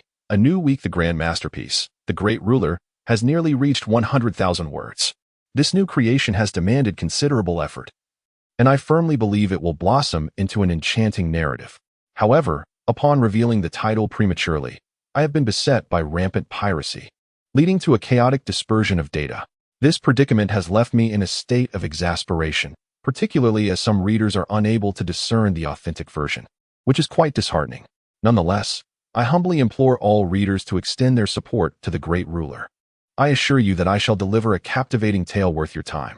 As this week unfolds, the significance of recommendations and collections cannot be overstated. Therefore, I kindly ask all readers, if you possess a Qidian account, to favor the great ruler with your cherished collections and recommendations. Thank you. Chapter 34. Returning to camp. Spread out on the ground, the vibrant emerald glow emanated from the 30 jade spirit fruits, their round and lustrous forms exuding a tempting fragrance that made everyone swallow involuntarily, their eyes glistening with desire. Although more fruits could have been harvested, many had been squandered by the Fire Spirit Monkey King. Lei Cheng smiled, then set aside 15 fruits, saying, Brother Mu Chun, although you only mentioned taking 30%. Today's success is indeed largely due to you. These 15 jade spirit fruits are rightfully yours. We cannot take advantage of you. Well, let us stick to the 30% then. All right, thank you, Brother Lei Cheng. Mu Chun shook his head, intending to decline, but seeing Lei Cheng's resolute expression, he could only smile helplessly, accepting the 15 fruits. He then turned to the eagerly watching Mo Ling and the others, grinning, since you all contributed significantly. How about one fruit each? The group, including Mo Ling, couldn't suppress their smiles. Even Jiang Li and Teng Yong wore excited expressions. As they received the jade spirit fruits from Mu Qin, their cheeks flushed, wanting to say something but feeling slightly embarrassed, they could only grin foolishly. Here. You also get one. Mu Chun handed a fruit to Tang Qianer, who, holding the jade spirit fruit in her delicate hand, beamed sweetly. After distributing the 15 jade spirit fruits, Mu Chun still had 6 remaining. Looking at the cool, jade-like fruits, he couldn't help but smile, thinking with these, he should be able to condense the second death seal of the Sunluo death seal. Observing the harmonious atmosphere among them, Mu Chun smiled. At that moment, Lei Cheng approached, offering a bottle of strong liquor to Mu Chun with a grin. How about it? Can you drink? Mu Chun was fond of such beverages but didn't refuse. After taking a sip, the fiery sensation caused his youthful face to flush, and he couldn't help but cough a few times. Drink less, Tang Qianer said, quickly patting Mu Chun's back with her delicate hand, feigning annoyance. I've encountered many young talents over the years, but none possess the prowess of Brother Mu Chun. If you're ever free, feel free to join our thunderstorm team, Lei Cheng jested. His father is the lord of the Mu domain. You can't just lure him into becoming an adventurer. Uncle Mu won't let you off easily, Tang Qianer shot back, rolling her eyes at Lei Cheng. The lord of the Mu domain? Lei Cheng was taken aback, then turned to Mu Chun with surprise. So Brother Mu Chun is the young master of the Mu domain. I must have misjudged you. Haha, I once met Lord Mu Feng alongside my brother. Indeed, like father, like son. Mu Chun shot a glance at Tang Qianer, who discreetly stuck out her tongue, realizing she had let something slip. Brother Mu Chun, we'll be at the North Spirit Plane for a while. If you need any assistance, just call us. Consider this a favor owed to you, Lei Cheng offered. Brother Lei, you're too polite. Since we're cooperating, I will naturally do my utmost to assist, Mu Chun replied with a smile. Cooperation is one thing, but you did save our thunderstorm team, which is a fact, Lei Cheng said earnestly. Mu Chun could only shake his head in resignation, though he felt a burgeoning fondness for the forthright giant. After a lengthy conversation, the sky began to darken. Observing this, Mu Chun took Tang Qianer and Mo Ling, among others, to bid farewell to the thunderstorm team before heading toward the campsite. Along the way, Mo Ling and the others remained enveloped in excitement. Although the day's events had been perilous, the thrill following the danger left them elated as they animatedly recounted the intense battle in the valley. Mu Chun, however, felt a sense of detachment from their excitement, having experienced far too many similar dangers on the spirit road, allowing him to maintain a calm demeanor. As they approached the campsite after a half-hour journey, the sight of the expansive tents brought a collective sigh of relief. Yet, Mu Chun's brow furrowed upon noticing several figures emerging from the tree line ahead. The lead figure was quite familiar, Lu Yang and Chen Tong, followed by a group of grinning youths, clearly students from the western courtyard. It's Chen Tong and the others. Mo Ling observed, suddenly tensing. Mu Chun, it seems they are coming for you. As Mu Chun and his group spotted Chen Tong, the latter also recognized their return and approached with unfriendly expressions, effectively blocking their path. What do you want, Chen Tong? Mo Ling frowned. Nothing much. Just planning to have a little chat with him. Mo Ling, this doesn't concern you. It's best if you don't meddle. Offending Lu Gu won't end well for you. Chen Tong smirked. The Lu Gu he mentioned was, of course, Lu Mubai. Hearing this, Mo Ling's expression shifted slightly. Clearly wary of Lu Mubai. He calculated correctly. They had the numbers, and apart from Tang Qianer, the others were not particularly close to Mu Chun. Rumor had it that Jiang Li and the others even had a grudge against Mu Chun, making it unlikely they would come to his aid. However, just as he thought he had everything figured out, Jiang Li and Ting Yong merely cast a cold glance at Chen Tong, showing no intention of leaving. Instead, they sneered. If you want to touch Brother Mu, you'll have to ask us if we agree. Although Jiang Li and Ting Yong had previously been at odds with Mu Chun, today's events had completely altered their perceptions. Whether it was Mu Chun rescuing them or his various actions in the valley, these proud youths felt a newfound respect for him. The previous disdain had vanished, and calling him Brother Mu came without a hint of hesitation. You, Qin Yong, Lu Yong. And the others were momentarily taken aback. Then their expressions darkened as they stared incredulously at Mo Ling and Jiang Li, who were now glaring protectively at Mu Chun. It was astonishing to them that a newcomer like Mu Chun, who had just arrived at the eastern courtyard, could command such loyalty from the veteran students. Throughout this confrontation, Mu Chun remained calm and silent, simply patting Jiang Li and the others on the shoulder. Let us go. He did not address Qin Tong or Lu Yong, his dismissive attitude only aggravating Qin Tong further, who snapped, trying to leave? You're being quite arrogant. With that, he lunged forward, reaching for Mu Chun's collar. But at that moment, as Qin Tong made his move, Mu Chun's dark eyes flashed with a chilling glint. With a swift motion, he revealed a blood-stained black dagger, pressing it against Qin Tong's throat just as his hand was about to reach Mu Chun. The icy sensation at his throat caused Qin Tong's pupils to dilate, his body trembling as he gritted his teeth. What do you want? Do you really not believe I would kill you? Mu Chun replied softly, his voice deceptively calm. Though his tone was light, for some reason, both Qin Tong and Lu Yong felt a bone-chilling dread. It was genuine murderous intent. The youths behind Qin Tong were equally intimidated by the emotionless gaze of Mu Chun, rendered momentarily speechless. What are you all doing? A deep voice suddenly broke the standoff, and the group quickly turned to see Master Mo standing not far away, glaring at them sternly. Master Mo. Upon witnessing the scene, the individuals from Mo Ling hastily bowed. Master Mo, Mu Chun seeks to take my life. Qin Tong exclaimed, his face flushed as he glared at Mu Chun. Do you truly believe I am oblivious to everything? Master Mo replied with a nonchalant glance towards Qin Tong. Stunned, Qin Tong sheepishly touched his nose, then shot a resentful glare at Mu Chun before hastily retreating with his companions, looking quite dejected. Once they had departed, Master Mo approached Mu Chun. Observing the youth's gentle and comforting visage, he couldn't help but shake his head and remarked, You, young man, dare to engage in such perilous endeavors with those adventurous squats. Master Mo, were you aware of our undertakings? Mu Chun inquired, momentarily taken aback. So you were secretly safeguarding me. Had I known earlier, I would not have been chased through the forest in such a disheveled state. Mu Chun sighed. It would have been preferable to have a powerful spirit realm expert protecting me from the shadows rather than being relentlessly pursued. Master Mo waved his hand dismissively and turned towards the camp, with Mu Chun following him with a smile. As the two traversed the woods, they entered the camp. Mu Chun's gaze swept across the surroundings, and suddenly, he noticed a group of robust figures not far from the camp. Their formidable presence exuded a menacing aura, clearly indicating they were no ordinary individuals. This is Chapter 35, Lu Ming within the camp. The unfamiliar group of newcomers evidently drew the attention of numerous students. However, few dared to approach them, for the malevolent aura emanating from these individuals instilled a sense of fear in the youthful hearts. People from Lu Domain? Mu Chun furrowed his brow as he observed the strangers. What could bring them to the North Spirit Plains? Master Mo also appeared puzzled as he slowly approached the group, where a middle-aged man hurriedly approached, clasping his fists in greeting. I presume you are Master Mo of the North Spirit Academy? I am Lu Ming from Lu Domain. I apologize for the uninvited intrusion and hope for your understanding. Oh, so you are Lu Ming, the third master of Lu Domain, Master Mo replied with a faint smile. There is no need for such formalities. Those are merely rumors spread by outsiders. The middle-aged man quickly shook his head, adopting a notably humble demeanor. Lu Ming, the third master of Lu Domain? Standing behind Master Mo, Mu Chun scrutinized the middle-aged man. He appeared somewhat gaunt, with hands resembling eagle claws, thin yet powerful. A smile adorned his emaciated face. Mu Chun was no stranger to the name Lu Ming. He had frequently heard of him from his father and Uncle Zhou.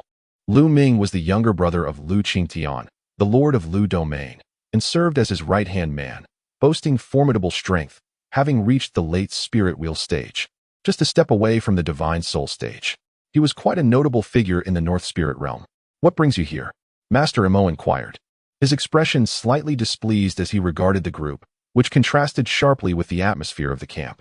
This was a place for students to cultivate, and the dense malice surrounding these individuals might disturb their training. Master Mo, my uncle is currently on a mission. Seeing that Lu Yong and I are here, he sent us to check in, with no intention of causing disruption. Lu Ming's companion, Lu Mubai, chimed in with a smile. A mission? Lu Ming sighed, explaining. We have a significant shipment being transported that was intercepted by the blood butchers. Although we managed to encircle them promptly, their leader, Blood Butcher, managed to escape.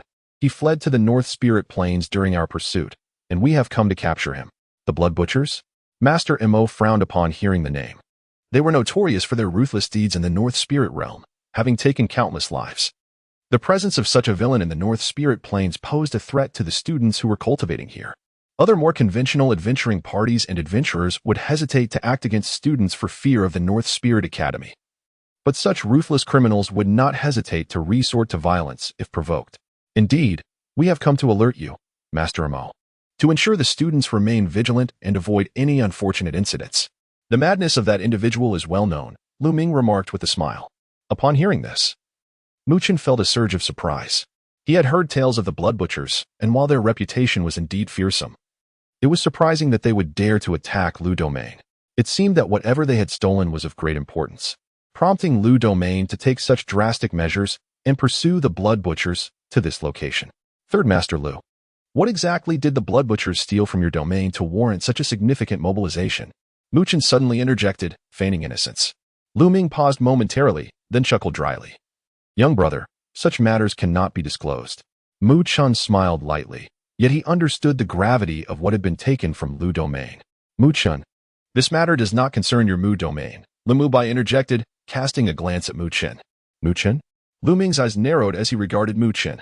So you are the son of Mu Feng, the only one in the North Spirit realm to obtain the Spirit Road qualification?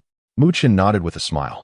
Given the numerous disputes between Lu Domain and Mu Domain, he was not surprised by Lu Ming's reaction. I have long heard of your name. I initially thought that the Spirit Road qualification would go to Mu Bai, Lu Ming said with a faint smile. Mu Chen smiled, but refrained from further conversation. Thank you for your warning regarding the Blood Butchers. We will remain vigilant. Master Mo observed Lu Ming's sharp words and frowned. Despite Lu Ming being a renowned figure in the North Spirit realm, his lack of decorum in addressing a young man was disconcerting.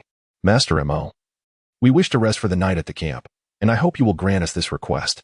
Although Master Shi has already agreed, I believe it is best for you to also give your consent. Of course, we will station our people to guard the camp tonight, ensuring everything remains secure. Lu Ming quickly added. Master Mo pondered for a moment. Since Master Shi had consented, it would not be prudent to refuse Lu Ming. So he nodded and proceeded to make arrangements for their accommodation. I heard from Chun Tong that you almost killed him earlier? As Mu Chun turned to leave, Lu Mubai's calm voice suddenly broke the silence. Mu Chun glanced at Lu Mubai and smiled, saying, I know not the meaning of mercy when it comes to those seeking trouble. If you wish to come again, you are welcome. I would not mind teaching your lackeys a lesson. Lu Mubai's gaze turned icy as he stared at Mu Chun, who smiled back with equal resolve. If given the chance, I will personally assess your worth as the one who earned the Spirit Road qualification. I hope you will not disappoint me, Lu Mubai remarked, casting a lingering glance at Mu Chun before turning away. Mu Chun smiled as he turned to walk towards the eastern camp where the students were, while Tang Qianer, noticing his approach, pouted and said, What is there to be proud of with those from Lu Domain? They are embarrassed enough that something was stolen from them. Having observed the exchange between Lu Ming and Lu Mubai, she felt a twinge of irritation. When one is displeased, it is only natural to seek an outlet. Mu Chun chuckled, then beckoned to Tan Shan. Once he approached, Mu Chun discreetly placed a jade spirit fruit in his hand. This is your reward for delivering the message. Mu Chun patted Tan Shan on the shoulder, who was momentarily stunned by the gift. Is this truly for me? Tan Shan exclaimed, his face flushed with excitement. Earlier, he had heard about the events in the valley from Mo Ling and had envied his companions for each receiving a jade spirit fruit. Understanding that they earned it through their efforts, he had lamented his own lack of strength that prevented him from joining them. Coming from a modest background, he could not afford such a precious fruit. Thus, receiving one from Mu Chun would save him considerable training time. Thank you, Brother Mu, Tan Shan expressed gratefully, clutching the jade spirit fruit. Focus on your training, Mu Chun advised, shaking his head as he walked towards his tent. He still had 5 jade spirit fruits remaining. With such ample resources, he should finally be able to refine the second forest death seal. As this thought crossed his mind, even Mu Chin's usually composed heart surged with a hint of excitement. As night descended upon the North Spirit Plains, darkness enveloped the sky, and the camp became ablaze with lights, bustling with activity. Yet, Mu Chun chose not to venture out again.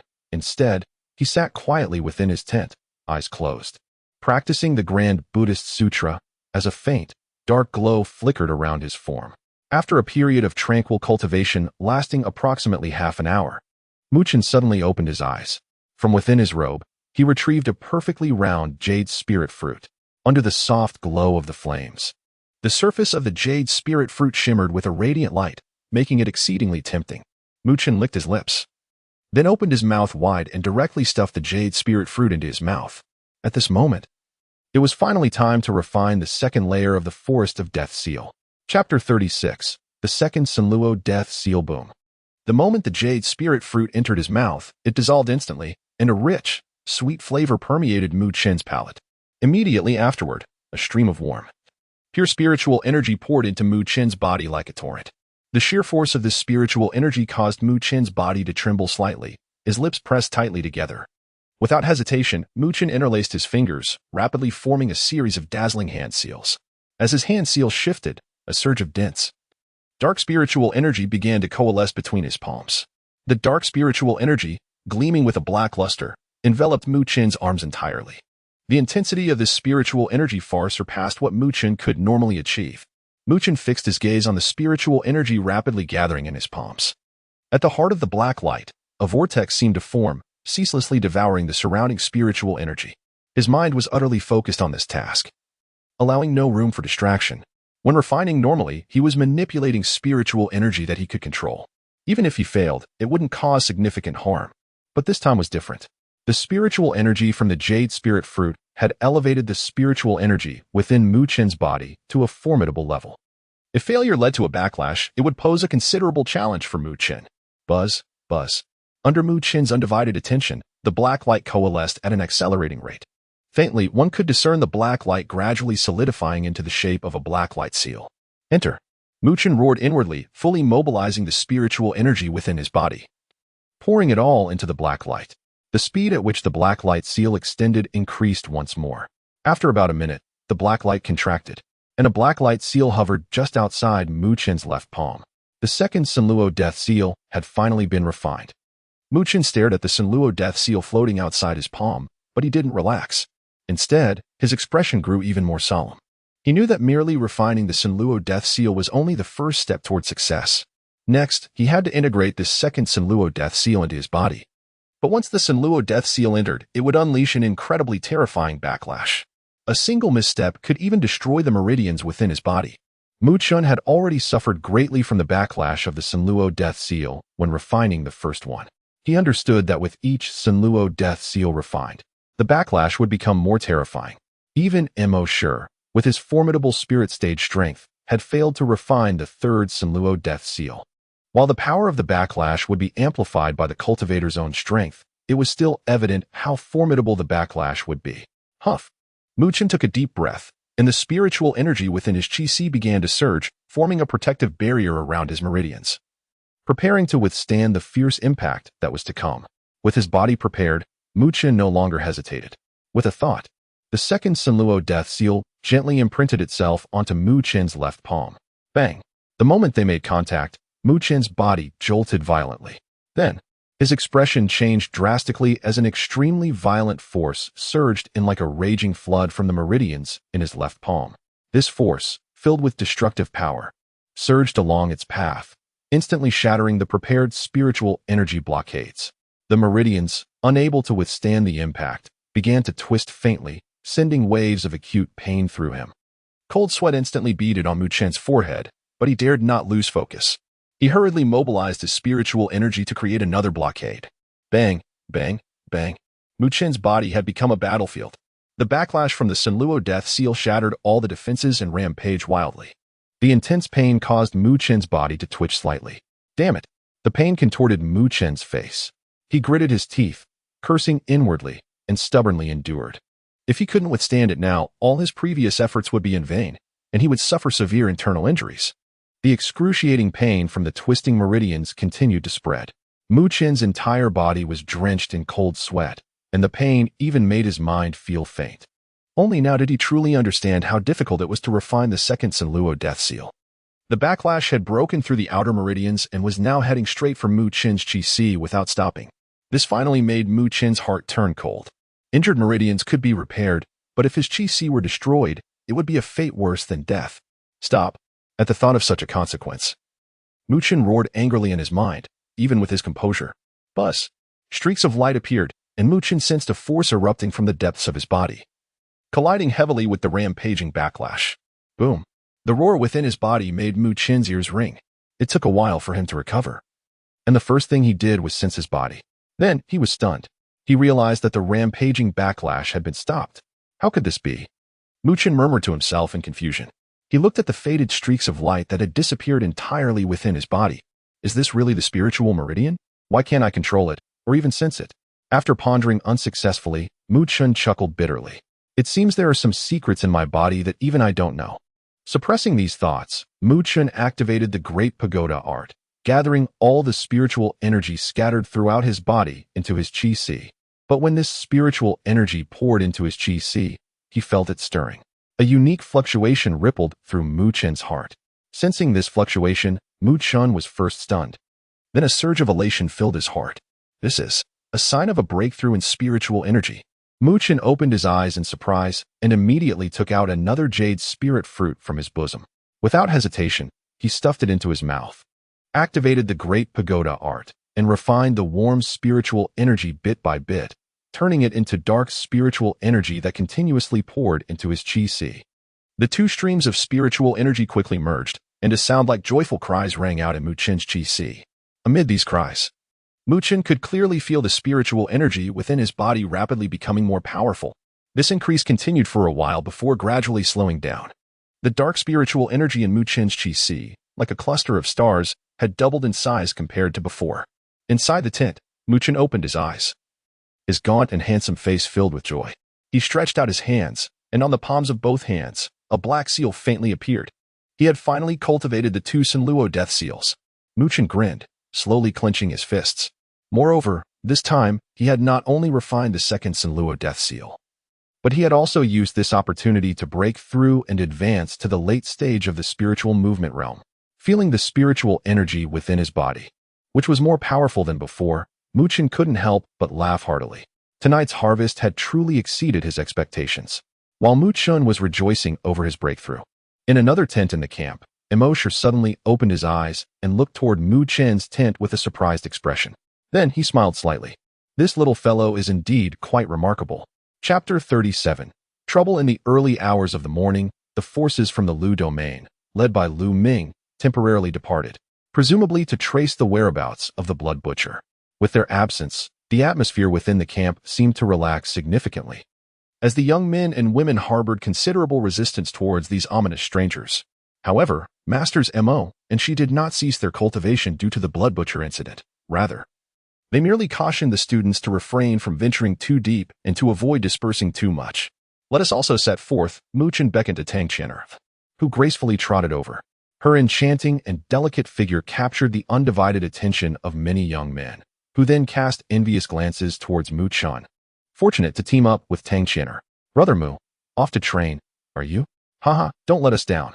Jiang Li and Teng Yong greeted the duo. Do you really think you can win? Dream on, Tang Qianer retorted playfully. Haha, Brother Mu, if you need us, just call. We aren't afraid of trouble. Jiang Li and his companions laughed, while Mo Ling and the other youths from the eastern courtyard who accompanied Mu Chen on missions yesterday nodded in agreement. Mu Chen smiled and waved them off. Then, without further ado, he led Tang Qianer out of the camp, heading towards the North Spirit Plain. Within the camp, Lu Mubai watched their receding figures, a subtle chill flickering in his gaze. Boom. In the forest, Mu Chen darted forward, thrusting his palm backward as dark spiritual energy surged forth, the powerful force sending a mid-stage spirit beast spiraling back several meters, where it fell to the ground with a mournful cry. Tang Qianer, witnessing this scene, was momentarily stunned. Although Mu Chen had been capable of slaying such low-tier spirit beasts yesterday, the manner in which he accomplished today as feat was astonishingly brute. Your strength?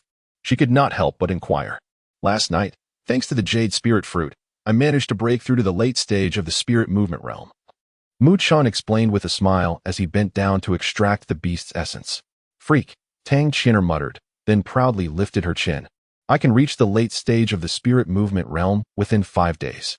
Impressive, Mu Chen replied with a thumbs up, continuing deeper into the forest. Come. You must also take action, no slacking off, as it does not bode well for your training. Got it. Tang Qian'er chirped back, her smile bright as she hurried to keep pace. To the west of the North Spirit Plain, a dozen figures were vigilantly searching, with Lu Mubai among them. Clearly capable of leading the team given his status and strength. Young master, we previously detected the Blood Butcher's trail. But he is exceedingly cunning and managed to shake off one of our squads, reported a skilled individual from the Lu domain behind Lu Mubai. Continue the search. Lu Mubai instructed with a nod. Understood. This squad promptly acknowledged, expanding their search radius. This exploration persisted for about half an hour.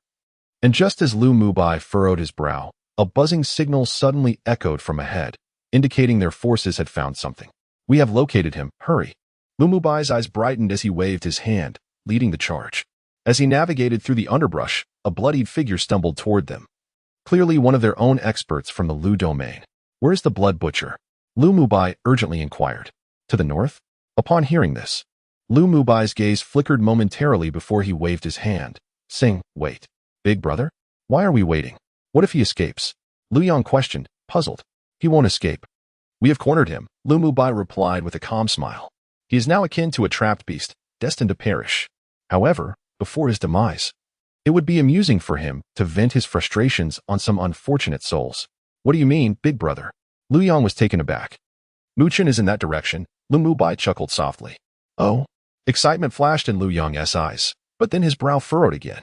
But we can't be sure that the Blood Butcher 1T target Mu Chen.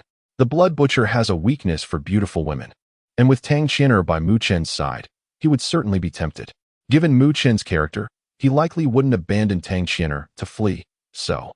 Lu Mubai's smile was laced with a chilling intent. Haha, big brother, you are so thoughtful. If Mu Chen were to fall at the hands of the Blood Butcher, no one could blame him. He would only have his misfortune to lament. Lu Yang exclaimed, knowing full well the viciousness of the Blood Butcher. Should Mu Chen fall into his grasp, his fate would be worse than death. Lu Mubai merely smiled, gazing towards the north, murmuring, I had initially intended to intervene personally, but it seems your luck has run dry. Hey, Mu Chen, hurry and act. This beast is at the late stage of the spirit movement realm. I can't handle it. In the forest, Tang Qian'er was deftly evading a fierce spirit beast lunging at her, her black ponytail bouncing as her startled cries echoed. Mu Chen, perched on a branch, observed Tang Qian'er's graceful figure dodging the pursuing beast, and he couldn't help but smile. With a slight push off the branch, he glided down like a soaring goose, his right hand forming a fist as dark energy coalesced within, transforming into a blacklight seal. Beast, do not act so arrogantly. Mu Chen leaped forward with a light chuckle, the blacklight seal emanating tremendous force as it struck the spirit beast with a fierce blow. Boom. The spirit beast roared in fury, its massive hooves charged with rolling spiritual energy, clashing violently against Mu Chen's ferocious punch. The shockwave swept through the surroundings, clearing the withered leaves, and the beast, letting out a low growl, was forced back. As the beast staggered, Mu Chen swiftly turned and dashed forward again, revealing a dagger in his palm, its edge gleaming wickedly as he plunged it into the beast's throat with precision. Thud! Scalding blood splattered forth, and the spirit beast collapsed, shaking the ground beneath. Mu Chen landed agilely, wiping the blood from the dagger with a smile, his tall figure illuminated by the gentle sunlight filtering through the forest, appearing quite striking. That annoying creature had no regard for the fairer sex, making me endure such a chase, Tang Qian'er grumbled, striding towards the fallen beast to extract its essence, all while chastising Mu Chen for his perceived transgressions. Mu Chen watched her with an amused smile. Just as he was about to speak, his expression suddenly shifted. He dashed out and embraced Tang Qian'er, pulling them both away just as she was about to extract the essence. As they rolled away, a bloodied shadow suddenly emerged from the forest. Its claw aimed at Tang Qian'er, but it struck nothing but air, resulting in a surprised exclamation. Mu Chen swiftly rose, vigilant as he surveyed the sudden apparition, his pupils narrowing. There, amidst the carcasses of spirit beasts, stood a figure clad in a blood-red robe, their visage dark and menacing, with cunning glints flickering in their narrow eyes. Higi, you possess quite the skill, young man. To my astonishment, I encountered such an exquisite individual here. The blood shadow smiled sinisterly, its gaze fixed on Tang Qian'er as if it intended to devour her whole, causing the young girl to shudder and retreat behind Mu Chen.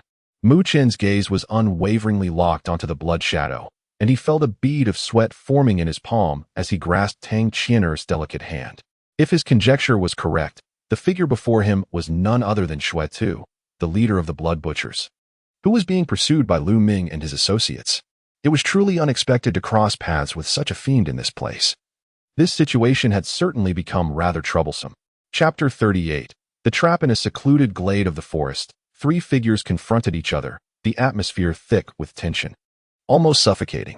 This was particularly true for Tang Qian'er, who stood behind Mu Qin. In stark contrast, Xue Tu wore an expression of delight, his narrow eyes glinting with a cunning and sinister light. Mu Qin, vigilant, kept his gaze fixed on Xue Tu, feeling the surge of spiritual power within him. The presence of Xue Tu emanated a distinctly dangerous aura, one that far surpassed the peril he had encountered the previous day with the Fire Spirit Ape King. In terms of both strength and intellect, Xue Tu was an entirely different caliber than the Fire Spirit Ape King, who had barely managed to reach the late stage of the spiritual realm, while Xue Tu was on the verge of stepping into the soul realm. Kid, I don't have much time for this standoff. You have 10 seconds to hand her over to me, and I can grant you a chance to escape, Xue Tu said, his smile broadening as he gazed at Mu Qin. Are you not afraid that we will attract the attention of the two soul realm instructors from the North Spirit Academy if you act against us here? Mu Qin replied slowly. Your time is running out, Xue Tu grinned, his white teeth gleaming ominously. Taking a deep breath, Mu Qin turned to Tang Qian'er and grasped her smooth wrist, intending to push her toward Xue Tu's day. A wise decision, Xue Tu remarked, his smile growing even brighter. With a surge of strength, Mu Qin took a decisive step forward, reversing his grip and striking Tang Qian'er on the shoulder with tremendous force, sending her flying away. Run if you want to survive, Mu Qin shouted after sending Tang Qian'er away. As she landed in the forest, Tang Qian'er gazed back at the silhouette of the boy, her eyes misty with unshed tears. Resolutely suppressing the foolish thought of abandoning him, she turned and fled. You think you can escape? Xue Tu coldly observed this scene, his expression showing disbelief that two mere spiritual movement realm youths thought they could evade his grasp. Kid, soon you will experience the torment of a living hell. With a chilling smile, he lunged forward, not toward Mu Qin, but directly after Tang Qian'er. Seeing this, Mu Qin sprang into action, but Xue Tu paid him no heed. Breaking Spirit Pearl. Just as Xue Tu intended to ignore Mu Qin's interference, the latter suddenly clenched his fist, a flash of light appearing in his hand, followed by a booming shout. Breaking Spirit Pearl? The mere mention of it made Xue Tu's heart tremble. Despite Mu Qin's seemingly feeble strength, the presence of the Breaking Spirit Pearl could indeed pose a significant threat. If it struck him, it would likely inflict injuries he could not afford at this moment. Trapped as he was, Xue Tu's gaze flickered as he halted, observing the dark light hurtling toward him. With a low growl, he unleashed his formidable spiritual power, enveloping his body completely. Crack! Just as the black light was about to collide with him, it unexpectedly exploded, and instead of the anticipated violent spiritual energy, a foul stench filled the air as a viscous substance erupted from the black light, splattering all over Xue Tu's day. Momentarily stunned by this unforeseen turn of events, Xue Tu looked down at his blood-soaked body, the thick blood emitting a nauseating odor, leaving him in a most disheveled state. Do you dare to toy with me? Xue Tu's lip twitched as he glared at Mu Qin with a chilling intensity. Unfazed, Mu Qin swiftly retreated. Do you want this? Mu Qin laughed, pulling out a jade-like round fruit from his robe, a rich spiritual energy emanating from it. Jade spirit fruit. Xue Tu's pupils constricted, a greedy glint flashing in his eyes. Now at the peak of the spiritual wheel realm, he stood on the precipice of entering the soul realm. If he could obtain the jade spirit fruit, it would greatly enhance his chances of breaking through, enabling him to escape the current predicament. Such a surprising little brat. You've piqued my interest, Xue Tu grinned, his eyes turning cold as he charged toward Mu Qin, momentarily forsaking the allure of the beautiful girl. Mu Qin had anticipated this reaction, channeling his spiritual power to its utmost, propelling himself deeper into the forest with unparalleled speed. Kid, do you truly believe you can escape? For a mere girl, you would risk your own life to lure me? I must admit, I admire your spirit. Here's the deal. Hand over the jade spirit fruit, and I will merely cripple you, sparing your life. What do you say? Xue Tu taunted, his eerie laughter echoing behind Mu Qin. Unappreciative fool. Xue Tu's eyes hardened, his spiritual power surging as he accelerated, closing the distance between them. Feeling the chilling presence drawing nearer, Mu Qin's heart sank. He had underestimated Xue Tu's prowess. However, to relax now would likely spell his doom at the hands of this foe. With gritted teeth, he felt a low growl erupt within him, his spiritual energy coursing rapidly through his veins. Sensing the imminent danger, faint glimmers of light, hidden deep within him, began to flicker to life once more. If Mu Chun had the presence of mind to observe, he would notice that these lights interconnected, forming an enigmatic tower-like shape. Boom.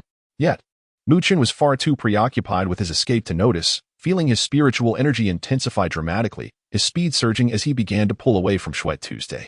What? This kid's speed has increased.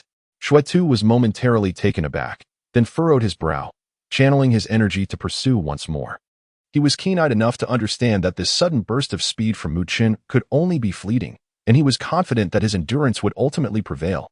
In the heart of the forest, one fled while the other pursued, the ground littered with disturbed leaves as they raced through the underbrush. As they neared the depths of the North Spirit Plain, Shuai Tu felt a twinge of impatience. There were numerous formidable spirit beasts in this area, and unexpected complications could easily arise. Enough of this charade, Shuai Tu growled, clenching his teeth. He could no longer afford to hold back his spiritual power. With a powerful stomp, he lowered himself like a leopard, his palms striking the ground. The spiritual energy enveloping him transformed, taking on a feline form. And he shot forward like a streak of light, aiming directly for Mu Chun. Prepare to die. With an explosive surge in speed, Shuai Tu closed the distance in mere breaths, unleashing a devastating punch.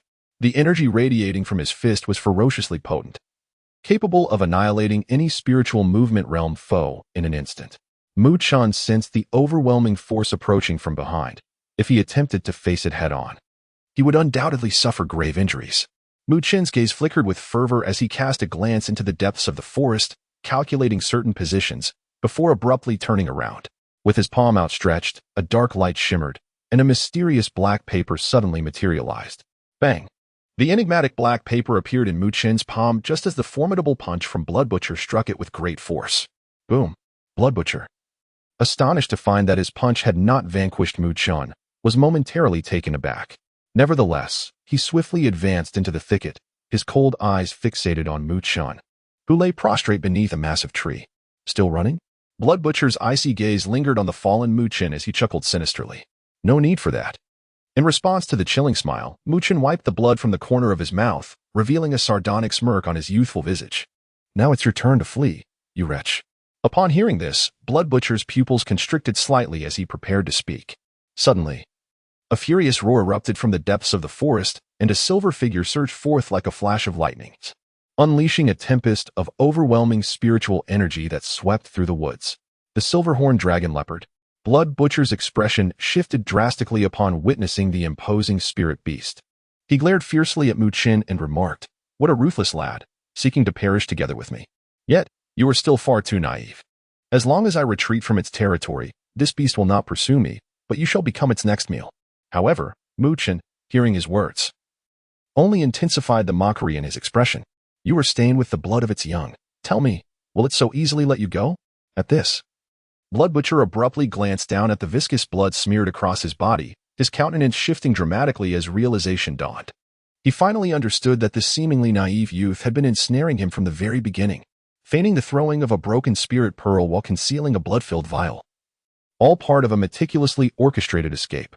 Gazing at the boy's mocking demeanor, a chill crept into Blood Butcher's heart. Could such a feat truly be accomplished by a reckless youth? Mu Chun, observing Blood Butcher's ashen face, smiled gently, casting a glance at the silver-horned dragon leopard, radiating a terrifying aura of killing intent, and exhaled softly. Chapter 39. Counterattack in the Forest, suffused with turbulent spiritual energy. The silver-horned dragon leopard fixed its blood-red gaze upon the blood-soaked figure of the butcher in the distance, emitting a continuous low growl filled with hatred and murderous intent. From the human's body, it detected the scent of its offspring's blood. Had this vile creature harmed its young? Despite the heightened intelligence of advanced spiritual beasts compared to their lower counterparts, they were still no match for humans. Consumed by rage, it yearned to tear apart anyone or anything that bore the sin of its child. The butcher, under the piercing stare of the silver-horned dragon leopard, felt a chill run down his spine. Casting a venomous glance at Mu Chun, he realized that the seemingly easy prey, a mere late-stage spiritual adept, was far more cunning than he had anticipated.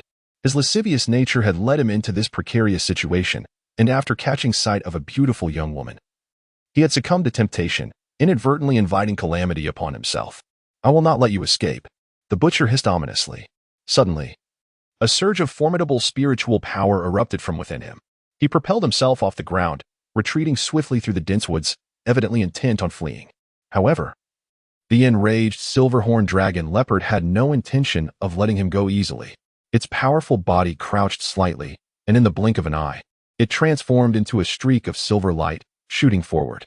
Possessing strength rivaling that of a divine spirit realm expert, its speed far surpassed that of the butcher, and within an instant it appeared behind him, sending a wave of violent spiritual fluctuations that changed the butcher's expression. Spirit Leopard Strike. Yet the butcher was not an easy opponent. He twisted midair, releasing a low growl as a torrent of spiritual energy surged forth, coalescing into a spirit leopard that enveloped his form. He then unleashed a punch, merging with the leopard, striking back ferociously at the silver-horned dragon leopard. The spirit leopard collided with the silver light, resulting in a resounding impact that sent shockwaves through the forest, snapping trees as if they were mere twigs. With a thunderous crash, the spiritual energy exploded outward, propelling the butcher backward with a pained scream. He landed heavily, his right arm drenched in blood, a gaping wound appearing in his palm from which blood flowed freely. Mu Chun, observing from a distance, raised an eyebrow. He had witnessed the fire spirit ape king being instantaneously dispatched by the silver-horned dragon leopard the previous day, yet today, the butcher had only lost an arm. This man's strength was indeed formidable. The silver-horned dragon leopard descended, its cold eyes fixed on the butcher. Without hesitation, its agile form surged forward again, radiating an aura of death. The butcher, sensing the impending danger, hastily rolled away, narrowly avoiding the dragon leopard's onslaught. However, he was still struck by the creature's tail, which swept across his chest, causing him to spit blood. His once fierce gaze now dulled.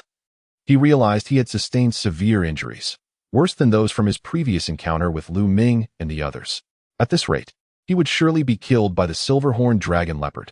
Gritting his teeth, the butcher cast a resentful glance in Mu Chen's direction, only to freeze in shock. The youth had vanished without him noticing. "You little pest. When I catch you, I will make you wish for death." The butcher seethed, his face pale with rage. Yet, in his moment of distraction, the silver-horned dragon leopard struck again, its claws leaving a deep gash across his body, sending waves of agony coursing through him. "Damn beast." He cursed, a strange red light flickering across his face. With a fierce determination, he sprang backward, rapidly forming hand seals. A surge of violent spiritual power erupted from within him, accompanied by a low rumble reminiscent of thunder. With a sudden crack of lightning, the butcher spat blood. Yet his previously weakened aura surged dramatically, and his speed increased as he became a blur, desperately fleeing in another direction. Facing the butcher's frantic escape, the silver-horned dragon leopard roared, transforming into a silver streak as it relentlessly pursued him. The chase forced the butcher to cough up blood 5 times. His previously shadowed visage now pale as paper. The weakness in his body left him dizzy. However, a glimmer of relief washed over him when, after approximately 10 minutes of relentless pursuit, the silver-horned dragon leopard finally slowed its pace, eventually stopping to roar at him from a distance before turning away. Seeing that the silver-horned dragon leopard had relinquished its pursuit, the butcher did not dare to halt immediately. He continued to flee for several more minutes before collapsing into a thicket, utterly spent.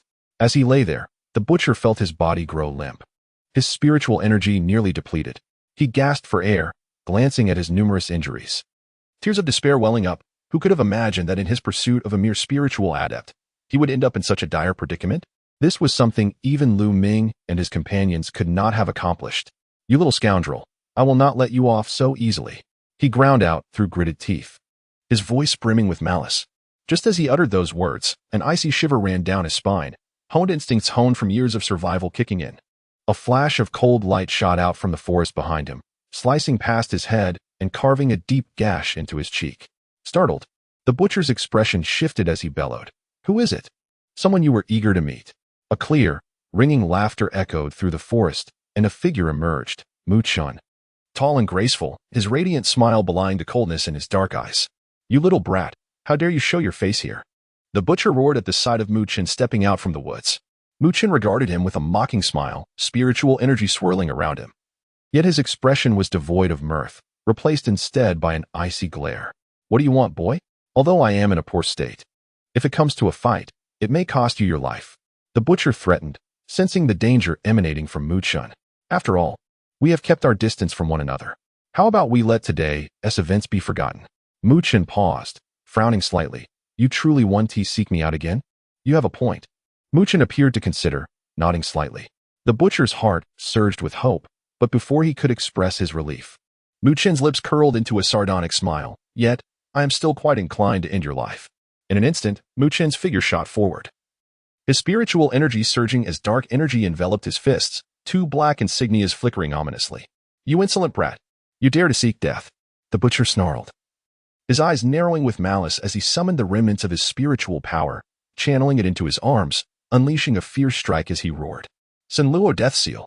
Muchen clenched his fists tightly, unleashing a fierce roar from within. Two black seals erupted with a striking intensity, radiating a domineering and ferocious wave of energy. Bang! The four fists collided with tremendous force, shattering the grass beneath them. The impact of their spiritual powers sent both figures flying backward, each spitting out a mouthful of blood. At this moment, Blood Butcher's movements had grown notably sluggish as Muchen swiftly closed in. A frigid glint flickered in his dark eyes as the black light sliced through Blood Butcher's gaze. Blood splattered forth. The anguished cries of Blood Butcher echoed through the air as he wildly flailed his arms, attempting to crush Muchen. Yet, Muchen deftly maneuvered, appearing behind Blood Butcher.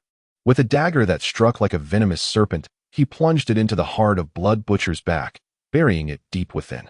Blood dripped steadily from the blade as Blood Butcher's frantic movements abruptly halted, his body gradually collapsing to the ground, his pale face etched with disbelief. How could a formidable late-stage spiritual cultivator fall to a mere youth of the spiritual movement realm? As Blood Butcher crumpled, Muchen felt his legs weaken, and he sank to the ground, a wave of sweetness flooding his throat as he coughed up another mouthful of blood. After resting for a moment, Muchen gritted his teeth and approached Blood Butcher's lifeless body, his hands searching for anything of value. Having nearly lost his life, he was determined to claim some spoils.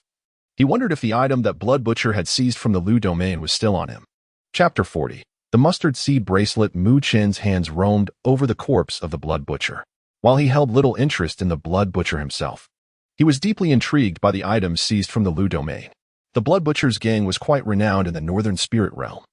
Although they could not rival the 9 domains, they possessed a degree of prowess. Typically, their actions were brazen, yet they refrained from provoking the 9 domains, fully aware that they were no match for them. Thus, Muchen's curiosity was piqued. What could possibly compel the Blood Butcher's gang to take such a significant risk against the Lu domain? Moreover, Lu domain's response was surprising.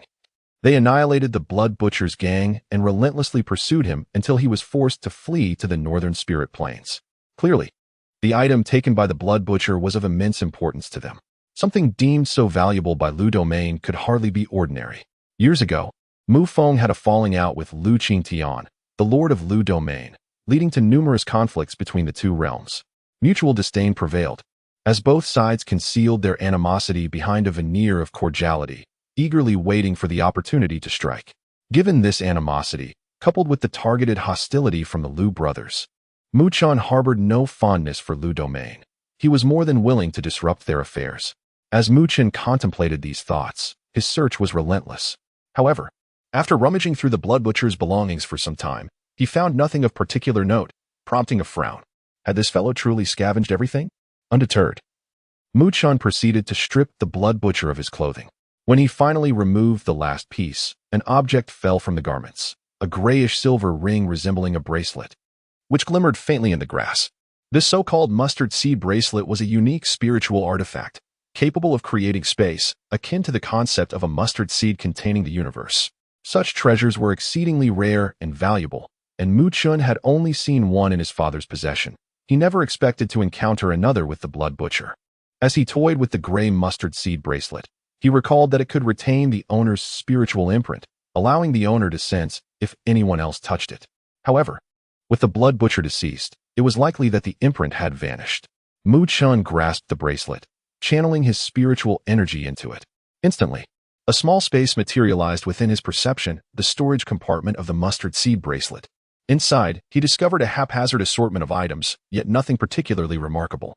This fellow had accumulated quite a collection of rubbish for someone who was the leader of the Blood Butcher gang. Confounded, Muchen continued his meticulous search. After a while, his attention was suddenly captured by a flicker of light in his palm. An ancient copper piece emerged, and while other items reacted to his spiritual energy, this one remained utterly still. Its unusual stillness intrigued Muchen. He observed the copper piece, noting intricate, obscure patterns etched into its surface that made him feel slightly dizzy. The reverse side bore a clearer design, depicting a massive black bird soaring, enveloped by mountains and rivers, as if the bird's wings shielded the landscape. What kind of spiritual beast could this be? Mu Chen pondered, feeling an inexplicable sense of awe from the mere image. Could it be a celestial beast?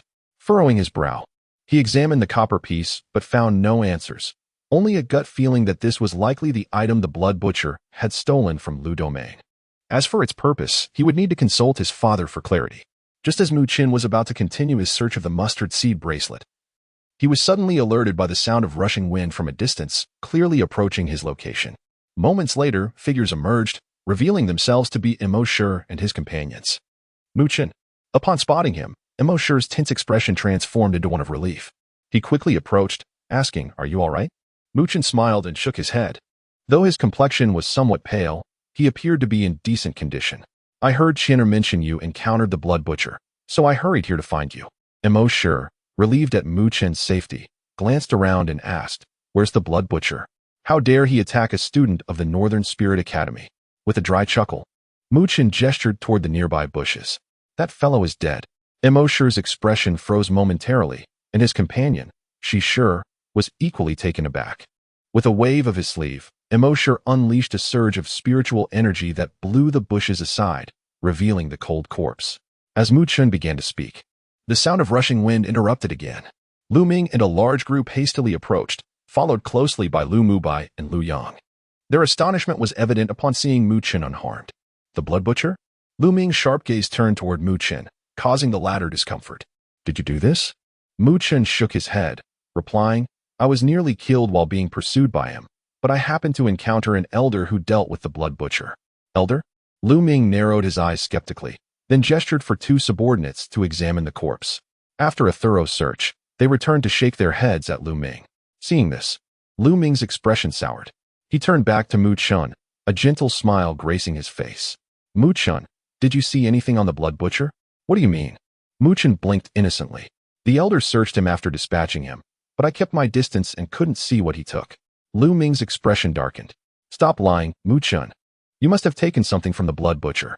This mysterious elder of yours is likely a fabrication." Lu Yang exclaimed angrily, "Are you implying that I killed the Blood Butcher?" Mu Chen raised an eyebrow, bemused. Lu Yang faltered, at a loss for words. After all, the Blood Butcher was at the late stage of the spirit wheel realm, mere steps away from the divine soul realm. The notion that Mu Chen could defeat him was absurd. Lu Mubai, however, glared at Mu Chen, an ominous fire flickering in his eyes. "Hiki, Mu Chen, please do not jest with me.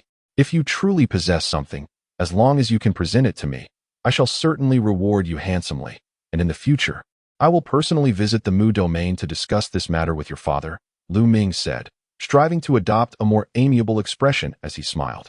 "Third Master Lu, I genuinely did not see anything on him. I was terrified when he chased me. How could I dare to approach him?" Mu Chen shook his head, his youthful face reflecting an earnestness and sincerity that was unmistakable.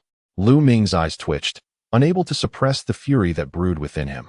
Although he harbored doubts regarding Mu Chen's ability to have slain the Blood Butcher, he was acutely aware that Mu Chen was the prime suspect in this scenario. He stepped forward, his large hand reaching for Mu Chen, his voice icy as he declared, "Since you refuse to speak the truth, allow me to search you myself." As Lu Ming's hand reached out towards Mu Chen, the latter clenched his fist, and a dark dagger materialized in his grasp. However, just as Lu Ming's hand was about to seize Mu Chen, another hand intervened, blocking the advance. Master Emo shot a glance at Lu Ming, his indifferent tone causing Lu Ming's body to stiffen. "Lu Ming, you are crossing the line." Chapter 41. Results. Lu Ying, you have gone too far.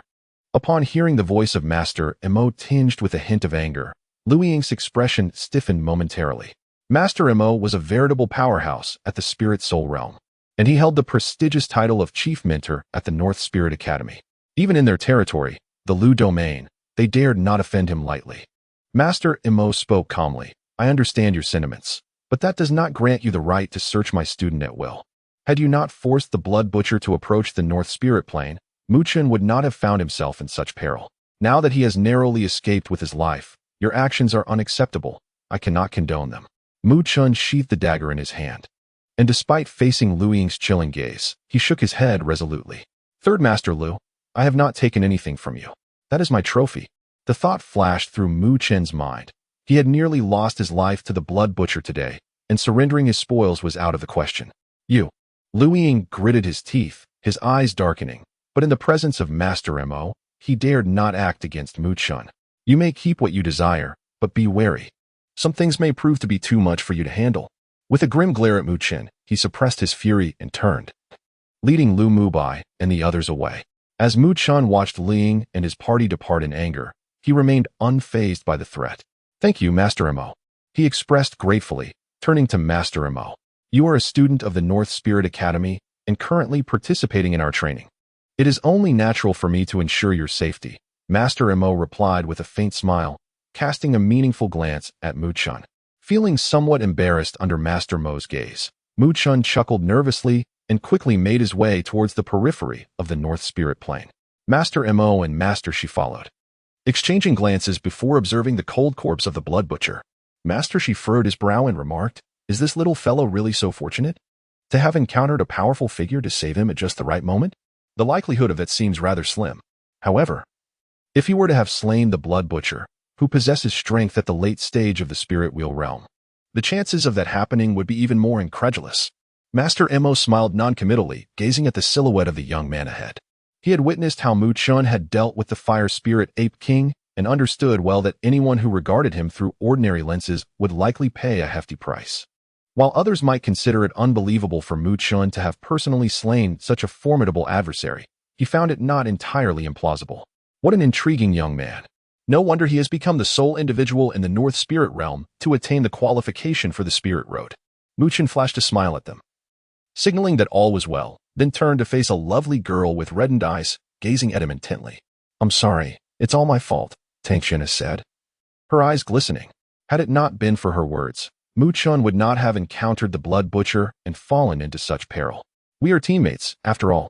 Besides, how could I squander the opportunity to team up with such a beautiful girl without any excitement? Mu Chen teased. Upon hearing this, the girl's face flushed slightly as she playfully punched Mu Chen, her sorrow diminishing considerably. "It wouldn't be your doing, would it?" Tang Chen leaned closer and whispered, "Do you think that's possible?" Mu Chen chuckled, fully aware of how unbelievable such a notion was. Indeed, if the blood butcher had not been gravely wounded by the silver-horned dragon leopard and desperately expending his spirit power to flee, it would have been utterly impossible for Mu Chen to defeat him. Perhaps it may be impossible for others, but you are so cunning, who knows? Tang Chen replied with a playful smile, harboring an inexplicable trust in Mu Chen. She believed that what others deemed impossible might not be beyond the reach of the young man before her. In the days that followed, due to the demise of the blood butcher, Master Mo and his companions relaxed their vigilance considerably. They did not hasten the conclusion of the training, but rather allowed the students to hone their skills at the periphery of the North Spirit Plane. The day after the blood butcher's demise, Lu Ying departed with his group, but the ominous glance he cast towards Mu Chen left him with the understanding that matters were unlikely to conclude easily. Out of caution, Mu Chen became more vigilant in the days that followed. Although he did not believe Lu Ying would dare to act against him under Master Mo's watch, it was prudent to remain cautious. As Mu Chen maintained his vigilance, the half-month training gradually drew to a close. Within the camp, the atmosphere that day was particularly lively compared to previous days. All the students wore expressions of anticipation and excitement, for today was the day to assess the results of their training. In front of the gathered crowd, Master Mo and Master Shi surveyed the students, nodding in satisfaction. Compared to 2 weeks prior, the students appeared more competent, clearly benefiting from this training experience. Master Mo nodded at a recording staff member beside him and announced, "Let us begin." Chapter 42. Cheating. The Deng Lei team had 3 mid-level low-grade Spirit Beast cores and 8 early-level low-grade Spirit Beast cores. The Lu Yin team possessed 2 mid-level low-grade Spirit Beast cores. The Ying Zong team. Mu Chen, do you think we can secure first place? Tang Qian'er gazed at the bustling scene before her, her beautiful eyes shimmering with anticipation. Doesn't the treatment for the top 3 remain the same? Whether or not there is a first place, it makes no difference. Mu Chen replied with a smile, seemingly indifferent to the notion of first place. That may be true, but the only ones capable of surpassing us here are likely Lu Mubai and his brother, who have been keeping a close watch on you these past few days. Losing to them would indeed be quite unpleasant, Tang Qian'er murmured. Hearing her words, Mu Chen's gaze shifted to the distance where Lu Mubai was coldly fixing his stare upon him. Beside him stood the alluring Hong Ling, clad in red.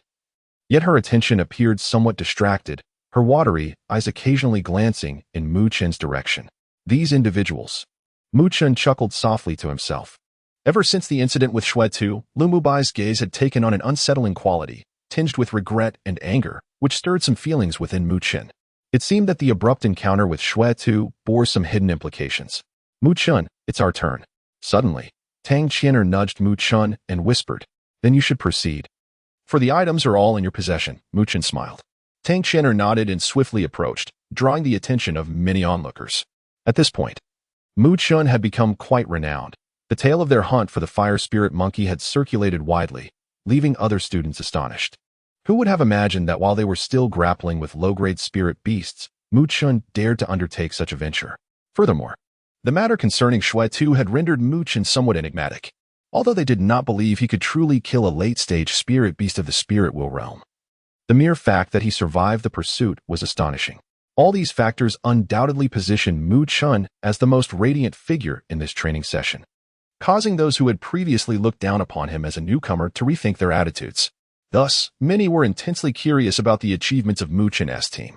Under the many scrutinizing gazes, Tang Qian'er approached the recording personnel, her delicate hand reaching into her robe, producing a series of small luminous orbs, each containing a spirit beast core that glimmered brilliantly.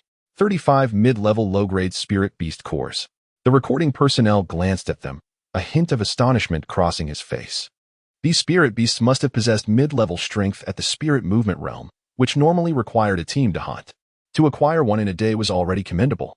Yet Tang Qian'er had retrieved so many at once. Tang Qian'er continued, her hand emerging again with 15 even brighter orbs. 15 late-level low-grade spirit beast cores. A wave of murmurs erupted around her. These late-stage spirit beasts were typically avoided, yet Mu Chen had indeed proven formidable by hunting so many. As Tang Qian'er basked in the surrounding astonishment, she felt a surge of pride. After a moment's thought, she cautiously produced another orb that resembled a flame. Within it, a miniature fire monkey seemed to roar, emanating an astonishing wave of spiritual energy that rendered the surrounding students utterly silent. Is this the core of the fire spirit monkey king? This is utterly astonishing. Once the core was revealed, who could rival it? Mo Ling and the others whispered, for that was a mid-level spirit beast of the late spirit wheel realm. How could these students possibly possess the capability to hunt such a creature? Master Mo and Master Shi also gazed at the fire spirit monkey king's core, their expressions filled with astonishment.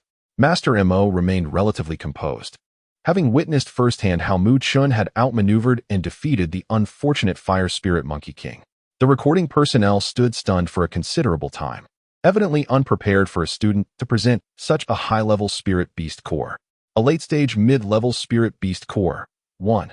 After a moment, the personnel's voice, strained with astonishment, finally broke the silence, drawing yet another uproar.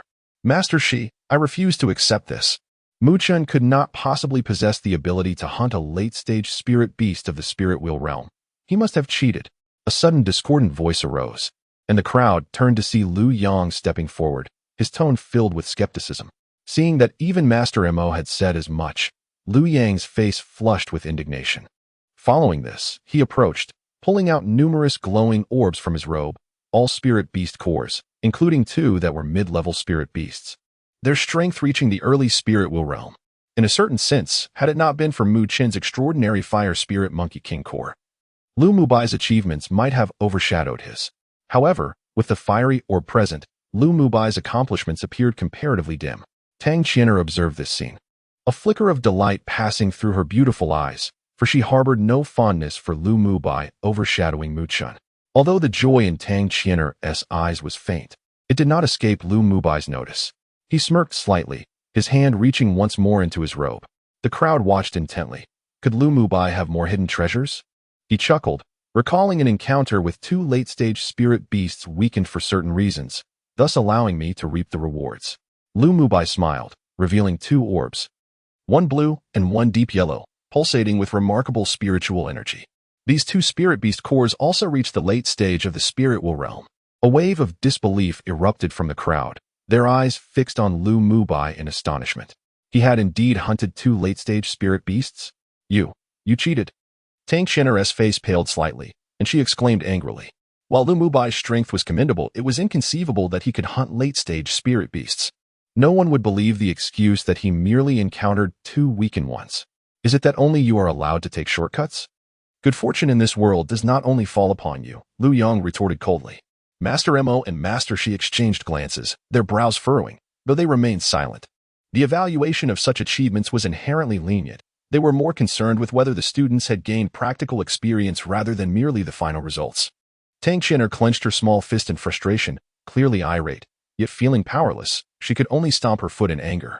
Mu Chen observed calmly. But when Lu Mubai produced the 2 late-stage spirit beast cores, he glanced at Hong Ling, whose lovely face appeared slightly unnatural. Upon sensing Mu Chen's gaze, she quickly averted her eyes. Never mind. After all, the top 3 can obtain the spirit-nourishing pill. Mu Chen smiled faintly, trying to console the irate Tang Qian'er. But they are clearly cheating. Tang Qian'er protested, recalling how Mu Chen had nearly lost his life to slay the Fire Spirit Monkey King. Convinced that Lu Mubai could not have acquired those 2 late-stage spirit beast cores through his own capabilities. It is merely a small competition. What harm is there in losing once? There will be ample opportunities in the future. Lu Mubai offered a slight smile towards Mu Chen, though the expression bore a hint of coldness and provocation. Mu Chen, scratching his nose, felt somewhat helpless. He truly did not wish to engage in such childish tricks. However, he could not deny that it was Lu Mubai who approached him first. Suddenly, Mu Chen turned to Master Mo, a cheerful grin on his face, and said, I just remembered that I have a spirit beast essence stored here. Is it still possible to supplement it? Master Mo chuckled, casting a knowing glance at Mu Chen. Aware that this little fellow was likely up to something that would leave others astounded, and he nodded in agreement. Seeing this, Mu Chen shrugged at the now grim-faced Lu Mubai and began rummaging through his robes. All eyes were fixed upon Mu Chen. Could he possibly produce yet another surprise? Under their watchful gaze, Mu Chen slowly revealed his hand, and to everyone's astonishment, 5 glowing orbs rose above his palm, each pulsating with spiritual energy rivaling that of the Fire Spirit Ape King's essence. These 5 orbs were, astonishingly, all spirit beast essences from late-stage spirit wheel realm beasts. Mu Chen tilted his head, gazing at the ashen-faced Lu Mubai, and smiled faintly. I apologize. A few days ago, 5 late-stage spirit wheel realm mid-level spirit beasts engaged in a brawl, and they all ended up defeated, so I took the liberty of eliminating them. The crowd collectively gasped in disbelief. This fellow, was he intentionally mocking Lu Mubai with such an excuse? Their eyes turned to Lu Mubai, whose handsome visage had transformed into a rather unsightly frown. It was evident that this time, Lu Mubai had suffered a setback. Chapter 43. Interception. The evaluation of their achievements became somewhat comical due to the antics of Lu Mubai and Mu Chen. The spirit beast crystals they presented were overwhelmingly powerful for the other students. Moreover, it was utterly impossible. Whether it was Lu Mubai's 2 crystals or the 5 in Mu Chen's possession, even when the latter sought excuses, it was clear that he was blatantly cheating. Of course, many understood that Mu Chen was intentionally targeting Lu Mubai, as the latter's 2 spirit beast crystals had also appeared under suspicious circumstances. The recording personnel paused, gazing helplessly at the scene before them, then turned to the 2 mentors. You two, cease this nonsense at once. The mentor shook his head in resignation, then adopted a stern demeanor and waved his hand, stating, Put away your items. This training is meant for honing practical skills, not for showcasing your prowess. You must not lose sight of the purpose. Mu Chen merely smiled indifferently.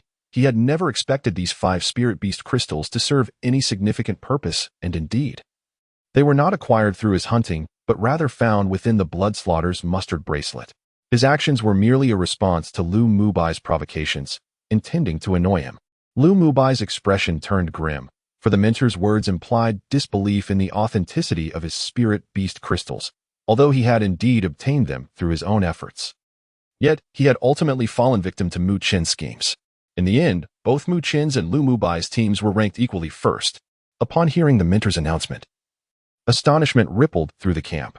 Clearly, the mentors were reluctant to dwell on the matter, as the rewards for the top 3 positions were identical, making it hardly worth their while to engage with the contentious duo. However, this also suggested that even the mentors doubted the authenticity of the spirit beast crystals presented by Lu Mubai and Mu Chen. Students exchanged glances, weighing their thoughts, ultimately discerning the true first place. Excluding the dubious spirit beast crystals, it was evident that the spirit beast crystal from the fire spirit ape king held the most credibility. Not only had Mo Ling and others recounted how Mu Chen had lured the fire spirit ape king away, but even the mentor had witnessed the event firsthand. Thus, the crystal belonging to Mu Chen was undoubtedly genuine. Lu Mubai, upon hearing the surrounding murmurs, felt a darkness settle in his eyes. Fully aware of what the crowd was thinking, this time, he had not only failed to suppress Mu Chen, but had also lost considerable face. Tang Qianer, however, felt a surge of joy. Although Mu Chen and Lu Mubai were tied for first, many students understood the true merit behind their respective standings.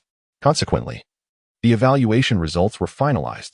Mu Chen's and Lu Mubai's teams shared the first place, followed by Mo Ling's team in second, with Chun Tong's team from the West Courtyard taking third. Observing these results, the disappointed individuals could only sigh in regret. Now that the results were determined, it was time to distribute the rewards. The mentor smiled slightly, snapping his fingers, and several beams of light shot forth from his hand, landing safely in the hands of Mu Chen and the others. As Mu Chen gazed at the light dissipating in his palm, it revealed a delicately crafted small jade box. He gently opened it to find a thumb-sized azure green pill resting within, emanating a rich wave of spiritual energy. This energy was significantly stronger than that of a jade spirit fruit, as this elixir had to be concocted through the careful blending of various spiritual herbs. Inherently superior to a mere jade spirit fruit, onlookers envied and coveted the spirit-enhancing pill in Mu Chen's possession, rumored to accelerate one's progression into the spirit wheel realm. The young men and women were elated to hear they had a month-long holiday, as they had likely begun to long for home after their time at the North Spirit Academy. In the camp, the atmosphere was jubilant as students began to pack their belongings, ready to return to the North Spirit Academy along the path they had come. Upon returning to the North Spirit Academy, Mu Chen finally relaxed, no longer needing to remain vigilant. Within the North Spirit realm, the Academy was considered a bastion of safety. Even with Lu Yu's formidable presence, none would dare wreak havoc within its confines. The following day, Mu Chen gathered his belongings and exited the North Spirit Academy, heading directly to the teleportation array in the city, bound for the Mu domain. As he traversed the familiar streets of the bustling city, he did not linger, calculating shortcuts as he moved swiftly. As Mu Chen rounded a corner, the street grew quieter, and a gentle drizzle began to fall from the sky. He walked briskly through the rain, the cool droplets striking his face, causing him to shiver slightly. Suddenly, he halted, a chill running down his spine as his keen senses, honed through trials in the spirit road, alerted him to an eerie stillness. Unbeknownst to him, the street had become desolate, devoid of any human presence or sound. Mu Chen's expression grew grave as he lifted his gaze to the hazy sky, where he discerned a flicker of light amidst subtle fluctuations in the air. A mind confusion array. Mu Chen clenched his fists tightly, his dark eyes sharpening with intensity. He raised his head, fixing his gaze ahead, and coldly declared, "You dare set a mind confusion array against the students of the North Spirit Academy in North Spirit City? You truly possess audacity. You must be Mu Chen." A calm voice responded from the front. Mu Chen quickly turned to see a figure holding a flower umbrella gradually approaching through the rain. Hand over the item. Chapter 44. The Rain Man Ji-Zong hand over the items to me. Amidst the gentle drizzle, Mu Chen's entire being was taut, his gaze fixed intently ahead, where a figure wielding a floral umbrella gradually materialized. It was a somewhat slender man, his visage strikingly delicate, with thin lips that glinted like a blade, exuding an air of coldness. As Mu Chen scrutinized this unfamiliar, effeminate man, an intense sense of danger surged within him. Narrowing his eyes, he inquired, "You must not be from the Lu domain, are you? Why have you sought me out?" "Hiki, indeed, I am not from the Lu domain. I am merely here at the behest of someone who has paid a handsome sum for my services." The effeminate man smiled faintly, twirling his floral umbrella. His thin lips pressed together. "You may call me Ji-Zong." Ji-Zong, the Rain Man Ji-Zong. Mu Chen's pupils constricted slightly. This name held considerable renown in the northern spirit realm, rivaling that of Blood Butcher. Of course, this did not imply that Ji-Zong was stronger than Blood Butcher. His own prowess was likely at the initial stage of the spirit wheel realm. However, he possessed another identity that commanded significant respect. He was a first-level spirit array master. In this vast world, a confluence of countless dimensions, even the most supreme beings often found themselves humbled. This realm, indeed, sparkled with diversity and intense competition. Spirit array masters and spirit artifact masters, aside from the orthodox cultivation of spiritual power, were remarkably illustrious professions, requiring extraordinarily stringent talents.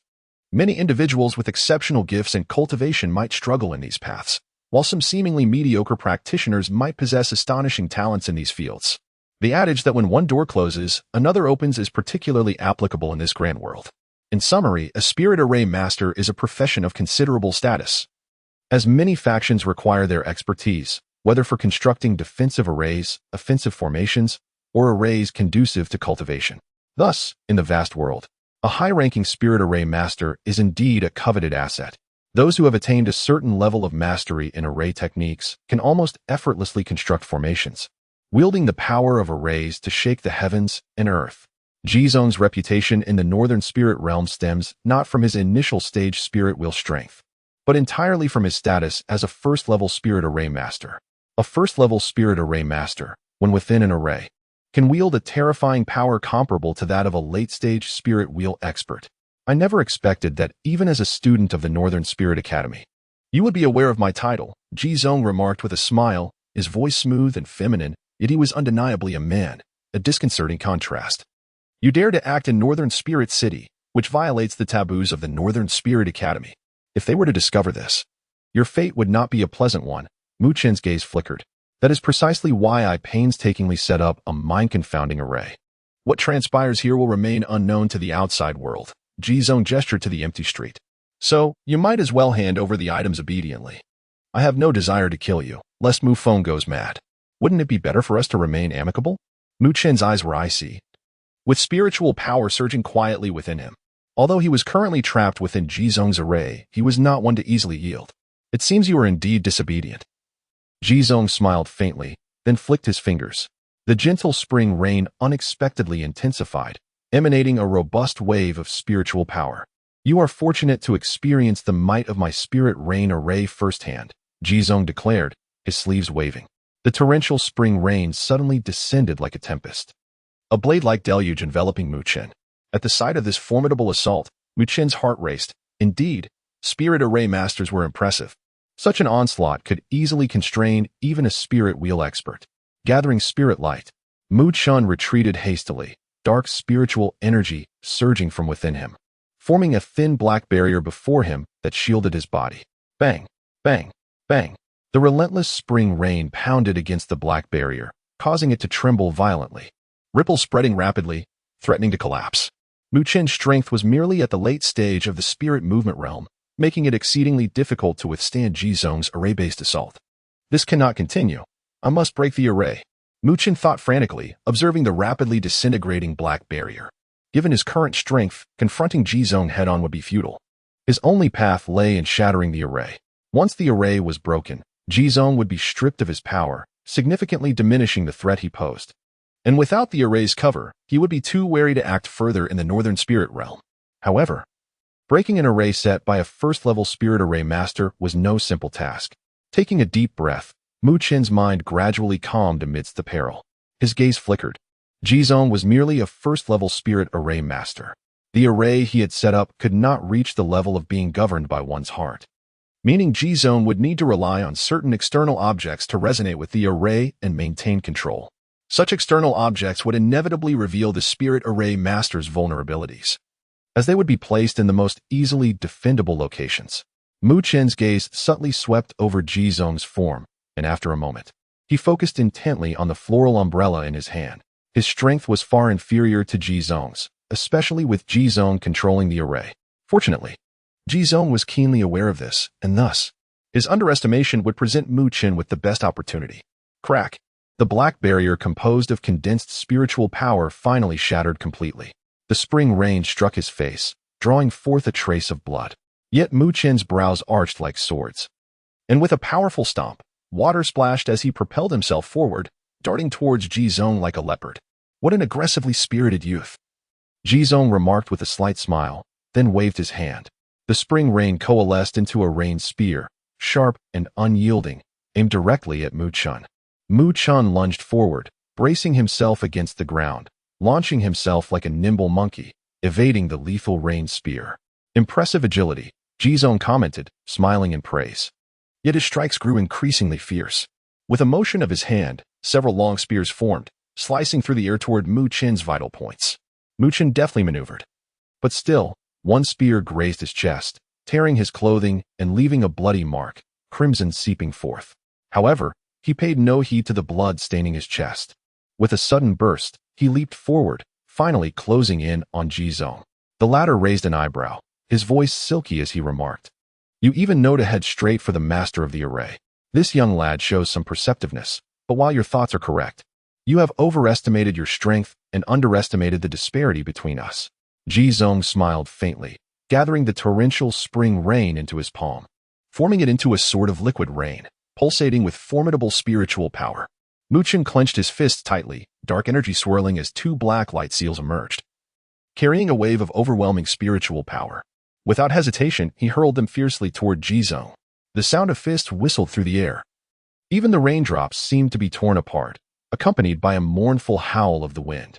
Jizong, momentarily taken aback, clearly did not anticipate that Mu Chin could unleash such a fierce offensive with his late-stage spirit movement strength. Had he been merely an ordinary practitioner at the initial stage of Spirit Wheel, capturing Mu Chin today would have proven exceedingly difficult. However, this was still insufficient.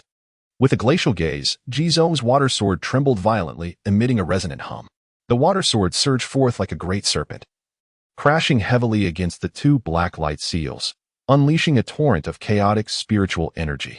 The overwhelming force of the spiritual energy caused Mu Chin's body to stagger backward, while the two death seals were gradually compelled to retreat, although Jizong was merely at the initial stage of Spirit Wheel. The might of the spiritual array enabled him to contend with those at the late stage of Spirit Wheel. It was evident that Mu Chin could not gain the upper hand in a direct confrontation. Gritting his teeth, Mu Chin observed the two death seals being pressured into retreat and glanced once more at the menacing tip of the sword. A chilling sensation pierced his heart, causing his skin to tingle. With a fierce glare, the threat looming over him ignited a surge of rage within Mu Chin. A thunderous shout erupted from the depths of his being, and the great Buddha technique began to operate at that moment. Through these trials, he had come to understand that within him lay hidden powers, dormant until the brink of life and death. And now was the perfect opportunity. Come forth. Chapter 45, Breaking the Formation Bus. As the indistinct light tower flickered into existence within Mu Chin's body, a peculiar wave surged forth. This wave was not particularly powerful. Yet when it reached Jizong, the latter's body trembled slightly, his gaze momentarily dazed. Humph. However, this daze was fleeting. Jizong quickly regained his composure with a cold snort. Indeed, Mu Chin was unlike an ordinary youth, which explained why Lu Yu had summoned him. Yet, no matter how he struggled, the vast chasm between them could not be easily bridged. Whoosh! With a shake of his arm, Jizong's sword, forged from raindrops, surged explosively. Amid the violent torrent of spiritual energy, it forcefully shattered the two ominous seals, then darted towards Mu Chin's shoulder like a lightning bolt. Clang! Jizong's attack was exceedingly fierce, weaving through the gaps of the two seals, leaving Mu Chin no time to defend. The raindrop sword pierced Mu Chin's shoulder. But at the moment of contact, the indistinct light tower within Mu Chin seemed to quiver, causing the raindrop sword to momentarily halt before its tip finally sank into Mu Chin's flesh, blood seeping forth. Swish! Jizong observed this scene with a faint smile, believing the situation to be firmly in his grasp. However, as he looked at the young man before him, he was met with a pair of pitch-black eyes beneath the drizzle, resembling deep voids that bore into him, an unspoken sense of danger abruptly enveloping Jizong's heart. Swish! The young man before him seemed unfazed by the sword embedded in his shoulder. Even the pain failed to provoke a twitch of his brow. His palms quivered, and a chilling glint shot forth, ultimately sweeping past the flower umbrella he held in his left hand. The flower umbrella fell limply, splashing some raindrops. Jizong stared at the scene in a daze, then turned his gaze to the youth, who was retreating, blood continuing to flow from his shoulder. You actually noticed. Jizong's lips moved, his expression growing considerably grave. This young man had discerned the flaw in his formation. And what unsettled him further was that the latter had the audacity to use his own body as bait, exposing a gap at the moment he struck. Seizing that fleeting moment, he had acted decisively, severing the flower umbrella in his hand, and consequently, also severed his connection to the formation. You have lost. Mu Chin grinned at Jizong. As his laughter faded, the falling spring rain ceased, and the air around him seemed to shimmer with light. Then, Mu Chin began to perceive faint voices entering his ears. It was still the same street, But now the ground bore no traces of rain, and sunlight streamed down from the sky. In the distance, silhouettes began to materialize. Clearly, the mesmerizing formation that had enveloped him had been shattered. Mu Chen fixed his gaze ahead, where Ji Zong regarded him solemnly. After a moment, he smiled and remarked, "You are indeed a formidable young man. I never expected Mu Feng to have such an outstanding son." Mu Chen chuckled in return, though his eyes were filled with vigilance and wariness. "Do you intend to make a move next? The formation is broken. I cannot harm you now. What happens next is no longer my concern. But you should take care of yourself." Ji Zong replied with a faint smile, casting a deep glance at Mu Chen before turning and walking away slowly. This Ji Zong is truly useless. As Mu Chen vigilantly scanned his surroundings, two icy gazes pierced through the shadows, fixated on the distant figure of the young man. "Third uncle, what should we do next?"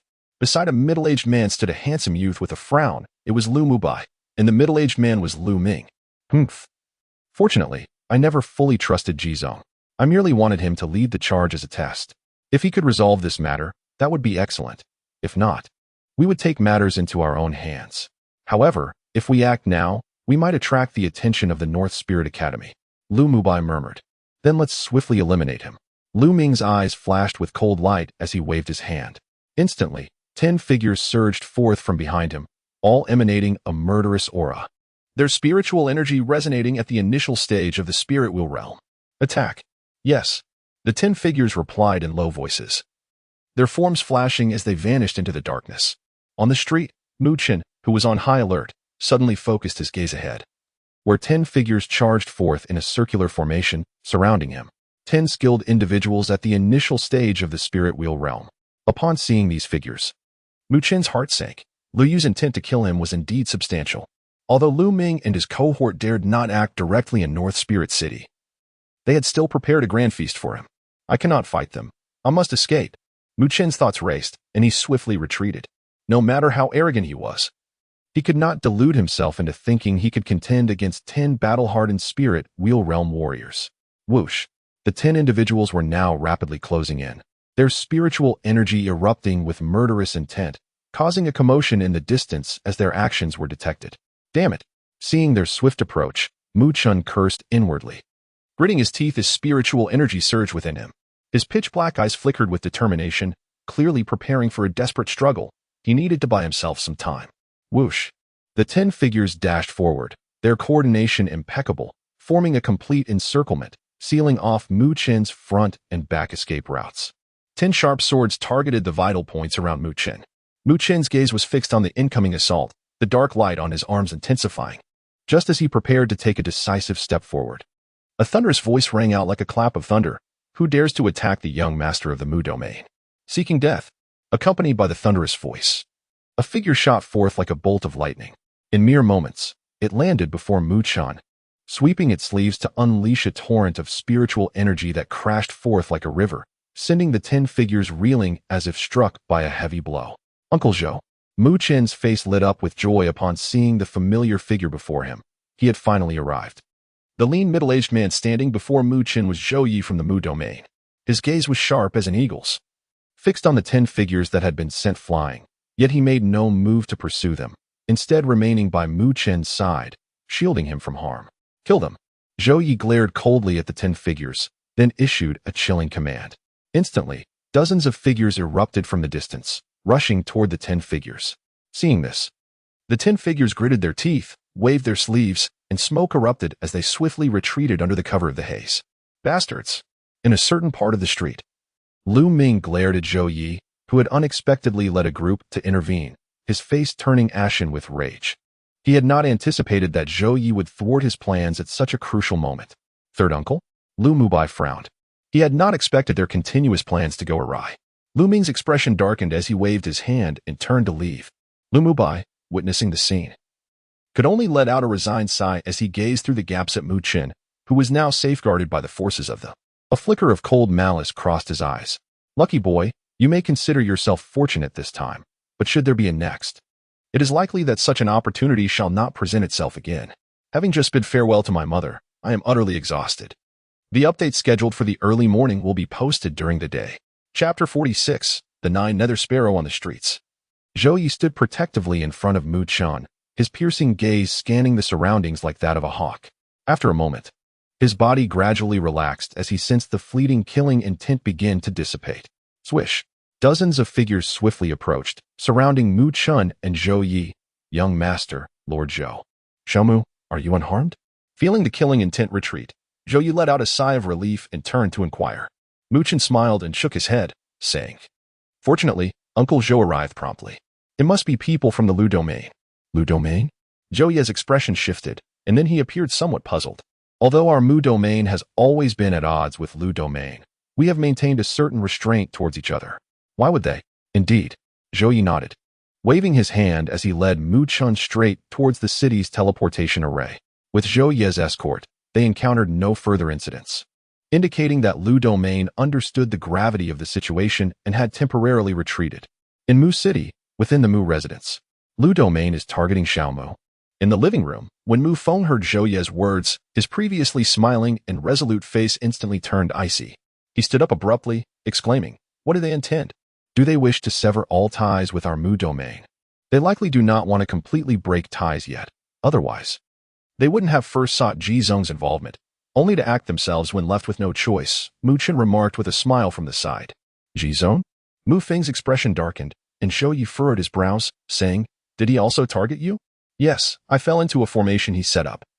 But I managed to break free, and then he left. Mu Chun nodded. You broke his formation? Both Mu Feng and Zhou Yi were momentarily taken aback, looking at Mu Chun with surprise. They had certainly heard of Ji Zong's reputation, although his strength in the early stages of the spirit wheel realm was not particularly impressive. His identity as a formation master at that level posed considerable challenges. Yet, Mu Chun had actually managed to break his formation? I am now at least in the late stages of the spirit movement realm. Mu Chun grinned at their astonished expressions. Late stages of the spirit movement realm? Mu Feng was once again astonished, then nodded in satisfaction. Although Mu Chun had been delayed in his cultivation for a year in the spirit road, his innate talent was exceptional, and he was truly catching up now. Late stages of the spirit movement realm is hardly significant.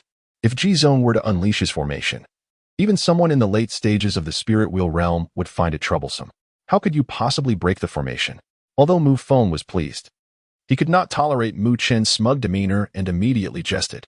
Ji Zong also shared your thoughts, which is why I was able to break his formation. Mu Chun retorted with a pout. It seems Xiao Mu has cleverly taken advantage of Ji Zong's overconfidence, Zhou Yi remarked with a smile. Such wisdom is indeed rare. Where is the flattery in that? Mu Feng laughed for a moment before becoming serious again. But why would Lu Domain target you?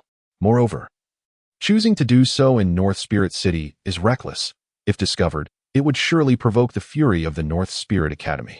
Given their style of operation, they would not typically engage in such rash behavior, especially with the imminent allocation of slots among the 5 major academies. Offending the North Spirit Academy at this juncture is unwise. Oh, Mu Feng and Zhou Yi exchanged glances, both sensing a gravity in each other's expressions. They had heard of the Blood Butcher Group and Lu Domain's matters, but had not paid them much heed. However, the apparent level of importance Lu Domain placed on this situation was evidently significant. While the mustard bracelet holds some value, it hardly warrants such attention from Lu Domain. Mu Feng chuckled. Is there something within it? Mu Chen nodded, clenching his palm, revealing an ancient copper piece. This should be it, but upon inspection, I found nothing particularly special. Mu Feng took the ancient copper piece from Mu Chen's hand, running his fingers over the engravings. After a moment of contemplation, he flipped it over and paused upon seeing the black bird pattern engraved upon it, as if deep in thought. This object resembles, Mu Feng murmured, his pupils narrowing slightly. It resembles the Nine Nether Sparrow? The Nine Nether Sparrow? Zhou Yi exclaimed in shock. Surely not. The Nine Nether Sparrow. Mu Chen's eyes also revealed astonishment as he involuntarily remarked, Is it the one ranked 11th in the beast's record? The resemblance is indeed striking, Mu Feng nodded. After pondering for a moment, he suddenly clenched his hand, and a searing flame began to coalesce within it, ultimately transforming into a palm-sized fire eagle. The eagle's gaze was piercing, its wings reminiscent of dragon wings, and its talons adorned with fiery dragon scales, exuding a formidable aura. Is this the essence of the dragon flame eagle that you refined, father? Mu Chun gazed curiously at the exquisite fire eagle, aware that it was a true celestial beast. Ranked 85th in the beast record, far superior to Master Mo's golden thunderwolf or Master Shi's stone turtle lion. The dragon flame eagle perched on Mu Feng's palm, gently approaching the ancient copper piece. Upon seeing the black bird pattern on the north side of the copper piece, a flicker of alarm flashed in its sharp, icy eyes, causing it to retreat hastily, displaying evident wariness, even fear. To invoke such trepidation in the dragon flame eagle and bear such a likeness, it must indeed be the Nine Nether Sparrow, Mu Feng concluded with certainty. The Nine Nether Sparrow, born in the northern underworld, its wings can obscure mountains, and its ethereal light can devour the sun and moon. This description of the Nine Nether Sparrow resonated within Mu Chen's heart, causing him to involuntarily click his tongue. Such power was truly hard to fathom. If it is indeed the Nine Nether Sparrow, it is no wonder Lu Domain values it so highly. If a powerful figure in the Divine Soul realm were to obtain the essence of the Nine Nether Sparrow, their strength would be extraordinarily formidable, Mu Feng lamented. However, if it truly is the Nine Nether Sparrow, does Lu Domain possess the strength to challenge it? Mu Chen furrowed his brows. If it were indeed the Nine Nether Sparrow, even if Lu Domain poured all its resources into the endeavor, capturing it would be impossible. The secret should lie within this copper piece. Mu Feng smiled lightly, suddenly releasing a torrent of vigorous spiritual energy that surged into the copper piece like a flood. This action, which Mu Chen had previously attempted without success, yielded no response. Yet, Mu Chen's failure did not imply Mu Feng would also fail, for the latter was a genuine powerhouse in the late stages of the Divine Soul realm, among the most elite in the Northern Spirit realm. As the robust spiritual energy poured in, the previously silent copper piece began to exhibit activity. Radiance erupted from within, seemingly forming a light curtain in midair. Within this light curtain appeared a vast, dark forest, and deep within its treacherous depths, an enormous black bird was letting out a piercing cry. A torrent of black light swept from its body, enveloping the area as if even light itself were being eclipsed. The black light intensified, ultimately transforming into a cloak of black flames that engulfed the creature. Its cries grew increasingly mournful, and as the scene shifted, the massive body of the black bird swiftly diminished within the dense black flames, finally transforming into a massive black egg with a mournful wail, retreating deep into the shadowy forest. The vision concluded, revealing a complex route that appeared to be a map. Indeed, it is the Nine Nether Sparrow. Mu Feng exhaled deeply, unable to conceal his astonishment as he remarked, "Moreover, this Nine Nether Sparrow is attempting to evolve. However, it has failed." Mu Chen's heart raced. The Nine Nether Sparrow was already formidable, and if it were to evolve, it would undoubtedly possess the qualifications to challenge the celestial rankings of the beasts. It appears that the Lu Domain is indeed targeting the Nine Nether Sparrow. They must not be allowed to acquire it. Zhou Ye's expression grew grave as he stated, if the Lu Domain obtains the Nine Nether Sparrow, their strength will undoubtedly surge. And at that point, given their nature, they may no longer tolerate the Mu Domain. Then let us seize it as well. Mu Chen's gaze flickered, his eyes fixed intently on the ancient bronze piece. "Father, where is this place? It seems somewhat familiar." Upon hearing this, Mu Feng merely smiled gently, his eyes sharp. "Of course it seems familiar, for this is within the North Spirit realm. Judging by this location, it should be the Black Abyss of the North Spirit realm." Chapter 47. The Seal of the Black Abyss. Upon hearing the name Black Abyss, Mu Chen was momentarily taken aback, then clicked his tongue in realization. It was indeed a place of such notoriety. The Black Abyss is a well-known perilous domain within the Northern Spirit realm, starkly different from the Northern Spirit Plains, where adventuring teams frequently venture forth. In contrast, the Black Abyss is largely regarded as a forbidden ground, where over the years, 9 out of 10 adventurers have succumbed, becoming nothing more than foul, decaying remnants. Those few who manage to escape are often left traumatized, requiring extensive time to recuperate. And the mere mention of the Black Abyss thereafter invokes genuine dread. Entering the Black Abyss is no trivial matter, Zhou Yi remarked, his brow furrowed, clearly well aware of the dangers that lurked within, where treacherous swamps abound, posing lethal risks at every turn. If it is for the Nine Nether Sparrow, such peril may indeed warrant the risk. Moreover, if you were to obtain the Nine Nether Sparrow, it would spell great trouble for us, Mu Feng pondered aloud. Zhou Yi nodded in agreement. The Nine Nether Sparrow is exceedingly powerful, in its prime. No one in the Northern Spirit realm would dare to covet it. Yet, as we can see now, it seems to have failed in its evolution, rendering it vulnerable. Therefore, Lu Yu will likely seize this opportunity. What should we do? Mu Feng contemplated before suggesting we should dispatch some capable individuals to monitor Lu Yu's movements. This matter must remain confidential, otherwise many factions may covet it. Thus, Lu Yu will not dare to act openly and will proceed covertly. The Black Abyss is perpetually shrouded in lethal miasma, only weakened during the peak of summer, which is fast approaching. If Lu Yu intends to strike, it will surely be at that time, Zhou Yi stated. Mu Feng nodded again. We shall discreetly gather our forces. And if an opportunity arises, we too shall take action. Even if we cannot secure the Nine Hells Sparrow, Lu Yu must leave empty-handed. Excellent, I shall begin preparations immediately. Zhou Yi replied decisively, wasting no time as he hurried off. Father, take me with you to the Black Abyss, Mu Chen grinned. That place is far too perilous. It is not suitable for you, Mu Feng frowned. I have emerged from the spirit path, after all. Father, the circumstances there surely cannot be worse than those in the Black Abyss, Mu Chen remarked lightly. Mu Feng was momentarily stunned, studying the youth before him. Though still youthful, his handsome features bore a certain resoluteness. It struck him how much the little boy he once nurtured had grown. If you truly wish to accompany us, then come along. But remember to behave, Mu Feng smiled, feeling a sense of pride. His son would undoubtedly surpass him. Mu Chen nodded, then smiled brightly at Mu Feng. Additionally, there are matters for which I require your guidance, father. What is it? Mu Feng asked, puzzled. It pertains to me, Mu Chen sighed. Ever since I began cultivating the Great Buddha Sutra, I have sensed something hidden within my body. Can you explain it to me? Mu Feng paused before chuckling. Is that so? Mu Chen gazed intently at Mu Feng, knowing that the more indifferent his father appeared, the more complex the situation likely was. Father, you cannot continue to keep me in the dark, he pressed. Mu Feng met Mu Chen's earnest gaze, and after a moment, the smile on his face gradually faded, replaced by a bittersweet expression. I did not anticipate you would notice so soon. I thought it would take at least another 6 months. This matter is beyond your comprehension. As it involves your mother, he added, slightly embarrassed by his son's scrutiny. What did mother do to me? Mu Chen asked, glancing down at himself in confusion.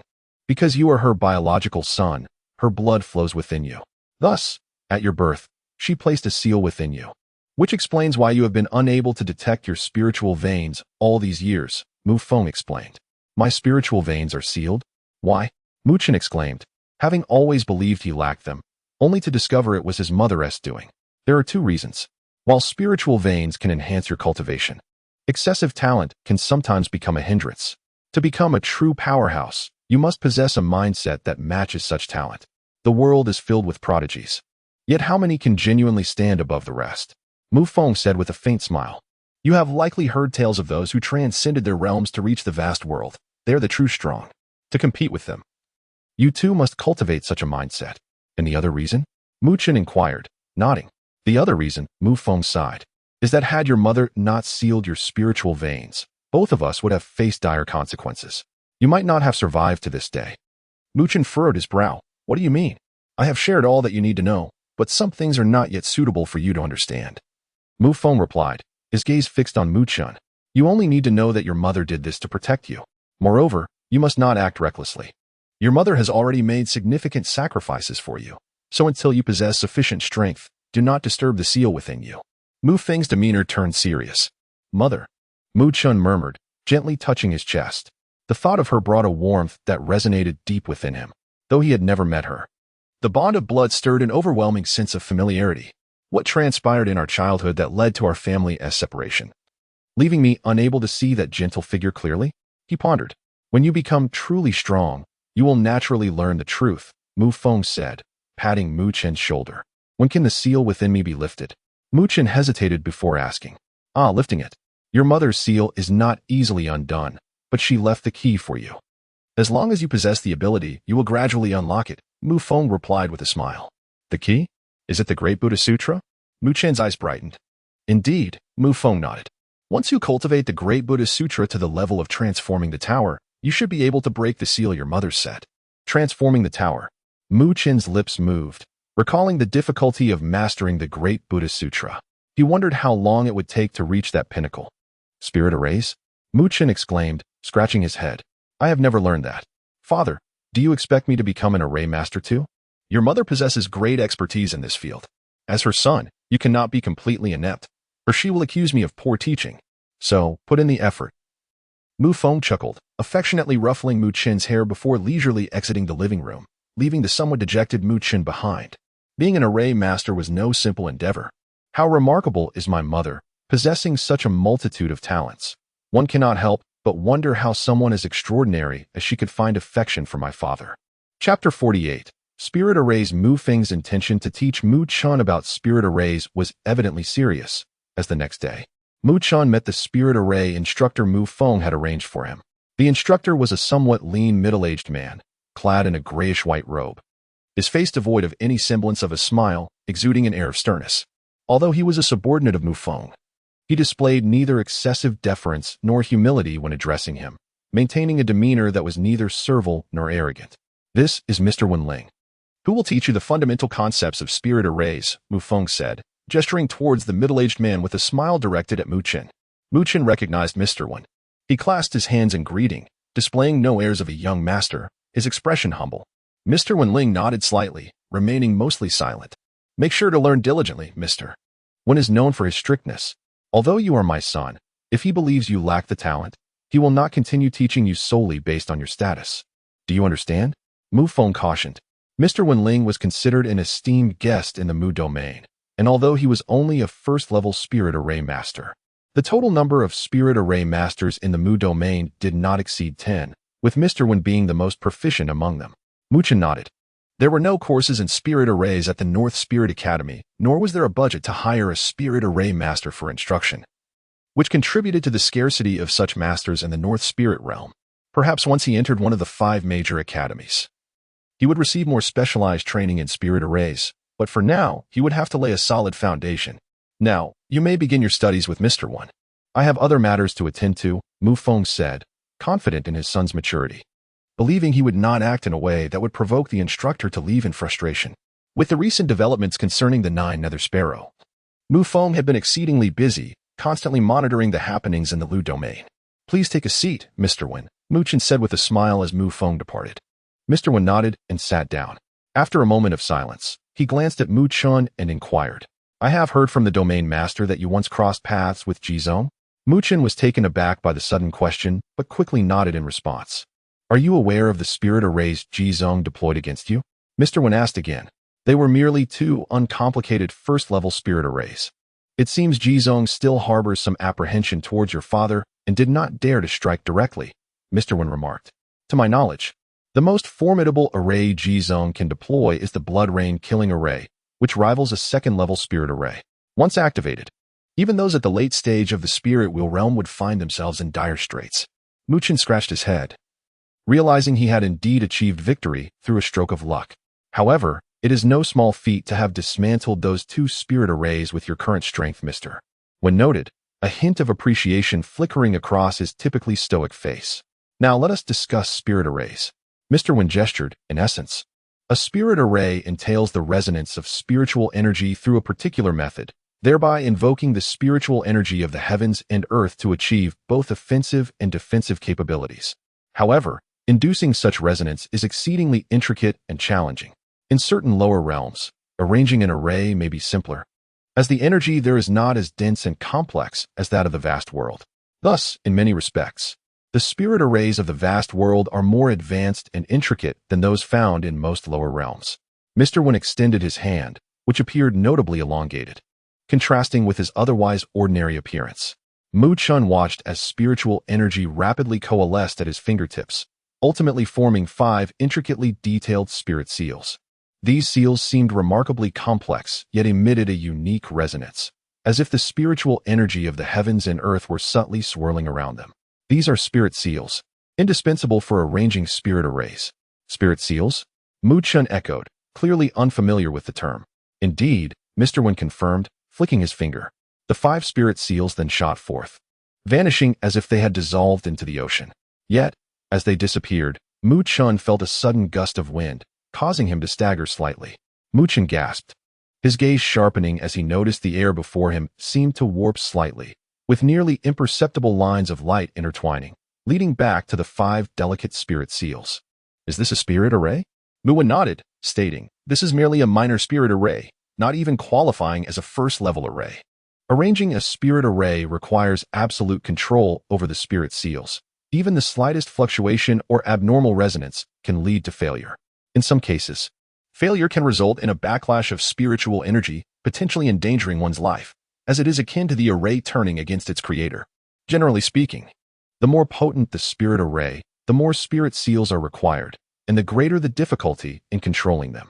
Mr. Wen explained, as a first-level spirit array master, my limit is controlling 20 spirit seals simultaneously. Beyond that, chaos ensues. Those who surpass 5th-level spirit array masters can manipulate hundreds or even thousands of spirit seals with ease, wielding power that could obliterate even those in the soul realm. Mu Chen listened, astonished by the revelations. Spirit seals formed the foundation of array arrangements, but there was yet another essential element. What is it? Array diagrams, Mr. Wen replied coolly. The formation of an array is exceedingly complex, akin to a grand undertaking. Spirit seals serve as the foundation and conduits, while the array diagram acts as the blueprint. Without a complete blueprint, the project cannot commence. Mr. Wen reached into his robe and slowly produced a jade cylinder, which shimmered with a faint glow. This is a first-level array diagram, known as the Spirit Thunder Array. Curious, Mu Chen took the diagram and unfolded it. Instantly, radiant light filled his vision, revealing a series of intricate lines that intertwined and culminated in an array that shimmered with a faint thunderous glow. For spirit array masters, array diagrams were immensely alluring. Whenever a high-level diagram surfaced, it invariably drew the eager attention of many spirit array masters. Array diagrams, like spirit array masters, were classified into 9 levels. In my years, I have only encountered a 4th-level array diagram, Mr. Wen admitted, a look of envy and longing crossing his usually stern visage. Of course, array diagrams are still a bit premature for you, Mr. Wen remarked, handing Mu Chen a jade slip.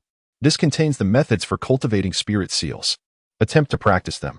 In many ways, this serves as the most basic test for beginners. If you find yourself clumsy or sluggish during cultivation, it would be best to cease, as it would indicate a lack of sensitivity towards spirit seals, suggesting you may not possess the requisite talent. Upon hearing this, Mu Chen accepted the jade slip without further ado. Closing his eyes, he began to absorb the cultivation methods contained within.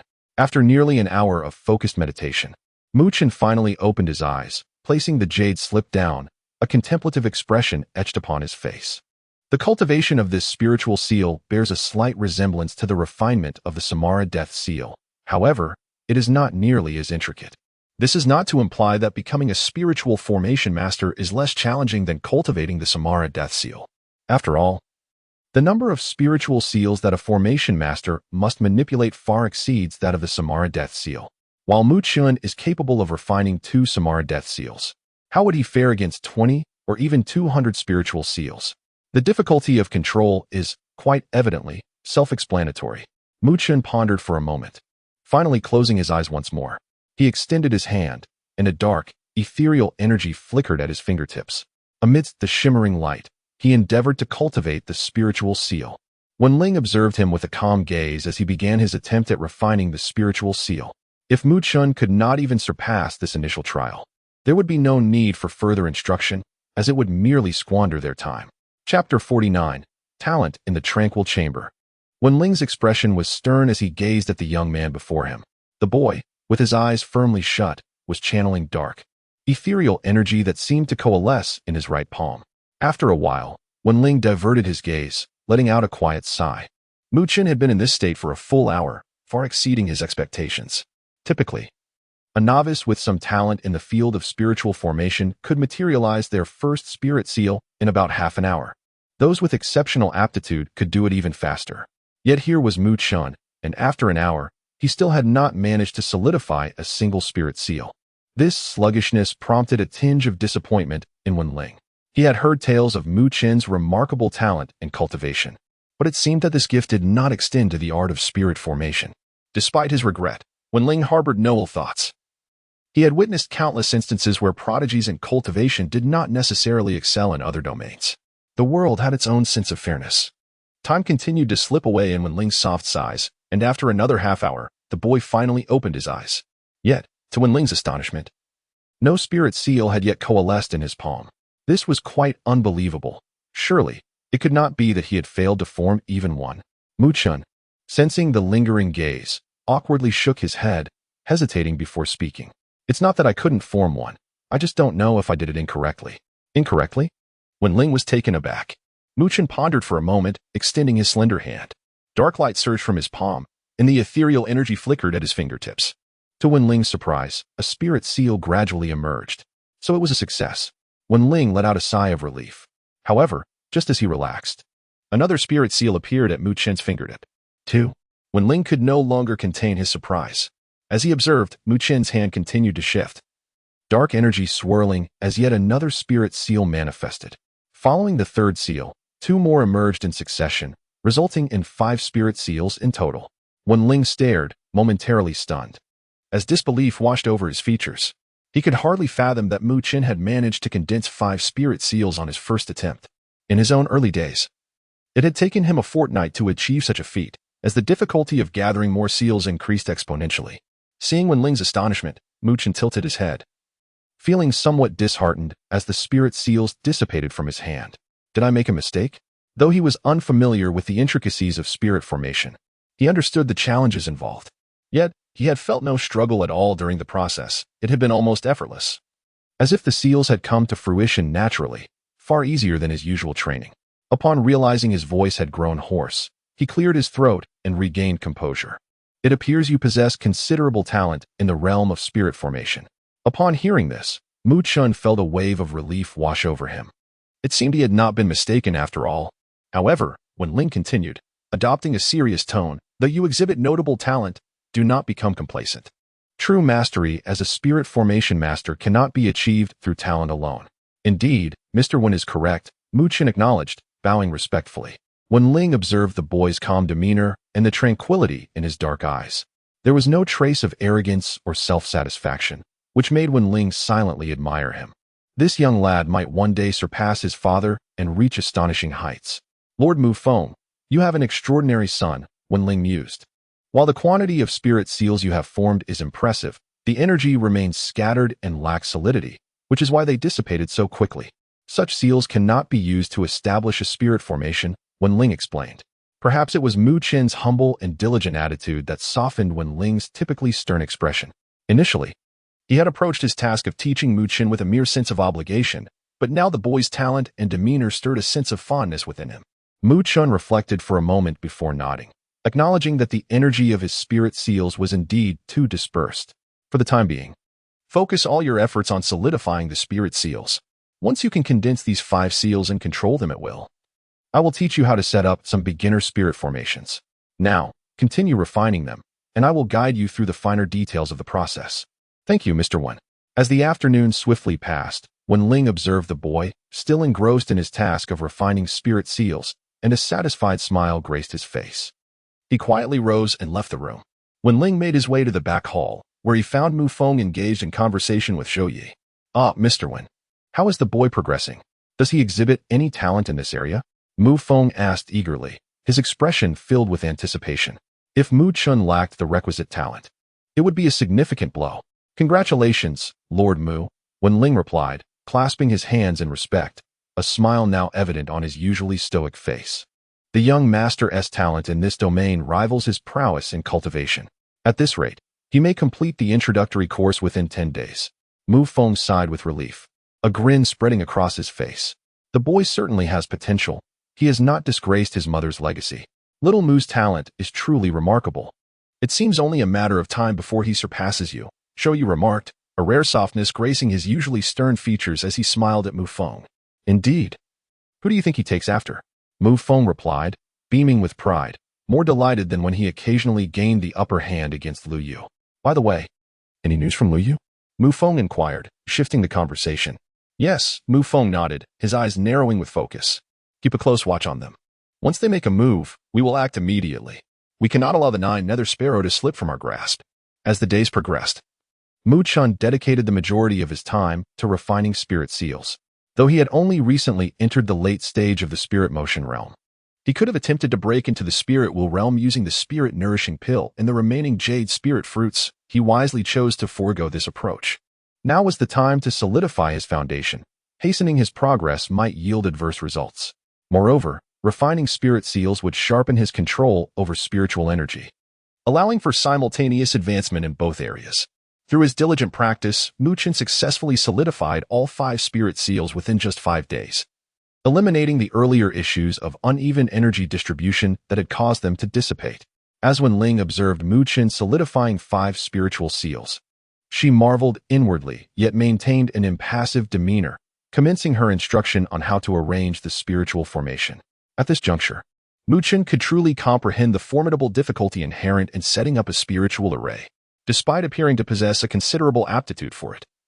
He faced repeated failures even when attempting to construct a minor spiritual array that scarcely qualified as a level 1 formation, yielding no results whatsoever. In response to his struggles, when Ling exhibited a remarkably composed attitude, if Mu Qin were able to master the arrangement of a minor spiritual array within such a brief period, it would be a gross underestimation of the profession of spiritual array masters. Consequently, the scarcity of spiritual array masters in the northern spirit realm would make sense. Nevertheless, amidst these continuous setbacks, Mu Qin gradually began to grasp certain methodologies. Finally, on an afternoon half a month later, he succeeded in establishing a small spiritual array. Chapter 50, Action with a Swift Motion. Mu Qin's gaze remained calm as he suddenly shook his arms, causing the 8 spirit seals in his palms to surge forth like a tempest, only to vanish into the air as if they had merged with it. As the seals disappeared, when Ling narrowed her eyes, faintly perceiving that the 8 spirit seals occupied 8 peculiar positions in the atmosphere. Rays of light emanated from the seals, intersecting and connecting in a remarkably intricate pattern. When the final ray of light completed its complex interweaving, when Ling immediately sensed a significant surge in the flow of spiritual energy in that realm. Subtle glimmers flickered in the air, gradually fading away. If one weren't attentive, they would hardly notice it. Mu Qin suddenly opened his eyes, a look of delight shimmering in his dark irises. He had succeeded, clapping her hands.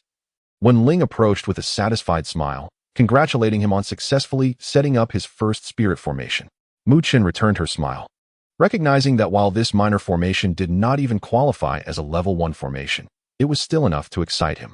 Stepping into the formation's range, when Ling observed as the air distorted, revealing a small luminous array that unleashed numerous strands of spirit light, ensnaring her limbs and body like ropes.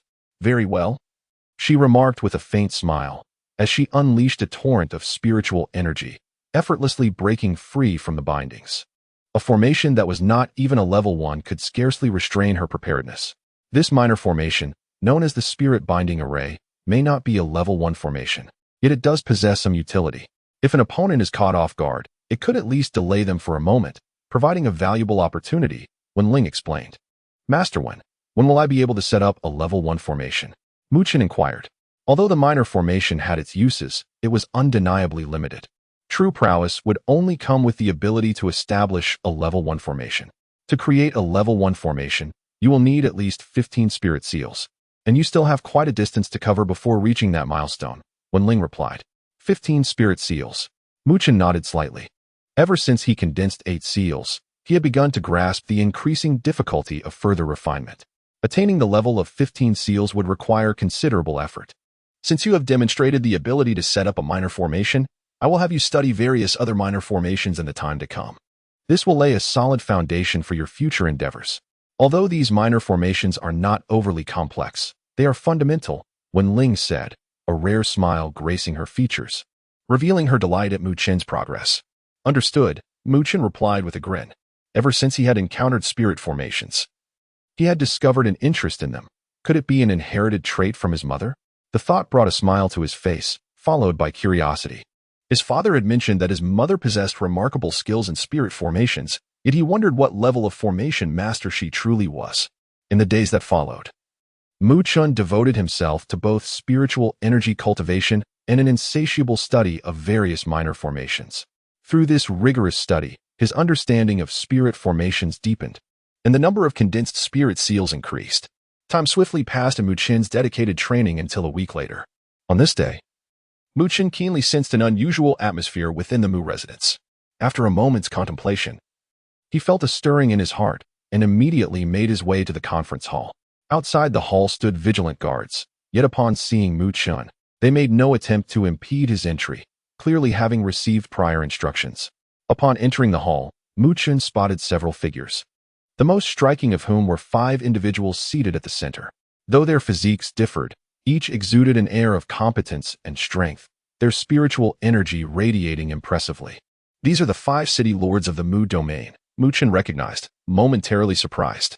These 5 were his father's trusted generals, tasked with overseeing the 5 cities of Mu domain, and it was unexpected for them to gather in one place. Upon seeing Mu Chen enter, Mu Feng merely waved him over without uttering a word. "Young master," the 5 figures greeted him with respectful gestures. "Ah, the young master has grown," remarked the lean middle-aged man at the forefront, prompting smiles from the others and easing the previously tense atmosphere.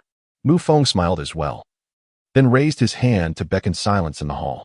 His serious gaze swept over the assembly as he declared, "This matter is of great significance. I will personally lead the team alongside Zhou Yi. You will leave 2 here to guard Mu domain, while the other 3 will accompany us." Listening intently, Mu Chen couldn't help but click his tongue. It seemed they were mobilizing their elite forces for this venture. His father held the Nine Hells Sparrow in high regard.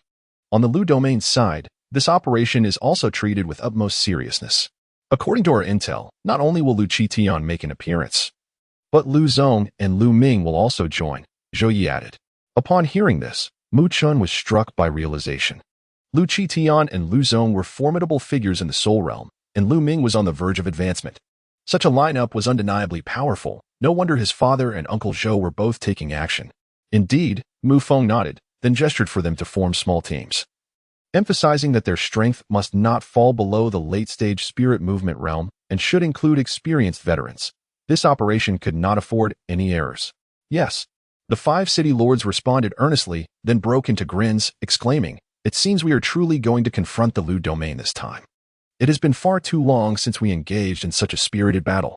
Mu Feng smiled faintly, yet a flicker of fervor ignited in his eyes. While others might fear the Lu domain, the Mu domain stood resolute. This time, for the Nine Hells Sparrow, he intended to clash with them thoroughly. Observing the rising battle fervor in the conference hall, Mu Chen licked his lips, a sense of anticipation blooming in his heart for the enigmatic Nine Hells Sparrow. Such a high-level spirit beast had yet to appear in the entire North Spirit Realm. He could only wonder who would ultimately lay claim to it.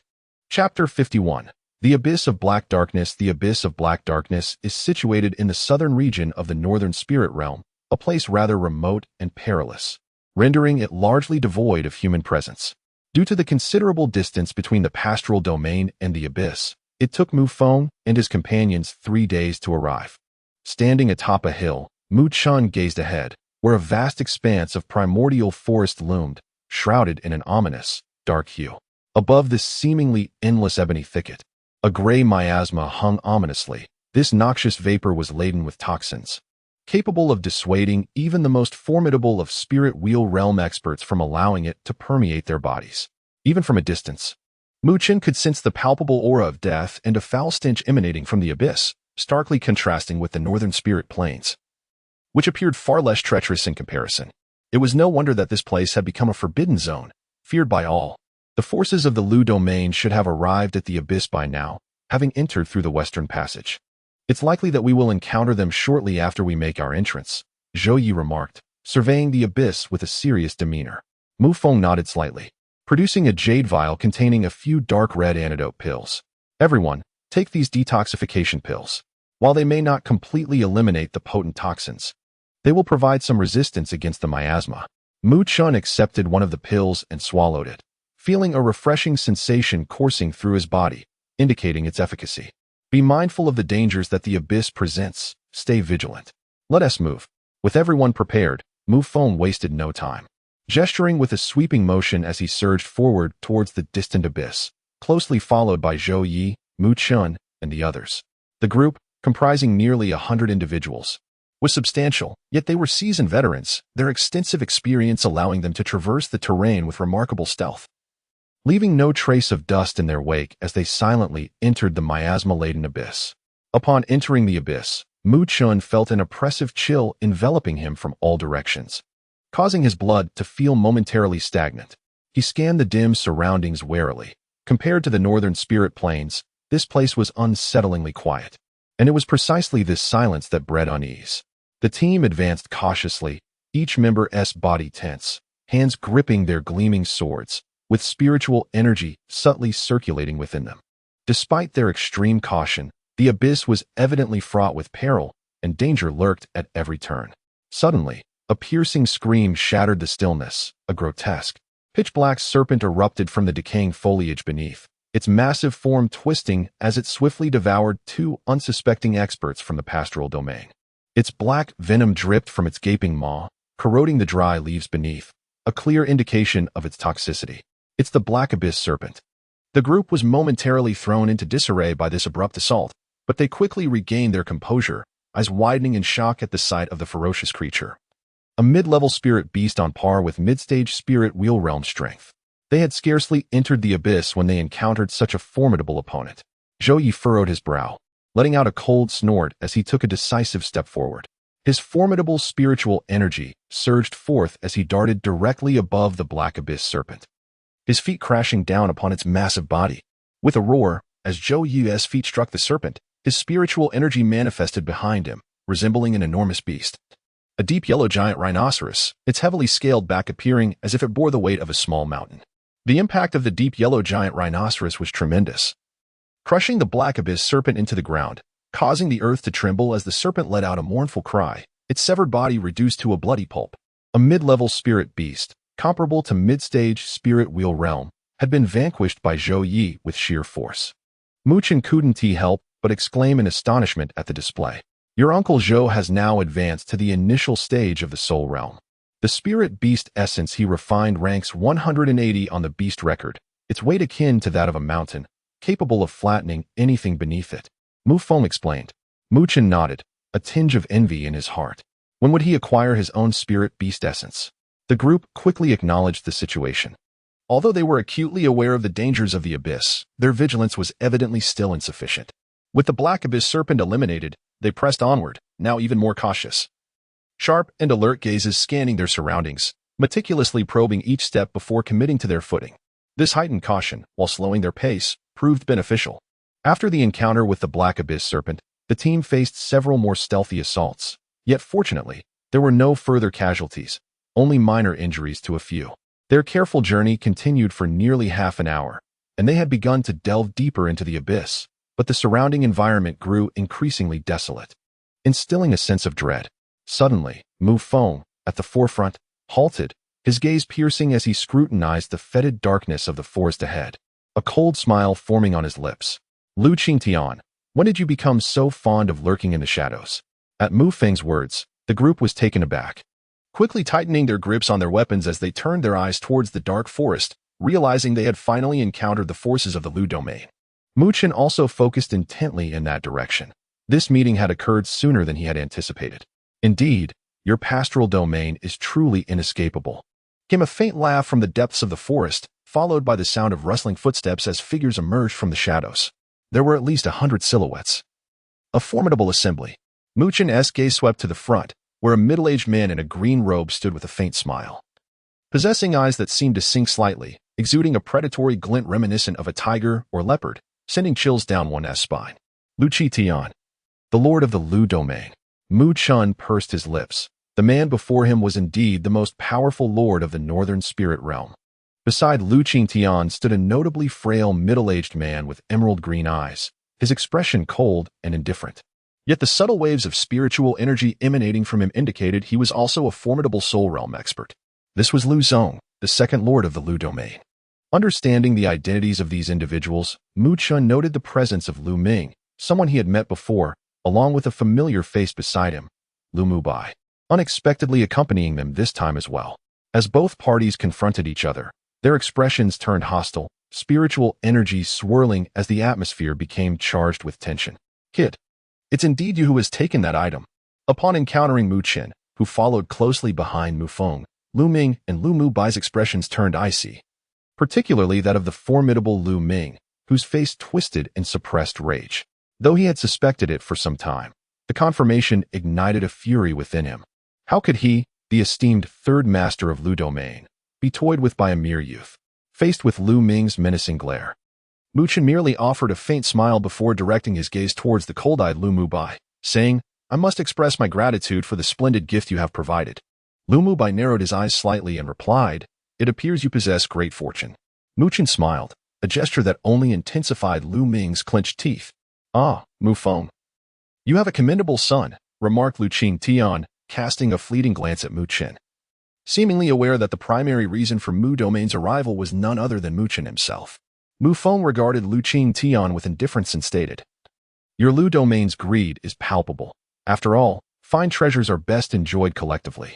To hoard them alone is hardly a commendable act. Are you not concerned about the risk of overindulgence?"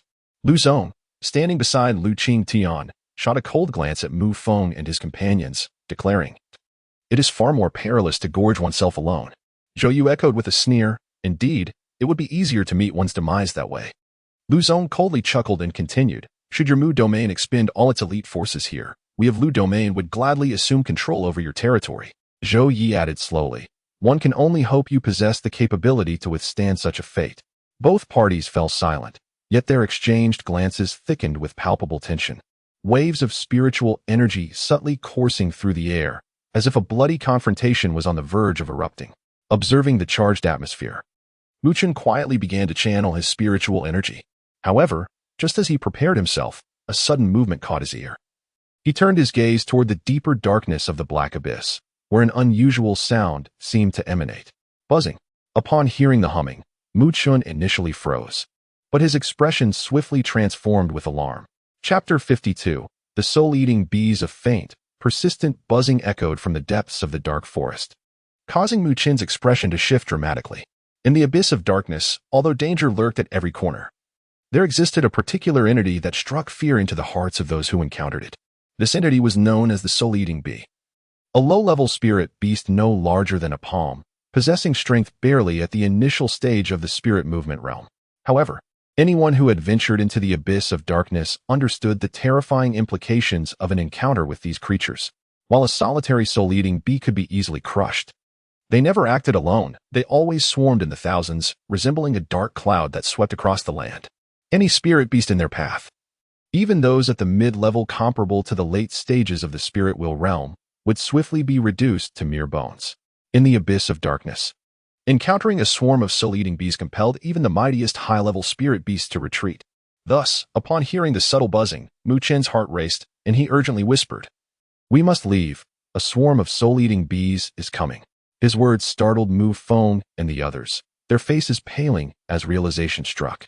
Without hesitation, Mu Feng waved his hand decisively, commanding, "Quickly, let us depart." With that, he led the way in the opposite direction, abandoning any confrontation with Lu Qingtian and his group. The threat of the soul-eating bees was far too great. Even if he managed to escape, the casualties among the Mu clan would be devastating. The urgency of their exit left Liu momentarily stunned.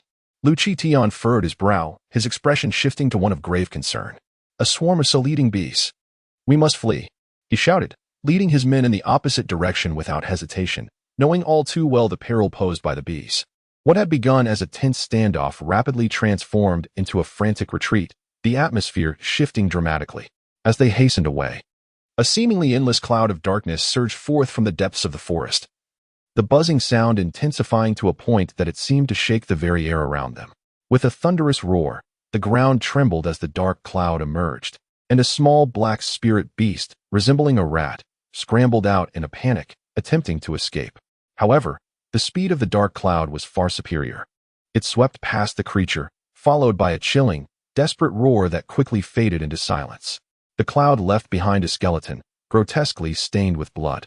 A closer look revealed countless palm-sized black bees within the dark mass, their jagged fangs dripping with crimson.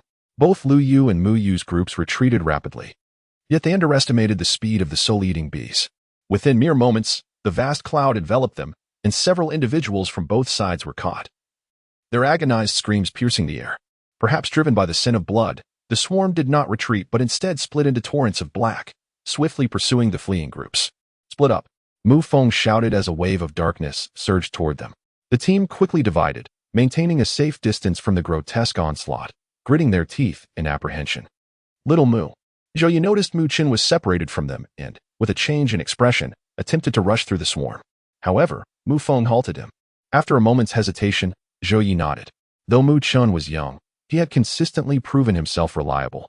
Given the dangers of the abyss of darkness, Mu Chen's caution would likely keep him safe.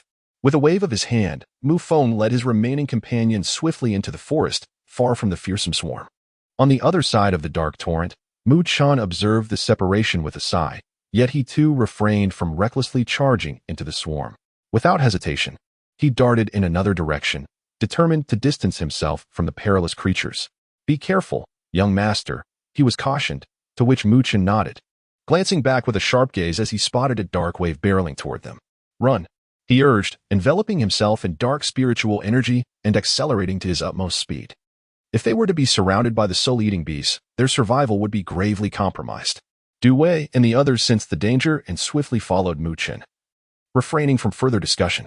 Though their pace was swift, the swarm was faster, drawing ever closer. "Damn it," Du Wei cursed, realizing the dire situation. He gritted his teeth, preparing to turn back and confront the threat.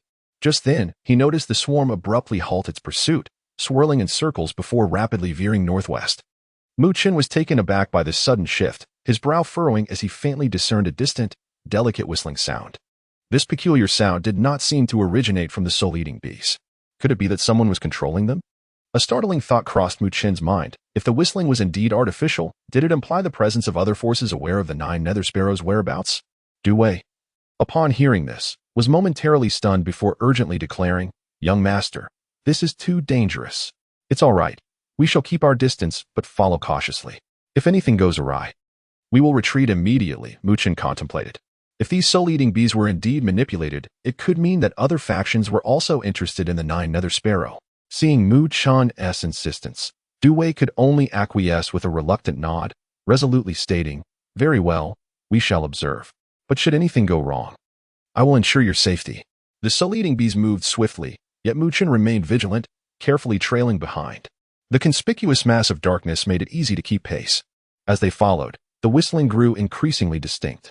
Muchen glanced ahead and spotted a small basin, within which stood a dark hill. On this hill grew a peculiar black tree, swarmed by countless soul-eating bees. The strange whistling emanated from this very spot, though it was so faint that it could easily be overlooked without keen attention. Muchen surveyed the area meticulously, yet he detected no signs of life, leaving him perplexed. Had he misjudged the situation? His brow furrowed deeply as his gaze shifted to the black tree, climbing steadily until he reached the top, where his pupils constricted slightly. There, he glimpsed a shadowy figure, barely discernible. Was there truly someone present? Chapter 53. The Spirit Insect Flute. Muchen's gaze was fixed intently on the black treetop, where he faintly perceived a shadowy figure.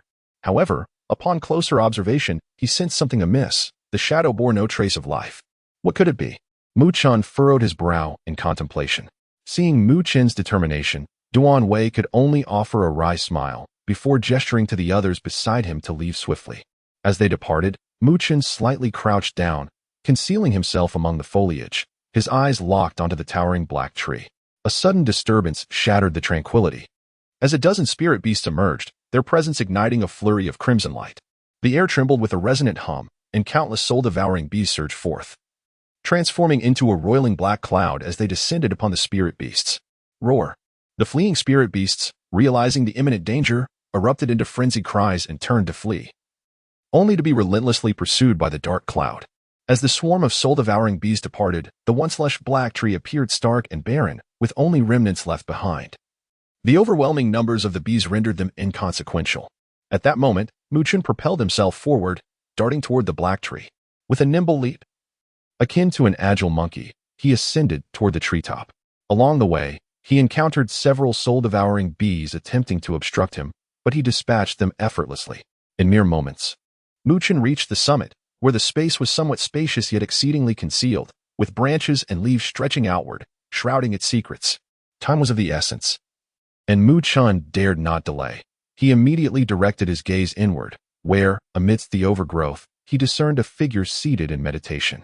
To his astonishment, the figure exuded no vitality. It was merely a skeleton, clad in tattered gray garments. Muchen gazed at the skeletal remains with intrigue, cautiously approaching. After observing for a moment without any signs of change, he let out a quiet sigh of relief. As he drew closer to the skeleton, he noticed that part of its body was charred black, suggesting it had suffered severe injuries in life. Muchen's eyes roamed until they halted before the skeleton, where he discerned some indistinct inscriptions. With a flick of his sleeve, he swept away the dead leaves, focusing intently on the markings. "My name is Tian Chong, hailing from the Spirit Insect clan. I wandered here and, by chance, discovered the traces of the 9 Nether Sparrow. Driven by greed, I endeavored to seize it, expending great effort to achieve my desire, only to realize The subsequent inscriptions became blurred, yet further along, Mu Chun discerned the profound character for hate. This revelation caused him to pause, a chill creeping into his heart. It seemed this individual had also discovered the Nine Nether Sparrows trail and had nearly succeeded, only to encounter unforeseen complications at the last moment. The Spirit Insect Clan. Mu Chun pondered for a moment before shifting his gaze to the skeleton's other bony hand, where he spotted a small black flute, approximately an inch in length, intricately carved with numerous insect motifs. With every breath of wind that caressed it, a delicate melody emanated from the flute. Could this be the Spirit Insect Flute? Mu Chun mused. It was said that spirit insect masters possess such a flute to control their cultivated spirit insects. If he was correct, this black flute could indeed be that very item. The faint melodies he had previously heard were likely produced by the wind passing through it, enticing the soul-devouring bees to nest nearby. Esteemed predecessor, since you have perished, allow me to inherit this legacy. Mu Chun bowed slightly to the skeleton, then cautiously retrieved the black flute. If his conjectures held true, this spirit insect flute should attract the soul-devouring bees. However, he remained wary of using it recklessly. As he was not a spirit insect master, if he summoned the bees without the ability to control them, he could inadvertently invite trouble. As he stored the spirit insect flute, Mu Chun was about to depart when he suddenly noticed a glimmer beneath the skeleton's tattered gray robe. After hesitating briefly, he offered a respectful bow to the skeleton before gently brushing against the tattered garment. Due to the ravages of time, the moment Mu Chun's fingers touched the gray fabric, it disintegrated into ashes, revealing two transparent vials beneath the skeleton. These vials were evidently composed of extraordinary materials, remaining intact despite the passage of years. Mu Chun picked up the two vials, each containing a mysterious black liquid, the purpose of which eluded him. He contemplated cautiously before slowly unscrewing one of the caps, unleashing an odd fragrance that wafted through the air. Buzz. At that instant, the black tree trembled, and Mu Chun witnessed numerous soul-devouring bees emerging from the trunk, their eyes glowing with crimson intent as they surged toward the treetop. Startled, Mu Chun hastily capped the vial and swiftly tucked it away in his storage bracelet. The fragrance appeared to possess a deadly allure for the soul-devouring bees. He could not linger any longer. Thank you, esteemed predecessor. Mu Chun clasped his fists in gratitude towards the skeleton, then swiftly leaped onto the black tree and darted into the depths of the forest. Who goes there? A cold glimmer passed through Mu Chun's eyes as he looked up to see a familiar figure leaning against the trunk ahead, arms crossed, watching him with a detached gaze. It was none other than Lu Mu Bai. With an icy demeanor, Lu Mu Bai scrutinized Mu Chun before extending his hand, casually stating, "It seems you are indeed fortunate, stumbling upon treasures wherever you go. What did you find atop that tree? Hand it over." Chapter 54 Collision Beneath the Shade of Trees. Mu Chun gazed up at Lu Mu Bai, who was looking down at him. He had not anticipated encountering him here. It seemed that Lu's forces had also been scattered by the swarm of devouring spirit bees. Judging by his demeanor, it appeared that Lu had vaguely sensed the subtle whistling sound and had followed it here. Unfortunately for him, he was still a step behind, allowing Mu Chun to seize the initiative. As for Lu Mu Bai's demand for him to surrender his possessions, Mu Chun merely smiled lightly, a hint of derision curling at the corners of his mouth. This is not the North Spirit Academy. If I were to kill you, there would be no repercussions. I hope you can recognize the reality of the situation. With your temperament, you cannot be the type to recklessly charge into conflict without thinking. Seeing that Mu Chun disregarded his words, a shadow of darkness flickered in Lu Mu Bai's eyes, and he slowly replied, "Even if Blood Butcher pursues me relentlessly, I fear him not." "What are you, Lu Mu Bai, in comparison?" Mu Chun smiled. "That fool, Blood Butcher, must have been unfortunate enough to encounter the silver-horned dragon leopard within the North Spirit Abyss, right? You are indeed lucky to have stumbled into such matters." Lu Mu Bai's eyes held a trace of mockery as he recalled their investigation after the incident, where they found traces of battle in the silver-horned dragon leopard's territory, along with remnants of Blood Butcher's torn clothing. This had led them to understand how Mu Chun managed to escape from Blood Butcher's grasp. So, Blood Butcher met his demise at the hands of the silver-horned dragon leopard. What does that have to do with you? To use this to intimidate me? You are indeed rather naive. Mu Chun chuckled, refusing to engage in a heated argument with Lu Mu Bai, for he relished the self-importance of these individuals. Now, do you intend to voluntarily hand over what you possess? Lu Mu Bai extended his hand once more, this time with a faint glow of spiritual energy flickering in his palm. Mu Chun smiled and shook his head. Bang! At the moment Mu Chun shook his head, Lu Mu Bai's gaze turned frigid, and he lunged downward like a hunting falcon. Spiritual energy surged in his palm as he ruthlessly struck towards Mu Chen. With the tips of his toes digging into the dry leaves, Mu Chen propelled himself backward, sending a whirlwind of leaves into the air. Boom! The fiery red spiritual energy erupted, shattering the swirling leaves as Lu Mubai, like lightning, clawed forward with searing spiritual energy aimed directly at Mu Chen's vital points. Seeing Lu Mubai's fierce assault, Mu Chen's expression turned cold. Dark, fierce energy manifested around his fist, followed by the sudden appearance of the Forest Death Seal. He struck. The Forest Death Seal shimmered on the surface of Mu Chen's fist, exuding an overwhelming aura as it intertwined with the dark energy. Bang! Mu Chen's fist collided head-on with Lu Mubai's ferocious claw, producing a dull thud as a visible wave of spiritual energy radiated outward, scattering the dry leaves beneath their feet.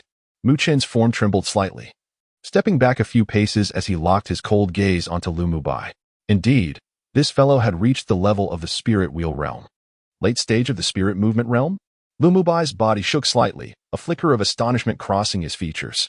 Last time, when Mu Chen had fought Lu Yang, he had only just attained the mid-stage of the spirit movement realm. To think that he had progressed to the late stage in such a short time was astonishing. Moreover, what surprised him most was that Mu Chen could withstand a direct confrontation, although Mu Chen had not gained the upper hand. Holding his ground against him with late-stage spirit movement realm strength was indeed an unexpected feat. You possess some skill. No wonder you always wear that infuriating expression. I had planned to defeat you thoroughly in the contest for the 5 major academy slots, but it appears you have given me reason to reconsider that opportunity. Lu Mubai spoke coldly, then stepped forward, fiery spiritual energy surging from his being. It seemed he intended to kill Mu Chen right here. Swish! Without a moment's hesitation, Lu Mubai's spiritual energy surged, his palms curving into claws, as the fiery energy coalesced into the form of a fire eagle, which he then unleashed towards Mu Chen. Mu Chen observed Lu Mubai's fierce attack and chose not to confront him directly. Lu Mubai's strength indeed surpassed his own, and engaging him in a head-on clash would play into his strategy. With a nimble leap backward, Mu Chen's fingertips flickered with dark light as he retreated. I wonder where you think you can escape to. Lu Mubai's eyes glinted with cold light as he lunged forward, unleashing his formidable spiritual energy, transforming his claws into a fist and striking down at Mu Chen. Fire Eagle Incinerate. As he punched forth, the fiery red energy surged like flames, with Lu Mubai's fist resembling a fierce fire eagle, roaring forth and sealing off all of Mu Chen's escape routes. Mu Chen's steps abruptly halted, his dark eyes fixated on the oncoming ferocious assault. In that moment, he clasped his hands together and shouted, "Form the array." Buzz!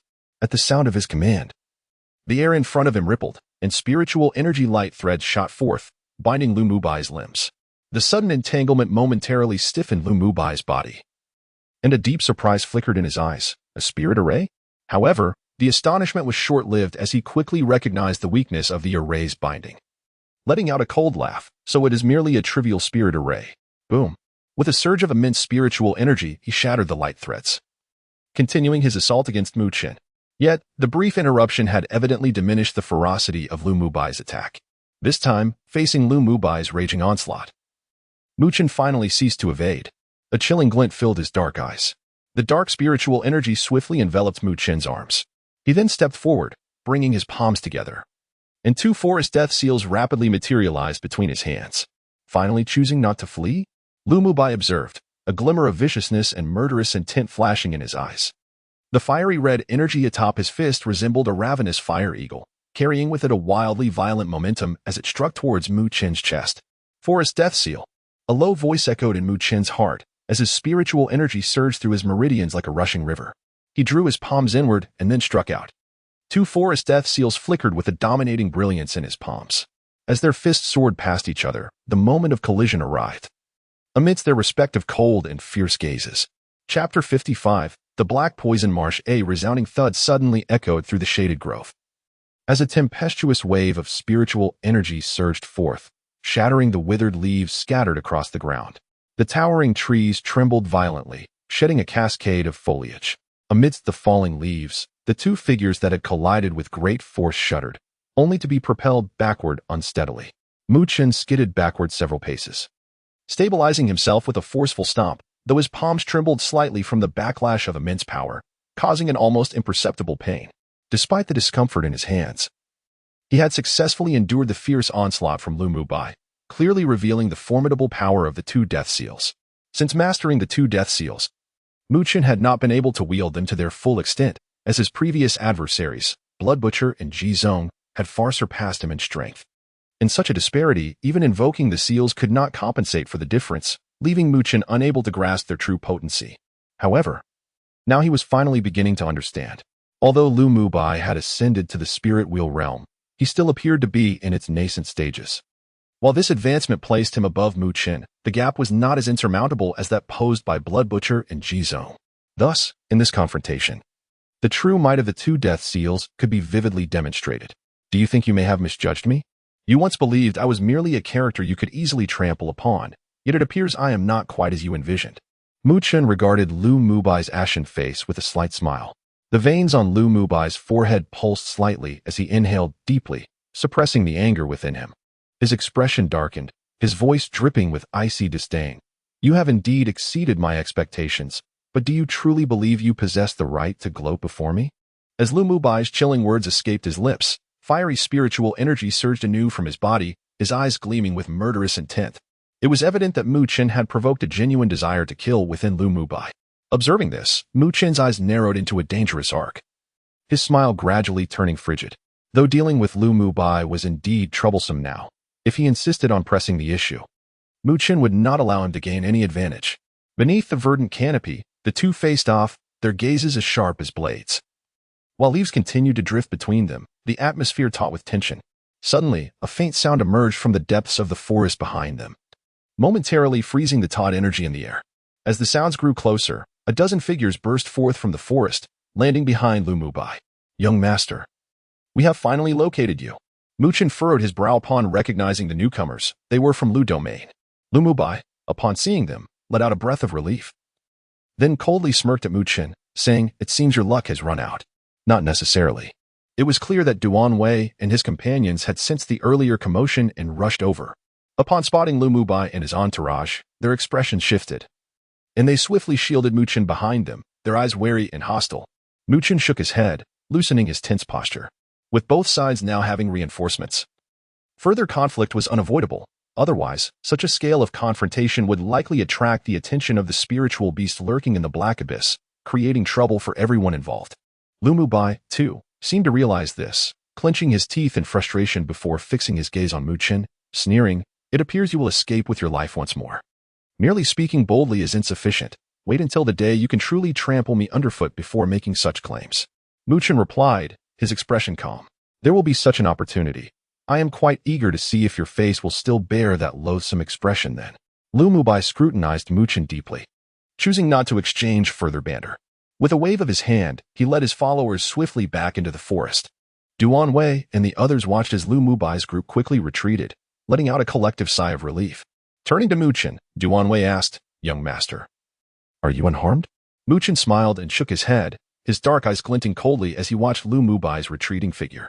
After a moment, he turned and shot off in another direction. "Let us depart quickly and reunite with my father." Before them lay an expansive black marsh, its air thick with a viscous, toxic miasma. The deadly vapors were particularly potent here. Even those at the spirit wheel realm would struggle to endure for long if they ventured too deeply. Bubbles erupted from the marsh, releasing faint wisps of poison.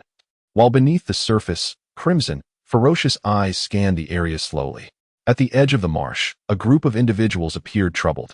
Leading them was Mu Feng, who furrowed his brow as he gazed into the seemingly endless expanse of the black marsh. "Domain Master, this black poison marsh is nearly impossible to traverse. We cannot bypass the deadly miasma in the sky, and if we attempt to cross the swamp, few will survive the attacks of the black poison crocodiles lurking within." A city lord from Mu Domain sighed beside him. "Is there another route into the depths of the black abyss?" Zhou Yi inquired, his brow furrowed. These individuals had evidently prepared meticulously. Zhou Yi bit his lip in frustration. Lu Domain had clearly investigated thoroughly, and might have even sent scouts ahead. Their avoidance of this path indicated they had discovered alternative entrances to the black abyss. Mu Feng sighed softly, then asked, "Have you received any word from Xiao Mu and the others?" "Not yet. Should I lead a group to search for them?" Zhou Yi suggested.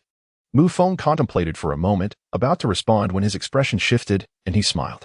"No need. I have said before, do not underestimate that young man." As he spoke, he turned to the forest behind them, where the bushes rustled, and a dozen figures swiftly emerged. At the forefront was a striking young man, Mu Chun. Father.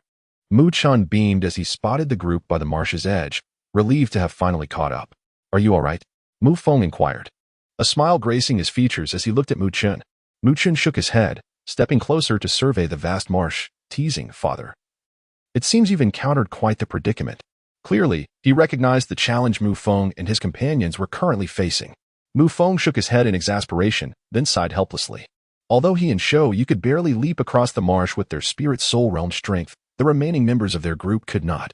If this delay continues, the Nine Hells Sparrow may fall into Lu Domaine's hands, Zhou Yi said with a rueful smile. Uncle Zhou, do not worry. The Nine Hells Sparrow is unlikely to be so easily acquired. Mu Chun replied, shaking his head. Though he had yet to see the Nine Hells Sparrow, the information left by the previous skeleton suggested it was no ordinary creature. Moreover, successfully traversing this black poison marsh was not an impossible task. Mu Chun's gaze swept over the treacherous marsh before him, and a subtle smile crept across his face. Oh! Upon hearing these words, Mu Feng, Zhou Yi, and the others were taken aback, their eyes soon brightening as they turned to Mu Chun. The young man, however, appeared quite at ease, casually brushing off his hands with a serene demeanor. Do you have a solution? Upon noticing their eager expressions, Mu Chun smiled gently and nodded. In the spirit path, there are places far more perilous than this black poison marsh. Chapter 56. The method upon encountering the composed and smiling youth before them. Mu Feng and his companions exchanged glances, their eyes betraying a mix of delight and uncertainty.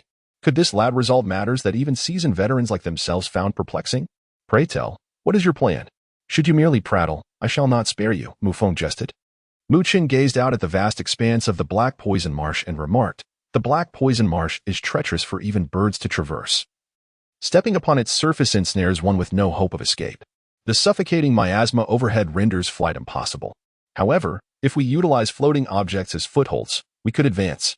Yet, it would not be long before the multitude of black poison crocodiles lurking within would drag us down and rend us to shreds. Indeed, we are all aware of that. Mu Feng retorted with a chuckle. But what could possibly navigate these treacherous waters? Navigate? Perhaps the black poison crocodile? Mu Feng pondered, momentarily taken aback. Precisely. If we capture a few black poison crocodiles and use their hides as vessels, we could traverse the marsh with ease. Furthermore, the scent emanating from the crocodile skins would deter their attacks, Mu Chun explained. Is it truly that simple? Mu Feng and the others frowned, recognizing the method as not overly complex, yet questioning its efficacy. While the crocodile skins would offer some protection, it was clear they could not guarantee their safety. Ah, there is indeed one more step, Mu Chun smiled knowingly. Though the black poison crocodiles possess limited intelligence, they are not so easily deceived. As for the final step, let us complete the preceding ones first. Father, Uncle Zhou, I entrust the task of hunting the black poison crocodiles to you. The group exchanged perplexed glances, unsure of Mu Chun's intentions. You better not be up to nonsense, Mu Feng warned, gritting his teeth. Time was of the essence, and they could not afford delays lest they fall behind Liu Yu's group. Zhou Yi, we shall make our move, the rest prepare the vessels. Mu Feng commanded with a wave of his hand. Understood. Though there was skepticism regarding Mu Chun's plan, the others complied with Mu Feng's orders and dispersed to begin felling trees. Exchanging glances with Zhou Yi, Mu Feng unleashed a surge of profound spiritual energy. In an instant, he soared into the air above the black poison marsh, a fiery spirit taking form behind him, a colossal flame eagle, adorned with crimson scales and dragon-like wings, exuding an aura of power that stirred the marsh below. The fierce black poison crocodiles emerged, alarmed and wary, eyes fixed on the flame eagle in the sky. With a roar, Zhou Yi also hovered above, summoning a massive brown giant lizard, its weight causing the very air to tremble. Those who had refined the essence of such spirit beasts gained attributes and powers akin to them. Mu Feng's flame eagle bestowed speed, while Zhou Yi's mountain spirit bestowed raw strength. As Mu Chun observed the imposing spirit beasts, a surge of admiration welled within him. The spirit realm was, indeed, formidable, far surpassing the wheel of spirit realm. Zhou Yi clenched his fist and unleashed a low growl, sending a punch forward. A deep yellow beam of spiritual energy shot forth, infused with the weight of a mountain, crashing into the marsh. Boom. The earth trembled as a massive pit formed in the marsh, sending several black poison crocodiles flying. At that moment, Mu Feng also sprang into action. The flame eagle let out a deafening cry, unleashing a torrent of flames that ensnared the crocodiles. With a swift motion, Mu Feng dispatched them, sending the lifeless bodies to the marsh's edge. Meanwhile, at a nearby cliff passage, a group of individuals halted abruptly. It was Lu Yu's party that had previously encountered Mu Feng and his companions. This surge of spiritual energy. Lu Zong paused, gazing into the distance. It appears Mu Feng and Zhou Yu have encountered trouble. They must be trapped in the black poison marsh now. With their strength, they could force their way through. But it would be a tremendous drain on their energy. The rest of their party lacks such capability, Lu Qingtian observed with a faint smile. If that is the case, by the time they reach the depths of the black abyss, they will be but remnants. Will they still dare to contest with us then? Indeed, brother, your foresight is commendable. Should the opportunity arise, we must ensure they do not escape. Once Mu Yu is deprived of Mu Feng and Zhou Yi, they will be at our mercy, Lu Ming sneered. Lu Qingtian nodded, his eyes glinting with a hint of malice. They merely needed to wait in the depths of the black abyss for Mu Yu's depleted remnants to appear. Mu Feng, enjoying a life of luxury in Mu Yu, yet seeking to contend with me over the Nine Hells Sparrow. What an unfortunate miscalculation. As the earth trembled, Mu Chen surveyed the numerous black poison crocodiles Mu Feng had cast aside. Each possessed the strength of the early wheel of spirit realm. Yet in the hands of his father and uncle Zhou, they posed little resistance. With admiration, Mu Chen summoned several skilled individuals to skin the crocodiles. While nearby makeshift boats were prepared, he instructed them to wrap the crocodile skins around the small vessels. If they were to cast the boats directly into the black poison marsh, they would surely sink. However, the lingering spiritual energy within the crocodile skins would enable the boats to float atop the marsh. Once the task was complete, everyone turned their gazes to Mu Chen, questioning whether this method would truly allow them to cross the black poison marsh safely. It is your turn, Mu Feng said, his expression growing serious as he addressed Mu Chen. Do not act recklessly. If trouble arises within the marsh, few may survive. Rest assured, father. Mu Chen replied with a smile, pointing towards the marsh. Our primary concern is to evade the attacks of the black poison crocodiles. These intermediate spirit beasts have poor sensory perception and dull sight due to their life in the marsh. If we can disrupt their vision and combine that with the scent of the crocodile skins, we can pass through undetected. How do you intend to disrupt their vision? Mu Feng inquired, frowning. You have learned to arrange spiritual formations? Both Mu Feng and Zhou Yu were astonished upon seeing the spiritual seals at Mu Chen's fingertips, while the other members of Mu Yu looked on in disbelief. It's merely a small spiritual formation, Mu Chen chuckled. The formation I intend to set up is called the bewildering formation, capable of inducing confusion. While it may not have a significant impact, it is perfect for dealing with these sensory-deficient black poison crocodiles. Mu Feng and Zhou Yi exchanged glances, surprised at Mu Chen's profound understanding of these spirit beasts, which seemed to surpass their own. After Mu Chen finished speaking, he no longer paid them any heed, his expression grave. His fingertips danced, and the 8 spiritual seals vanished around the small boat. The others could vaguely sense a slight disturbance in the air, emanating a peculiar wave. Mu Chen's hand gesture shifted, and after a moment, he finally exhaled slowly, wiping a bead of sweat from his forehead, and said, all is well. The onlookers hurriedly turned their gaze and, indeed, witnessed a faint mist rising above the small boat, cloaking the situation within. This concealment could easily be seen through by a human eye. Fortunately, the black poisonous crocodiles lacked such intelligence.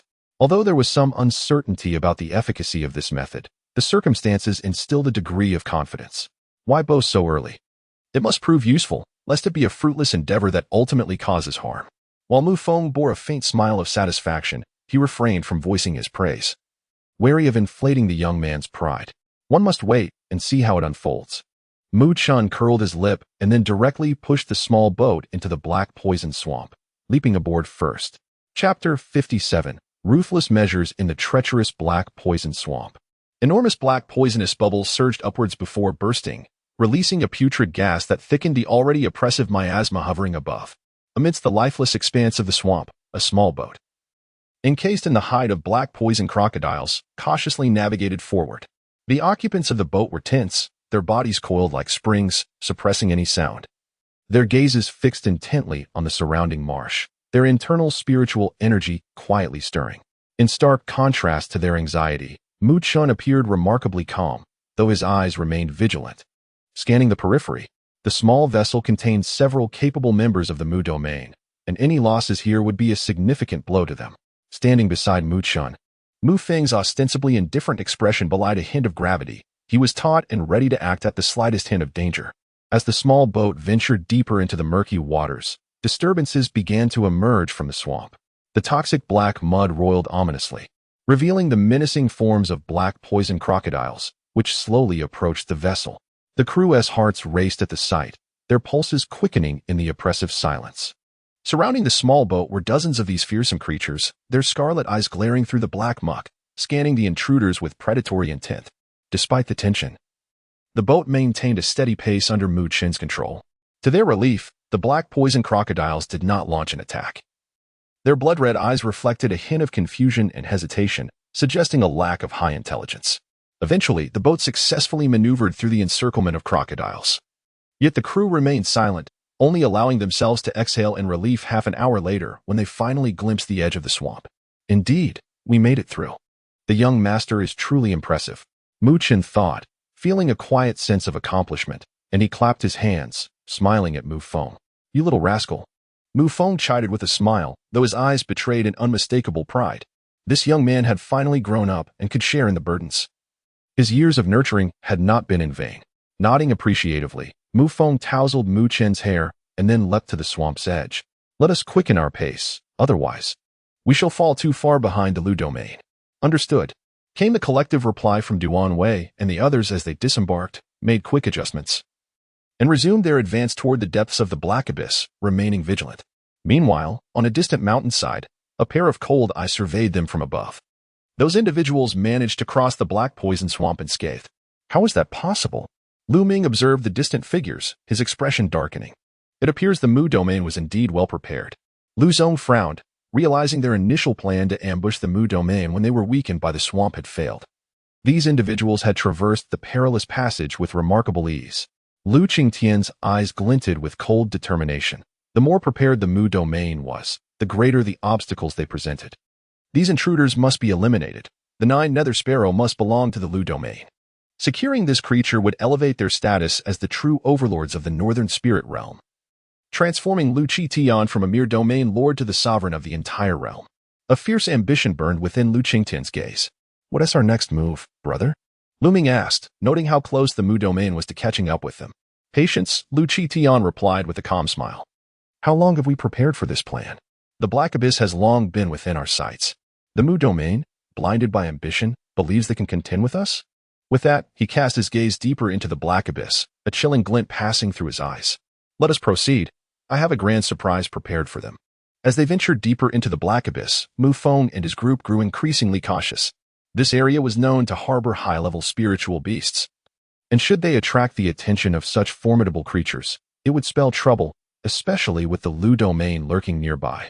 The group stealthily navigated through the dark forest, avoiding any confrontation with spiritual beasts, skirting around any potential threats, and hastening their departure. After a prolonged half-hour, they finally emerged from the thicket, only to be met with the daunting sight of black chasms and cliffs, fissures in the mountains resembling the gaping maw of a demon. Gazing at the ominous landscape, Mu Feng furrowed his brow, the weight of the situation pressing upon him.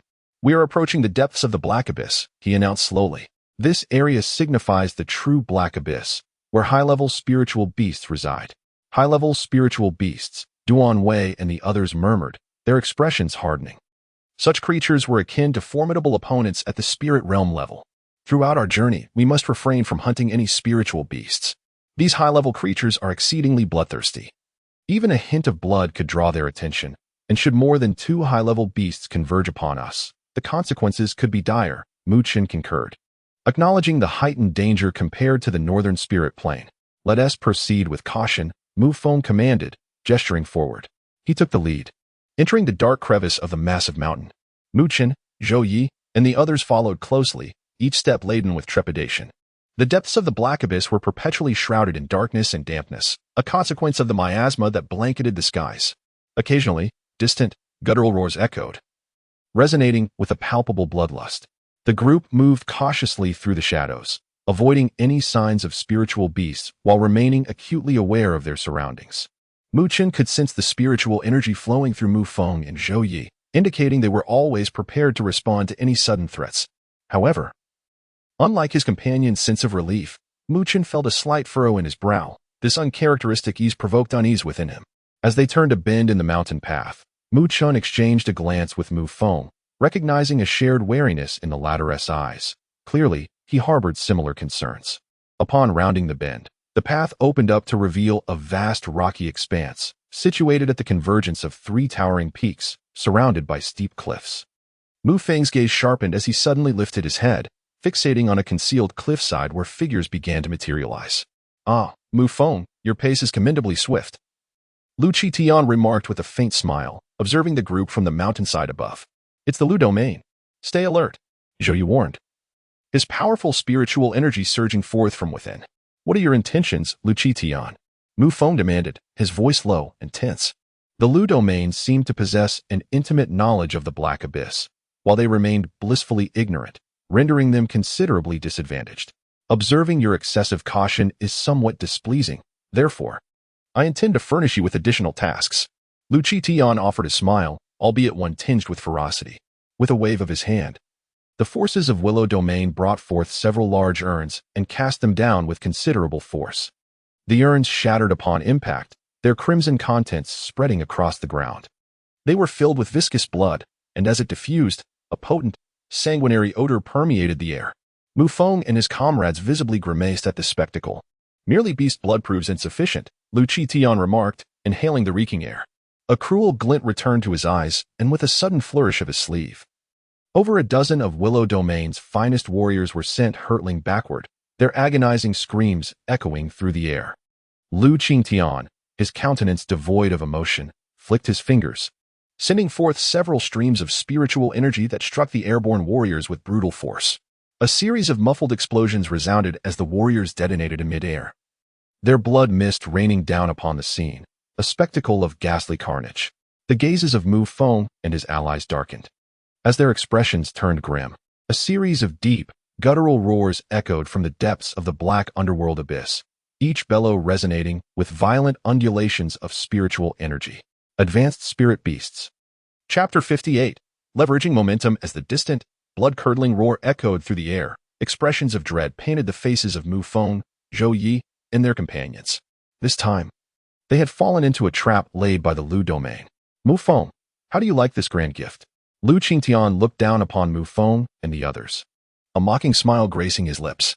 "How long has the Lu domain planned for this Nine Hells Sparrow? Did you truly believe that merely acquiring a fragment of information qualified you to contend with us? Very well, since you have come, you shall pay the price. Consider it a lesson learned."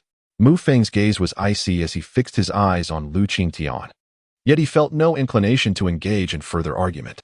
His mind raced with strategies. The spiritual energy fluctuations emanating from the earlier roars undoubtedly belonged to high-level spirit beasts.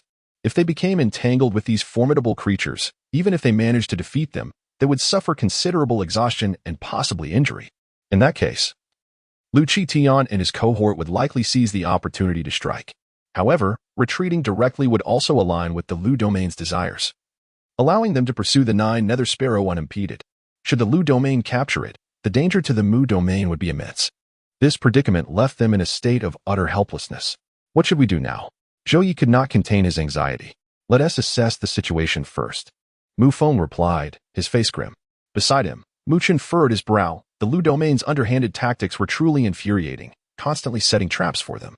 With their defenses heightened, another beastly roar resounded from the distance, followed swiftly by the piercing sound of rushing wind.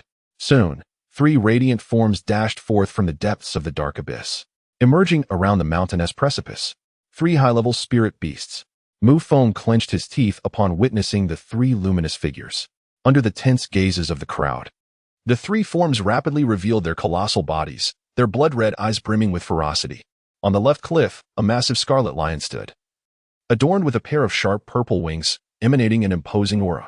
To the right, a jet-black beast appeared, resembling a construct of steel, its body glinting brilliantly under the sun, a true killing machine. Purple-winged lion, black iron beast. Duan Wei and the others exclaimed in shock, realizing they were indeed facing high-level spirit beasts, each likely at the initial stage of the spirit soul realm. That is, the waterfire crane. Mu Feng's gaze darted to the final spirit beast, his eyes narrowing. It was a gigantic black crane, one wing shimmering in a flowing blue hue, while the other burned like fire, its flaps evoking a mesmerizing dance of water and flame, beautiful yet deadly. This waterfire crane was the strongest among the trio, having reached the mid-stage of the spirit soul realm. Mufeng, it seems fortune is not on your side. Even the waterfire crane has been drawn here. We are about to witness a spectacular battle between man and beast. Lu Qitian chuckled at the unfolding spectacle, waving his hand to conceal his men within the cliffs. The high-level spirit beasts, lured by the scent of blood, remained oblivious to their presence. Scoundrel! Zhou Yi seethed, his eyes ablaze with fury. Mufeng's expression darkened.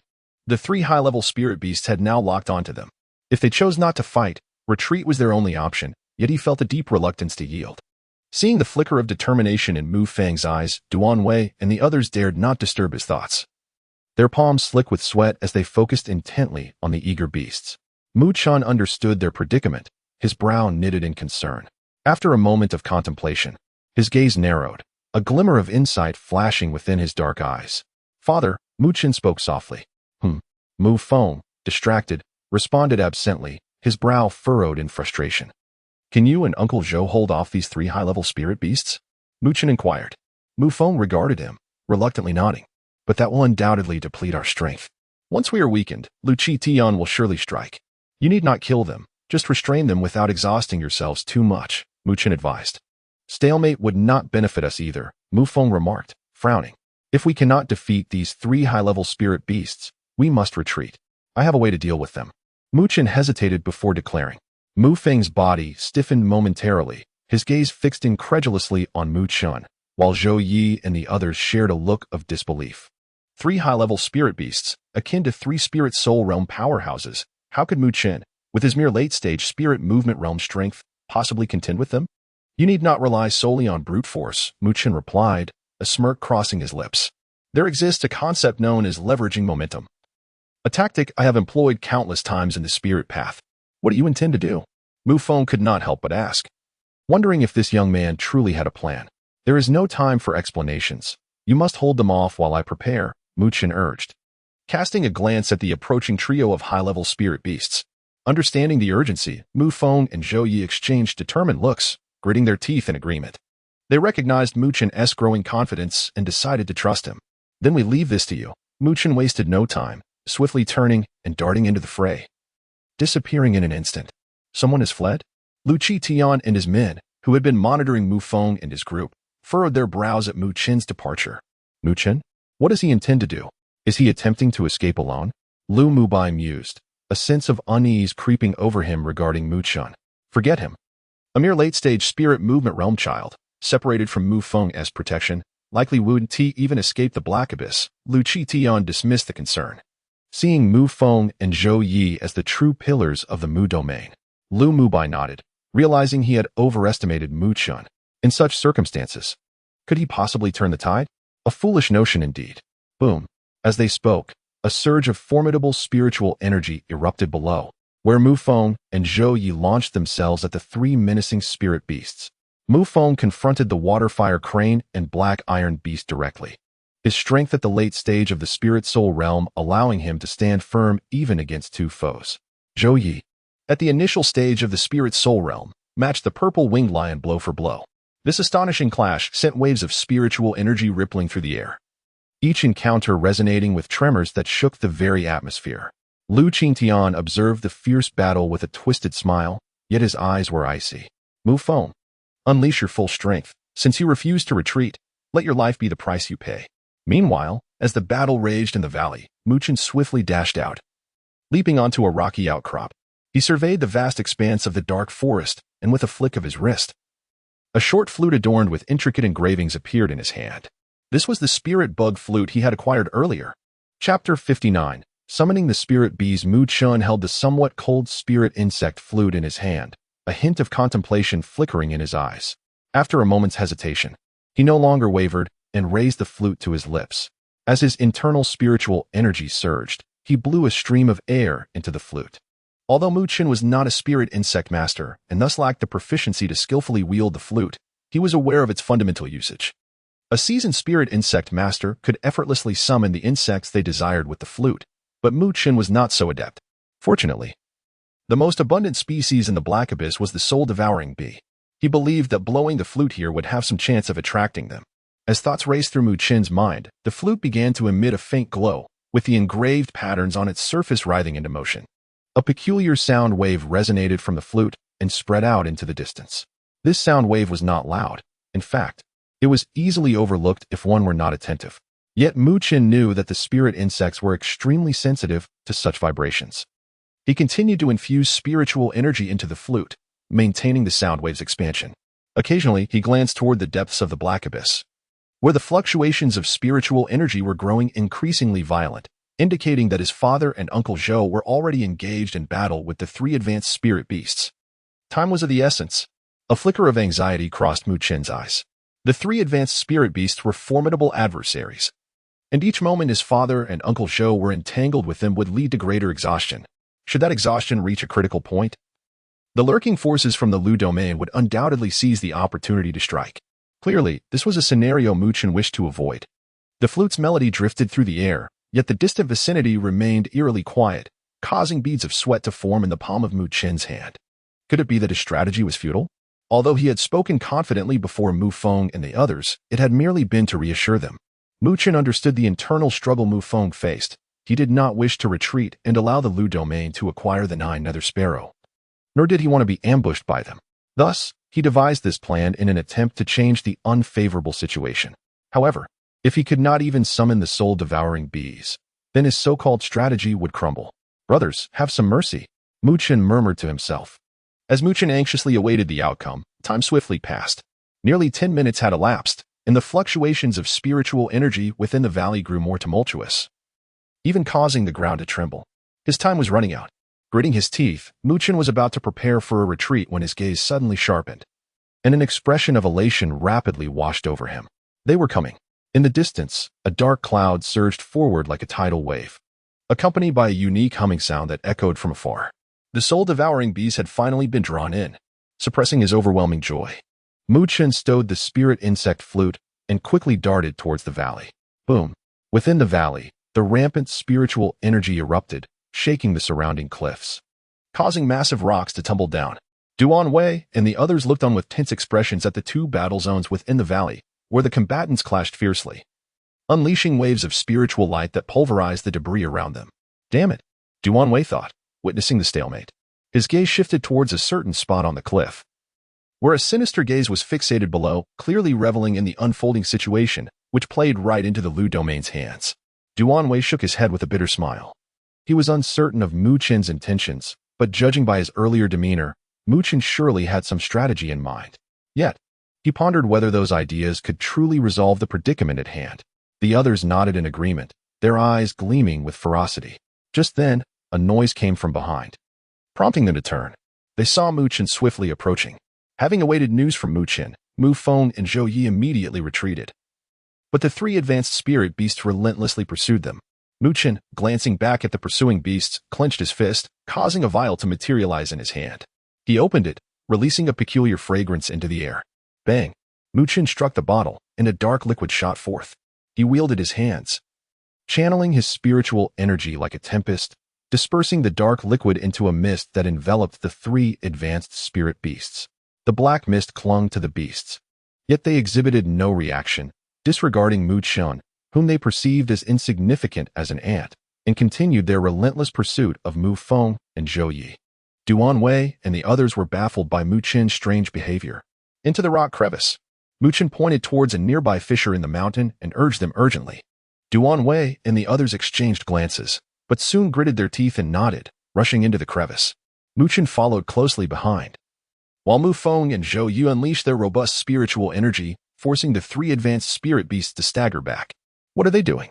The Lu domain members stared at Mu Chin and the others who had retreated into the crevice, momentarily stunned. Did this mean they had cut off all avenues of escape? How could they be so foolish? Lu Qitian furrowed his brow. With Mu Feng's cunning, how could he make such a blunder? His eyes narrowed, and in the next moment, his expression shifted dramatically as he looked up towards the valley's edge, where the humming sound had suddenly grown louder. Could it be the soul-devouring bees? Roar! The three advanced spirit beasts sensed the approaching swarm of soul-devouring bees and began to growl uneasily. Faced with such a terrifying number of bees, even they were in grave danger. The black cloud surged into the valley like a torrential flood, showing no signs of stopping. It roared as it swept towards the three advanced spirit beasts, shocking both Mufeng and Lu Qitian. Roar. Enveloped by the black cloud, the three advanced spirit beasts thrashed violently, unleashing torrents of spiritual energy that obliterated thousands of soul-devouring bees. Yet, they were quickly overwhelmed by an even greater number of bees. Mufeng and the others watched as the roars beneath the black cloud grew fainter, their scalps prickling with unease. Slowly, they turned to face the radiant smile of the young man behind them, their expressions stiffening. Could this be the plan Mu Chen spoke of? But how could he have attracted the soul-devouring bees and directed them solely against the three advanced spirit beasts? Chapter 60. Arrival. The distinctive buzzing sound of the soul-eating bees reverberated through the valley, instilling a sense of eerie dread, especially as three formidable spirit beasts struggled against an overwhelming tide of darkness.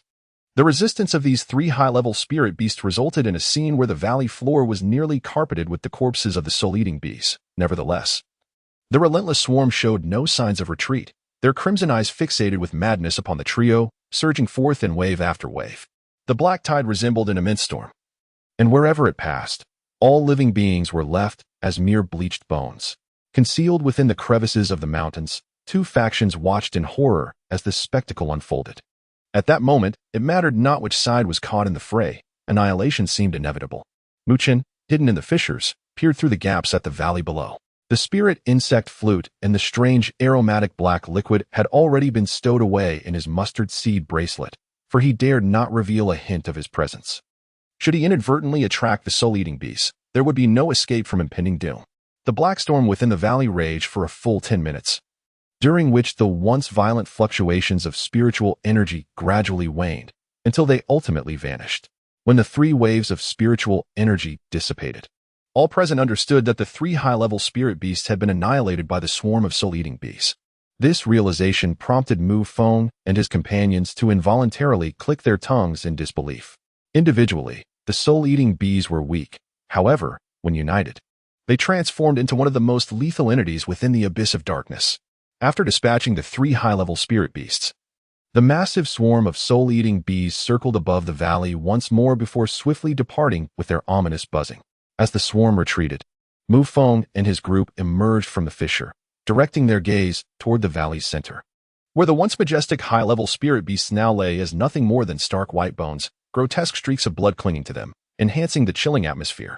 Mu Chen approached leisurely, extracting three exceptionally radiant spirit cores from the skulls of the fallen beasts, unceremoniously depositing them into his mustard seed bracelet.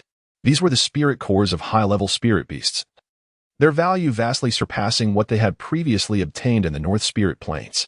Such high-grade cores would undoubtedly entice even some formidable figures of the divine soul realm. On the mountainside, Lu Yu and his companions wore expressions of grave concern. Lu Qingtian's pupils constricted as he fixed an incredulous stare upon Mu Chen. Did you summon those soul-eating bees? Could it be that you orchestrated this?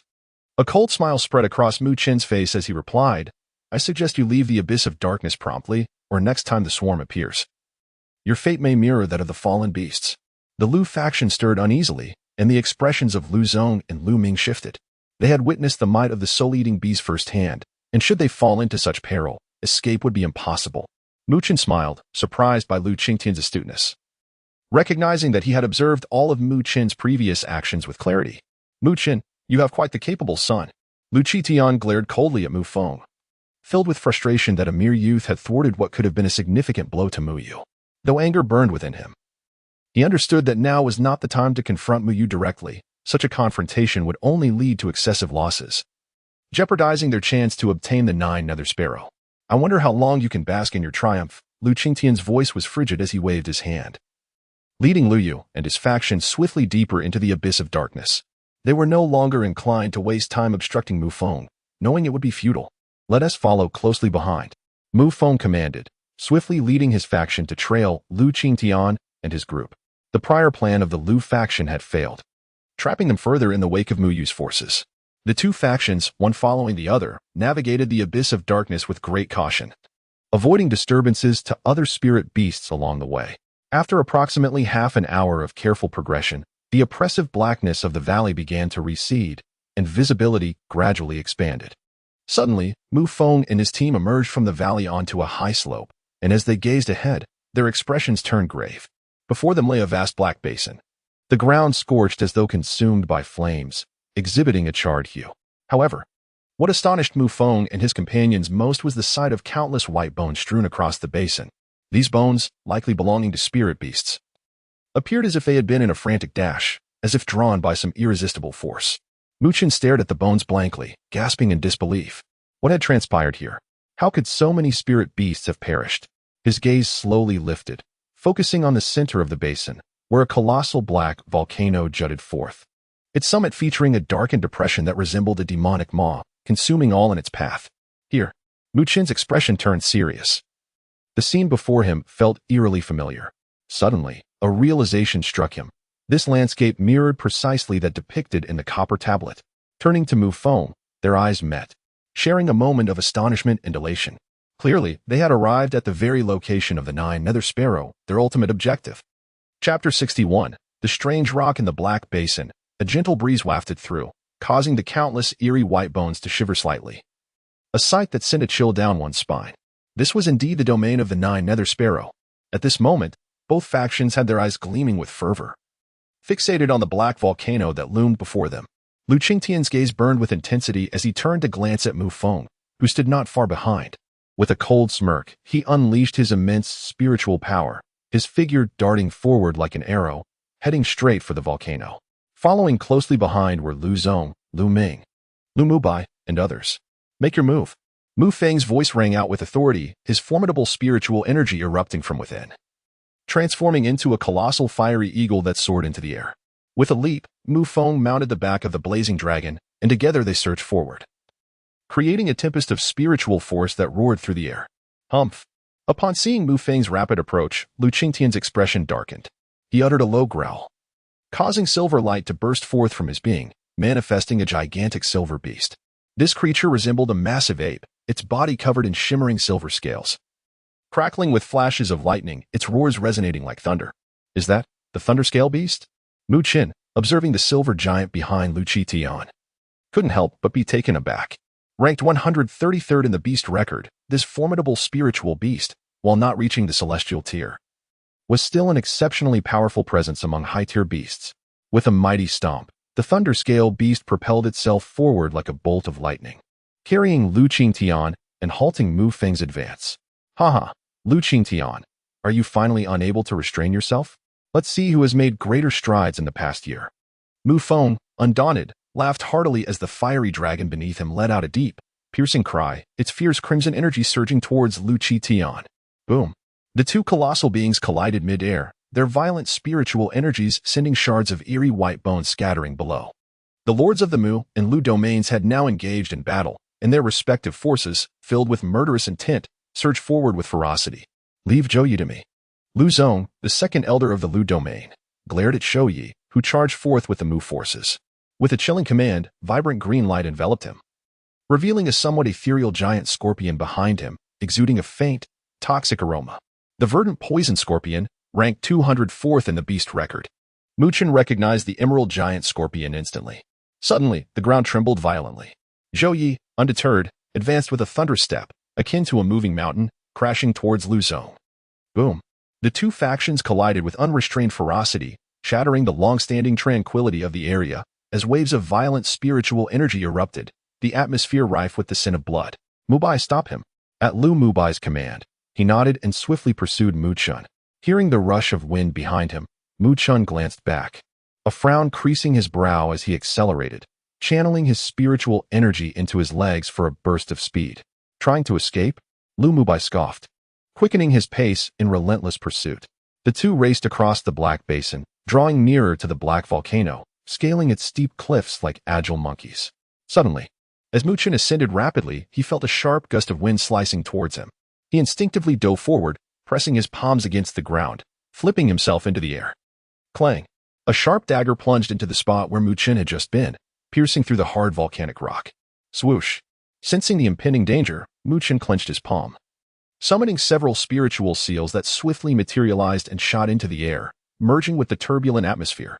With a hiss, beams of light emerged, distorting the air as spiritual energy surged forth, deflecting the daggers aimed at him. while erecting a small spiritual formation for defense. Muchen was determined not to let Lu Mubai off easily. He leaped over a cluster of sharp volcanic rocks, planting one foot firmly and unleashing a whirlwind kick, sending a barrage of deadly rocks hurtling towards Lu Mubai. Boom!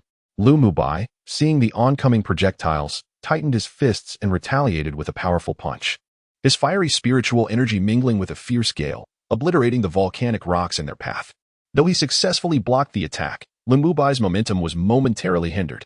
Watching Mu Chen slip away like a nimble monkey, he gritted his teeth and resumed his pursuit with urgency.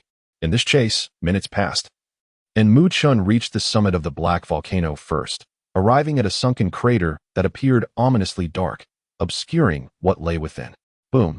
Just as Mu Chen's gaze swept across the crater, a ferocious gust of wind struck from behind. Hesitating momentarily, he propelled himself into the depths of the volcano. Lu Mubai followed closely, hesitating only briefly before resolutely diving in after him. They swiftly descended into the crater, landing gracefully at the bottom. Within the crater, the dim light revealed a landscape strewn with black volcanic rocks, creating an inky void. As Mu Chen scanned the surroundings, he was taken aback to find no trace of the Nine Hells Sparrow. Only the remnants of colossal rocks battered by volcanic eruptions remained. Lu Mubai, having landed as well, refrained from attacking Mu Chen immediately, instead surveying the area for any signs of the elusive bird. Both were filled with a sense of confusion. Mu Chen furrowed his brow, cautiously moving through the crater's depths, his gaze intent on searching for clues. Lu Mubai noticed Mu Chen's actions and stepped back slightly, evidently sharing the same intentions. The crater was not particularly spacious, and the two soon completed a circuit, yet remained empty-handed, deepening their shared perplexity. Could it be that the information on the copper plate was false? Mu Chen pursed his lips, surveying the area. Unbeknownst to him, he had wandered into the center of the crater, surrounded by towering black rocks shaped by volcanic forces. He examined the massive rocks but discerned nothing of significance. Sighing in resignation, he turned to leave when suddenly he halted, his palm tightening around the ancient copper plate that had appeared in his grasp, now radiating a faint warmth. Could this copper plate be capable of sensing the location of the Nine Hells Sparrow? A spark of realization ignited within Mu Chen as he discreetly glanced at Lu Mubai, who was still searching elsewhere, and then stealthily approached the enormous black rocks. He caressed the dark rocks one by one, and after a moment, his steps came to a halt. His eyes, now gleaming, gazed intently at a massive black boulder before him. Standing there, the copper piece in his hand grew exceptionally warm. Chapter 62. A humble request for recommendations. These are the final 3 days of public access for the Great Ruler. Initially, I had intended to release it in September, allowing everyone a month of public viewing. However, due to the nature of the exclusive purchase, I am unable to make that decision. Nevertheless, I assure you that when the work is finally published, it will be an explosive release that will provide immense satisfaction to all readers. In these concluding 3 days of public access, I earnestly beseech all readers to cast their recommendation votes for the Great Ruler. Thank you. Chapter 63. The mysterious black egg. Before Mu Chen stood a colossal black rock, towering at least a dozen zhang high.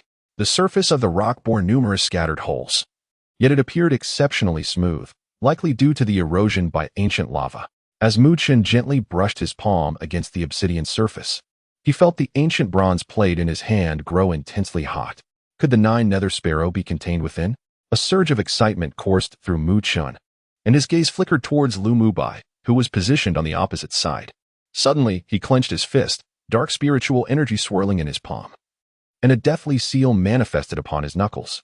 With a thunderous roar, Mu Chen retracted his arm and launched a powerful punch, the sound of rushing wind accompanying his swift motion. Enveloped in spiritual energy and imbued with formidable strength, his fist struck the black rock with tremendous force. A resounding thud echoed as Mu Chen's fist connected with the stone, causing it to tremble slightly. To his astonishment, fissures began to spiderweb across the surface beneath his punch. Crack! Fragments of stone cascaded down, the cracks spreading rapidly, soon enveloping the entire rock. Observing this, Mu Chen cautiously stepped back, having sensed the hollow nature within the rock following his earlier strike. The black rock continued to shudder, debris raining down. And as Mu Chen's eyes remained fixed on the spectacle, his pupils constricted in shock. A sudden beam of black light erupted from the fissures of the rock, capturing Lu Mubai's attention as well. He stared in astonishment at the quaking stone, a glimmer of excitement flashing in his eyes. Streams of black light shot forth from the cracks, and with a resounding explosion, the colossal rock detonated. Chunks of debris flew outward, some narrowly missing Mu Chen, who remained utterly still, his gaze locked on the source of the eruption. The black rock exploded, releasing a dense orb of darkness that hovered gently above the volcano's mouth. As the orb suspended itself, Mu Chen discerned the presence of a massive black egg, approximately the size of a zhong. This egg, with its smooth, ebony surface, was adorned with subtle yet intricate patterns that appeared almost mystical. Upon closer inspection, the patterns resembled the wings of a mysterious black bird, enveloping the egg in a protective embrace. Mu Chen gazed at the radiant black egg, momentarily taken aback, before a wave of exhilaration washed over him. The image on the bronze plate suggested that the Nine Nether Sparrow had transformed into this very egg. Could this truly be it? Noticing the egg, Lu Mubai's eyes gleamed with insatiable greed as he swiftly advanced toward it. Mu Chen, however, hesitated, his instincts warning him against acting recklessly. He doubted that the Nine Nether Sparrow could be so easily acquired. Lu Mubai approached the black egg with haste. But just as he was about to cross the threshold of its vicinity, a surge of black light erupted from the egg's surface. Bang! The black light struck Lu Mubai with immense force, sending him hurtling backward to crash against the mountainside, blood spewing from his mouth. Buzz! After repelling Lu Mubai, the black egg seemed to awaken, surrounded by a series of black rings that began to ascend towards the sky above the volcano.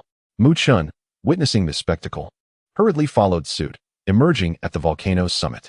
Buzz, buzz! The black egg hovered ominously above the volcano's mouth, emanating waves of black energy that sent the spiritual forces of the surrounding realm into a frenzy. This commotion quickly drew the attention of all present. Mu Feng and Lu Qingtian retreated, gazing at the enigmatic egg with suspicion. Father, that egg is the reincarnation of the Nine Nether Sparrow. We must seize it. Lu Mubai exclaimed, breathless as he caught up. The Nine Nether Sparrow. Lu Qingtian's eyes widened with delight, and in an instant, he transformed into a blur, darting towards the mysterious black egg.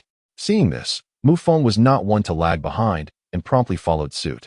The two moved with astonishing speed, almost instantaneously reaching the volcano's summit, their hands outstretched towards the egg. Father, no. Mu Chen's gaze remained fixed on the egg. Recalling the skeletal figure he encountered in the black abyss, a sense of unease flooding his heart, and a warning escaped his lips. The moment he heard Mu Chen shout, Mu Feng halted abruptly, surprise flashing in his eyes, and with a determined grit of his teeth, he restrained his impulse, choosing to trust his son's instincts. Yet, as Mu Feng paused, Lu Qitian sneered, his finger brushing against the surface of the black egg. The moment he attempted to seize it, his expression shifted dramatically. Buzz! A peculiar sound emanated from the egg, and Lu Qingtian's finger, which had made contact, rapidly turned black, a searing ping coursing through him. The sudden turn of events left Lu Qingtian aghast. He struggled desperately, only to realize that his finger felt as though it were glued to the egg, and no matter how he fought against it, he could not break free. To his horror, he sensed his spiritual energy being siphoned away, flowing into the mysterious egg. Damn it! Lu Qitian bellowed in fury, a ruthless glint in his eyes as he swiftly severed the finger that touched the egg. Blood splattered as he recoiled, retreating in panic. This entire sequence transpired in the blink of an eye. Mu Feng, positioned closest, witnessed the unfolding drama, his expression shifting to one of shock. This entity was indeed formidable. Had Mu Chen not intervened, the consequences could have been dire. Brother! Lu Zong and the others rushed to Lu Qingtian's side, and upon seeing his severed finger, their expressions twitched in dismay. Be careful. This cursed thing is quite unusual, Lu Qingtian warned, stanching the blood from his severed digit, his demeanor darkening. Nodding in agreement, Lu Zong and the others recognized the truth. The Nine Nether Sparrow was not so easily obtained. Meanwhile, Mu Feng joined Mu Chen and his companions, placing a reassuring hand on Mu Chen's shoulder, a wry smile gracing his lips. Thank goodness you alerted me in time. Mu Chen's expression remained grave as he stared intently at the mysterious black egg. Father, be cautious. I sense something is amiss. Mu Feng nodded in agreement. The Nine Nether Sparrow was no ordinary spirit beast. It ranked 11th in the legendary beast record, a being of unparalleled significance. In comparison, even his flame dragon eagle paled in insignificance. The atmosphere grew increasingly peculiar at that moment. Two factions, once fiercely vying for supremacy, now hesitated to make a move. Each party fixated with a blend of caution and greed upon the enigmatic black egg. A gentle breeze wafted through, slightly alleviating the tension that filled the air. Mu Chen's gaze remained steadfastly locked onto the mysterious black egg, but then his expression shifted abruptly as he noticed the intricate patterns adorning the egg beginning to glow faintly. A unique wave of energy quietly emerged from within, gradually radiating outward.